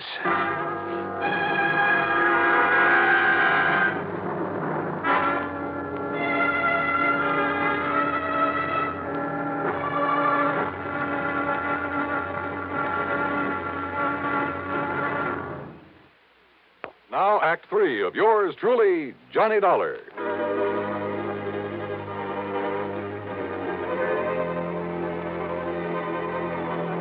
I went back into the house with Ginny's help, and a good stiff drink plus her tender menstruations brought me back to normal. I suppose I could make all sorts of excuses about having been caught off guard, but I won't. Paul Snowden had a good pair of fists, and he knew how to use them. My plan had been to call on the New York City police for help in locating Paul, but now this had suddenly become a personal matter. And yet, wait a minute. Ginny. Yes, Johnny.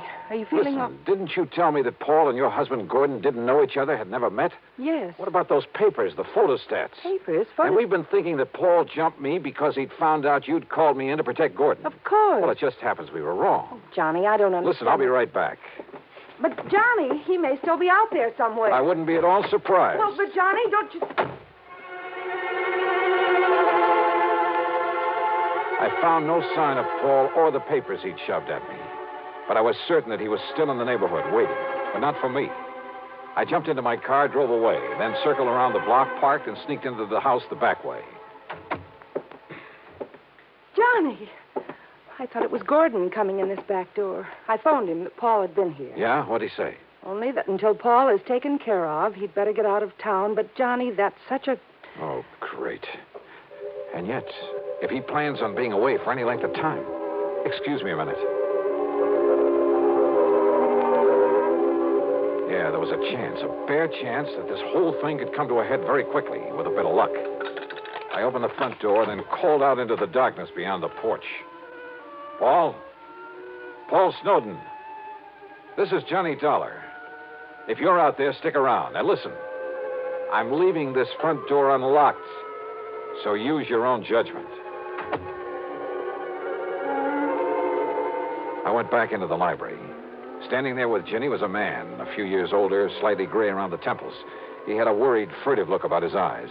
He was momentarily startled when I walked in on him. Johnny. Gordon, this is Johnny Dollar. Hiya, Gordon. He sneaked in the back way, Johnny. But I'm not staying around to get killed. Now, listen, Virginia. Gordon, it'll be all right now. No, I don't know who Dollar is or why you've called him in, but I'm not staying around here with Paul Snowden gunning for me. You're afraid of him, Gordon? Wouldn't you be? Come on, Virginia. Open up the safe. You've got plenty of money in it, I know. But look, darling... Come on, get it for me. Give it to me. But to run away like this... Oh, because Paul wouldn't run away. You know that isn't what I mean. Give me the money, Virginia. Or do you want a dead husband on your hands? Well? Now, listen, Gordon. You listen. This is none of your business. I wouldn't be too sure of that. Well, I am. Virginia? Now, just a minute. Will you keep out of this? No. Oh, yes, you will.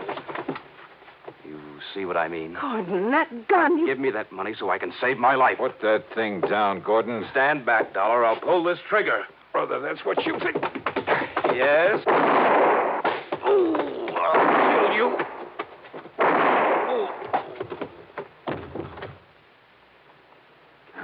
Thanks, Paul. I aimed low, Dollar. I'm afraid he'll live. Yeah, he'll be okay. Should have killed him, I guess. But I'd rather see him face the courts. Oh, what are you talking about? Those photostats you have? Yeah. Police files all over the West. He has a record as long as your arm, under various names. Wealthy women. Married them, took their money. Oh, no. Yes, Jenny. And some of them... Well, he killed them.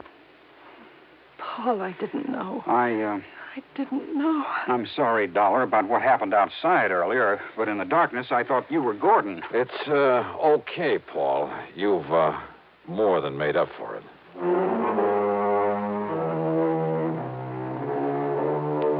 Well, maybe Paul and Ginny will finally get together for keeps. I don't know. I don't even know whether I care. I'm just glad I wasn't involved. That is, any more than I was.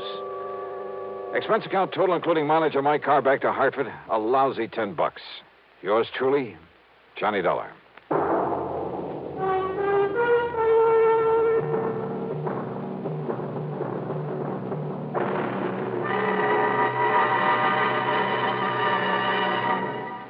Our star will return in just a moment. Now, here's our star to tell you about next week's story. Next week, a sweet little old lady involved in one of the dirtiest rackets I know. Join us, won't you? Yours truly, Johnny Dollar.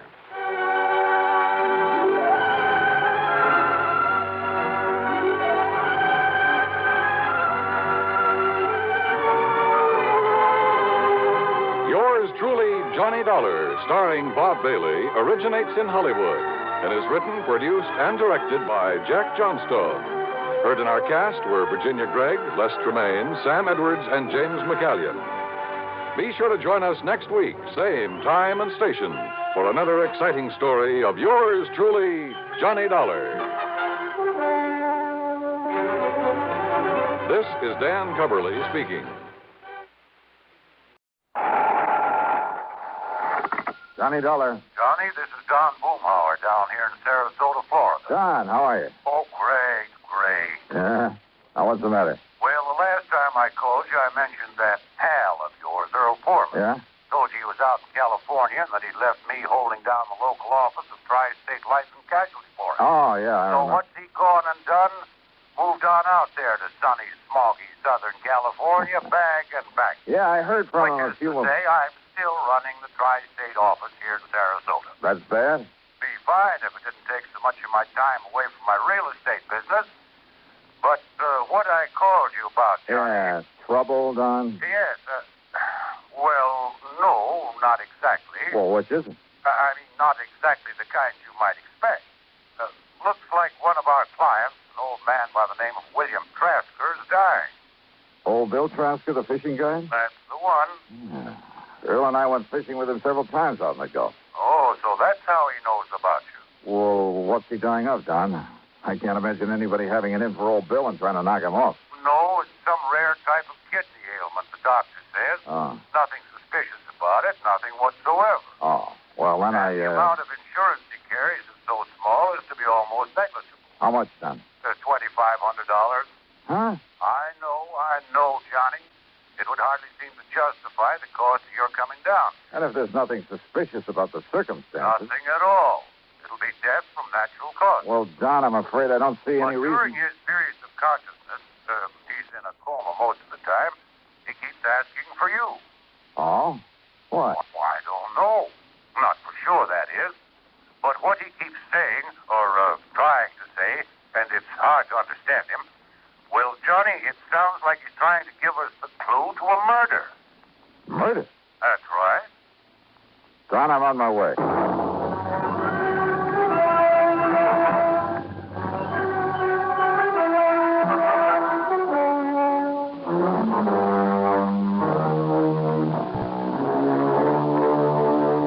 Expense account submitted by Special Investigator Johnny Dollar to the Tri-State Life and Casualty Insurance Company office in Sarasota, Florida. Following is an account of expenses incurred during my investigation of the recompense matter.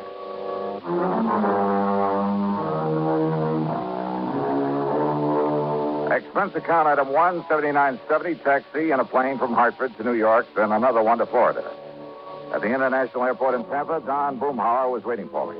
We piled into his air-conditioned car and headed south on the Tamiami Trail down towards Sarasota.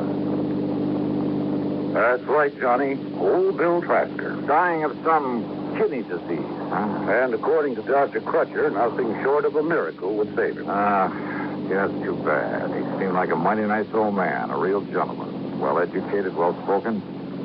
Hey, you'd expect to find him running a big business instead of a broken-down outboard rig to take out fishing parties. So I understand. But frankly, Johnny, I've never even seen old Bill until the doctor called me. Said he was dying and that he wanted to see you. Then I looked up his policy. Yeah, $2,500, you said. Yes, to be spent in giving him a modest but decent burial. And to pay any bills he might leave outstanding. Apparently, then, Bill won't be leaving much of an estate. And you'll understand why when you see the little kind of shack he lives in. But now, over the phone, you said something about a murder. Well, Johnny, it was so difficult trying to understand what he was trying to say. Even when he seemed completely conscious, he was very vague, except perhaps when he was asking for you. When he told us he had to see you before he goes. Well, now, Don, why? He never said the actual word murder, Johnny. But he, well, listen, there was a name he kept trying to tell us. It sounded like Jerry or Gerald something. Last name we couldn't get at all. Well, have you checked over his relatives? When we asked him about relatives, he just turned his face away and shook his head. But now, if he was talking about a murder... Johnny, it's just that... Well, Doc and I agreed that from what he said, and, well, his knowing you and your work and wanting to see you, and, well, you know how deathbed confessions are. You're not making much sense. Look, Doc will be waiting for us, and if Bill is conscious enough to make sense when he talks to you, well, let's just wait and see what you can get out of him. Whatever you say now.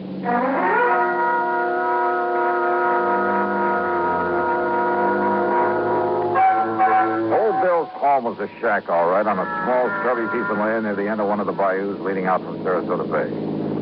As we stopped in front of the the long path through the palmettos that led up to it, Doc Crutcher came out to meet us.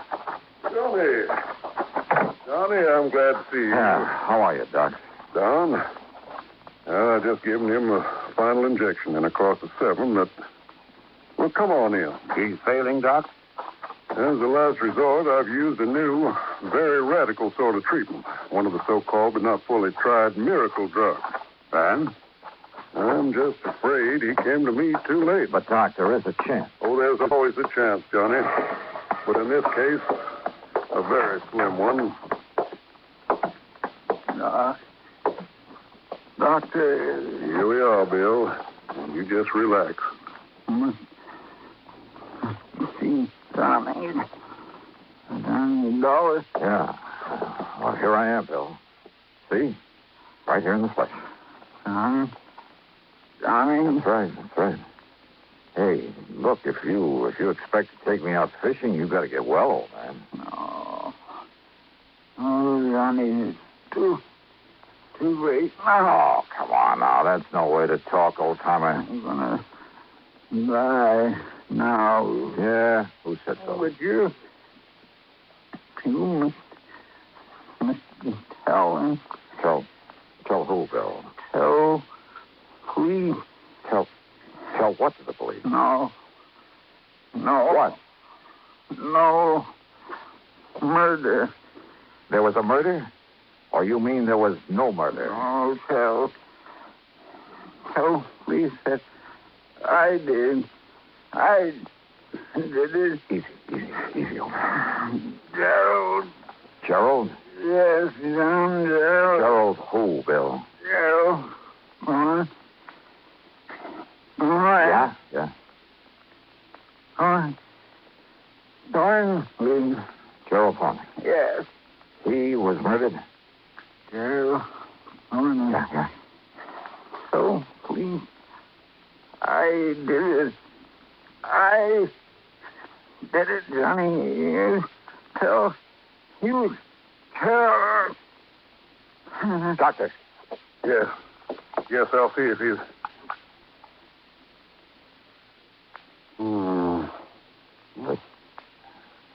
The end, Doc?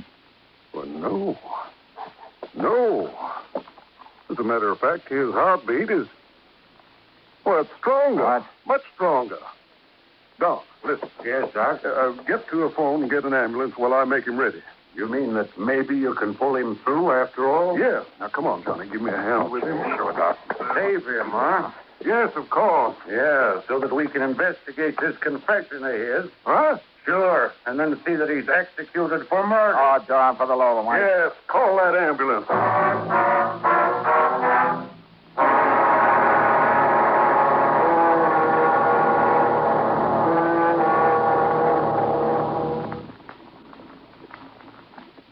Great scientific achievements usually are made through the combined efforts of many men. Such is the story of the Atlantic Cable, one of the outstanding milestones of the 19th century. But today, the name of one man remains to remind us of that venture. The organizer and director, Cyrus W. Field, a retired paper merchant who risked his fortune, sanity, and integrity in an awesome adventure that lasted 12 long years. Field first was approached in regard to a short underwater cable to Newfoundland in 1854.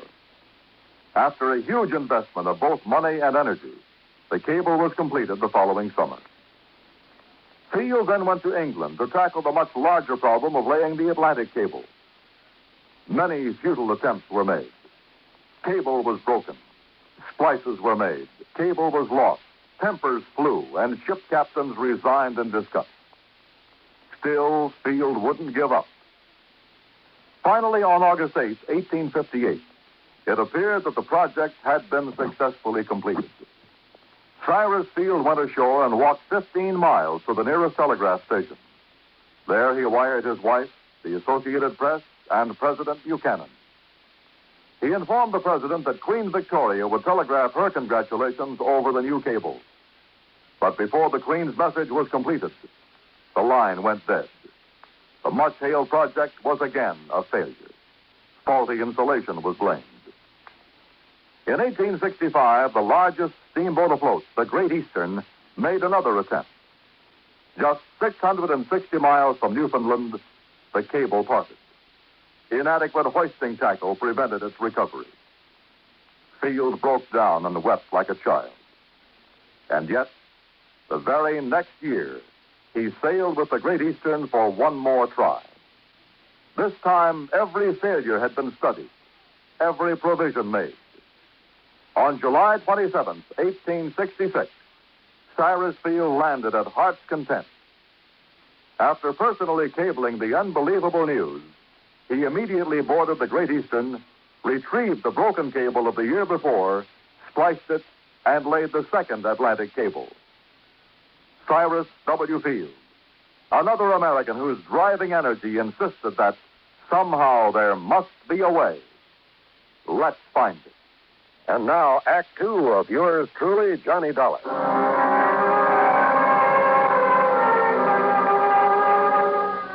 We carefully laid Old Bill in the back seat of Don Boomhauer's car and drove him to the hospital ourselves.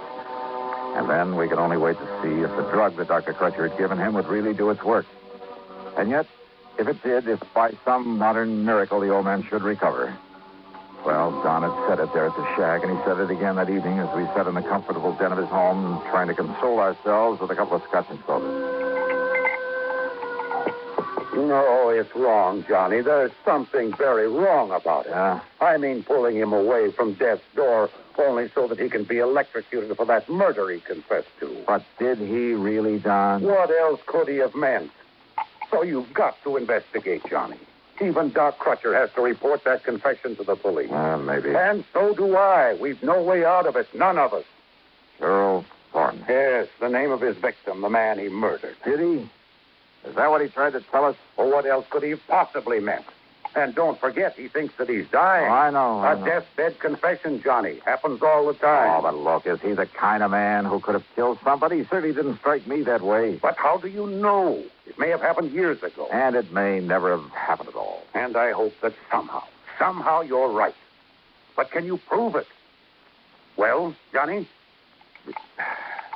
Pour me another drink, will you? Sure, all you want. But you haven't answered my question. I'm going to try, Don. I'm going to try.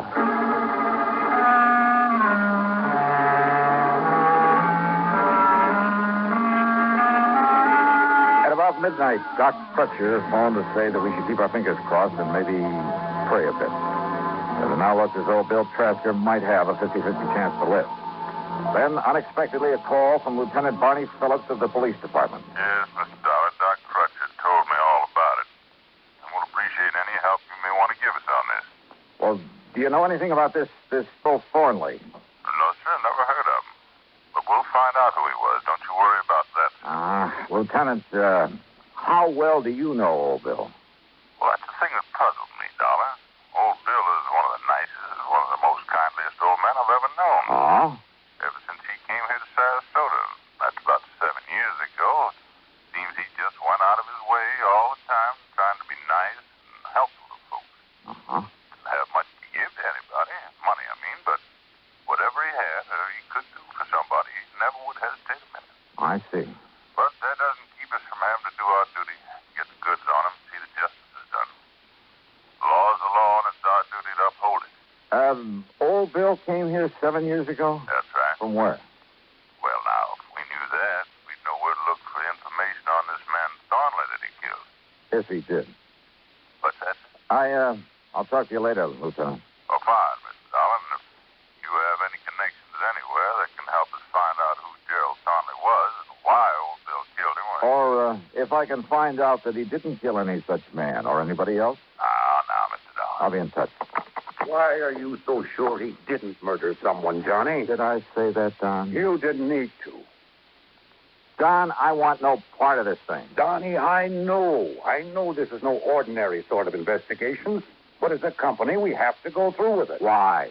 If you can prove that Bill didn't do it, which I doubt, well, it's the least we can do for a client, or something. Yeah. And if you end up proving he did, well, it's a public service by the company, or something. Or something. Let someone else handle it. I want to put it. Why did old Bill ask for you?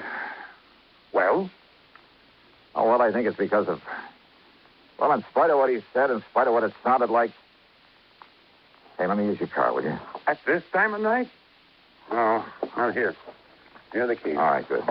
What have you got in mind? Well, maybe keeping an innocent man out of the chair. Now, Johnny... I'll see you later.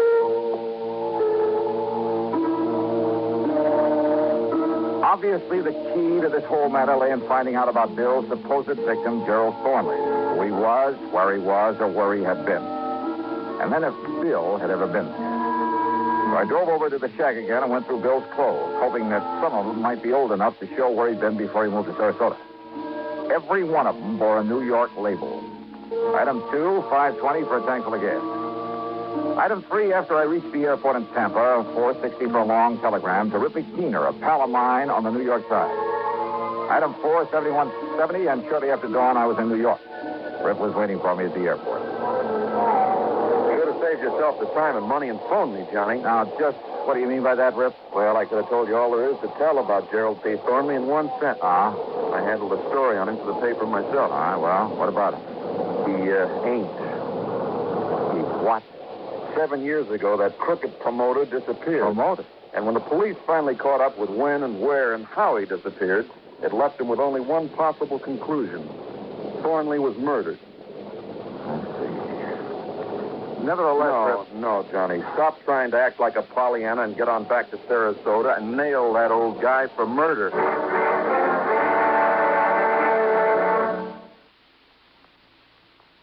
The 14th Amendment to our Constitution is one of its most important sections. It bestows United States citizenship upon every person, regardless of race, who is born within our borders or who is naturalized. And this amendment further provides that the privileges and immunities of citizenship cannot be taken away by a state, nor may a citizen be denied the equal protection of the laws. It is this amendment which makes us all equal citizens with equal rights, to the end that this country of yours and mine shall be our country under God. Now, Act 3 of yours truly, Johnny Dollar, and the recompense matter.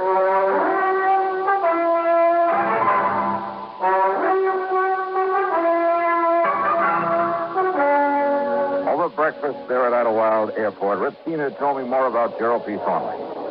Not that Thornley didn't deserve to have somebody knock him off. Now, just what does that mean, Rip? When he got through with all his phony real estate promotions, he left more innocent people broke and hungry than you can shake it. Well, Johnny, that man made millions on his crooked real estate deals. And who suffered? Wealthy people who could afford to lose a few thousand here and there? Oh, no. No, sir. I was poor people who fell for his pitch and then suffered for it. But the law, the authorities, they never got onto him. He was too smart. Every deal he made was perfectly legal at the time. I'll tell you this, Johnny. A lot of the real estate laws got rewritten as a result of him. I mean, in spite of the way it finally turned out, the switcheroony. What? Sure. That gave me material for that feature I hoped was going to win me a Pulitzer Prize. Just what are you talking about, Rip? Back there in 53, after the coroner's jury said it was murder, they went through his papers and bank accounts. They found he left enough dough and instructions for it to pay back every cent he'd taken from the poor suckers. You are kidding. A bit, Johnny. I told you it was a twist. And, Johnny, that's what makes his killer all the more wrong. So get on back there to Sarasota and nail him down. Yeah, Rip, I guess it's all I can... No, wait a minute. Huh? Handle this right, and maybe your next feature will get you a Pulitzer Prize. Huh?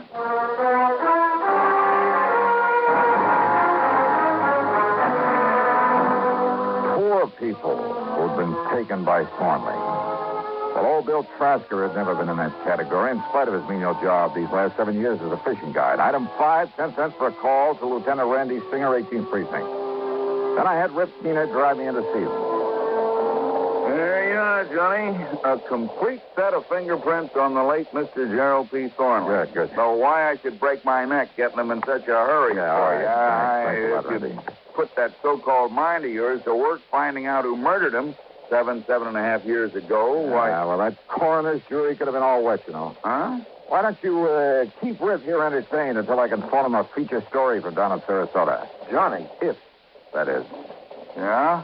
If what? Well, if this absolutely crazy hunch of mine pays off.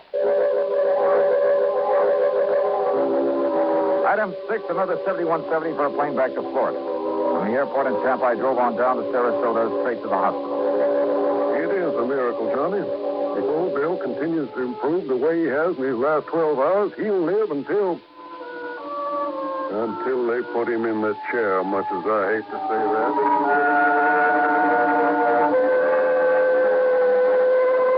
Old Bill was much better. It almost was a miracle. He let me take a set of his fingerprints, and then he broke down and told me his story. Then at police headquarters, when one of the lab men compared the prints with a set I brought down from New York, Lieutenant Barney Phillips nearly flipped. But oh, no, look, Al, I can't believe this. According to these prints, old Bill is Gerald P. Thornley. That's right. But I don't understand. But why, Al, huh? Well, his dirty real estate promotions were perfectly legal at the time. But he was ruining more innocent people, causing more heartbreak and suffering. But he hadn't thought about that in his lust for money. All he cared about was getting more and more of it, regardless of whom he was hurting. Until one day this kidney thing hit him, and it scared him. And suddenly he realized that one day he'd die as one of the most hated men in the world. But simply giving back the money would never erase the stigma that he'd have to live with. So he arranged his own disappearance, and he made it look like murder, so he could quietly get away and start leading the kind of life he should have been leading and could start doing some good for people. Exactly the way he's been doing here in Sarasota, Lieutenant. There's a sort of recompense for the rotten things he'd done before. Yeah, that's right. and without having folks point him out as the crook he'd been. That's right. And don't forget, the people he'd hurt up north were all paid off. But Dollar, when he thought he was dying, he told you murder. He said no murder. Doc and Don misunderstood. He said to tell the police that he did it. That's all. And now we know what he did. Dollar, I hate to say this, but he's still in trouble. Oldville Trasker? Gerald P. Thornley. Not anymore, Lieutenant. What's it? Thornley is dead. Legally dead. Well, I know it's only... Well, I guess you're right, Mr. Johnny. Well, you say you're right. Yeah.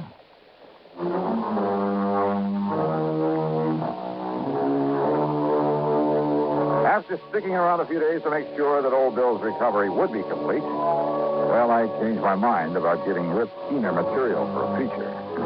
Let him wonder about it. The expense account total, including the trip back to Hartford, 200 and, no, Don, forget it. Just forget it. Yours truly, Johnny Dollar.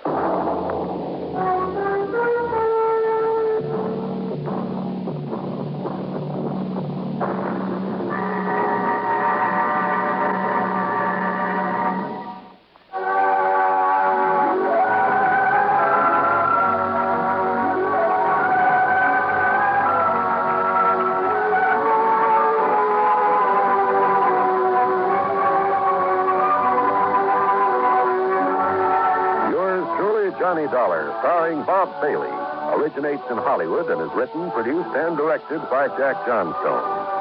Heard in our cast were Russell Thornton, Bart Robbins, Harley Bear, Barney Phillips, Dick Crenna, and Herb Vigran. Be sure to join us next week, same time and station, for another exciting story of yours truly, Johnny Dollar.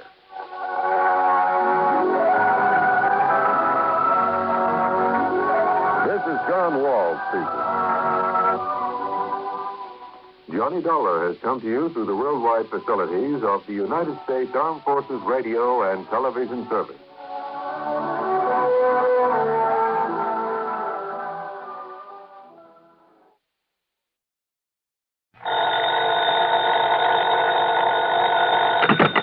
Johnny Dollar. This is Harry Branson at Philadelphia Mutual Liability and Casualty Company. Harry, it's been a long time. What's on your mind? John, I have a case for you involving several of our very important clients. Good. Then it ought to pay me a nice big fee. I'm not sure about that, John. Of course, we'll pay your regular expenses and your regular commission. But no extra fee? I don't know. You, huh?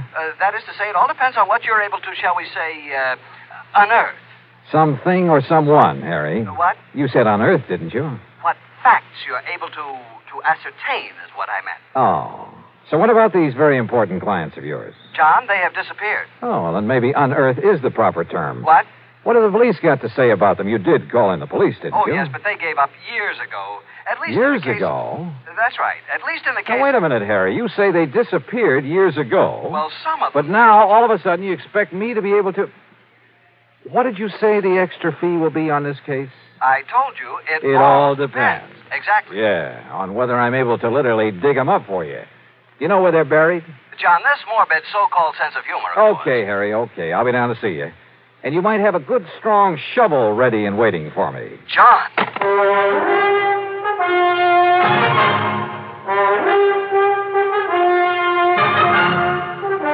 Bob Bailey in the exciting adventures of the man with the action-packed expense account.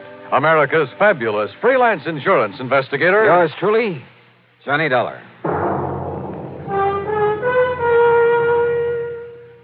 Now, Act One of yours truly, Johnny Dollar.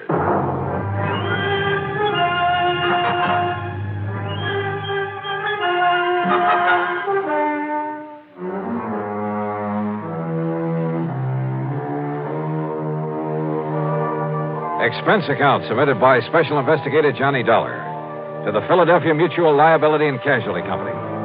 Following is an account of expenses incurred during my investigation of the Cask of Death matter. Expense account item 1, 1340, train fare and incidentals, Hartford to Philadelphia. I went by train since Harry Branson didn't seem to be in a hurry, and I enjoyed a look at the countryside this time of year. It was a little after noon by the time I reached the office on Walnut Street and sat down to talk with Harry. But I thought I impressed the... Old Sobersides Branson hadn't changed a bit since the last time I'd seen him. And he still looked as though he was carrying the weight of the world on his shoulders. However, now that you have finally arrived, suppose I get right to the point and tell you what this is all about. Well, you said on the phone that some of your policyholders have disappeared. Yes, and you must understand this, John. Yeah? In accordance with Pennsylvania law, in a case of a mysterious disappearance, and I'm sure you're familiar with the mysterious disappearance clause, it's part of all our life insurance contracts. Well, if you mean, did I ever read the fine print on one of your policies, the answer's no. You should sometime. The fact remains that when the insured disappears and fails to return or otherwise be accounted for by the end of 7 years, when the company has received no proof the insured is still alive, the company then presumes the insured to be deceased. Do I make myself clear? Keep talking, Harry. It simply means that at the end of 7 years, the full amount of the insurance is then paid to the beneficiary or beneficiaries, whichever the case may be. So, 7 years ago, a Mr. Wilbur Davis of Goshenville here in Pennsylvania mysteriously disappeared. Now his beneficiary is demanding payment of the insurance. Naturally. So why don't you pay it? We shall. But in checking through the files, I've suddenly discovered that his was only the first in a long series of mysterious disappearances. There have been a total of 8, all within a relatively small area, and of recently increasing frequency. When was the last one? The 4th of last month, Mr. Charles Moody. Charles Moody. Where? In the little town of Kirkwood, New Jersey. And the police have found no clue as to what might have happened to him? None whatsoever. One in Goshenville, Pennsylvania, one in Kirkwood, New Jersey. Where were the others? 2 in other small Jersey towns, 2 here in Pennsylvania, and 2 down in Delaware. Any relationship among the beneficiaries? None. That is, none that we know of. Why do you ask that? I just wondered if some one person was killing them off to collect the insurance. No, the beneficiaries are all widely separated individuals, so you can dismiss any possibility of murder. Harry, in a case of this kind, that's the one possibility I never dismiss.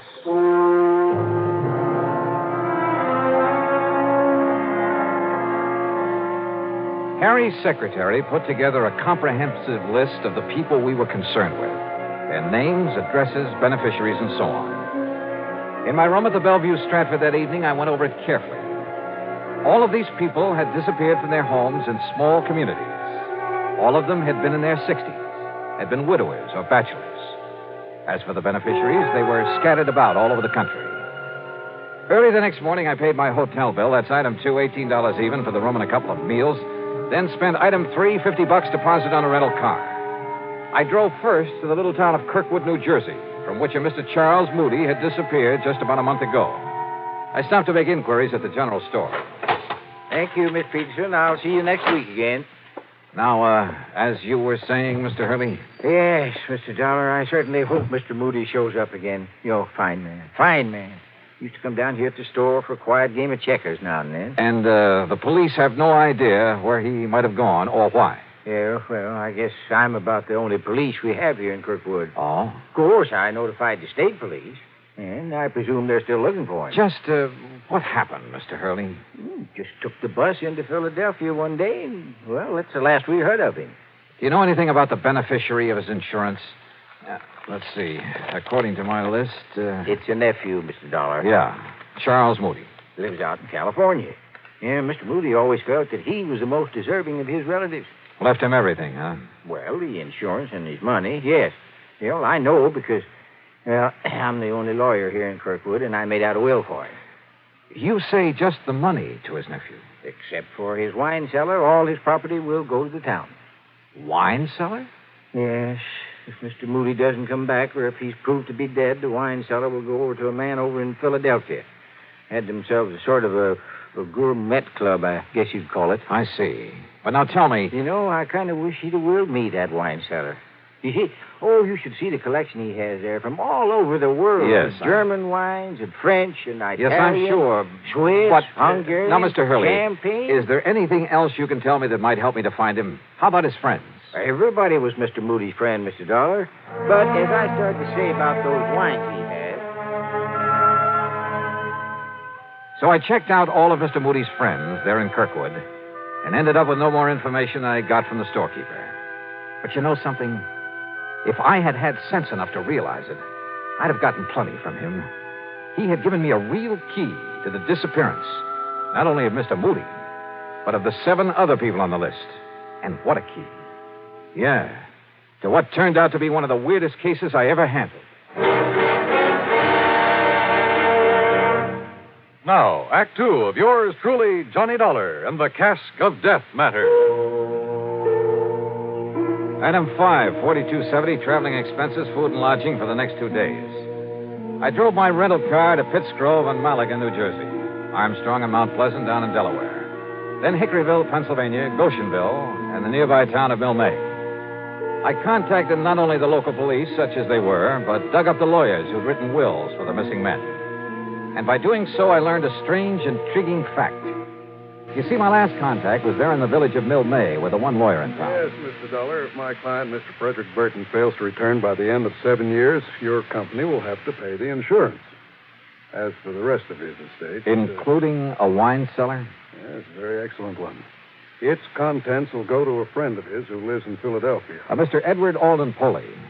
Yes, that's right. How did you know? Well, I've been doing a little poking around these past couple of days. You understand, of course, that's only if we receive some definite evidence of Mr. Burton's death, or if he fails to return before the 7 years is up and therefore legally is presumed to be deceased. Do you know anything about this man, Poley? No, I don't. It seems they had a sort of epicures club. Do you know who the other members of it were? Well, Mr. Burton told me who they are sometime before he disappeared.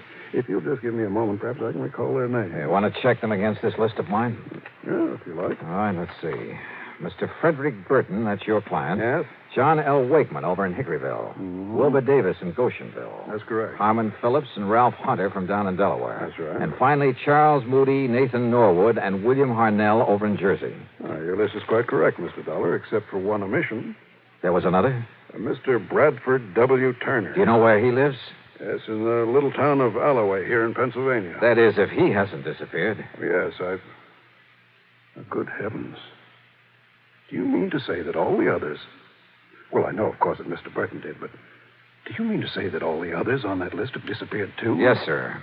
And I'm going to find out about this Mr. Turner right now.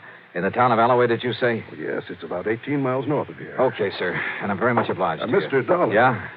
Do you really think there can be some connection between these disappearances and the fact that all these men have willed their wine collections to this Edward Alden Poley? What do you think? Wait a minute. Had I told him the others all willed their wine collections to Poley? Or had he just come to that conclusion? Or what? Anyway, I drove due north to Alloway. The one large, rather nice home belonged to Mr. Bradford W. Turner, the man whose name was not on my list. So I hoped that he was still here in the land of the living. He was, and he turned out to be a very fine gentleman, despite his preoccupation with vintage wine. No, Mr. Dollar. Our little order of epicures has not been very active since several of the members have, disappeared.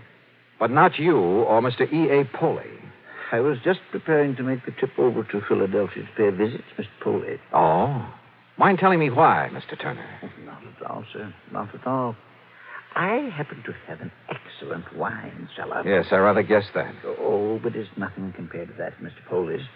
Edward is younger than I, younger than any of us.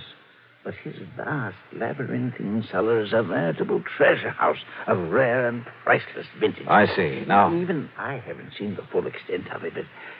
Oh, if only I could get hold of some of that ancient, rare Amontillado he has so often told us about. Promised to show us so many times.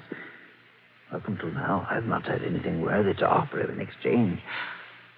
But now, I've acquired a bottle of very old and very fine Medoc, a de Grave.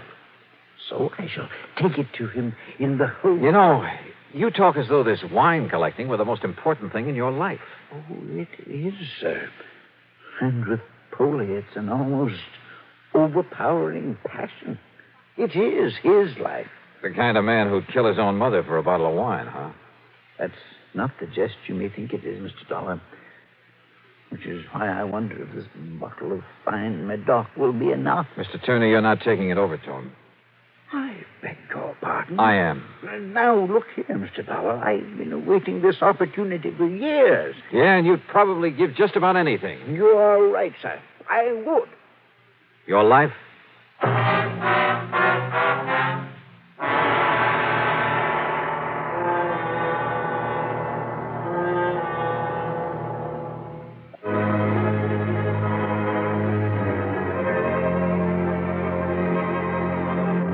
Yeah, every one of the old men who disappeared had been a nut on the subject of wine collecting, and had provided in his will that his cellar was to go to a Mr. Edward Alden Poley.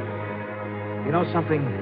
When I talked to Poley at his home in the old Germantown section of Philadelphia, I decided he was the biggest nut of all, and possibly a dangerous one.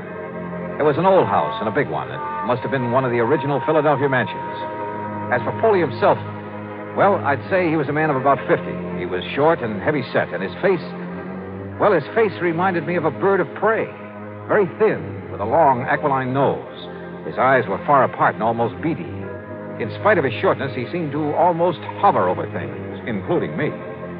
As he led me into the library, his eyes kept glancing at the package I carried, and there was a kind of inner glow in them. I could think of only one thing. Madness.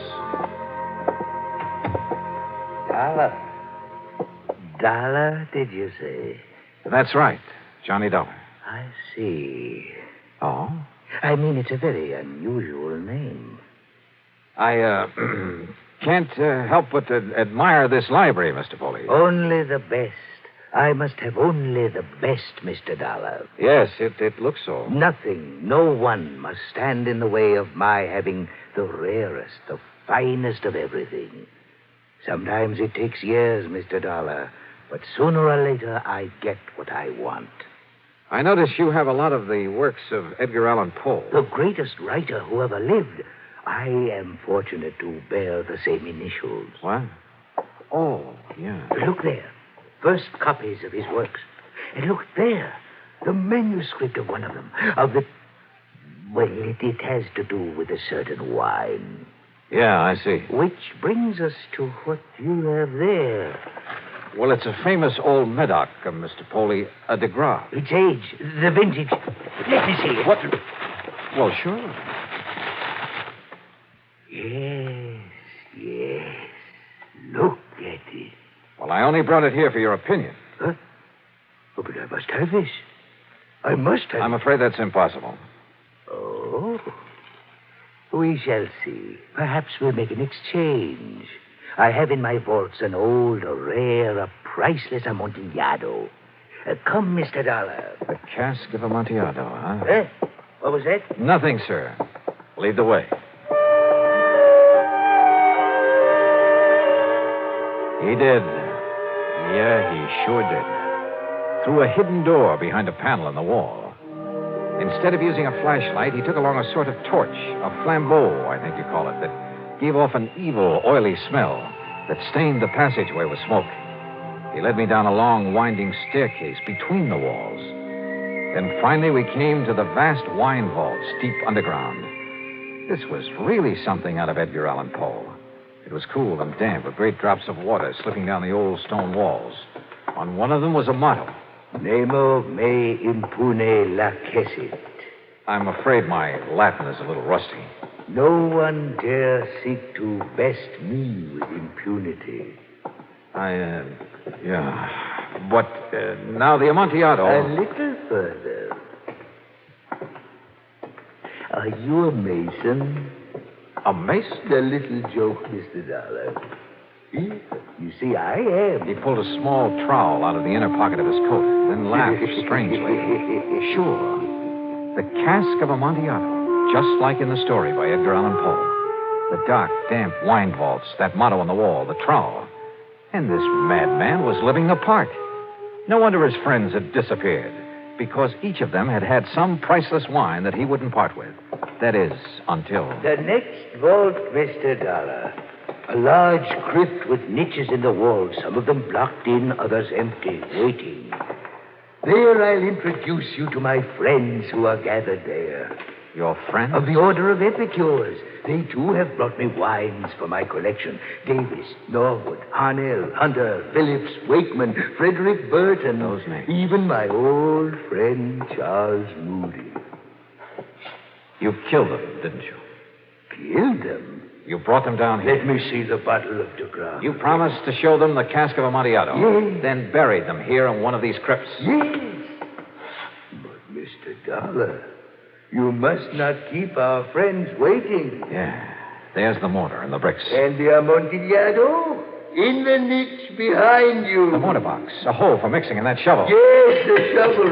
And with it, you'll join my friends.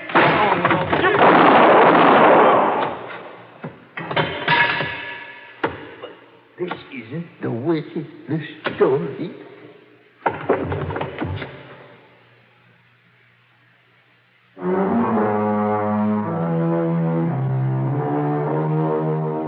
The 8 men who disappeared, yeah, they were all buried behind the bricks and mortar that walled up 8 of the niches in that deep underground vault. Funny, I completely forgot to look to see if there was a cask of Amontillado in that cellar. Edward Alden Poley, when the courts get through with his case, I'm sure he'll be committed to an institution for the rest of his life. Yeah, I told you in the beginning, this was the weirdest case I ever tackled. Expense account total, including incidentals and the trip back to Hartford, $101.20. Yours truly, Johnny Dollar.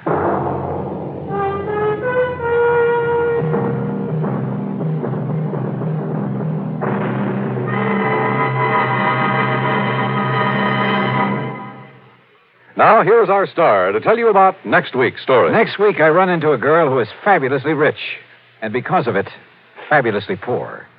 Join us, won't you? Yours truly, Johnny Dollar.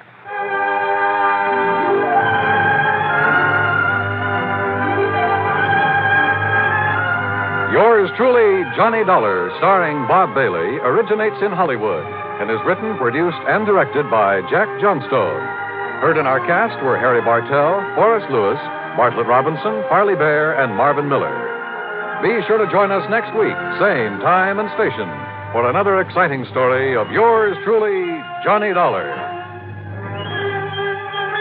This is Dan Cubberly speaking.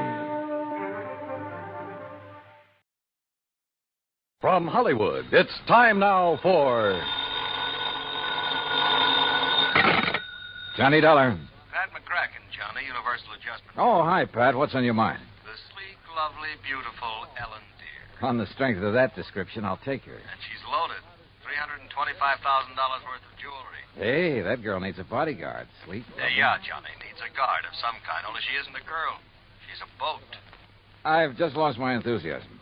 What's the matter with the old tub? That's what I want you to find out, Johnny. That last crack suddenly got me interested again. Okay, Pat, I'll be right over.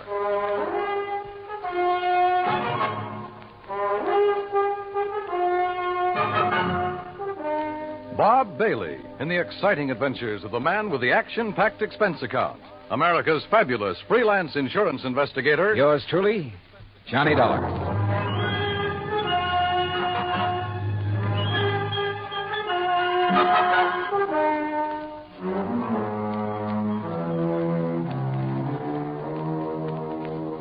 Expense account submitted by Special Investigator Johnny Dollar to the Western Maritime and Property Insurance Company, Los Angeles, California. Following is an account of expenses incurred during my investigation of the Ellen Deere matter. Expense account item 1, 90 cents taxi from my apartment to the offices of Universal Adjustment Bureau in Hartford.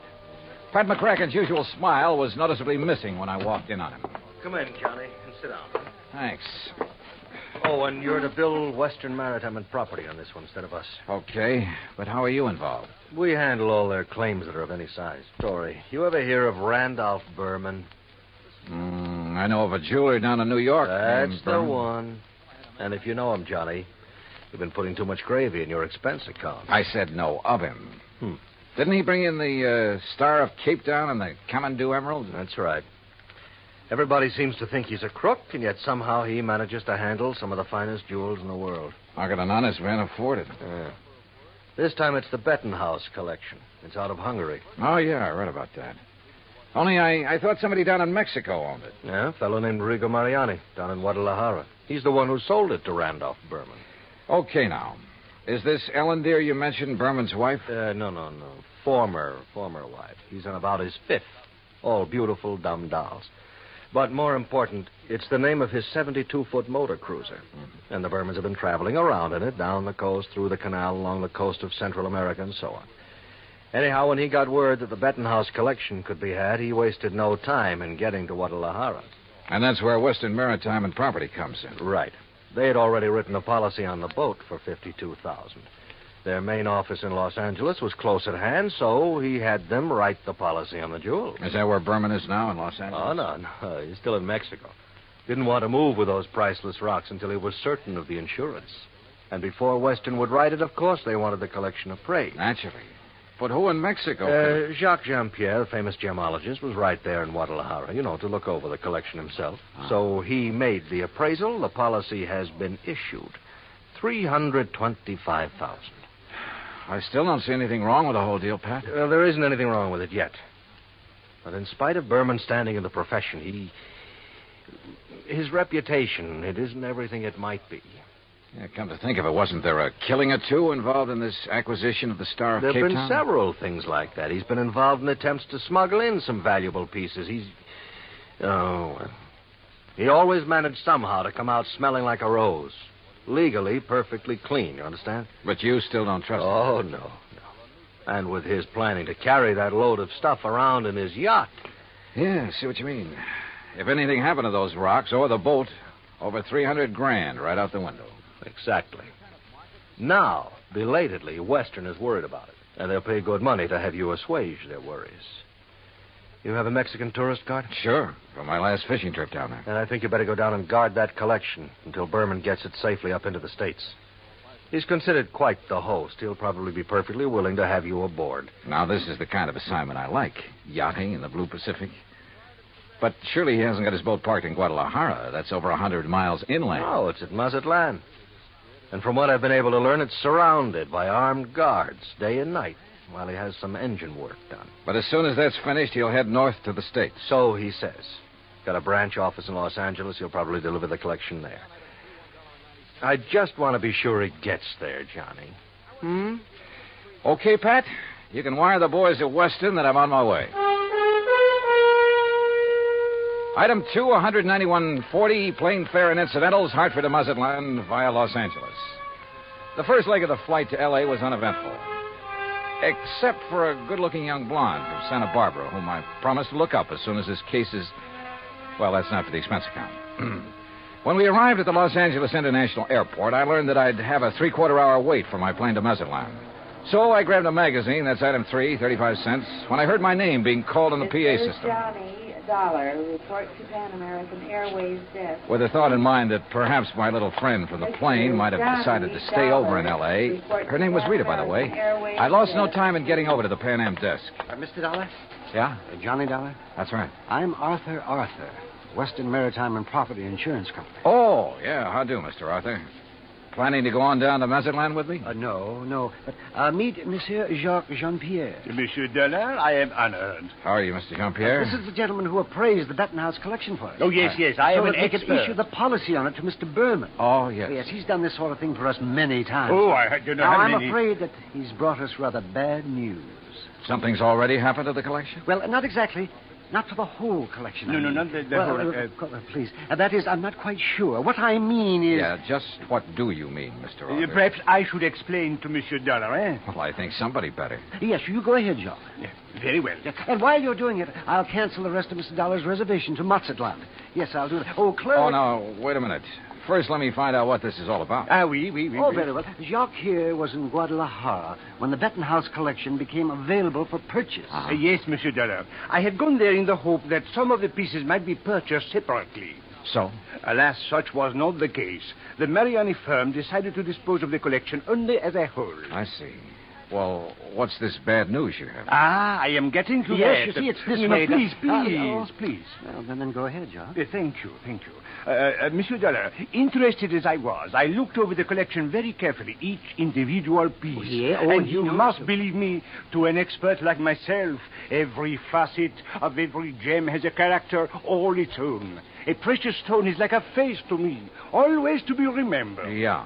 Well, go on, please. I simply wish to make it clear to you, monsieur, that every item in the Bettenhouse collection is completely familiar to me. Oh, it is? As are many other important gems throughout the world. You know, each is like a friend. And each stone in them is like a face. Precisely. Always to be remembered. Yes. Look, the collection is purchased by Monsieur Randolph Berman. Yes, please. He wishes to insure it in Monsieur Arthur's company. Yeah, I know all that. Well, Monsieur Arthur requests by telephone that I appraise it. $325,000. $125,000. Ah, then you know. I know. So I stay at Guadalajara a few days to wait Monsieur Arthur's check for my services. You want to be sure the check was please. I visit some of my old friends among the jewel setters. And then, on the third day, what do you think happens? You tell me. Johnny, this is it. In the shop. No, please, Monsieur I'm Arthur. sorry. In the shop of my friend Garcia Hernandez, I watch him work on the mount for a beautiful diamond. And suddenly, I see that the stone is an old friend. One from the Bettenhouse collection? Ah, oui. The Calabar diamond that was supposedly in the possession of Monsieur Berman. You're sure of the identity of that stone, Mr. Jean-Pierre? Oh, please. As I told you, monsieur, a precious stone to me. Yeah, it's like a face to you. So what you figure, Arthur, is that you've insured a boatload of $300,000 worth of gems on the way to the USA, and maybe they're not on board. Exactly. Unless, of course... Mr. Jean-Pierre, did you tell Mr. Berman about this one stone? Oh, I went immediately to Mazatlan, where I knew he had his boat, the L&D. Well, what did he say? Alas, he had sailed away. Did you learn his destination? Oh, yes. Los Angeles, Johnny, right here. He has a branch office. Well, has he had time to get here yet? I don't think so. Have you tried radioing to his yacht? No, I've done nothing. You see, I didn't learn about this until Mr. Jean-Pierre arrived just a few hours ago. Yes, I came up on the aeroplane, the better to arrive and speak with Monsieur Arthur before Monsieur Berman would arrive. Do you know where Berman plans to dock his boat? Well, I'll tell you. Probably the port in San Pedro, if he's coming here. But who can be sure? Usually on vacation trips, he docks down the coast at Balboa, the yacht club. Or, who knows, he might even... Yeah. He might have no intention of coming up to the States at all. He might not even have the jewels with him. Arthur, do you know where his branch office is? Oh, yes, it's in Los Angeles. Well, actually, it's in Beverly Hills. Got a car?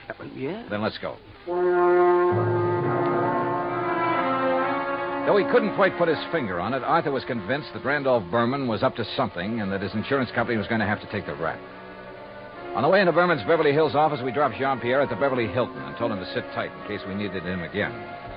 Berman's office was in a nice modern building on South Beverly Drive, tastefully furnished with pictures of various famous jewels on the walls, but with nothing of particular value in evidence.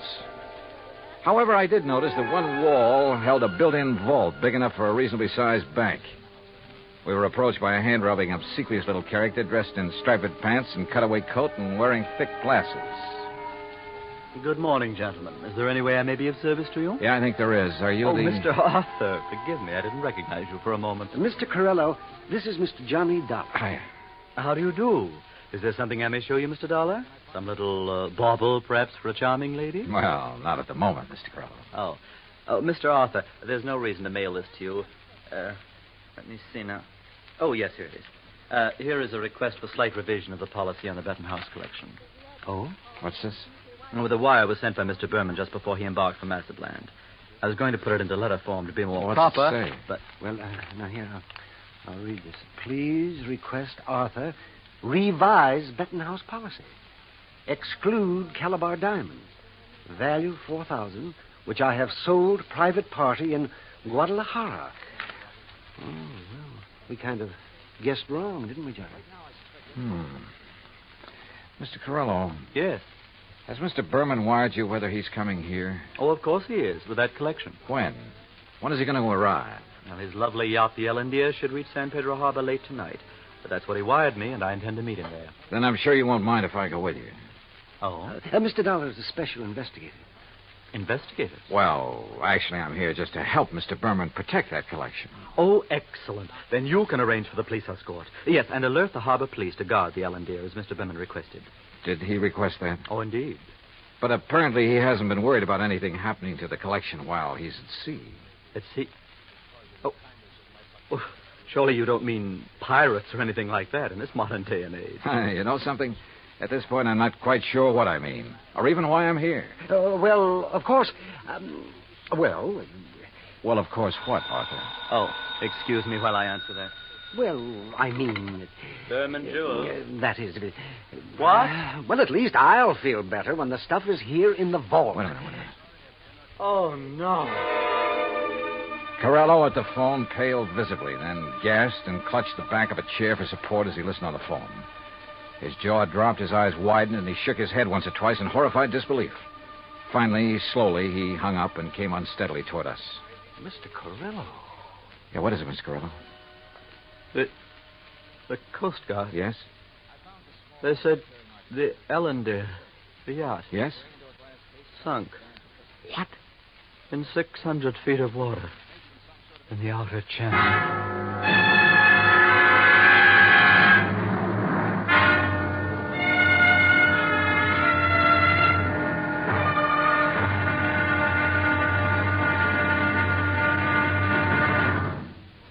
Act Two of yours truly, Johnny Dollar, in just a moment. Democracy. What has it to do with money, the medium of exchange of mankind? A couple of thousand years ago, it was said that money alone sets the world in motion. That's one way of saying that money and economy are virtually one and the same thing. The economy of a nation depends on its commerce. Commerce depends on manufacturing and services. It has been proven that those nations which practice democracy have the greatest economics. That means money, more money for more people, and a greater freedom of opportunity to earn a higher standard of living. That's why democracy provides mankind with its richest legacy of freedom. Now, Act Two of yours truly, Johnny Dollar, and the Ellen Deer matter.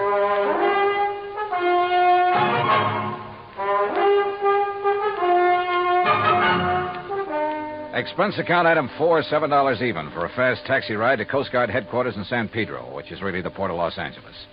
By dint of elbowing my way in, I got directly to Captain Barney Thorson. Afraid you got only half the story, Mr. Dollar. All I know, Captain, is that the Ellen Deer went down in some 600 feet of water in the outer channel. Total loss. That's correct. However, what you don't know is that the passengers, Mr. and Mrs. Berman, and the crew were picked up and brought in here. Oh? Outside of a little soaking and a little scare, they were perfectly all right. You see, the Ellen Deer had apparently had some engine trouble before she left Mazatlan. Yes, so I understand. Mexican authorities, with whom we fully cooperate, notified us we'd better keep an eye out for her. So when she reached the channel, we weren't surprised to get a radio call from her asking us to stand by that Universal joint was kicking up. Is that what happened? By the time one of our cutters got within hailing distance, she was on the way down. That propeller shaft had whipped loose, torn through the hull, and the Ellen Deer was sinking fast. Ask me, that boat was overpowered, Dolly. How do you mean? Well, it must have been, because sheer torque tore the whole engine loose from its mountings. And it plowed through the bottom along with everything else on board that was heavy. There was a big safe, for instance, anchored amidships. There was a what? A safe, you know, a small, heavy steel vault. Yeah, I know. That went down, too? Yeah, with the engine. It was all our boys could do to keep the owner from diving over after it. It was crying like a baby. You'd think he'd had the crown jewels in it. Maybe you're not too wrong at that. What? Not the crown jewels, perhaps, but a collection worth something over $300,000. Now, what about salvage? Salvage operations in 600 feet of water in that channel? Oh, yeah. No, Dolly. Salvage, even if it were possible, it'd cost a couple of times the worth of that stuff at least. The only passengers were the Bermans, huh? That's right. Prove 3. And they weren't able to save anything? Nothing. Not of any consequence, that is. One of the crew didn't even have his shoes and shirt on. What about Berman and his wife? It's funny what people will do in an emergency sometimes. What do you mean? Well, you've heard about the man whose house catches fire. He gets panicky, throws all the china and the glassware out the window, and carries out the mattress. What are you getting at, Captain? The only thing that Berman saved in his excitement was 2 beat-up old hats and a fishing rod. Oh, yeah, I see what you mean. And all his wife brought along was a handful of nylon stockings. She was hanging on to them for dear life. Oh, yeah, a big hat box with an evening dress half hanging out of it. And that's all? That's all. Hey, you know, that Mrs. Berman's quite a dish. Not too bright, but a real looker. Where are they now, Captain? They're headed for Beverly Hills. Beverly, Wilshire was the hotel, I think. In any event, Dollar, I'm afraid your company is going to have a big, fat claim to pay. On the yacht, yes. What's that mean? What do you think? Item 5, 320, long-distance call to the police in Mazatlan. I wanted to be sure that the Bettenhouse collection had been on board the Ellen Deer when she left port down there. Inspector Romulo assured me it had, that he'd checked the safe on the boat himself before allowing it to sail. Furthermore, he had insisted his own maritime service keep tabs on it up to the point where it made contact with the U.S. Coast Guard. In other words, the loot couldn't very well have been passed to someone else at sea. Item 6, $5.80 cab fare to Beverly Hills, where I dropped in at Berman's office. No, Mr. Dollar. He and Mrs. Berman are at the Beverly Wilshire. I'm sure you understand it's been necessary for them to buy a lot of clothes and things. Yeah, but he will come here. Oh, yes, indeed. From his last phone call, I'd say he'll be here within the hour. All right, then I'll come back. Please ask him to stick around and wait for me if he doesn't mind. Of course, Mr. Dollar, I shall be glad to. Oh, incidentally, he has had me phone Mr. Arthur and ask that claim forms for both the Bettenhouse collection and the loss of the cruiser be brought here to the office just as quickly as possible. Yeah, I'd figured as much.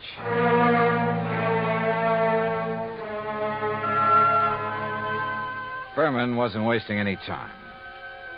Oh, I know there still wasn't any concrete evidence that Berman was trying to pull a fast one. Ostensibly, the only reason for my trip out here was to watch over that fabulous jewel collection. A lot of good I'd been. He'd lost the collection and his boat, and the company'd have to pay. Then a wild idea hit me. I suddenly remembered something that had happened months ago. Last July, to be exact, when a big passenger liner, the Andrea Doria, had sunk off the Atlantic coast. According to the papers, when the survivors were brought into the port, the usual customs inspection was waived. And it occurred to me at the time that every one of those people could have easily smuggled in anything he could carry or conceal in his clothing. I'm not saying it did happen. I'm sure it didn't. But it could have. And if such an idea occurred to me, why not to a man like Berman, who was already pretty well known for his tricks to evade customs? Item 6, 20 cents, phone call to the Coast Guard and Captain Thorson. Thorson speaking. Johnny Dollar, Captain. Answer me just one question, will you? Sure, what? When you brought them in, were the Bermans required to pass through customs? Well, no, of course not. There'd hardly be any reason to... Thank you very much.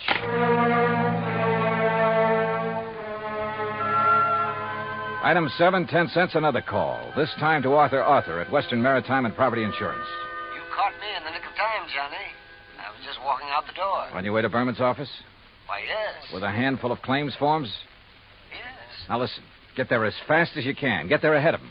What? So that you can see if he brings anything into the office, like the Bettenhouse collection. What? Though I doubt if he'd be that foolish. Foolish or not, how could he, Johnny? That collection, unfortunately, is at the bottom of the ocean. Listen to me. Keep him there. Maybe on the pretext of having to wait for me. Any reason you can think of. I'm afraid I don't understand. Just hold him until I get there, understand? Very well, Johnny. But what are you going to do? Arthur, I may have to break in and rob a hotel room. I went out and stationed myself across the street from the Beverly Wilshire. 5 minutes later, I saw Randolph Berman walk out the front door and head east on Wilshire Boulevard in the direction of his office on Beverly Drive. I waited a few minutes to make sure he didn't turn back, then entered the hotel. At the desk, I learned the number of Berman's suite on the 9th floor. Break in? It would have taken a battering ram. So I tried knocking.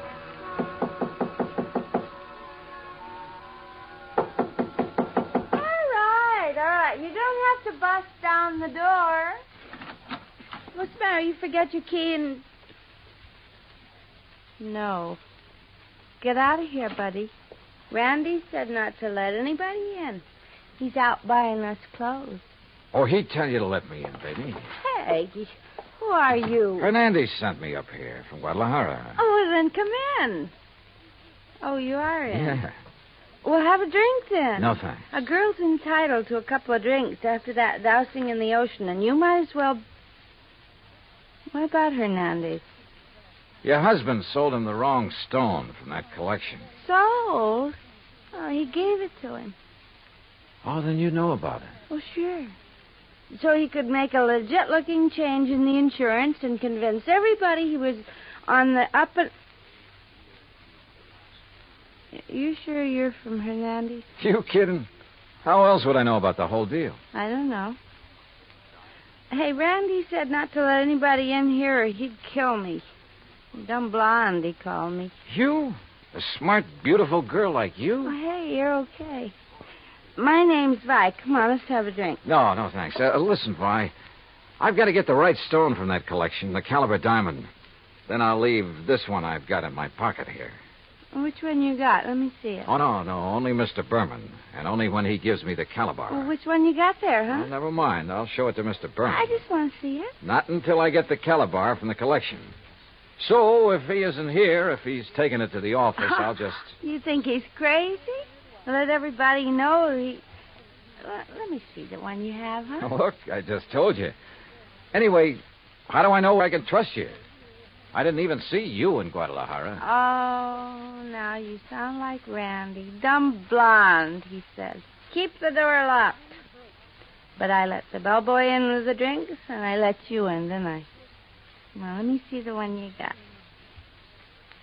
Will you, if I get you the other one? From the hat box that didn't have to go through customs? How did you know? Hey, you're a cutie. I bet you read about the Andrew Dorsey, just like Randy did. Well, now let's have Where a is the look. hat box, Vi? Now, wait a minute. Maybe I am dumb. Who did you say you are? Where's the hat box? No. No, I won't tell you. You get out of here. Now, without the collection, Vi. No, you can't. Randy would kill me. He'd kill me if he even knew I let you in here. Who are you? Johnny Dollar, insurance investigator. Oh, please, Johnny, get out of here. The stuff in the bedroom? You can't go in there. I mean it. He'd kill me. Sorry, but that's your Oh, worry. no. Stop it or I'll set your eyes out. Now Hey, you can't. pull in those claws, baby. No, you... Well, I hate to do this, but... No, help! Oh, yeah, that's right. Get the manager up here. Get the police up here. Police? Oh, no. Oh, yes. Then you'd really be in trouble. You'd be better off if Berman tried to kill you. Now, where's the stuff? It's in the closet, on the floor, in the hat box. Thanks.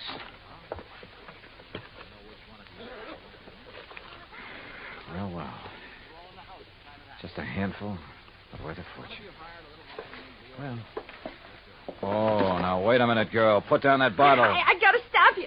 He'd kill me, don't you understand? Just for letting you in here. You don't know him. Look, baby, you're in this thing deep enough as it is. Don't try to make it any worse for yourself. But when he finds out that I... He's come back. Stand by, open up. Get my hands full. What'll I do? Where'll I go? Right here, behind this closet door. Quick. Carr. Johnny, Just stay there. Hang on to that bottle and think over what I told you about getting in deep. Hi, where'd you get these drinks? You let somebody in here. Bellboy? Why, you half-witted bird brain, I told you. Who are you? The name is Dollar, Mr. Berman. Insurance dick? I just dropped by to pick up the Betton House collection. Put it down, Dollar. I'm a good shot with this thing. Yeah. And it wouldn't be the first time you killed over a handful of jewelry, would it? That's right. Won't be the last. But you'll never know about it. Now, where's Vi? How should I know? She let you in here? I'll murder that dizzy blonde. That dizzy blonde is a lot smarter than you think. Where is she? What do you mean? By helping me, she has a chance of getting out of this mess you've involved her in, of getting out clean. That dirty two-timing... Dollar, I'm going to kill you. You'd even like to involve her in that, too, wouldn't you? Thanks for the idea. I'll make it look like she killed you. Oh, no,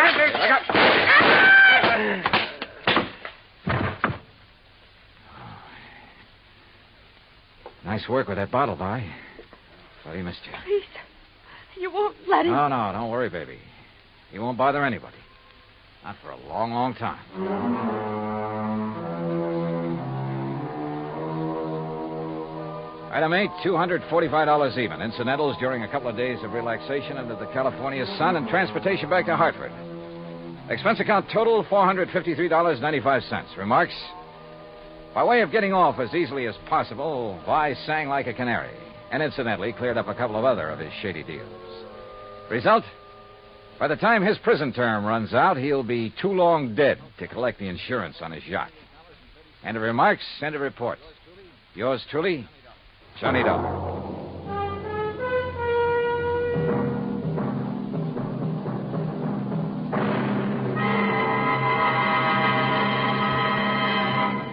Now, here is our star to tell you about next week's story. Next week, the DeSalle matter, and I promise you a double-barrel thrill in it. Join us, won't you? Yours truly, Johnny Dollar. Yours truly, Johnny Dollar, starring Bob Bailey, originates in Hollywood. It is produced and directed by Jack Johnstone, who also wrote tonight's story. Heard in our cast were Virginia Gregg, Lawrence Dobkin, Howard McNear, Jay Novello, Jack Edwards, Barney Phillips, and Raymond Burr. Musical supervision is by Amerigo Marino. Be sure to join us next week, same time and station, for another exciting story of yours truly, Johnny Dollar. Dan Cubberly speaking.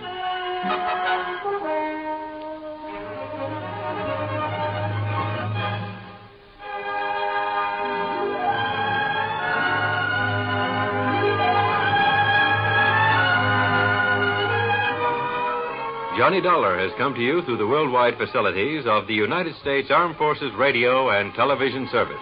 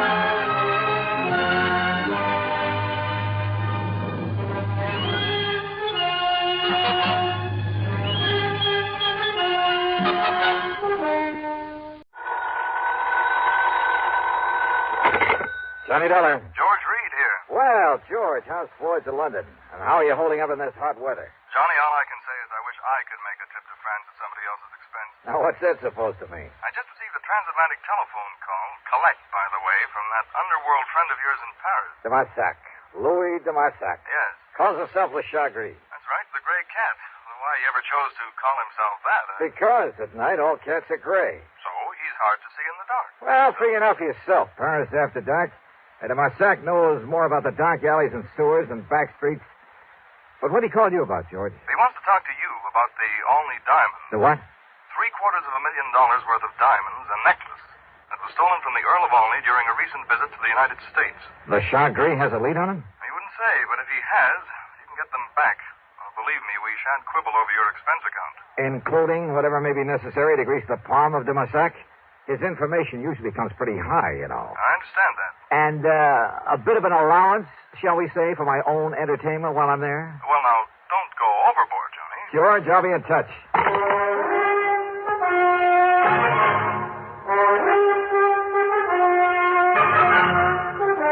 CBS Radio brings you Bob Bailey in the exciting adventures of the man with the action-packed expense account, America's fabulous freelance insurance investigator. Yours truly, Johnny Dollar.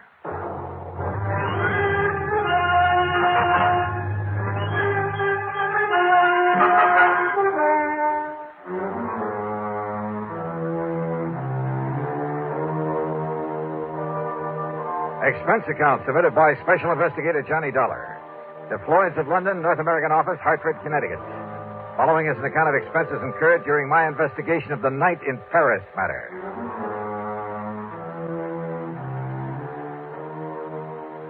Expense account item 1, $12 even for a call to Paris, France.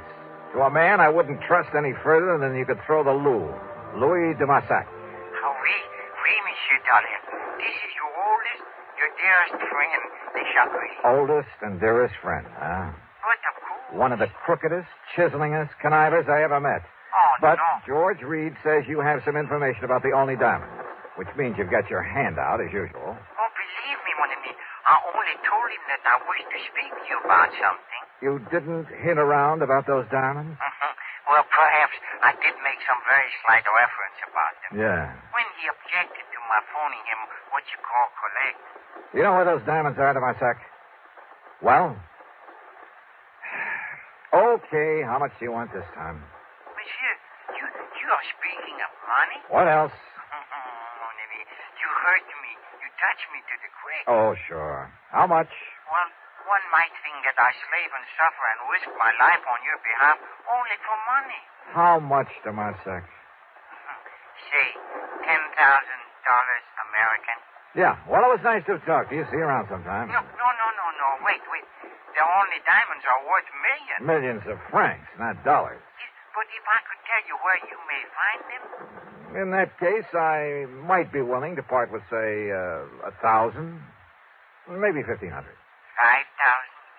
If I actually get my hands on them, I'll give you 2. 4? 3,000, that's final. 3,500. Goodbye, Damasak. No, 2,500. I said I... Huh? 2,000. 2? Okay, $2,000. Yeah, then I think I what you say crossed myself up. Yeah, I'm sure you did. But do not worry, mon ami. Do not worry. I will do the same for you. Yeah, I'm sure you will. Now listen, if I take a plane out of New York a little after 9 tonight, I should get there tomorrow at 5:45 p.m. Paris time. Maybe. I'll hang my hat at the Hotel of Wa. You know where that is? But of course. Then I'll pick you up at that hovel of yours at the end of the, Rue de Pas de la Moule. Yeah, the Rue de Pas de la Moule. And you bring the money for me? I'll be there. Expense account item 2, $1,000 worth of American Express traveler's checks. 428 of it went for plane fare, Hartford to New York to Paris. The flight was uneventful, except for the person who occupied the seat next to me. Annette was her name, Annette Dubon. And brother, well, she's 25 or 6, I guess. Tall, brunette, and beautiful. Apparently has money of her own. I decided this trip to Paris wasn't a bad idea at all. Johnny Dollar? Yeah. Oh, I know who you are. You're the insurance investigator I hear about all the time on the radio. Well, don't look so shocked about it. Shocked. I'm thrilled. Tell me all about you. Oh, I'd a lot rather talk about you. Plan to be in Paris long? Oh, a couple of weeks, I guess. Just sort of a vacation. And I'm all alone, so I don't have any definite plans. Ah. Have you, Johnny? I have now. You certainly don't beat around the bush, do you? You know something? I like that. Well, good. Where'll you be staying? Virtuous. All right, then as soon as I get things cleared away, I'll call you. Are you over here to work on some kind of a case? No, just to see an old friend of mine. Are you by any chance staying at the Virtuous? The Lavoie. It's over on... I know where it is. And as soon as you're free, you'll call me. Are you kidding? Well, about that time, the stewardess, bless her heart, came around with a champagne. So, what with one thing and another, the time passed quickly. Then, at exactly 5:45 p.m. Paris time, we landed at Orly. Item 3, 5:20 American for a taxi to my hotel, after dropping Annette off along the way. I shaved and showered, then took another cab to the dingy little apartment of Louis de Massac at the far end of the Rue de Pas de la Moule. You ask me, it's one of the most disreputable-looking apartments in the whole city. Dirty, squalid, ramshackle. And, of course, Le Gris had to live at the top of 4 long flights of stairs. When I finally got up there, feeling slightly winded, I noticed that his door at the end of the gas-lit hallway was standing wide open. What? De Marsac. Louis de Marsac. Oh.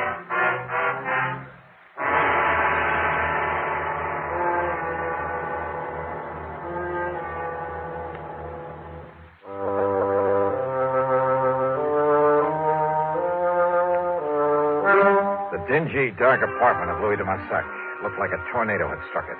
It was a shambles, as though somebody had come in and simply done as much damage as possible, and yet at the same time was looking for something or someone. As for de Massac, there was no sign of him anywhere. I stood there for a moment, wondering what to do next. Huh?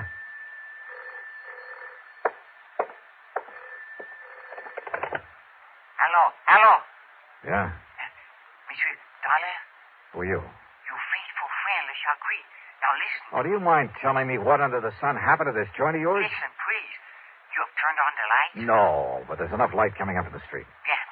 Now you must get out of there. Oh? Yes, come quickly and meet me here. Now, please, you will do that? Well, where are you? You're alone? Yes, I'm alone. Then you must leave before somebody finds you there.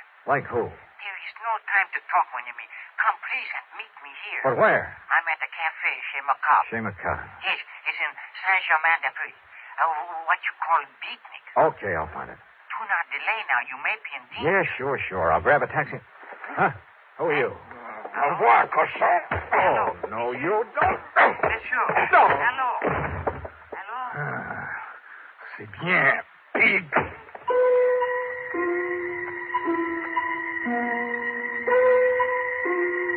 When I came to, I found myself propped up in the remains of a chair. A bottle of cognac and a glass had been placed on a table beside me. I helped myself. And next to it, a piece of paper. Scribbled on it were the words, Je regrette. I'm sorry. Oh, believe me, if I ever catch up with him, he's going to be a lot sorrier. Another snort of cognac, and I felt able to navigate. I went downstairs, grabbed a taxi, that's item 4, a couple of bucks, and had him take me to the place Marsac had mentioned over the phone, the Chez Carr. And what a joint. I've seen a few beatnik pads that were pretty crazy back in the States, but nothing to compare with this. It was a smoky, dark, and dirty place. The beatniks packed into it were dirty, too. Characters who made a business of being characters, including a gaunt chick chanting some poetry in a corner. Then a wormy little man sidled up to my table out of the shadows and proceeded to help himself to my drink. Yeah, it was de Marsac, the Chagrin. Do not seem to know me at first, mon ami. Even when you come over and help yourself to my cognac? In this place, it is the custom. But what happened to you when you hang up the telephone on me? Well, somebody sneaked in and worked me over to Marsac. Any idea who it might have been? No. I hope he did not hurt you too badly. Well, he did all right. But why? Now, why the crazy note he left saying he was sorry? But of course, monsieur. But of course what? Well, he must have thought you were me. Oh? Oui. Because of a little deal on the statue that I made a week ago. In my business with some of the terrible people I have to deal with, this sort of thing happens all the time. I'll bet. But then, when this man he discovered he had made a mistake, that you were not me... Oh, sure. What can you, the American, know of the art, the poetry of today? Huh? Now, what brought that on? Yeah, I will translate for you then, my lovely, my beautiful ode to nothing. Ode to nothing? Listen to my every magnificent word. Oh, now, wait a minute. Nothing. Huh? Nothing. Oh, now, look, the Marsac, come on down to earth. Wait. It is all right now. Huh? All right, what do you mean? It was for the benefit of the man who came by the table, who looked at us. Oh, yeah, I noticed him. He was very curious about us, like a spy. A spy? Yes, of course. He may have been from my dear friend, Monsieur Francois Dubesson. Wait a minute. Francois Dubesson. Isn't he the fence who got hold of that painting that was stolen from Vincent Price a while back? That I helped you to recover for a slight fee. And it was through him that you located the Blue Madonna that was taken from the gallery in Philadelphia. Oui, the same. And now it is Dubesson who has the only diamond. You're sure of that? I am sure. Also, it was Dubesson who arranged to have them stolen back in your United States. Your good friend, huh? But of course. But you're perfectly willing to double-cross him. Why? Because you will pay me so well. If I get my hands on those diamonds. Oh, I have it all arranged. So, if you would like to pay me now, the $5,000 American... When I get my hands on them. And it's only $2,000, remember? Oui. I cheated myself. Okay, now, how do I get them? I have told him that you're here, that you are very rich, that you will pay him 15 million francs. 15? Well, that's close to $30,000. It is better there remain lost to your company. All right. Where'll I find him, this Francois Dubesson?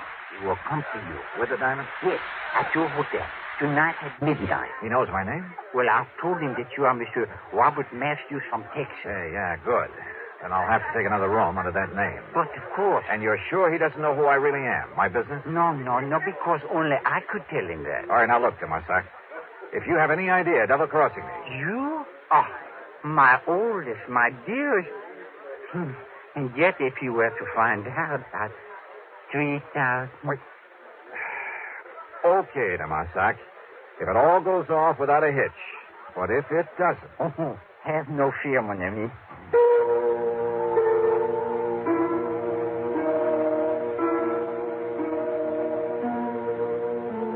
Sure, it was a kind of shady deal to make, to have to make.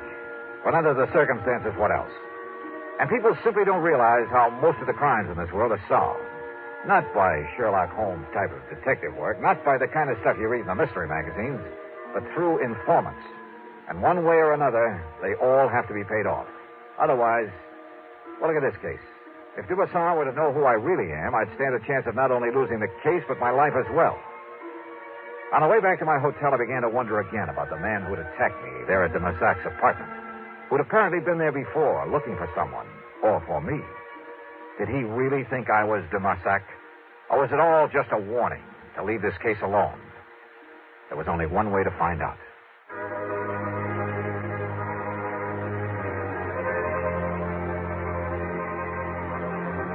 Back in my hotel, I arranged for another room under the name of Robert Matthews from Texas, USA.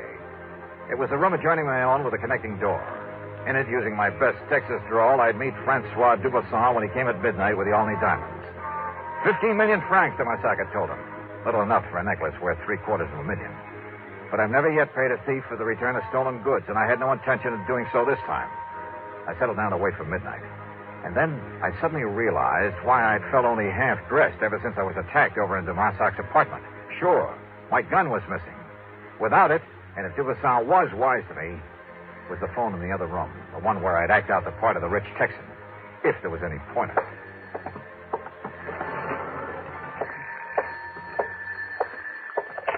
Hello. Monsieur Matthews?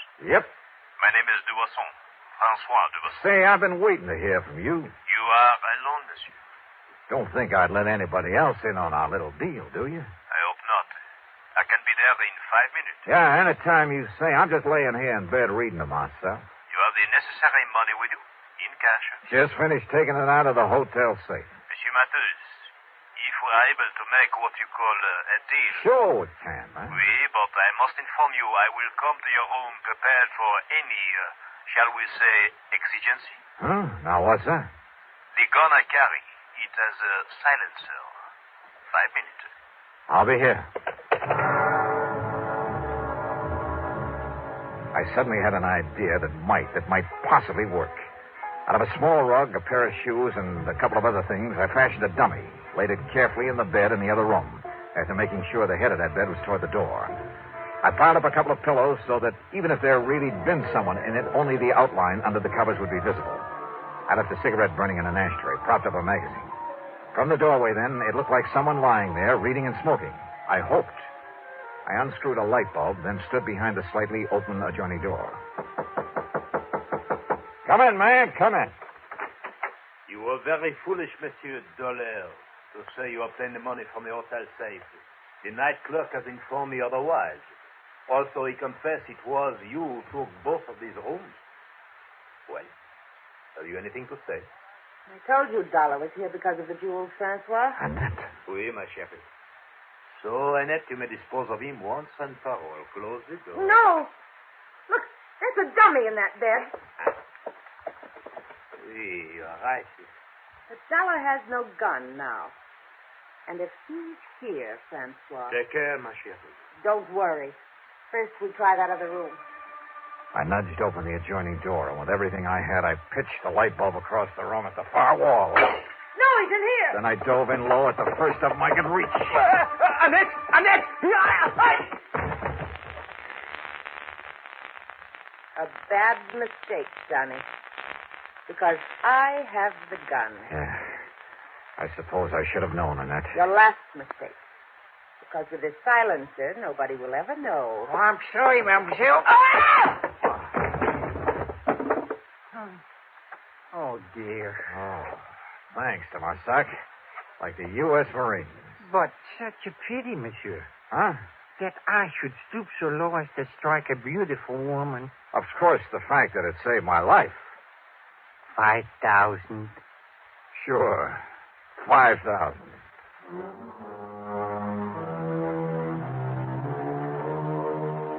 Of course, there'll be some fancy international legal procedure necessary, but I'm sure the company can arrange for return of the necklace to the United States. As for Dubuisson and the lovely but treacherous Annette, well, the Paris police are making the arrangements for them, and I'm sure they won't be very pleasant ones. Expense account total, including a couple of nights on the town, $5,000 for de Massac and deluxe transportation back home, $5,878 even. Wow. Oh, incidentally, I met a luscious little blonde on that return trip who, well, she... Now, let's not go into that. Yours truly, Johnny Dollar.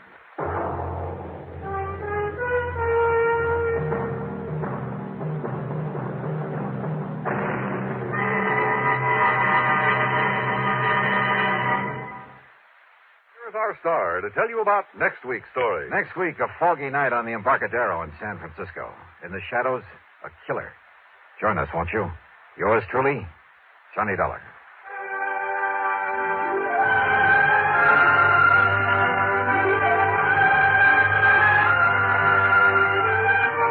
Yours truly, Johnny Dollar, starring Bob Bailey, originates in Hollywood and is written, produced, and directed by Jack Johnstone.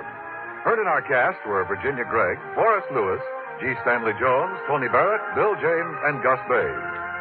Be sure to join us next week, same time and station, for another exciting story of yours truly, Johnny Dollar. Johnny Dollar. Johnny, this is Pat McCracken at Universal Adjustment Bureau. Well, hiya, Pat. How you doing this bright and sunny afternoon? Pat?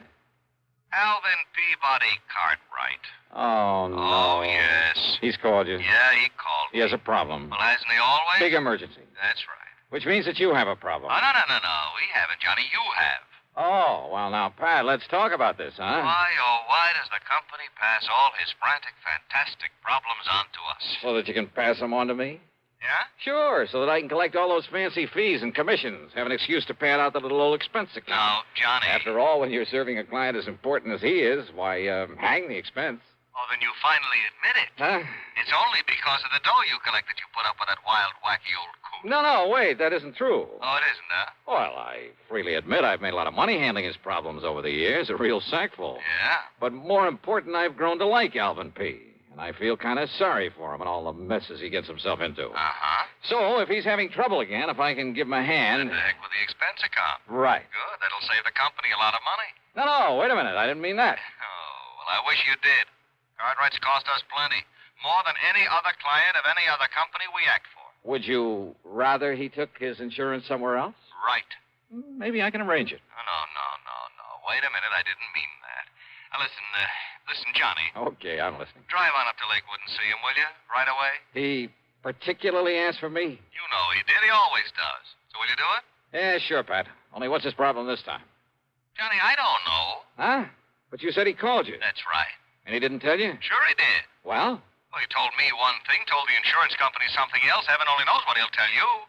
Is there anything unusual about that? Nope, not a thing. So go ahead, Johnny. Go over and see him. Get him off my neck. Patrick, that I will.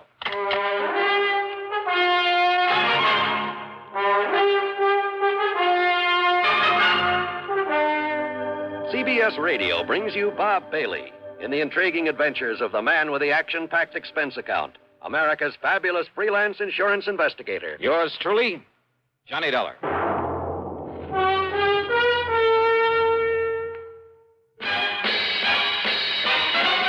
Are you smoking more now, but enjoying it less? Have a real cigarette, have a Camel. The best tobacco makes the very best smoke. Have a real cigarette, have a Camel. Are you looking for flavor and mildness? Have a real cigarette, have a Camel. The best tobacco makes the very best smoke. Have a real cigarette, a real cigarette, a real cigarette, have a Camel. If you're smoking more today, but enjoying it less, try Camels. The Camel blend of costly Turkish and domestic tobaccos has never been equal for rich flavor, easygoing mildness, real smoking satisfaction every time you light up. The best tobacco makes the best smoke. Have a real cigarette, a real cigarette, a real cigarette, have a Camel. And now Act One of yours truly, Johnny Dollar.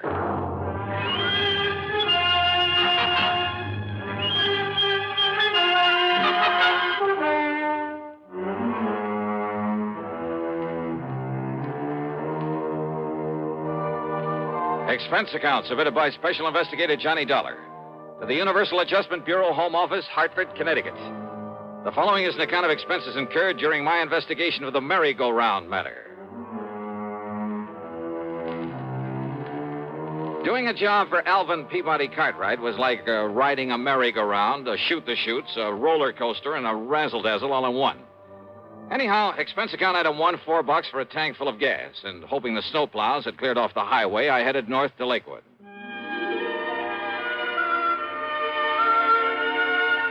In my humble estimation, Lakewood is one of the prettiest little towns in all of New England, especially in the wintertime.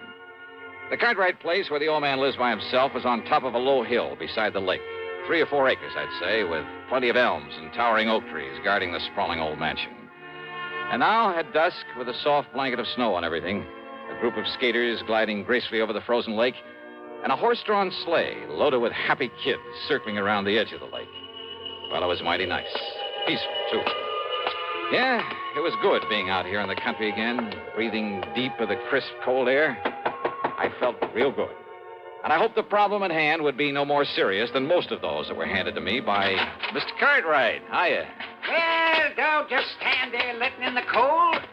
Don't you know it costs a lot of money to heat a place like this? Yeah, I'll bet it does. Well, how are you? And did you stomp the snow off your feet? Yeah, I think I did. Don't want you tracking up the house. Now, what can I do for you, Mr.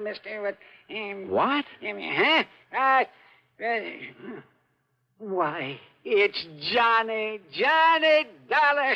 Oh, and I know it's a little late, but Merry Christmas, Johnny. Merry Christmas to you. Well, thanks, Mr. Cartwright. The same to you. I knew you wouldn't let me down, boy. Just throw your things there in the hall rack, will you? Yeah. Yes, sir, I knew you'd come. And so I saved it for you. Right in here, Johnny. Yeah, save what, sir? Saved what? Saved what? Why, your Christmas present, of course. You mean to say that's why you... Here you are, Johnny. Oh, well, now, listen. Go ahead. Open it up and see if you like it. Oh, okay, but now you shouldn't... Holy smoke. Well, do you? These are diamonds on this Of thing? course they are. What do you think it is, a piece of junk? Oh, well, no, this is too much, Mr. I Cartwright. don't see why, Johnny. Everybody should carry his money in a bill clip. Everybody. Just think how it will impress the folks. But a bill clip studded with genuine diamonds. Well, you like it? Well, sure. Well, I don't know how to thank you, You sir. don't need to, boy. You don't need to. If you like it, that's all that counts. So, Merry Christmas. Use it in good health. And before you go, yes, let me wish you a Happy New Year, too. Belatedly. Yeah, well, thanks.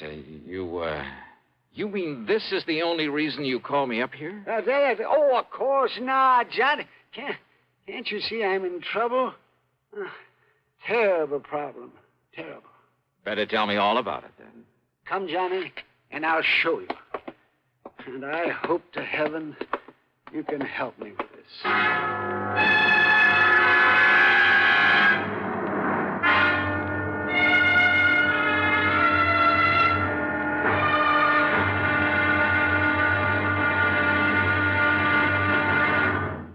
Act 2 of yours truly, Johnny Dollar, in a moment.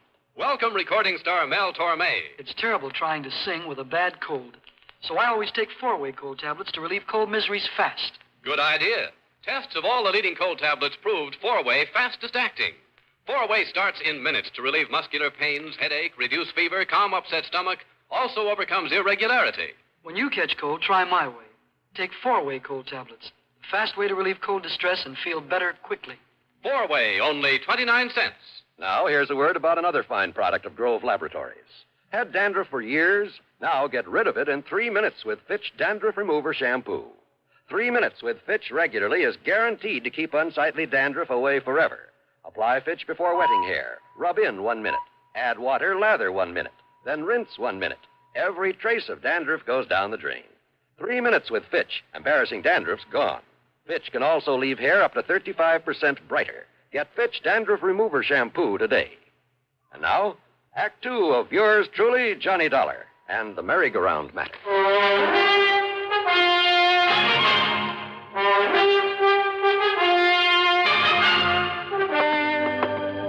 Better tell me what it's all about, Mr. Cartwright. What it's all about? My nice new art gallery. What else? Now, come along. You have an art gallery now? Johnny, ever since I went over to Paris last summer and saw that Louvre place with all those pretty things in it, I decided I'd better have an art gallery, too. Maybe not as big, but with everything just as good. Well, the Louvre has some pretty valuable things. And by spending a bit of money, I have some things that even the Louvre couldn't get. Here, I'll turn on the light. Now then, how do you like it? Wow. The gallery was 50 or 60 feet long, maybe 30 feet wide, with a high vaulted ceiling, a floor of solid marble. The tall, narrow windows were all of beautiful stained glass. Around the walls were some of the finest paintings I've ever seen. That's a Romney, Johnny. A genuine Romney. And you see this Matisse over here?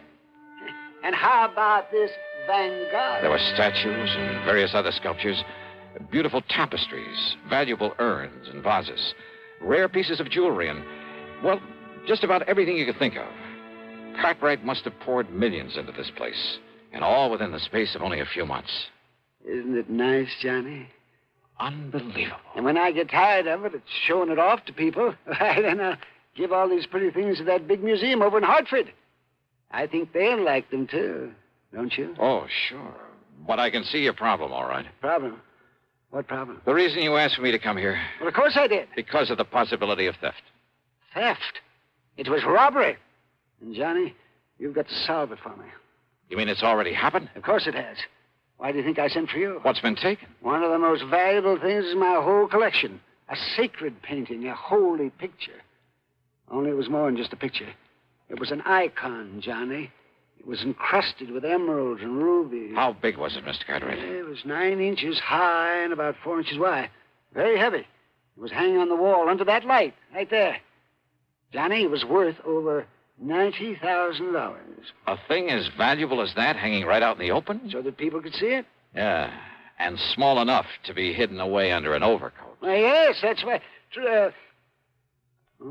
Yes, I hadn't thought of that. Oh, I'm afraid you had it coming, Mr. Cartwright. You're lucky that more isn't missing. Now, what do you mean by that? Well, I mean you alone in this place with all these valuable objects of art. Yeah, but and letting John, all sorts of people in to see them. Well, pretty things like these have to be seen to be appreciated. Well, did you ever screen any of the people you let in here? You think for 1 minute the kind of people who would come to admire these nice things would ever steal anything? Somebody did. Oh, yes, I did. Yes, I guess you're right, but... You were wrong about my being in here alone when it happened. What do you mean? Every day, Johnny, during the hours people were allowed to come in and look at my things, I had a guard on duty all the time. Oh, a registered peace officer? Well, no, he just happened to be the first man who answered my ad. Oh, great. Where is he now? Well, after this happened yesterday, I suppose it was unkind of me, but I let him go. I telephoned him this morning, told him not to bother coming back, and I sent him a check for $200. Just severance pay. In other words, you paid him for robbing you. You know where he lives? Anything about him? Yeah, you see, now, I have his address in town. Okay, then you better give it to me. And he wasn't the only precaution I took, sir. You see, I never let more than one person come here into the gallery at a time. And I always stayed with him. Always. So? It was getting late. The guard was about to leave. But there was a knock on the door. And so I answered it. Uh-huh. And who do you think was there? I'll bite. Who? A sweet little old man. He was all dressed in rags. Oh. He said he'd heard about the icon and he'd like to see it. Yeah. So I showed him in here. And did you stay with him? Well, no, because just then there was another knock on the door. And who do you suppose it was? Okay, who this time? Johnny! It was Jonathan. Jonathan? Yes, Jonathan Peebles. Oh, yeah. My oldest and dearest friend. He lives down in New York. Oh, yes, I remember him now. Yes, he's the oldest, most loyal friend I have. Yeah, sure. He was the one who gave me a hand that time we all thought you were lost at sea. A bit of an eccentric, though. Aren't we all? Well... Yes, but anyhow, it was Jonathan. And, of course... He gave me the usual lecture. Lecture? Oh, you know, the sort of thing that you would. I'm afraid I don't understand. You know about it being wrong for me to have all these valuable things here in my home and being alone at night and maybe somebody might break in and try to kill me and get at them and that sort of nonsense. Nonsense, huh? Now, you listen to me, Mr. Cartwright. Anyhow, as we were about to come in here to the gallery, I saw that the old man was leaving. So naturally, I stayed out there at the front door to say goodbye to him. And to have the guard look him over, kind of, and pat his clothes and so forth. But then, Johnny, Oh, Johnny, that poor old man. What happened? He tripped over the door sill and had a terrible fall. Well, the guard helped him up and made sure he wasn't badly hurt. And, well, I just gave him a few dollars just in case. And I had the guard drive him back to town. Uh-huh. And then you found the icon was gone. It was Jonathan who came out and asked me what I'd done with it. And, Johnny, when I looked and it wasn't there, and I was so upset, well, the first thing this morning, I put in that call for you. Well, that's probably too late to do any good, but give me the address of that guard you had on here and tell me what he and the old man look like. Yeah, right. Well, the guard's name is Gummy. Is what? Well, that's right. It's Gummy O'Banion. Gummy O'Banion? What's the matter with you, anyhow? Well, Don't you remember? Gummy O'Banion was mixed up in more rackets down in New York in the old days. Of course I remember Then why under the but sun he would you... assured me that he's through with all that he's gone straight and he's retired. And he's the one you picked for a guard? Oh, brother. Surely you don't think that Gummy... No. You want to bet? You know something? I'm glad that Mr. Cartwright didn't want to bet. As I said before, any case where he's involved, well, you can bank on just one thing. The solution isn't going to come from any logical process of deduction or series of sensible clues.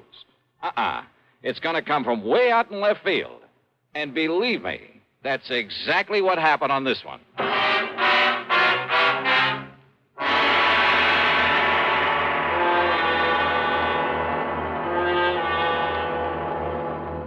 Constipation is something people don't talk much about, but it can be a problem for anyone, even doctors. And when constipation occurs, it's interesting to see just what doctors consider important about a laxative they might use or recommend. Now, a majority of the doctors we heard from had this to say. A laxative should be effective, gentle, as close to natural acting as possible, and a medicine that can be used with complete confidence. Well, pleasant-tasting chocolated X-Lax is effective. Overnight, it helps you toward your normal regularity. X-Lax is gentle. Next morning, it gives you the closest thing to natural action. And that's why many doctors and millions of people use X-Lax with complete confidence. X-Lax, the laxative that helps you toward your normal regularity gently, overnight. Is X-Lax in your medicine cabinet? And now, Act 3 of yours truly, Johnny Dollar.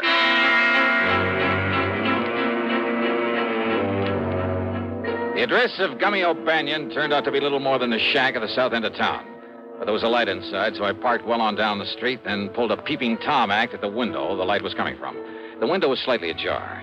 Inside, sitting at a bare wooden table, guzzling beer, were O'Banion and a ragged-looking little old man. On the table between them was a stack of bills. Not only 10s and 20s, but I spotted several 50s among them as they pawed them over. I knowed I could have picked up easy money like this. I would have went legit long before I did. Yeah, Gummy? And you know what? What, Gummy? Old Cartwright says he's sending me 200 severance, too. What do you think of that, Doc? 200? That's right. So, with that and all this dough the other guy gives us for that act we pulled at the front door... Other guy? Why, Doc, you and me won't have to work for months. That's pretty good, huh, Gummy? Yeah, Doc, that's pretty good. Well, then open me up another bottle of that beer, huh? Sure. There. But, Doc, I still don't get it. Why that other guy wanted us to make all that fuss for him there at the front door. You falling down and me helping you up and all. A diversion, they call it, whatever that means. Diversion. Diversion? Yeah, and what'd you say his name is, the one that give us the dough, huh? Oh, crazy kind of name. Reminds me of a church like Steeple, only it wasn't. I didn't wait to hear that name. I didn't need to. Because things had suddenly begun to add up the wrong way. Instead of disturbing the two lucky gentlemen, I got back into my car and drove hard. And I didn't stop until I got all the way down to New York, to a fancy apartment building on East 52nd Street. It was well after midnight, and the uniformed doorman was half asleep and a little grumpy about it all. Look, what do you think I am, your brother's keeper or whatever it is they say? And that crazy old man. And you have no idea at all where he might be, huh? Your name ain't Dollar, is it? What'd you say? I asked, is your name Dollar's all? Yeah, that's right, Johnny Dollar. Why? Well, why don't you say so? Here, old Coot left this note for you. He what? Here you are. Dear Johnny, I have tried all day to reach you by phone. But with no success. Knowing you, I'm sure that sooner or later you will come to look for me here at my apartment. I can only ask your indulgence. My indulgence? And beg that when you return to Alvin Cartwright's home, you speak with me before you talk further with him. What? The icon, incidentally, is safely ensconced in the bottom of one of the large Roman urns there in the gallery. Sincerely, Jonathan W. Peoples. But now, will somebody please tell me? Huh? What's the matter, mister? Here's a 5-spot for your trouble. Well, thanks, Johnny. You're okay.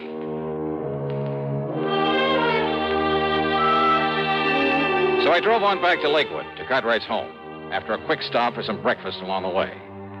Not only was there no guard at the front door, but the door was unlocked. And I wondered, had Jonathan Peoples deliberately left it that way for me? Anyhow, I sneaked inside, and there, sure enough, in the breakfast room, their backs toward me, were the two wild old characters.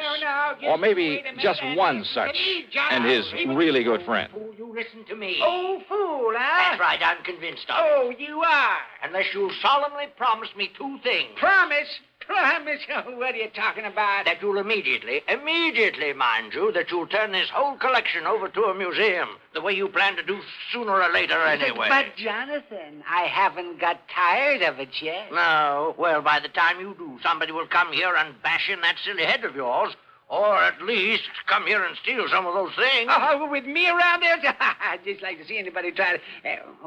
Yes, that's right, the icon. Oh, it was such a lovely thing, too. And you'd like it back, wouldn't you? Are you crazy? Of course I'd like it back. Well, you'd also have to promise to have some honest, legitimate guards around here now, immediately, 24 hours a day. You and your ex-gangster. Yes, I guess I was wrong about him. Of course you were. He might have killed you. Unless you make those promises, Alvin, somebody will, you stupid, incompetent old... Don't you talk like that. But it's true, isn't it? Of course it is.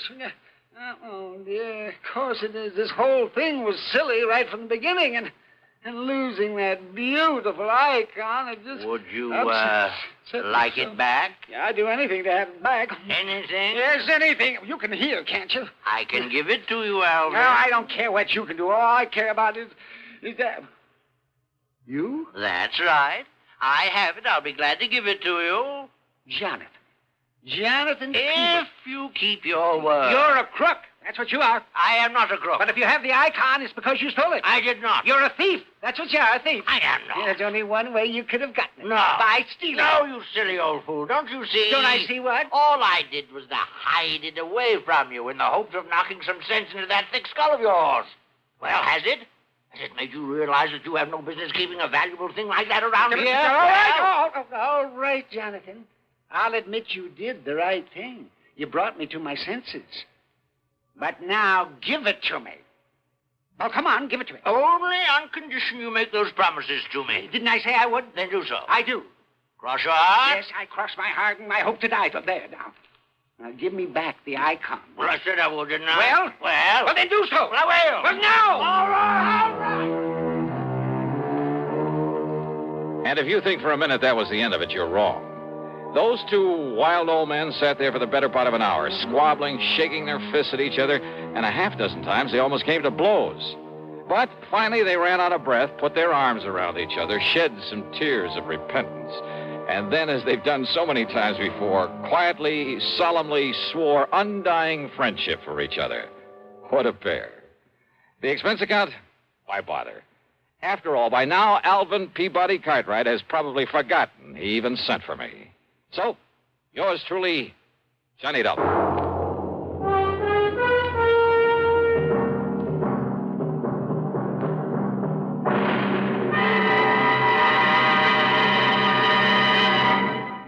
And now our star has a few words for you about the case he'll investigate on next week's program. It's called the Sidewinder matter, and the whole thing happens out in the middle of the Great Mojave Desert. Believe me, it doesn't take long for me to realize the desert can be a mighty dangerous place. So join us, won't you? Right here on the station that brings you all the best in radio. Yours truly, Johnny Dollar. Yours truly, Johnny Dollar, starring Bob Bailey, originates in Hollywood and is written, produced, and directed by Jack Johnstone. Heard in our story were Lawrence Dobkin, Howard McNear, Frank Gerstle, Will Wright, Forrest Lewis, and Joseph Kearns. Be sure to join us next week, same time and station, for another exciting story of yours truly, Johnny Dollar. This is John Wall speaking. A terrorized model races for the end of the road. Shocking drama of suspense next on the CBS Radio Network. Better buys are your reward at Orange Motors for a Ford. Get your orange guarantee from the largest dealer in Albany, in the heart of Auto Row. Orange is the place to go. Orange Motors has the Fords, it's true, plus 44 years of experience too. Orange Motors, if you're wise, for better service, better buys. Want a new Ford right now? Come to Orange Motors and choose from a large selection of new 1960 Fords. Orange has new Fords and new Falcons, lots of them. For a better deal, buy Ford.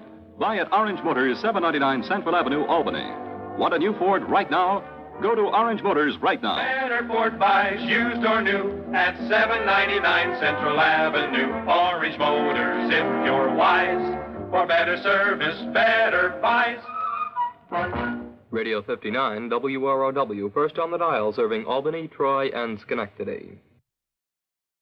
From Hollywood, it's time now for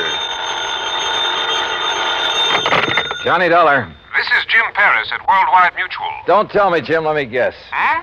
What are you talking about? The reason you called me, I can smell the smoke all the way over here at my apartment. Oh, well. Also, I heard something about the fire on a news broadcast a few minutes ago. Yes. Somewhere out on Albany Avenue, he said. Yes, it's the cash and save market over the other side of town. And since your company insured it, you want me to go over and take a look. A good look, Johnny.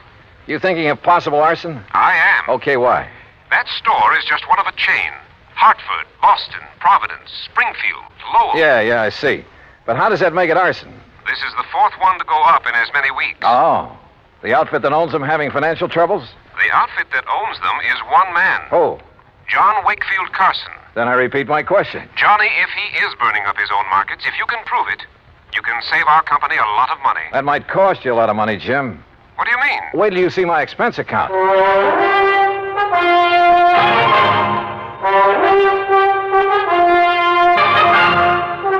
Bob Bailey in the exciting adventures of the man with the action-packed expense account. America's fabulous freelance insurance investigator. Yours truly, Johnny Dollar.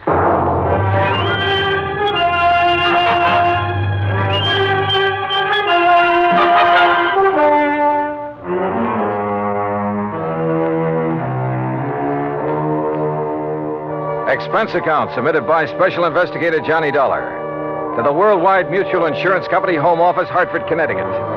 Following is an account of expenses incurred during my investigation of the Carson arson matter.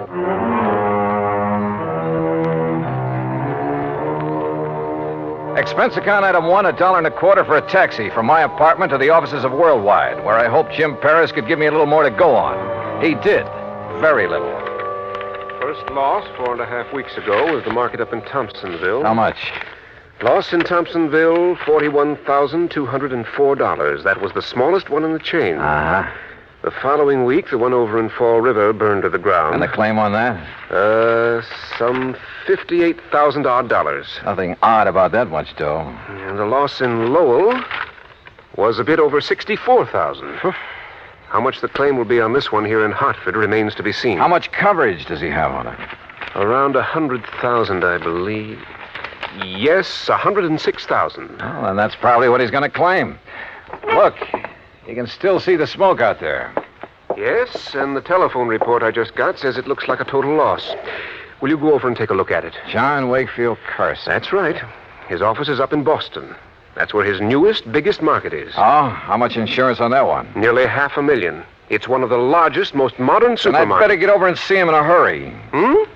You want me to get there before that one goes up, don't you?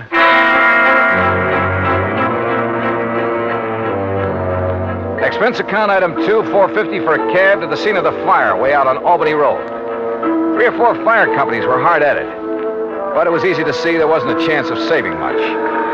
It struck me that this location, part of a brand new residential area, was about as far from an established fire company as it could be. I wondered for a moment if this was deliberate. I finally ran down Hal Gibbons, an old pal, and one of the best men an arson squad ever had. Stick your nose up in the air and take a deep one, Johnny. You smell it? Well, it's not kerosene, Hal. I don't think it's gasoline either. No, but it's something highly inflammable. The boys of that chemical truck could get it out. Might learn something. Of course, these stores always stock a lot of cleaning fluid, stuff like that. Most of them are not inflammable. Well, how about... Johnny, look out!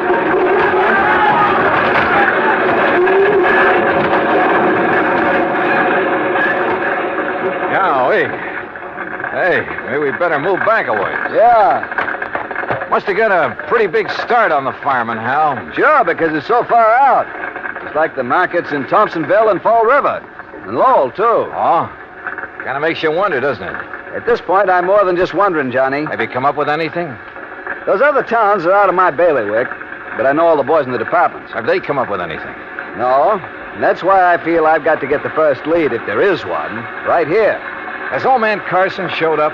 No, not during any of the fires. He just sits calmly in his office in Boston, mutters something philosophical about the vagaries of fortune, and lets it go at that. And files a big fat insurance claim.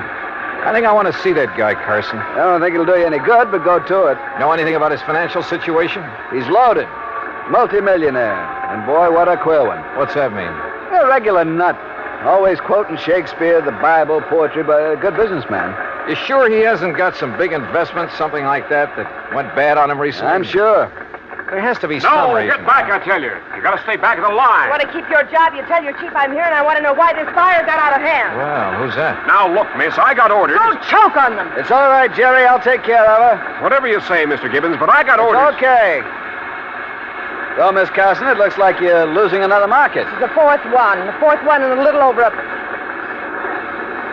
Say, don't I know you? I'm afraid I haven't had the pleasure. Miss Margaret Carson, this is Johnny Dollar. The insurance investigator. Good. Now maybe we'll get somewhere. Oh, this is... Walter. Walter! Yes, Margaret? My fiancé, Mr. Dollar. Walter Smitten. Smitten? Hello, Walter. Mr. Gibbon? Walter handles the legal end of things for Dad. Oh, I see. Next president of the company, Walter? I? In the grocery business? Oh, no, sir, thank you. The legal end is enough for me. Well, what do you think about these fires? 4 in a row. Well, if I were you, Mr. Dollar, I'd suspect arson. Oh, Walter, for heaven's sake. Why, Walter? Someone trying to put Mr. Carson out of business, something like that. Put Father out of business with a couple of fires? Oh. Miss Carson... Come on, Walter. We've seen all we need to make the final report to Dad. Goodbye, Mr. Dollar. Hal. Yeah. See ya. Like a motive, Johnny? That Walter character? If he marries Margaret Carson, and he doesn't seem to like the grocery business... Yeah, but if he could get the money from it... Yeah, I see what you mean.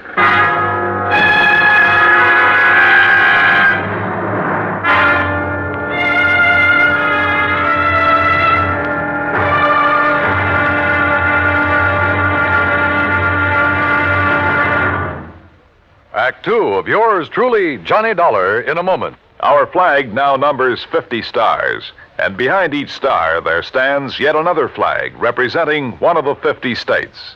South Dakota's state flag was inspired by a song. South Dakota is the Sunshine State. A stenographer named Ida Anding designed the flag with a sky blue background and a blazing sun in the center, and the words, South Dakota, the Sunshine State, in gold around the sun. Later, the state seal was inserted over the sun, a seal representing mining and agriculture, the prime pursuits of the state. The state's banner also carries the motto, Under God, the people rule. South Dakota's state flag, the flag of the 40th state to enter the Union, was adopted on March 8, 1909. And now, Act 2 of yours truly, Johnny Dollar and the Carson Arson Matter.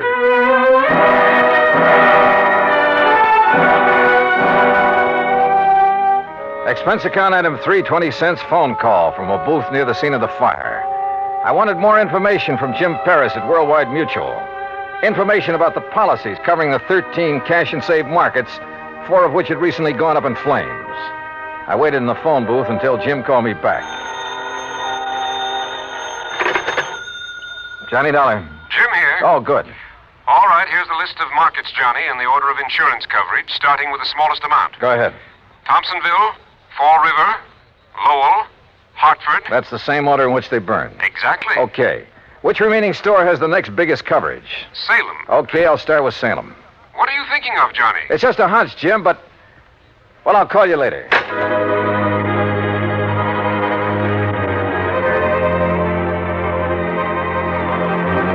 Item 4, $5.25 for a cab back to my apartment. Item 5, $21 even, mileage in my own car, Hartford to Salem, Mass. Despite burning up the highway, it was almost dark when I pulled into Salem. It was well after dark when I finally located the cash and save market. Again, the store was far outside of town, and it was a long way from the nearest firehouse. I don't know exactly why I went there instead of the main office in Boston. After all, it was the same day as the Hartford fire, and the others had all been about a week apart. As I said before, call it a hunch. But as I pulled up in front of the place, I saw the shadow of a man dart furtively around the back of the building. As I reached the far corner of the building, I stopped. But with only the sliver of a crescent moon, I could see no one. Somewhere ahead of me, I heard a door open. Then silence again. But somebody had entered that building. Slowly, cautiously, I felt my way along the wall. And then I came to it. An open door. Storeroom. But inside it was pitch black. I drew my gun and carefully, quietly felt around for a light switch. After stumbling gently against a big packing case, I found it. I hunched down behind the case and flicked it on. All right, where are you? I heard you. I saw you come in here. Now, look, I got a gun, so don't try anything funny. You hear me? Where are you? Right over your head! Oh! I must have been out a long time. I came to lying on a cot in the back room of Salem Police Headquarters. A couple of gallon jars. Can you hear me? Yeah. Yeah, I can hear you. Yeah. Well, it was a couple of big gallon jars of kosher pickles that he dropped on top of your head. He, officer? Well, like to split your head open.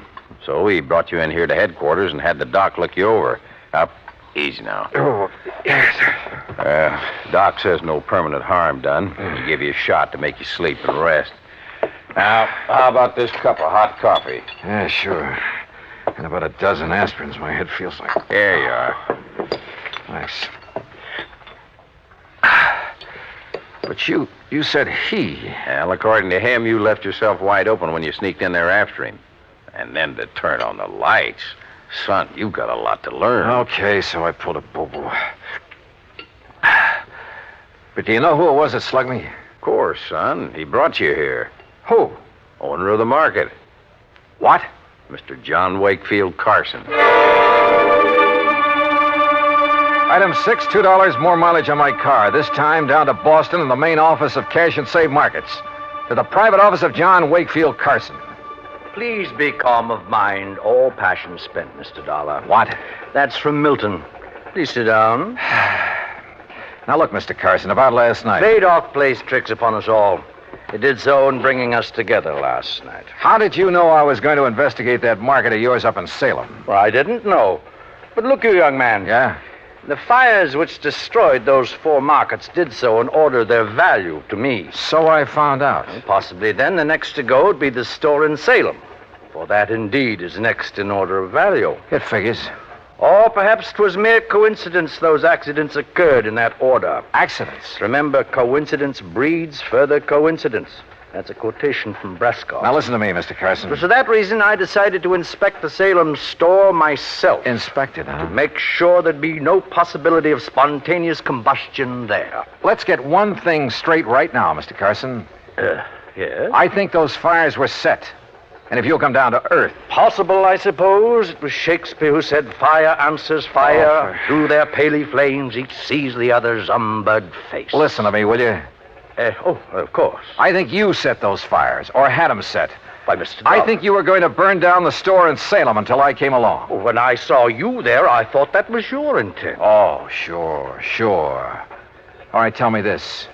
What do you plan to do with the insurance money, if you get it? Rebuild? Bigger and better stores where the old ones stood? Why, no. Or did you find out you hadn't made them big and modern enough for those real estate developments where they were located and decided the cheapest way for you to do... No. To build again where tragic dealt the fate. Forget the fancy quotes and answer my question. Shakespeare said, you tread upon my patience, sir. Look. It's most enough to make a deacon swear. Answer by James Russell. Mr. Carson. What disposition of the funds I choose to make is mine alone to settle. And from my heart. Carson. Enough. I've had enough of this. Now be on your way. No, wait a minute. Be gone, Dollar. And irk me now no more. No, you wait. From your heart, you said. Now I have said enough. Henceforth, my lips are sealed. Okay. But you know something? I think you've told me who might have set those fires. And if you'll answer me just one more question. No? Okay, we'll see.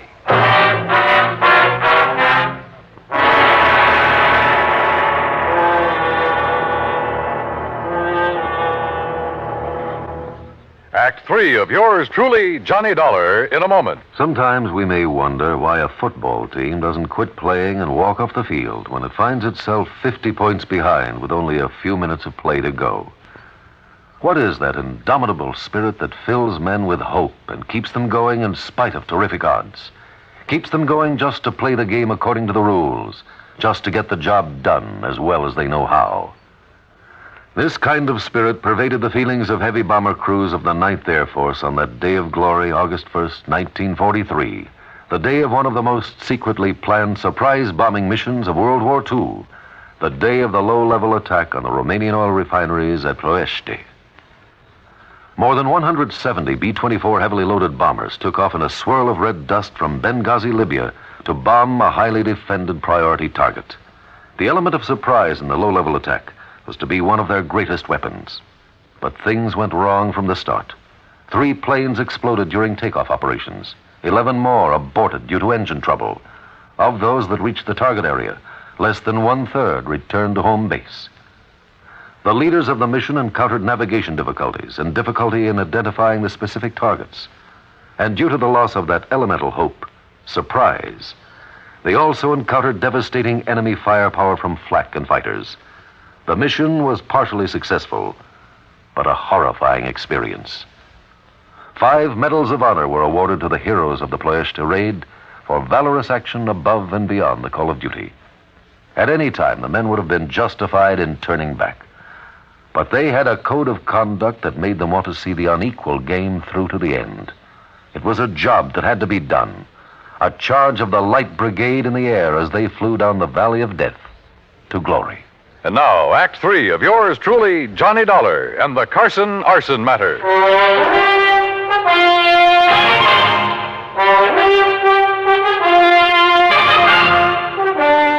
Expense account item 780 cents, phone call to Hal Gibbons and the arson squad back in Hartford.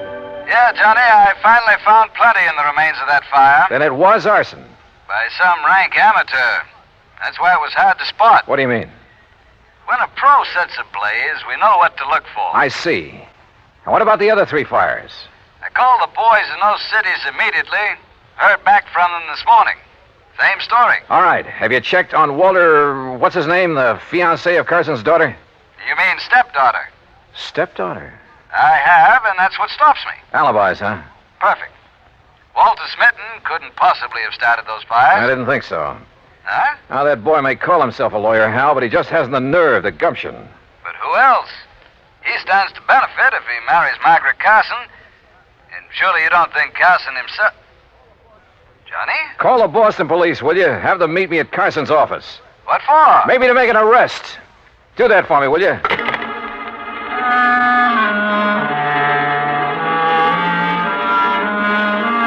Hunch? Maybe it was more than a hunch now. Sure, I know there was no real clues in the case, but maybe for once I could get along without them. I went back to Carson's office and, I must confess, tried a little bluff. Court? You'd hail me into court? That's right. Unless you open up and tell me what I want to know. Very well. Speak to me as to thy thinkings, as thou dost. And you can forget the quotations. Walter Smitten is your lawyer, isn't he? A timid but an eager lad who saved me many a fall. You like him? Like a son. I would he were my son. Or as the Bible says, a wise son maketh a happy... All right. Oh, yes. You have a stepdaughter, Margaret. Alas, I have. Okay. Now, who is to get the insurance money you may collect? Well, that, sir, is none of your concern. You going to talk now, Mr. Carson, But or it's in a court? family matter. Who gets it? I pledged to my wife before she died that Margaret would have all monies from any profit, any monetary gain of any kind, of any of my ventures.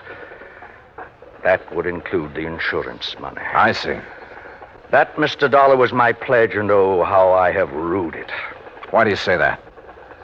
She's not of my blood, Mr. Dollar. She has no soul for art or poetry. And since she's come of age, she's made so many demands upon me. Money, money, money. That's all she thinks of. And like Walter, she's so bold, aggressive, headstrong. Were it not for Walter, I'd mistrust her every move. But if he's in love with her... Because she demands he be. And why? So she can use his legal guidance in her fight to take this business away from me. All right, Mr. Carson. I haven't notified the authorities yet, but I found proof that Margaret is the one who started those fires. You what? And you just told me why. Because the money would go to her. Oh, Mr. Dollar, I'm glad. I've suspected, yes, but because of family honor. No, I'm glad you have proof. At long last, it will take her. Take this millstone from about my neck. Proof, huh? Margaret. Well, Dollar, you'll never live to tell the authorities. Margaret, that gun. Unless you'd like to make a deal, Johnny. Could be worth a lot of money to you. I'd even promise not to set any more fires. Oh, you were right, Mr. Dollar. Unless I'm mistaken, Margaret, the man who just came in... What man? Who heard your little confession is from the police department. You trying to make me look around so you can grab for this gun? Oh, no. Fact remains, he's standing right in back of you. That's right, Margaret. What? No! Oh, my hand! My hand! Oh, my hand! How sharper than a serpent's tooth is an ungrateful child.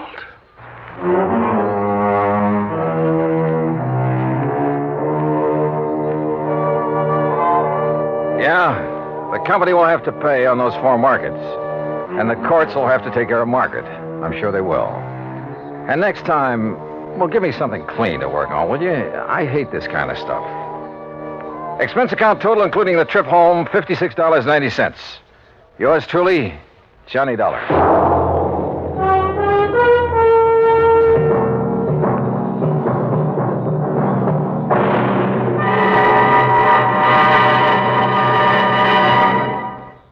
Our star will return in just a moment. Our flag now numbers 50 stars, and behind each star there stands yet another flag representing one of the 50 states. Oklahoma's state flag depicts an Osage warrior's circular buckskin shield from which hang 7 eagle feathers. Across the shield is the Indian's calumet, or pipe of peace, crossed with the white man's peace symbol, the olive branch.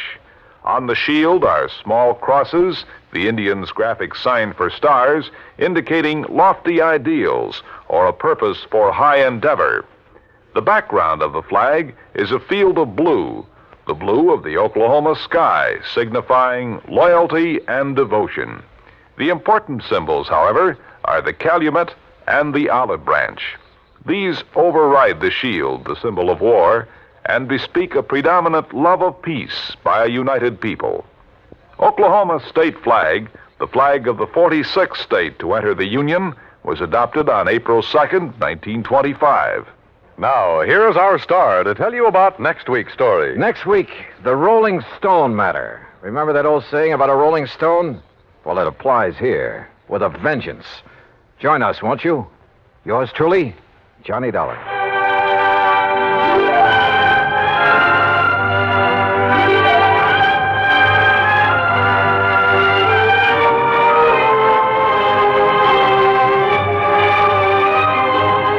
Yours truly, Johnny Dollar, starring Bob Bailey, originates in Hollywood and is produced and directed by Jack Johnstone, who also wrote today's story.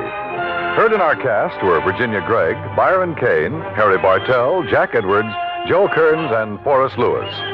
Be sure to join us next week, same time and station, for another exciting story of yours truly, Johnny Dollar.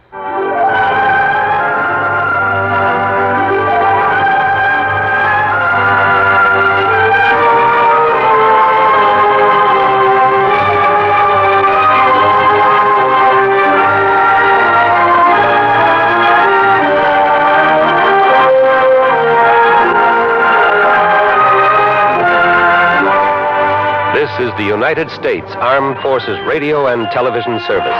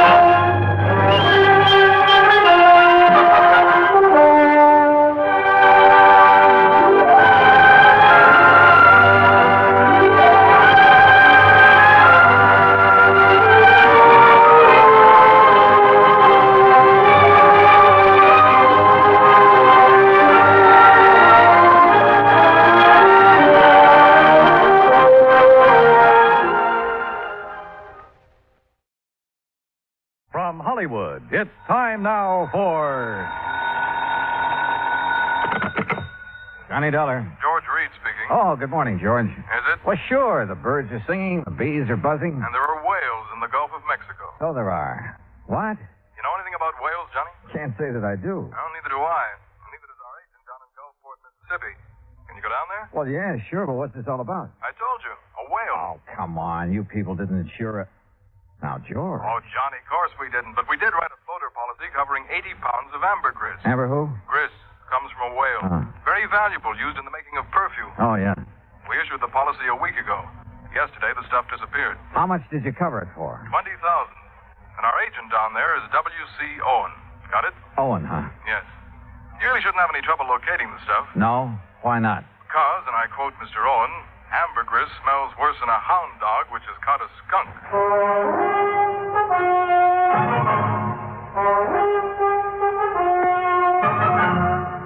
Bob Bailey in the exciting adventures of the man with the action-packed expense account.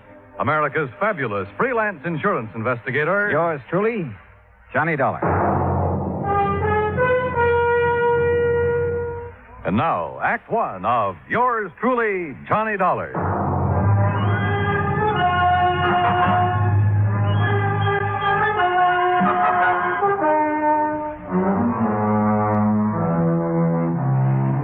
Expense account submitted by Special Investigator Johnny Dollar to Floyd's of England, American Branch Office, 443 North 15th Street, Hartford, Connecticut. The following is an account of expenses incurred during my investigation of the Michael Meany Mirage matter. Expense account item 1, $168. Transportation from Hartford to the Markham Hotel in Gulfport, Mississippi. I called W.C. Owen, the agent who had sold the policy covering the ambergris. Half an hour later, I opened the door of my room to a middle-aged man wearing a brown seersucker suit. Mr. Dollar, is that right? Sure is. Come on in, Mr. Owen. Come on in. Thanks. Well, Dollar, I'm not going to fool around about this. I'm in a mess, and you're my only chance of getting out of it. Well, I'll do whatever I can, Mr. Owen. You just find that ambergris. And, man, please find it within the next 48 hours. Oh, why the rush? 2 reasons.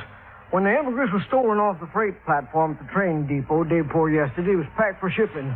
Had enough dry ice around it to last 72 hours, but no more. Uh-huh.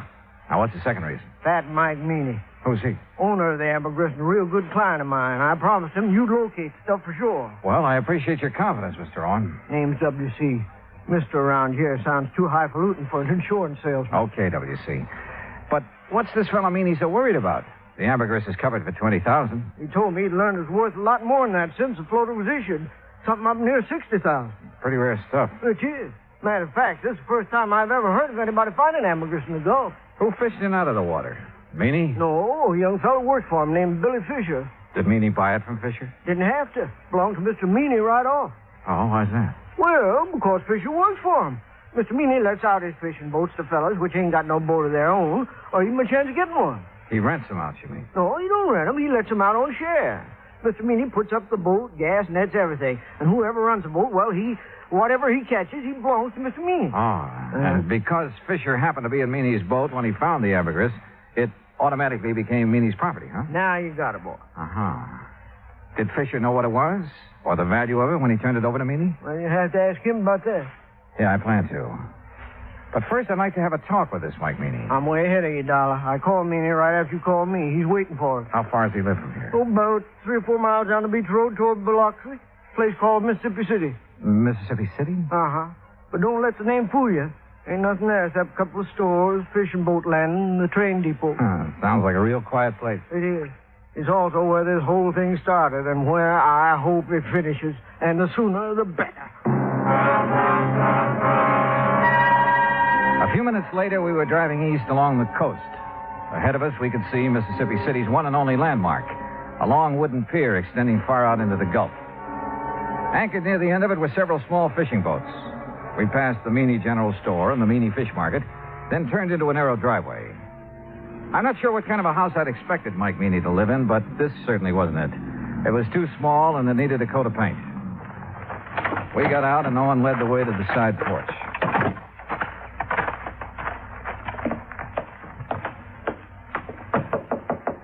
Mr. Meany, you at home? Doesn't look like he is. No, he's here. Listen. What in the name of... Sure heavy, ain't he? Yes, sir. Ain't another man his size in the whole United States. Good night, I believe it. WC, boy, you sure took your sweet time getting here. Yeah. Well, made it just fast we could, Mr. Meany. This is the fellow I was telling you about, Mr. Johnny Dollar. Both of you come inside. That's it. Come on in. You men sit down on the sofa. I'll just lower myself into this here chair. There. Yeah, now then. You're a detective, huh, Dollar? Well, then me ain't giving me an answer. You're a detective or you ain't a detective. Now, which is it? I'm an insurance investigator. Right now, I'm being paid to find 80 pounds of ambergris that you lost. Lost? He didn't mean nothing by saying that. You hush up, you road agent. Mr. Meany. Dollar, that stuff was stolen, you hear? Thieved. Right in the broad light of day. You're sure? Why, I'm sure 80 pounds of ambergris didn't get up and walk off by itself. Yes, sir. Me too. Itself. Exactly where was it when it was stolen? Sitting in a box I had built for it, a special box. Smell-proof. Cost $25. Oh, shut up. I was sending it to New Orleans to a fella I'd heard might be able to sell it for me. The box was on the platform right outside the American Express office of the depot. Here in Mississippi City? Boy, you ever take a bad fall out of your crib? No, you ignorant, in Tuscaloosa, Alabama. Where do you think that depot was? Well, it could have been in Gulfport. No, it couldn't never do business there. Okay, so I'm wrong. No, but that's the first time you ever admitted it. Had the box been checked in at American Express? You mean had the freight been paid in New Orleans? Yes, that's what I mean. That scrounging, ignorant, no good. Had it been paid, Mr. Meany? No, it hadn't. Why not? Because the rat I trusted with the ambergris and sent down to the station to see it got on the train. Yeah? He'd promised. He'd give his word. He wouldn't take his eyes off that stuff for 1 second. No. That dirty. That no account. Are you okay, Mr. Meany? No. But you sit down. You make me nervous, W.C. Yes, sir. Every time I think of that, T.J., that stupid nephew of mine, well, you know what he done, Dollar. He spotted something more interesting to look after than $20,000 worth of ambergris. Okay, who was she? Oh, W.C. told. No, I didn't. No, sir. Mr. Dollar, he's just clever. Yeah, well, anyway, according to T.J., this young female pulled up in an open car across the road from where he was at, and it wasn't until he got up close that he could see that she was wearing a strapless bathing suit. You see, Mr. Dollar, T.J. He thought... knows what T.J. thought, you miserable. You keep your mouth shut, W.C. Oh, whatever you say, Mr. Meany. Well, while TJ was investigating the situation, someone made off with the ambergris. That right? Right. Well, what about the other people at the station? There weren't no other people there. How about the baggage clerk and the passenger agent? Where were they? They? Sam Burroughs is the only man that works down the depot, and he was busy selling some woman a Pullman ticket to Memphis. How long did TJ talk to the girl? Just a couple of minutes, according to him, that is. You want to ask him yourself. He works at the all-night cafe in Gulfport. All right, thanks. Well, we sure haven't much to go on. You got nothing to go on. So you might as well give me my $20,000 and head back up north, where you belong. Not yet, Mr. Meany. You got 45 hours. At the end of that time, I want my insurance money. You don't see that I have it, Mr. W.C. Owen, you're going to be sorry. You know what I mean? Yes, sir. I know.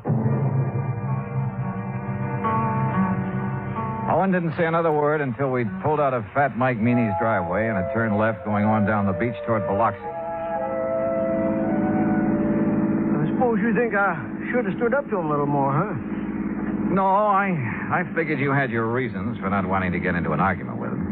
See those boats off the end of the pier? The small fishing boats, Well, they belong to Meany. He's also got money invested in half the business place along the beach. You know what that means, Dollar. Yeah, well, where I come from, he'd pull a lot of weight. That's it. And anybody he gets riled at, well, one word from him and a good many of my clients would be screaming for me to cancel their policies. Like that, huh? Just like that. Hey, where are we going? Billy Fisher's. This way, this here's the boarding house he lives in. Come on. Uh-oh. Okay, boy.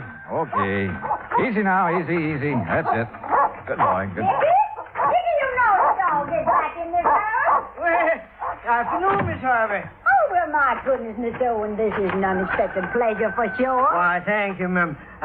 This here is Mr. Johnny Dollar, Miss Harvey. Afternoon. Pleased to know you, Mr. Dollar. Wouldn't you like to come in and sit down? No, thanks. We really don't have much time. Oh? Mr. Dollar is an insurance investigator. Right now, he wants to have a talk with Billy Fisher, providing his home. Why, sure he is. You find him round the side there.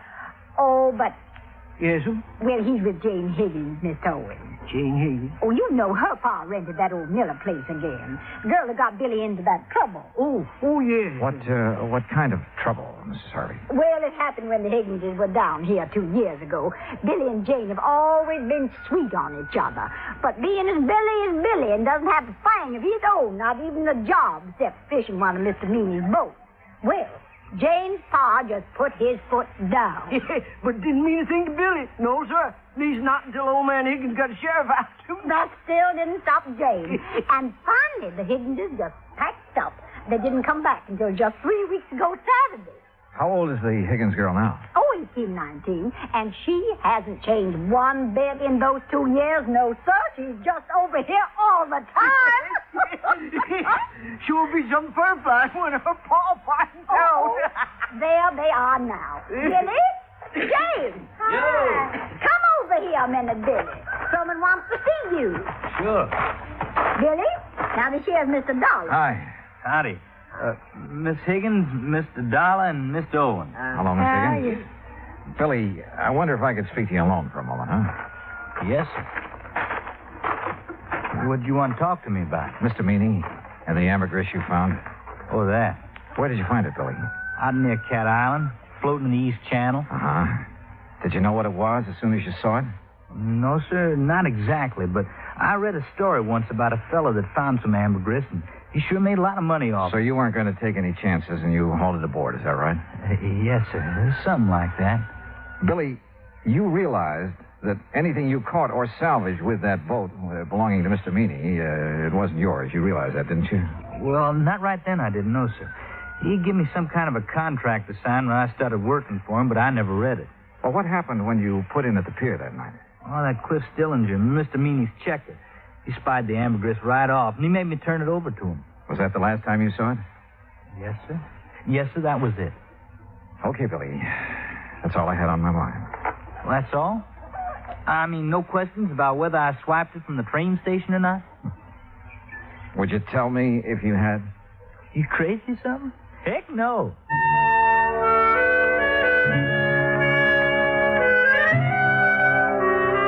After saying goodbye to Jane Higgins and taking a rain check on a dinner invitation for Mrs. Harvey, Owen and I drove back to town. I was tired and I was discouraged, and I needed a good night's sleep, so I had him drop me off at the hotel. At the desk, I found a message to call long-distance operator 19. A few minutes later, the call was completed. George Reed speaking. Hi, George. Thought it was you. Johnny, where in blazes have you been? I've been trying to get hold of you all afternoon. Oh, something important? No, I was just curious about the weather down there. Oh, well, it's great. Warm, but not too Johnny. warm. Okay, George, what's happened? One of the boys upstairs got wind of that ambergris claim. So? So he just happens to have a friend who's an ichthyologist. Well, bully for him. Johnny, this ichthyologist says that ambergris comes only from the sperm whale. And there has never been a sperm whale alive that would be caught dead swimming in the Gulf of Mexico. What? You follow me, Johnny? I think so.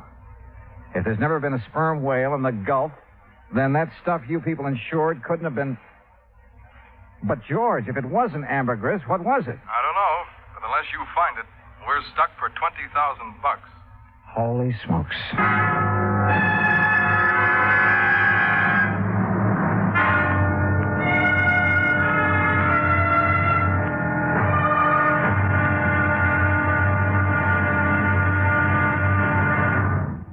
Act two of yours truly, Johnny Dollar, in a moment.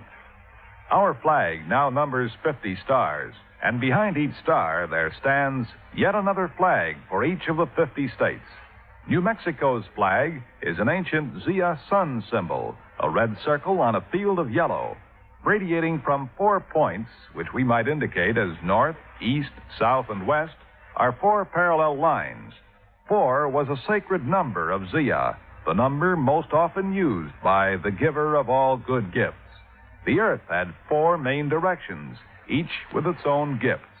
The year had 4 seasons, each with a different offering for mankind. The day had 4 phases: sunrise, noontime, evening, and night. Life had its 4 divisions: childhood, youth, manhood, and old age. Everything in life and nature was bound together in a circle, the circle of life and love, without beginning and without end. And in this great brotherhood of all things, man had 4 obligations. He must develop a strong body, a clear mind, and a pure spirit. 4th, and most sacred, he must spirit to the welfare of his people. From this simple symbol, the Zia sun, we read the legend of a wonderful philosophy. The flag's colors of flaming red and golden orange represent the banners of Ferdinand and Isabella, which were carried by Columbus across the Atlantic. New Mexico's state flag, the flag of the 47th state to enter the Union, was adopted on March 19, 1925. Now, Act Two of yours truly, Johnny Dollar, and the Michael Meany Mirage Matter.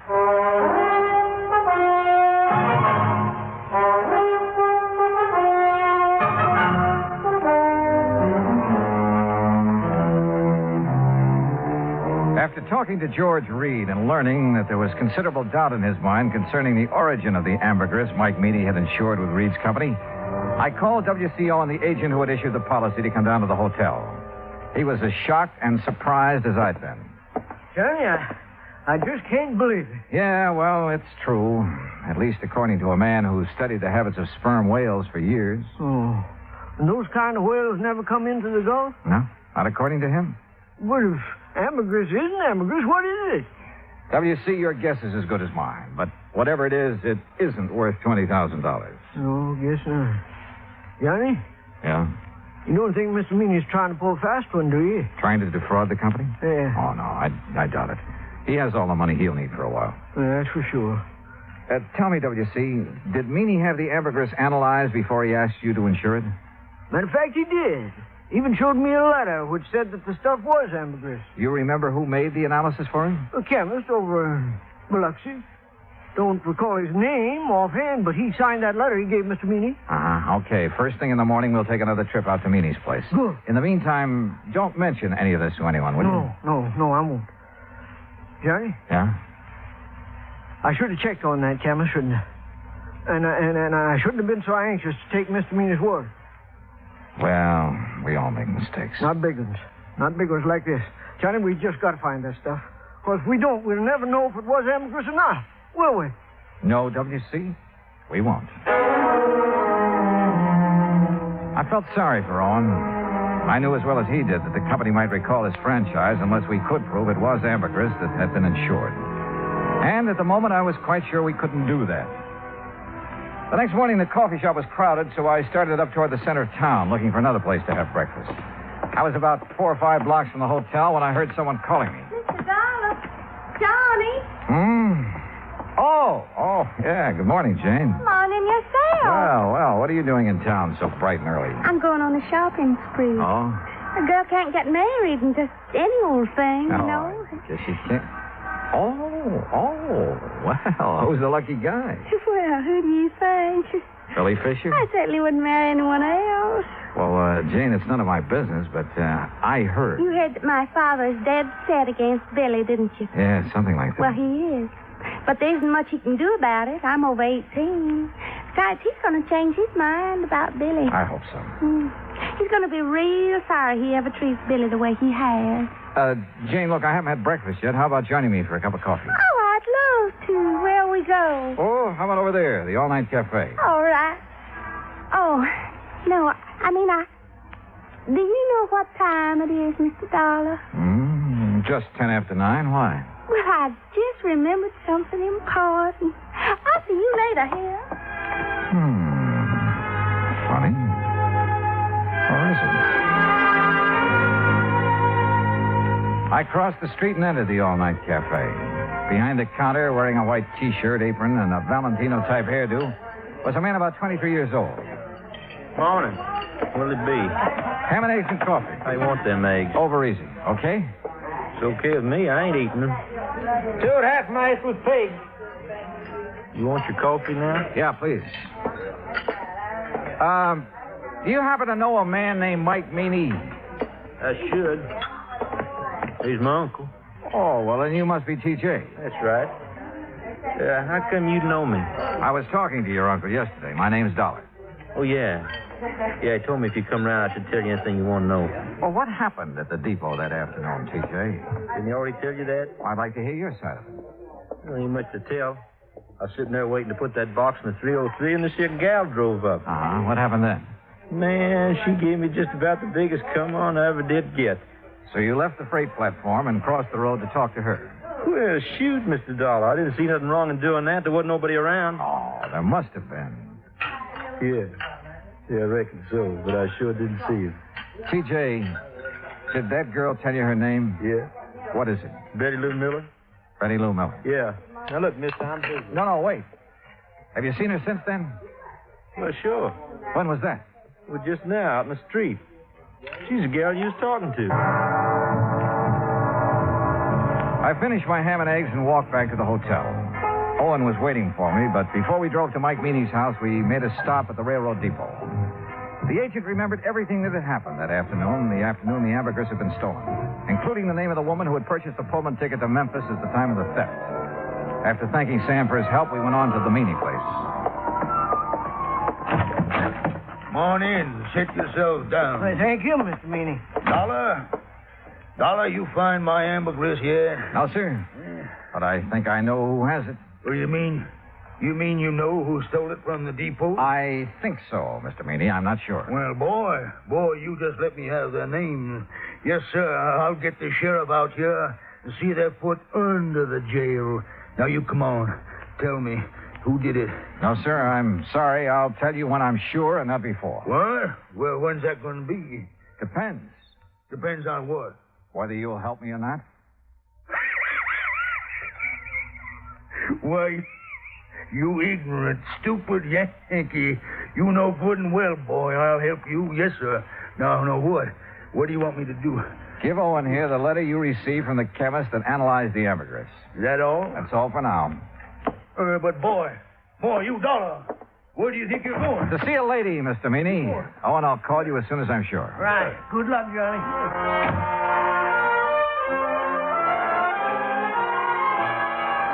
In Owen's car, I drove down the beach to Mrs. Harvey's boarding house. Billy Fisher was out with the boat, so I had plenty of time to tell her what I knew.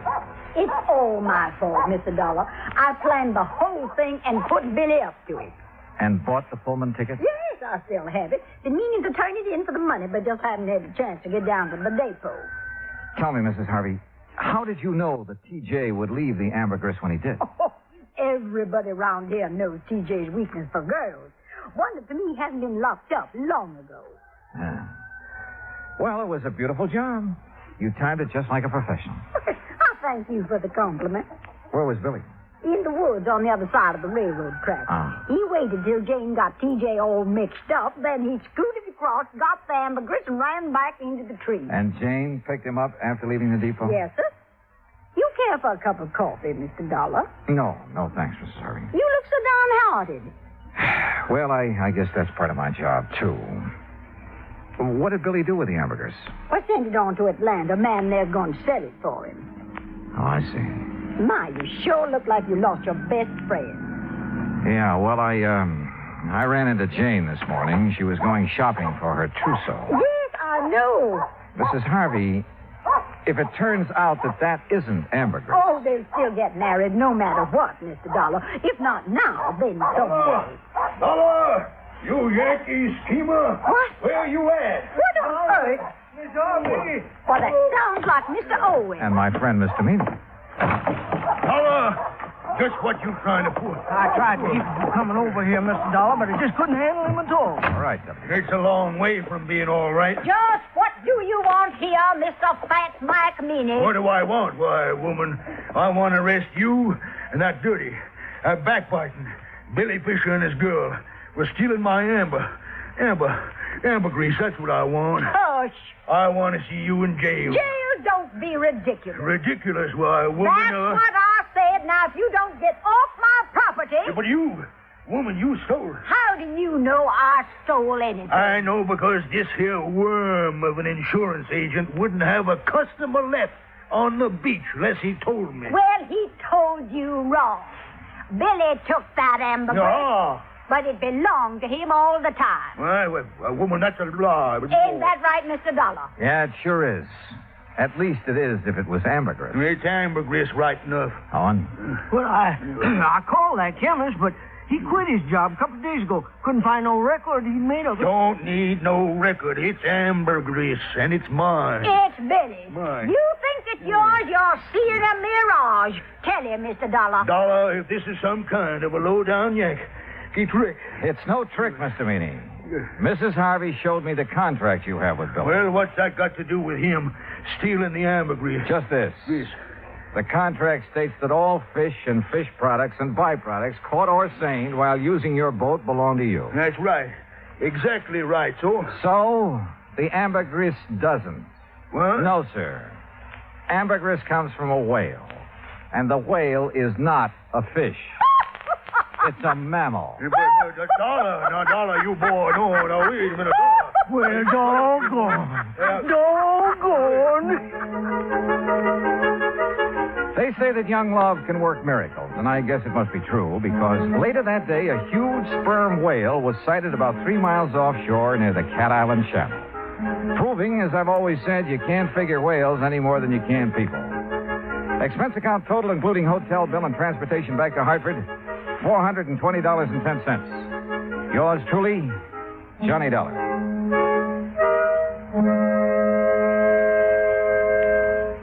Now, here is our star to tell you about next week's story. Next week, the Wayward truck matter. And I'll leave you to figure that one out for yourself. But join us, won't you? Yours truly, Johnny Dollar.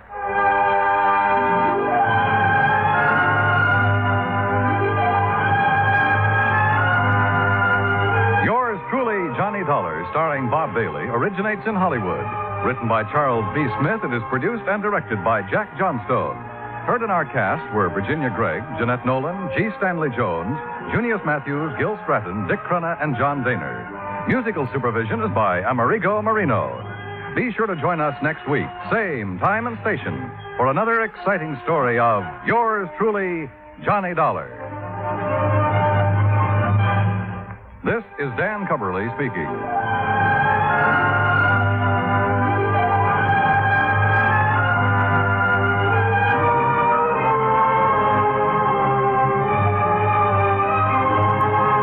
Johnny Dollar has come to you through the worldwide facilities of the United States Armed Forces Radio and Television Service.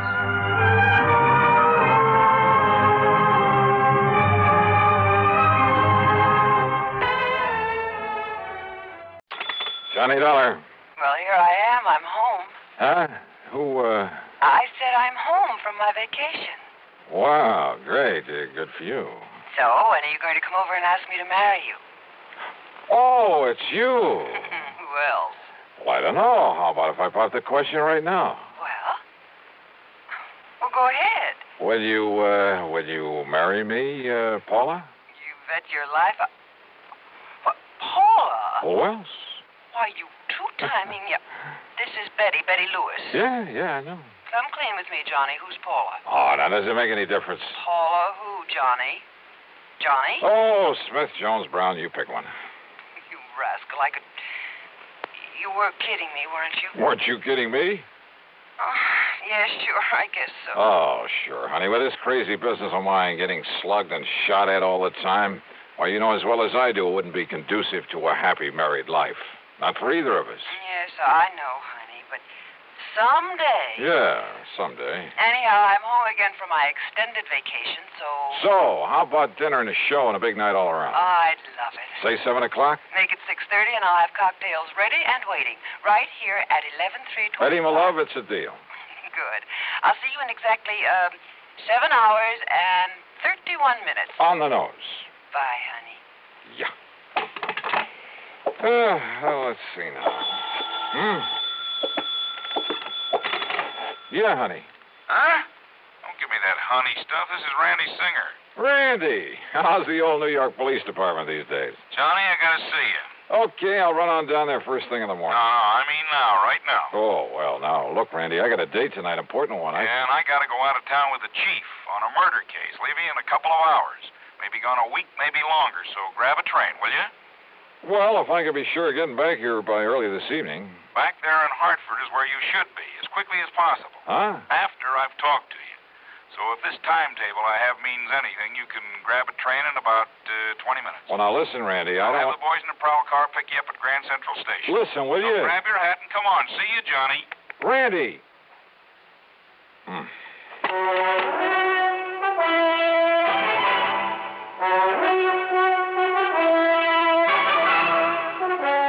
CBS Radio brings you Bob Bailey in the exciting adventures of the man with the action-packed expense account, America's fabulous freelance insurance investigator. Yours truly, Johnny Dollar.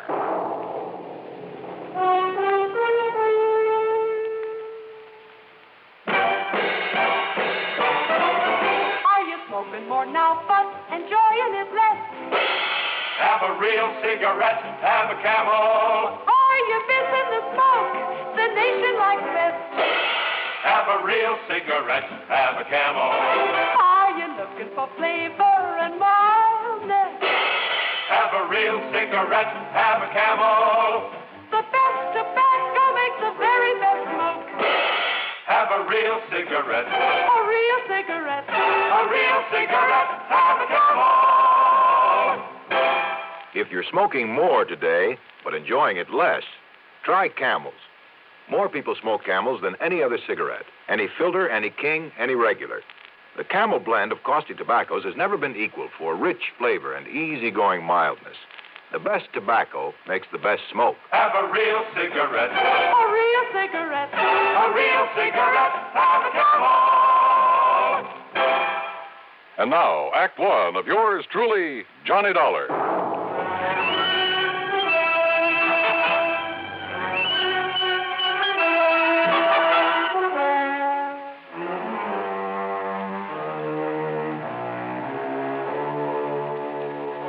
Expense account submitted by Special Investigator Johnny Dollar to the Universal Adjustment Bureau, Hartford, Connecticut. Attention, Mr. Pat McCracken.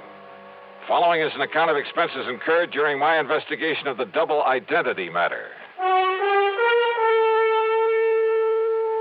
Pat, you have an assignment to this case, but it does concern some of the insurance companies that Universal Adjustment Bureau services. And if there's any question about reimbursing me for whatever charges I may run up, well, read on. Expense account item 1, $4.95, taxi to the station and a train down to New York. As promised, Lieutenant Randy Singer had a prowl car waiting for me at Grand Central, and a few minutes later I barged into his office in the Homicide Division of the 18th Precinct. Okay, Conroy, okay. Just go tell the chief I'll be ready to leave by the time he is. Now, go ahead. Yes, sir, Lieutenant. Sit down, Johnny. Glad you could make it. All right. Tell me one thing, Randy. Is this an insurance matter? It sure is, or rather, they are. They? Maybe you weren't called in on them, but, brother, you should have been. Here, look here. Fall 1956. John R.V. Brownfield. Lived in a small apartment over on the east side, but the old boy had a lot of money. So what happened? Somebody knock him off? His death was pronounced a suicide, overdose of sleeping pills. Yeah, happens all the time. Does it? The insurance company that paid off was Eastern Casualty and Trust. Oh? How much? $41,000. Beneficiary? His wife. He'd only been married to her a couple of months. And after she collected, well, she just sort of dropped out of sight. Ask me, a lot of those companies of yours pay off too fast. Now, what do you mean by that? Listen, September 1957. Franklin P. Ogborn died the same way. Insurance paid to his widow was $30,000. Tri-Mutual Insurance Company. Well, now, Randy, the mere fact that he also died from an overdose... Listen, will you? August 1958. Peter William Gerhardt. Same thing.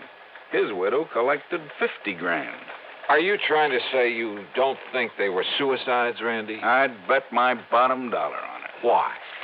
Now, here's the last one, middle of last month. William Earl Chadwick. $25,000 to the widow. I said, why? Johnny, in every case, the marriage was only a few weeks old. A good-looking young girl and a wealthy old man. Also, circumstances of death were exactly the same. Exactly. You investigate them all yourself? No, they all occurred in different precincts. So until I started digging through these files, until I realized that all these men had been married, and for only a short time, mind you, had all been married to the same girl. What? Yes, sir. You're sure of that? She used a different name every time, and we have no pictures of her, but, Johnny, according to the description by all the people who'd seen her, well, Johnny, it's one and the same gal. Okay, Randy, as long as there was insurance paid by some of the companies I work for. Right. Now, so far, I've been running this down alone on my own hook until I could really spot her. So what happens when I finally do locate this dame? I'll bite. What happens? She turns up outside my bailiwick. Also, I suddenly got to go out of town for a week, maybe longer. But you, being right there. Yeah? Right where? Hartford. That's where I've traced her to. Oh? Do you know her name? Sure do. So I'm handing it over to you, Johnny. You've done me a lot of favors over the years, so... Well, maybe you can collect yourself a nice commission. Oh, what is her name, Randy? She lives at 11325 East Maple Drive. 11325. That's right, and she goes by the name of Lewis. What? Yep, Betty Lewis. Oh, what's the matter, Johnny?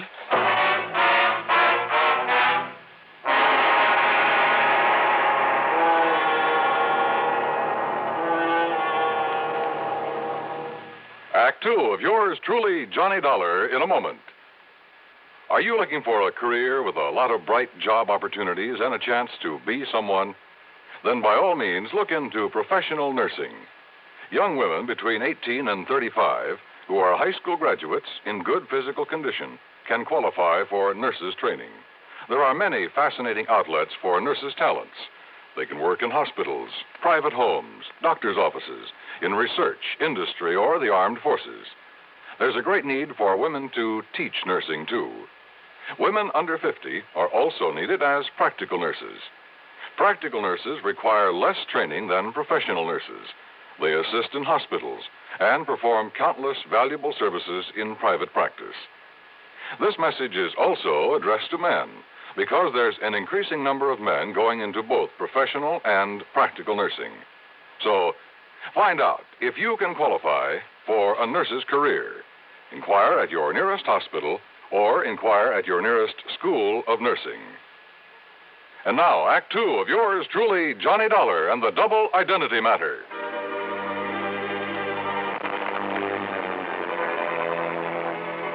I went over the files on the so-called suicides word for word. I read and reread the descriptions of the widows. They all were the same. No question about it, the same girl had been married to each of the four victims, had been married to each of them only a very short time. Then after death, from an apparent overdose of sleeping pills, she had collected the insurance and quietly dropped out of sight. But Lieutenant Randy Singer, NYPD, had tracked her down and traced her to Hartford.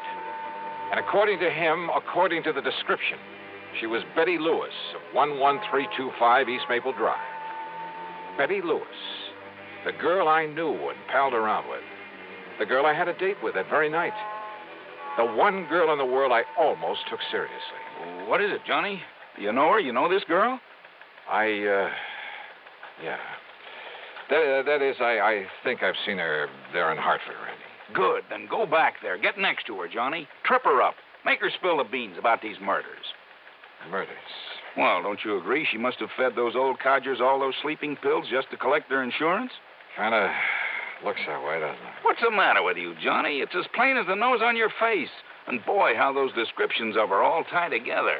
Yeah. Height, weight, build, complexion, eyes, everything.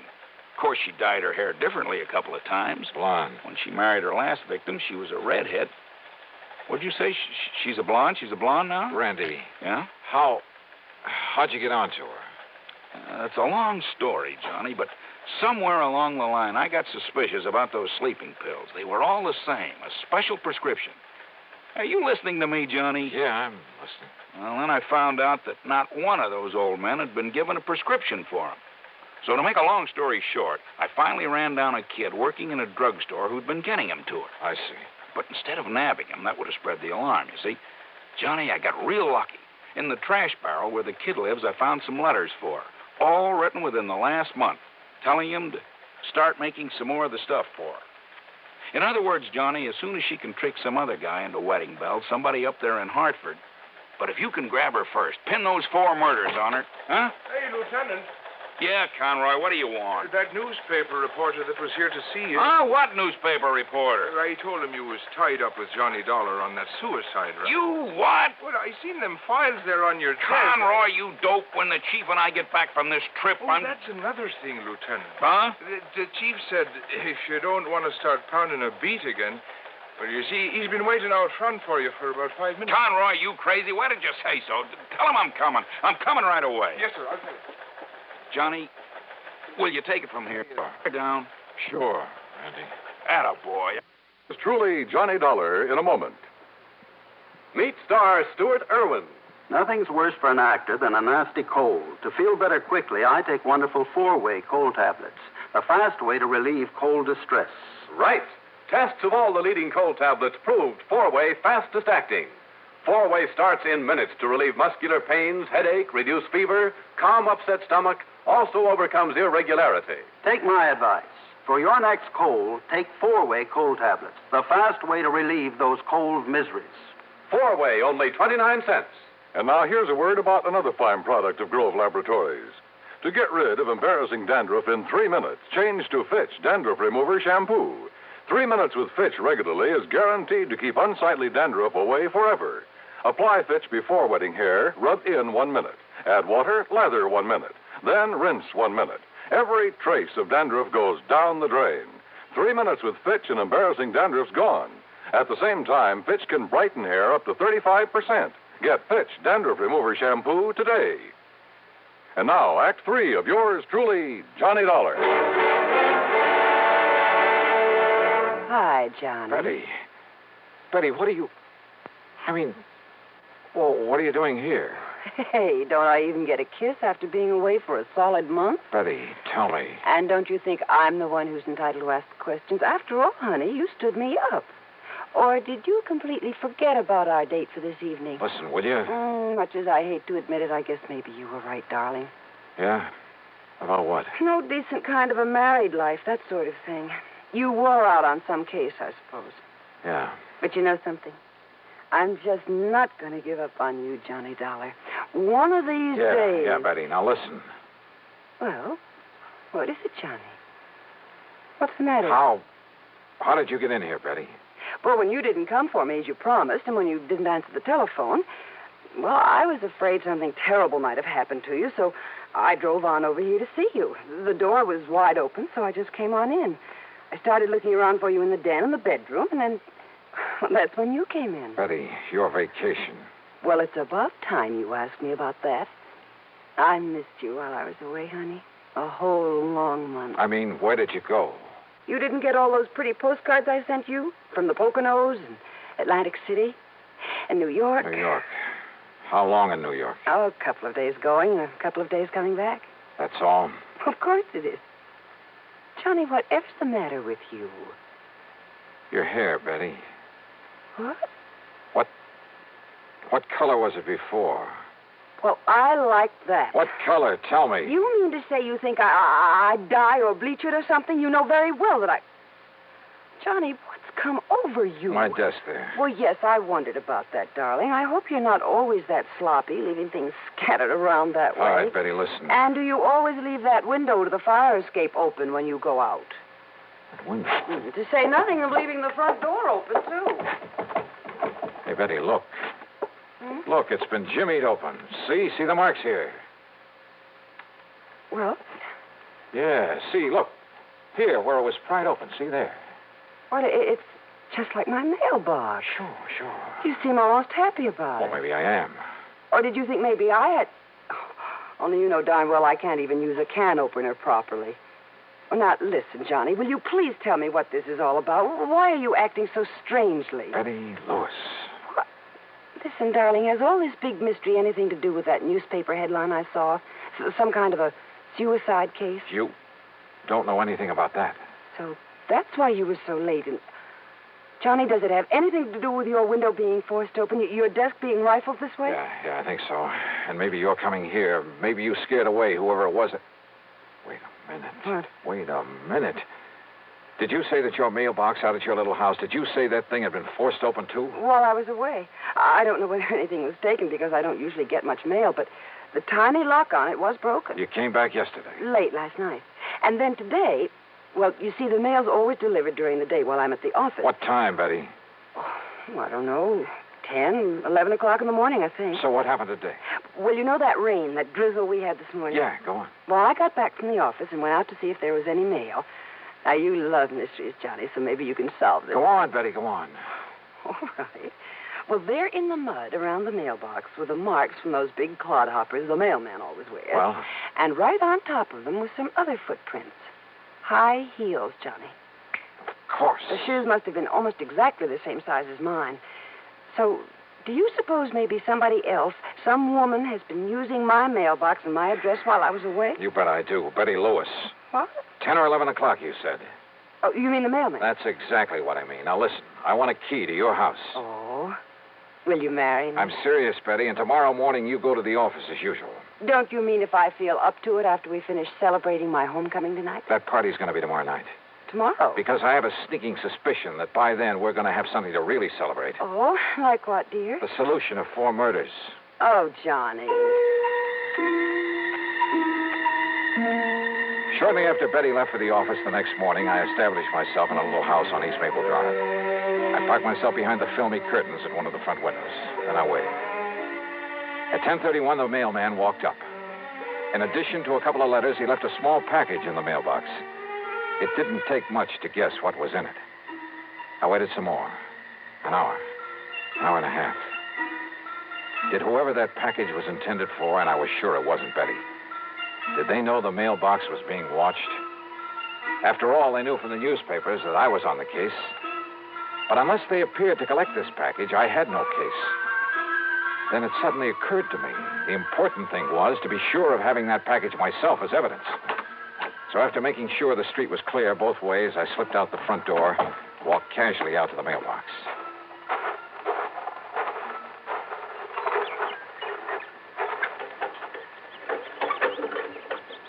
Aha. Miss Betty Lewis, 11/3/20. Huh? Just a minute there, you. Yes? Just what do you think you're doing poking around my mailbox that way? By golly, you do look like her. What are you talking about? The real Betty Lewis. Well, I'm Betty Lewis. Now, if you don't mind, that package you just took out of the mailbox. Sorry, miss, whatever your name is, but I need it as part of the evidence. Evidence? Yeah.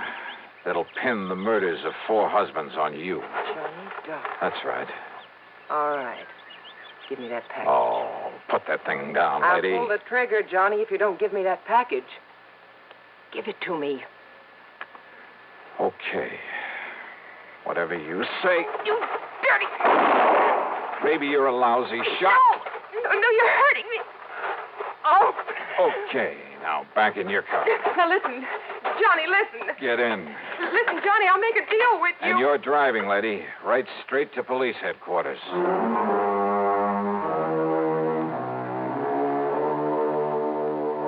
Sure, there's a lot more to be done, only by the police, both in Hartford and down in New York. But there's not much doubt about the outcome, especially since the kid who supplied the drugs broke down and said plenty. The insurance companies, well, the money she had left can be prorated among them, and that'll be that. My problem, of course, will be explaining things to Betty. But you know something? That may have its pleasant aspects, too. So expense account total, well, call it $20. Provided there's also a fee on this one. Yours truly, Johnny Dollar.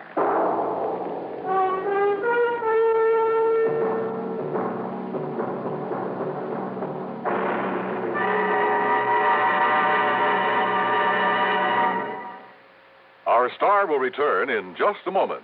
Constipation is something people don't talk much about, but it can be a problem for anyone, even doctors. And when constipation occurs, it's interesting to see just what doctors consider important about a laxative they might use or recommend. Now, a majority of the doctors we heard from had this to say. A laxative should be effective, gentle, as close to natural acting as possible, and a medicine that can be used with complete confidence. Well, pleasant-tasting chocolated X-Lax is effective. Overnight, it helps you toward your normal regularity. X-Lax is gentle. Next morning, it gives you the closest thing to natural action. And that's why many doctors and millions of people use X-Lax with complete confidence. X-Lax, the laxative that helps you toward your normal regularity gently, overnight. Is X-Lax in your medicine cabinet? Now, here is our star to tell you about next week's story. Next week, the wildest bunch of crooks I ever tangled with. Join us, won't you? Yours truly, Johnny Dollar.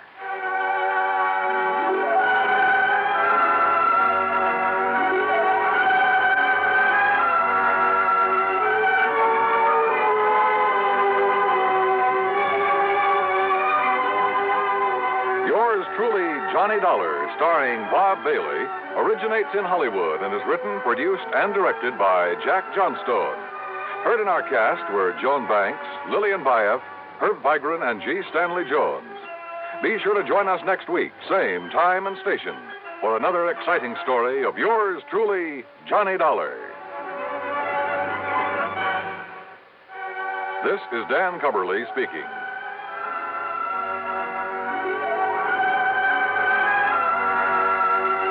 Fate stacks the cards against a jittery gamble in suspense.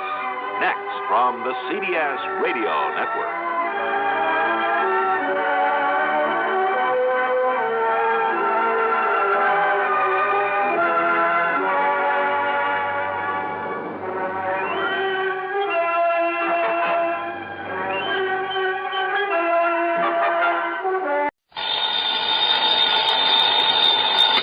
Johnny Dollar. Al Turner, Johnny, over here at New Britain Mutual. Al, it's been a long time. Yeah, I know. What can I do for you? Plenty, I hope. How old are you, Johnny? Well, next birthday I'll be 30... Huh? 30 what? Now, why? Well, it really doesn't make too much difference. You see, Johnny, I think it's time you entered a home for the aged. I what? And if you think I'm kidding, I'm not. Okay, Al, what's the gag? I told you, I want you over at the Mackley Rest Home. Where's that? Frog Mountain, New York. Where's that?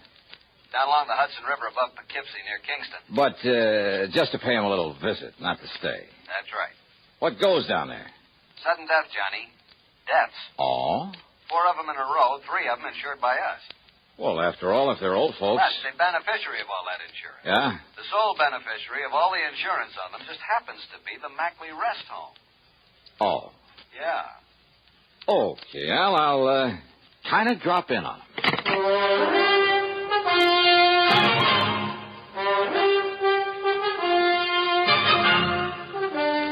CBS Radio brings you Bob Bailey in the exciting adventures of the man with the action-packed expense account, America's fabulous freelance insurance investigator. Yours truly, Johnny Dollar.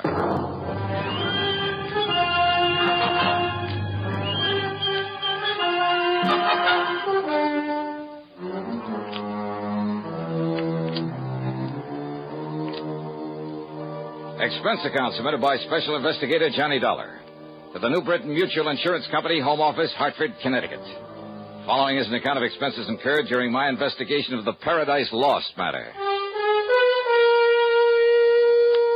I decided my own car would be handy to have along. As usual, the gauge said nearly empty. So, expense account item 1 is $5.20 for a tank full of gas.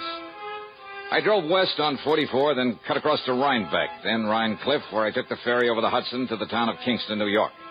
On Route 28, I passed through Stony Hollow, and a few miles further on, I found a sign indicating Frog Mountain. It was on a side road to the left.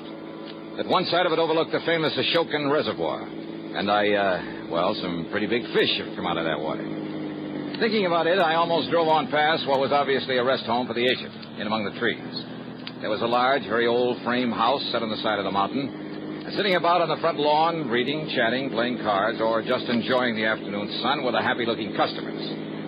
As I stopped the car, a pleasant-looking middle-aged man walked over to me, smiled, and said, "How do you do, young man? How do you do?" "Oh, how do you do? My name is Johnny Dollar." A pleasure to meet you, Mr. Dollar.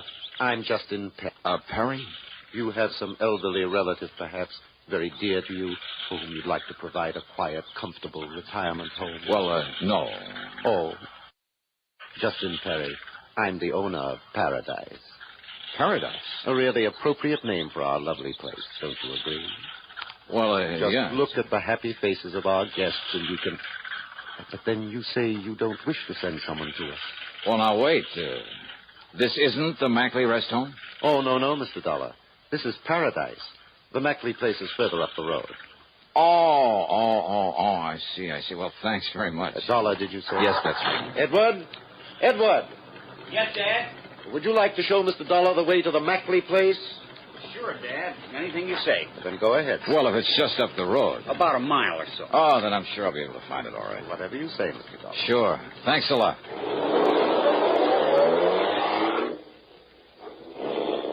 A very nice spot.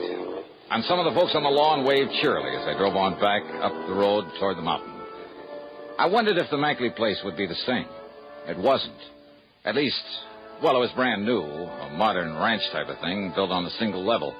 A lot of native stone and glass, all very pretty and smart and practical, but lacking in warmth. The guests, the residents, though well-dressed and apparently wealthy, were sitting by themselves for the most part, reading or just sitting. No one seemed to notice me as I parked my car, then walked in through the door at one side marked office. Yes. Something I can do for you? Mr. Mackley? Yes, that's right. Peter Mackley. And, who are you? My name is Johnny Dollar. Oh, yes, the insurance investigator. How are you? Hiya.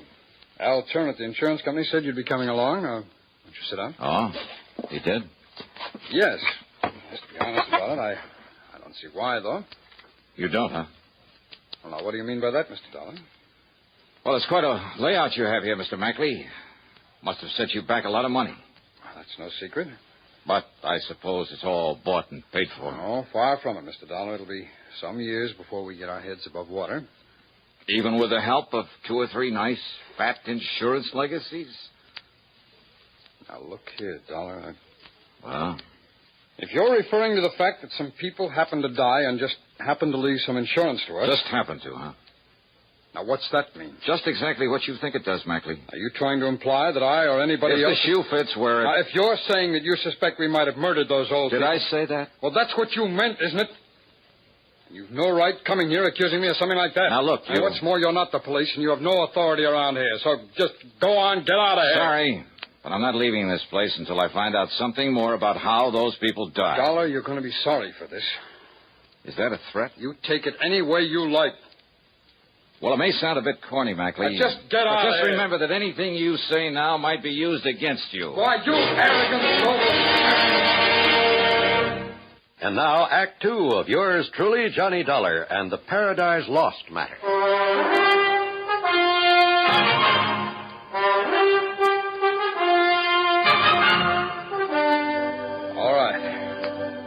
All right, Mr. Dollar. I freely admit it was too bad that 4 of the old people died here within a month and a half. It's most pathetic, most unexpected. What's more important to me is that it gives our place a black eye. Unexpected by whom, Mr. Mackley? By everyone, including the doctor who comes up here from Kingston to attend them and who is always on call in case of emergency. Who is this doctor? He's Dr. Nathan Way. He's from over in Kingston. Just how did these 4 people die? Well, according to their death certificates, the first one was an accident. Old Mr. Bartley slipped and fell off the corner of the porch one night while he was walking in his sleep. Slipped or was pushed? Now, look here, Dollar. Okay. What about the other three?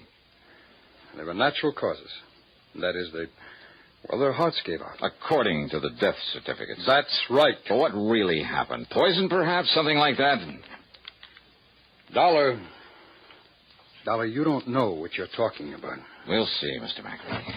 Now, where'll I find this Dr. Way? Someone mentioned my name. Hello, Doctor. Hello, Peter. Doctor, this is Johnny Dollar. He's an investigator from the insurance company. How do you do, Mr. Dollar? Doctor? Dollar seems to have the fantastic idea that the recent deaths here were deliberate. Yes. What? Yes, in order that we could benefit from the insurance, those fine old people were kind enough to leave us. Well, now, that is rather absurd, Mr. Dollar. Is it, Doctor? This place is up to its neck in debt. I told you that, Dollar. But isn't that to be expected when you consider the cost of building a fine new establishment like this? All right. After all, it's less than 2 years old. And what did you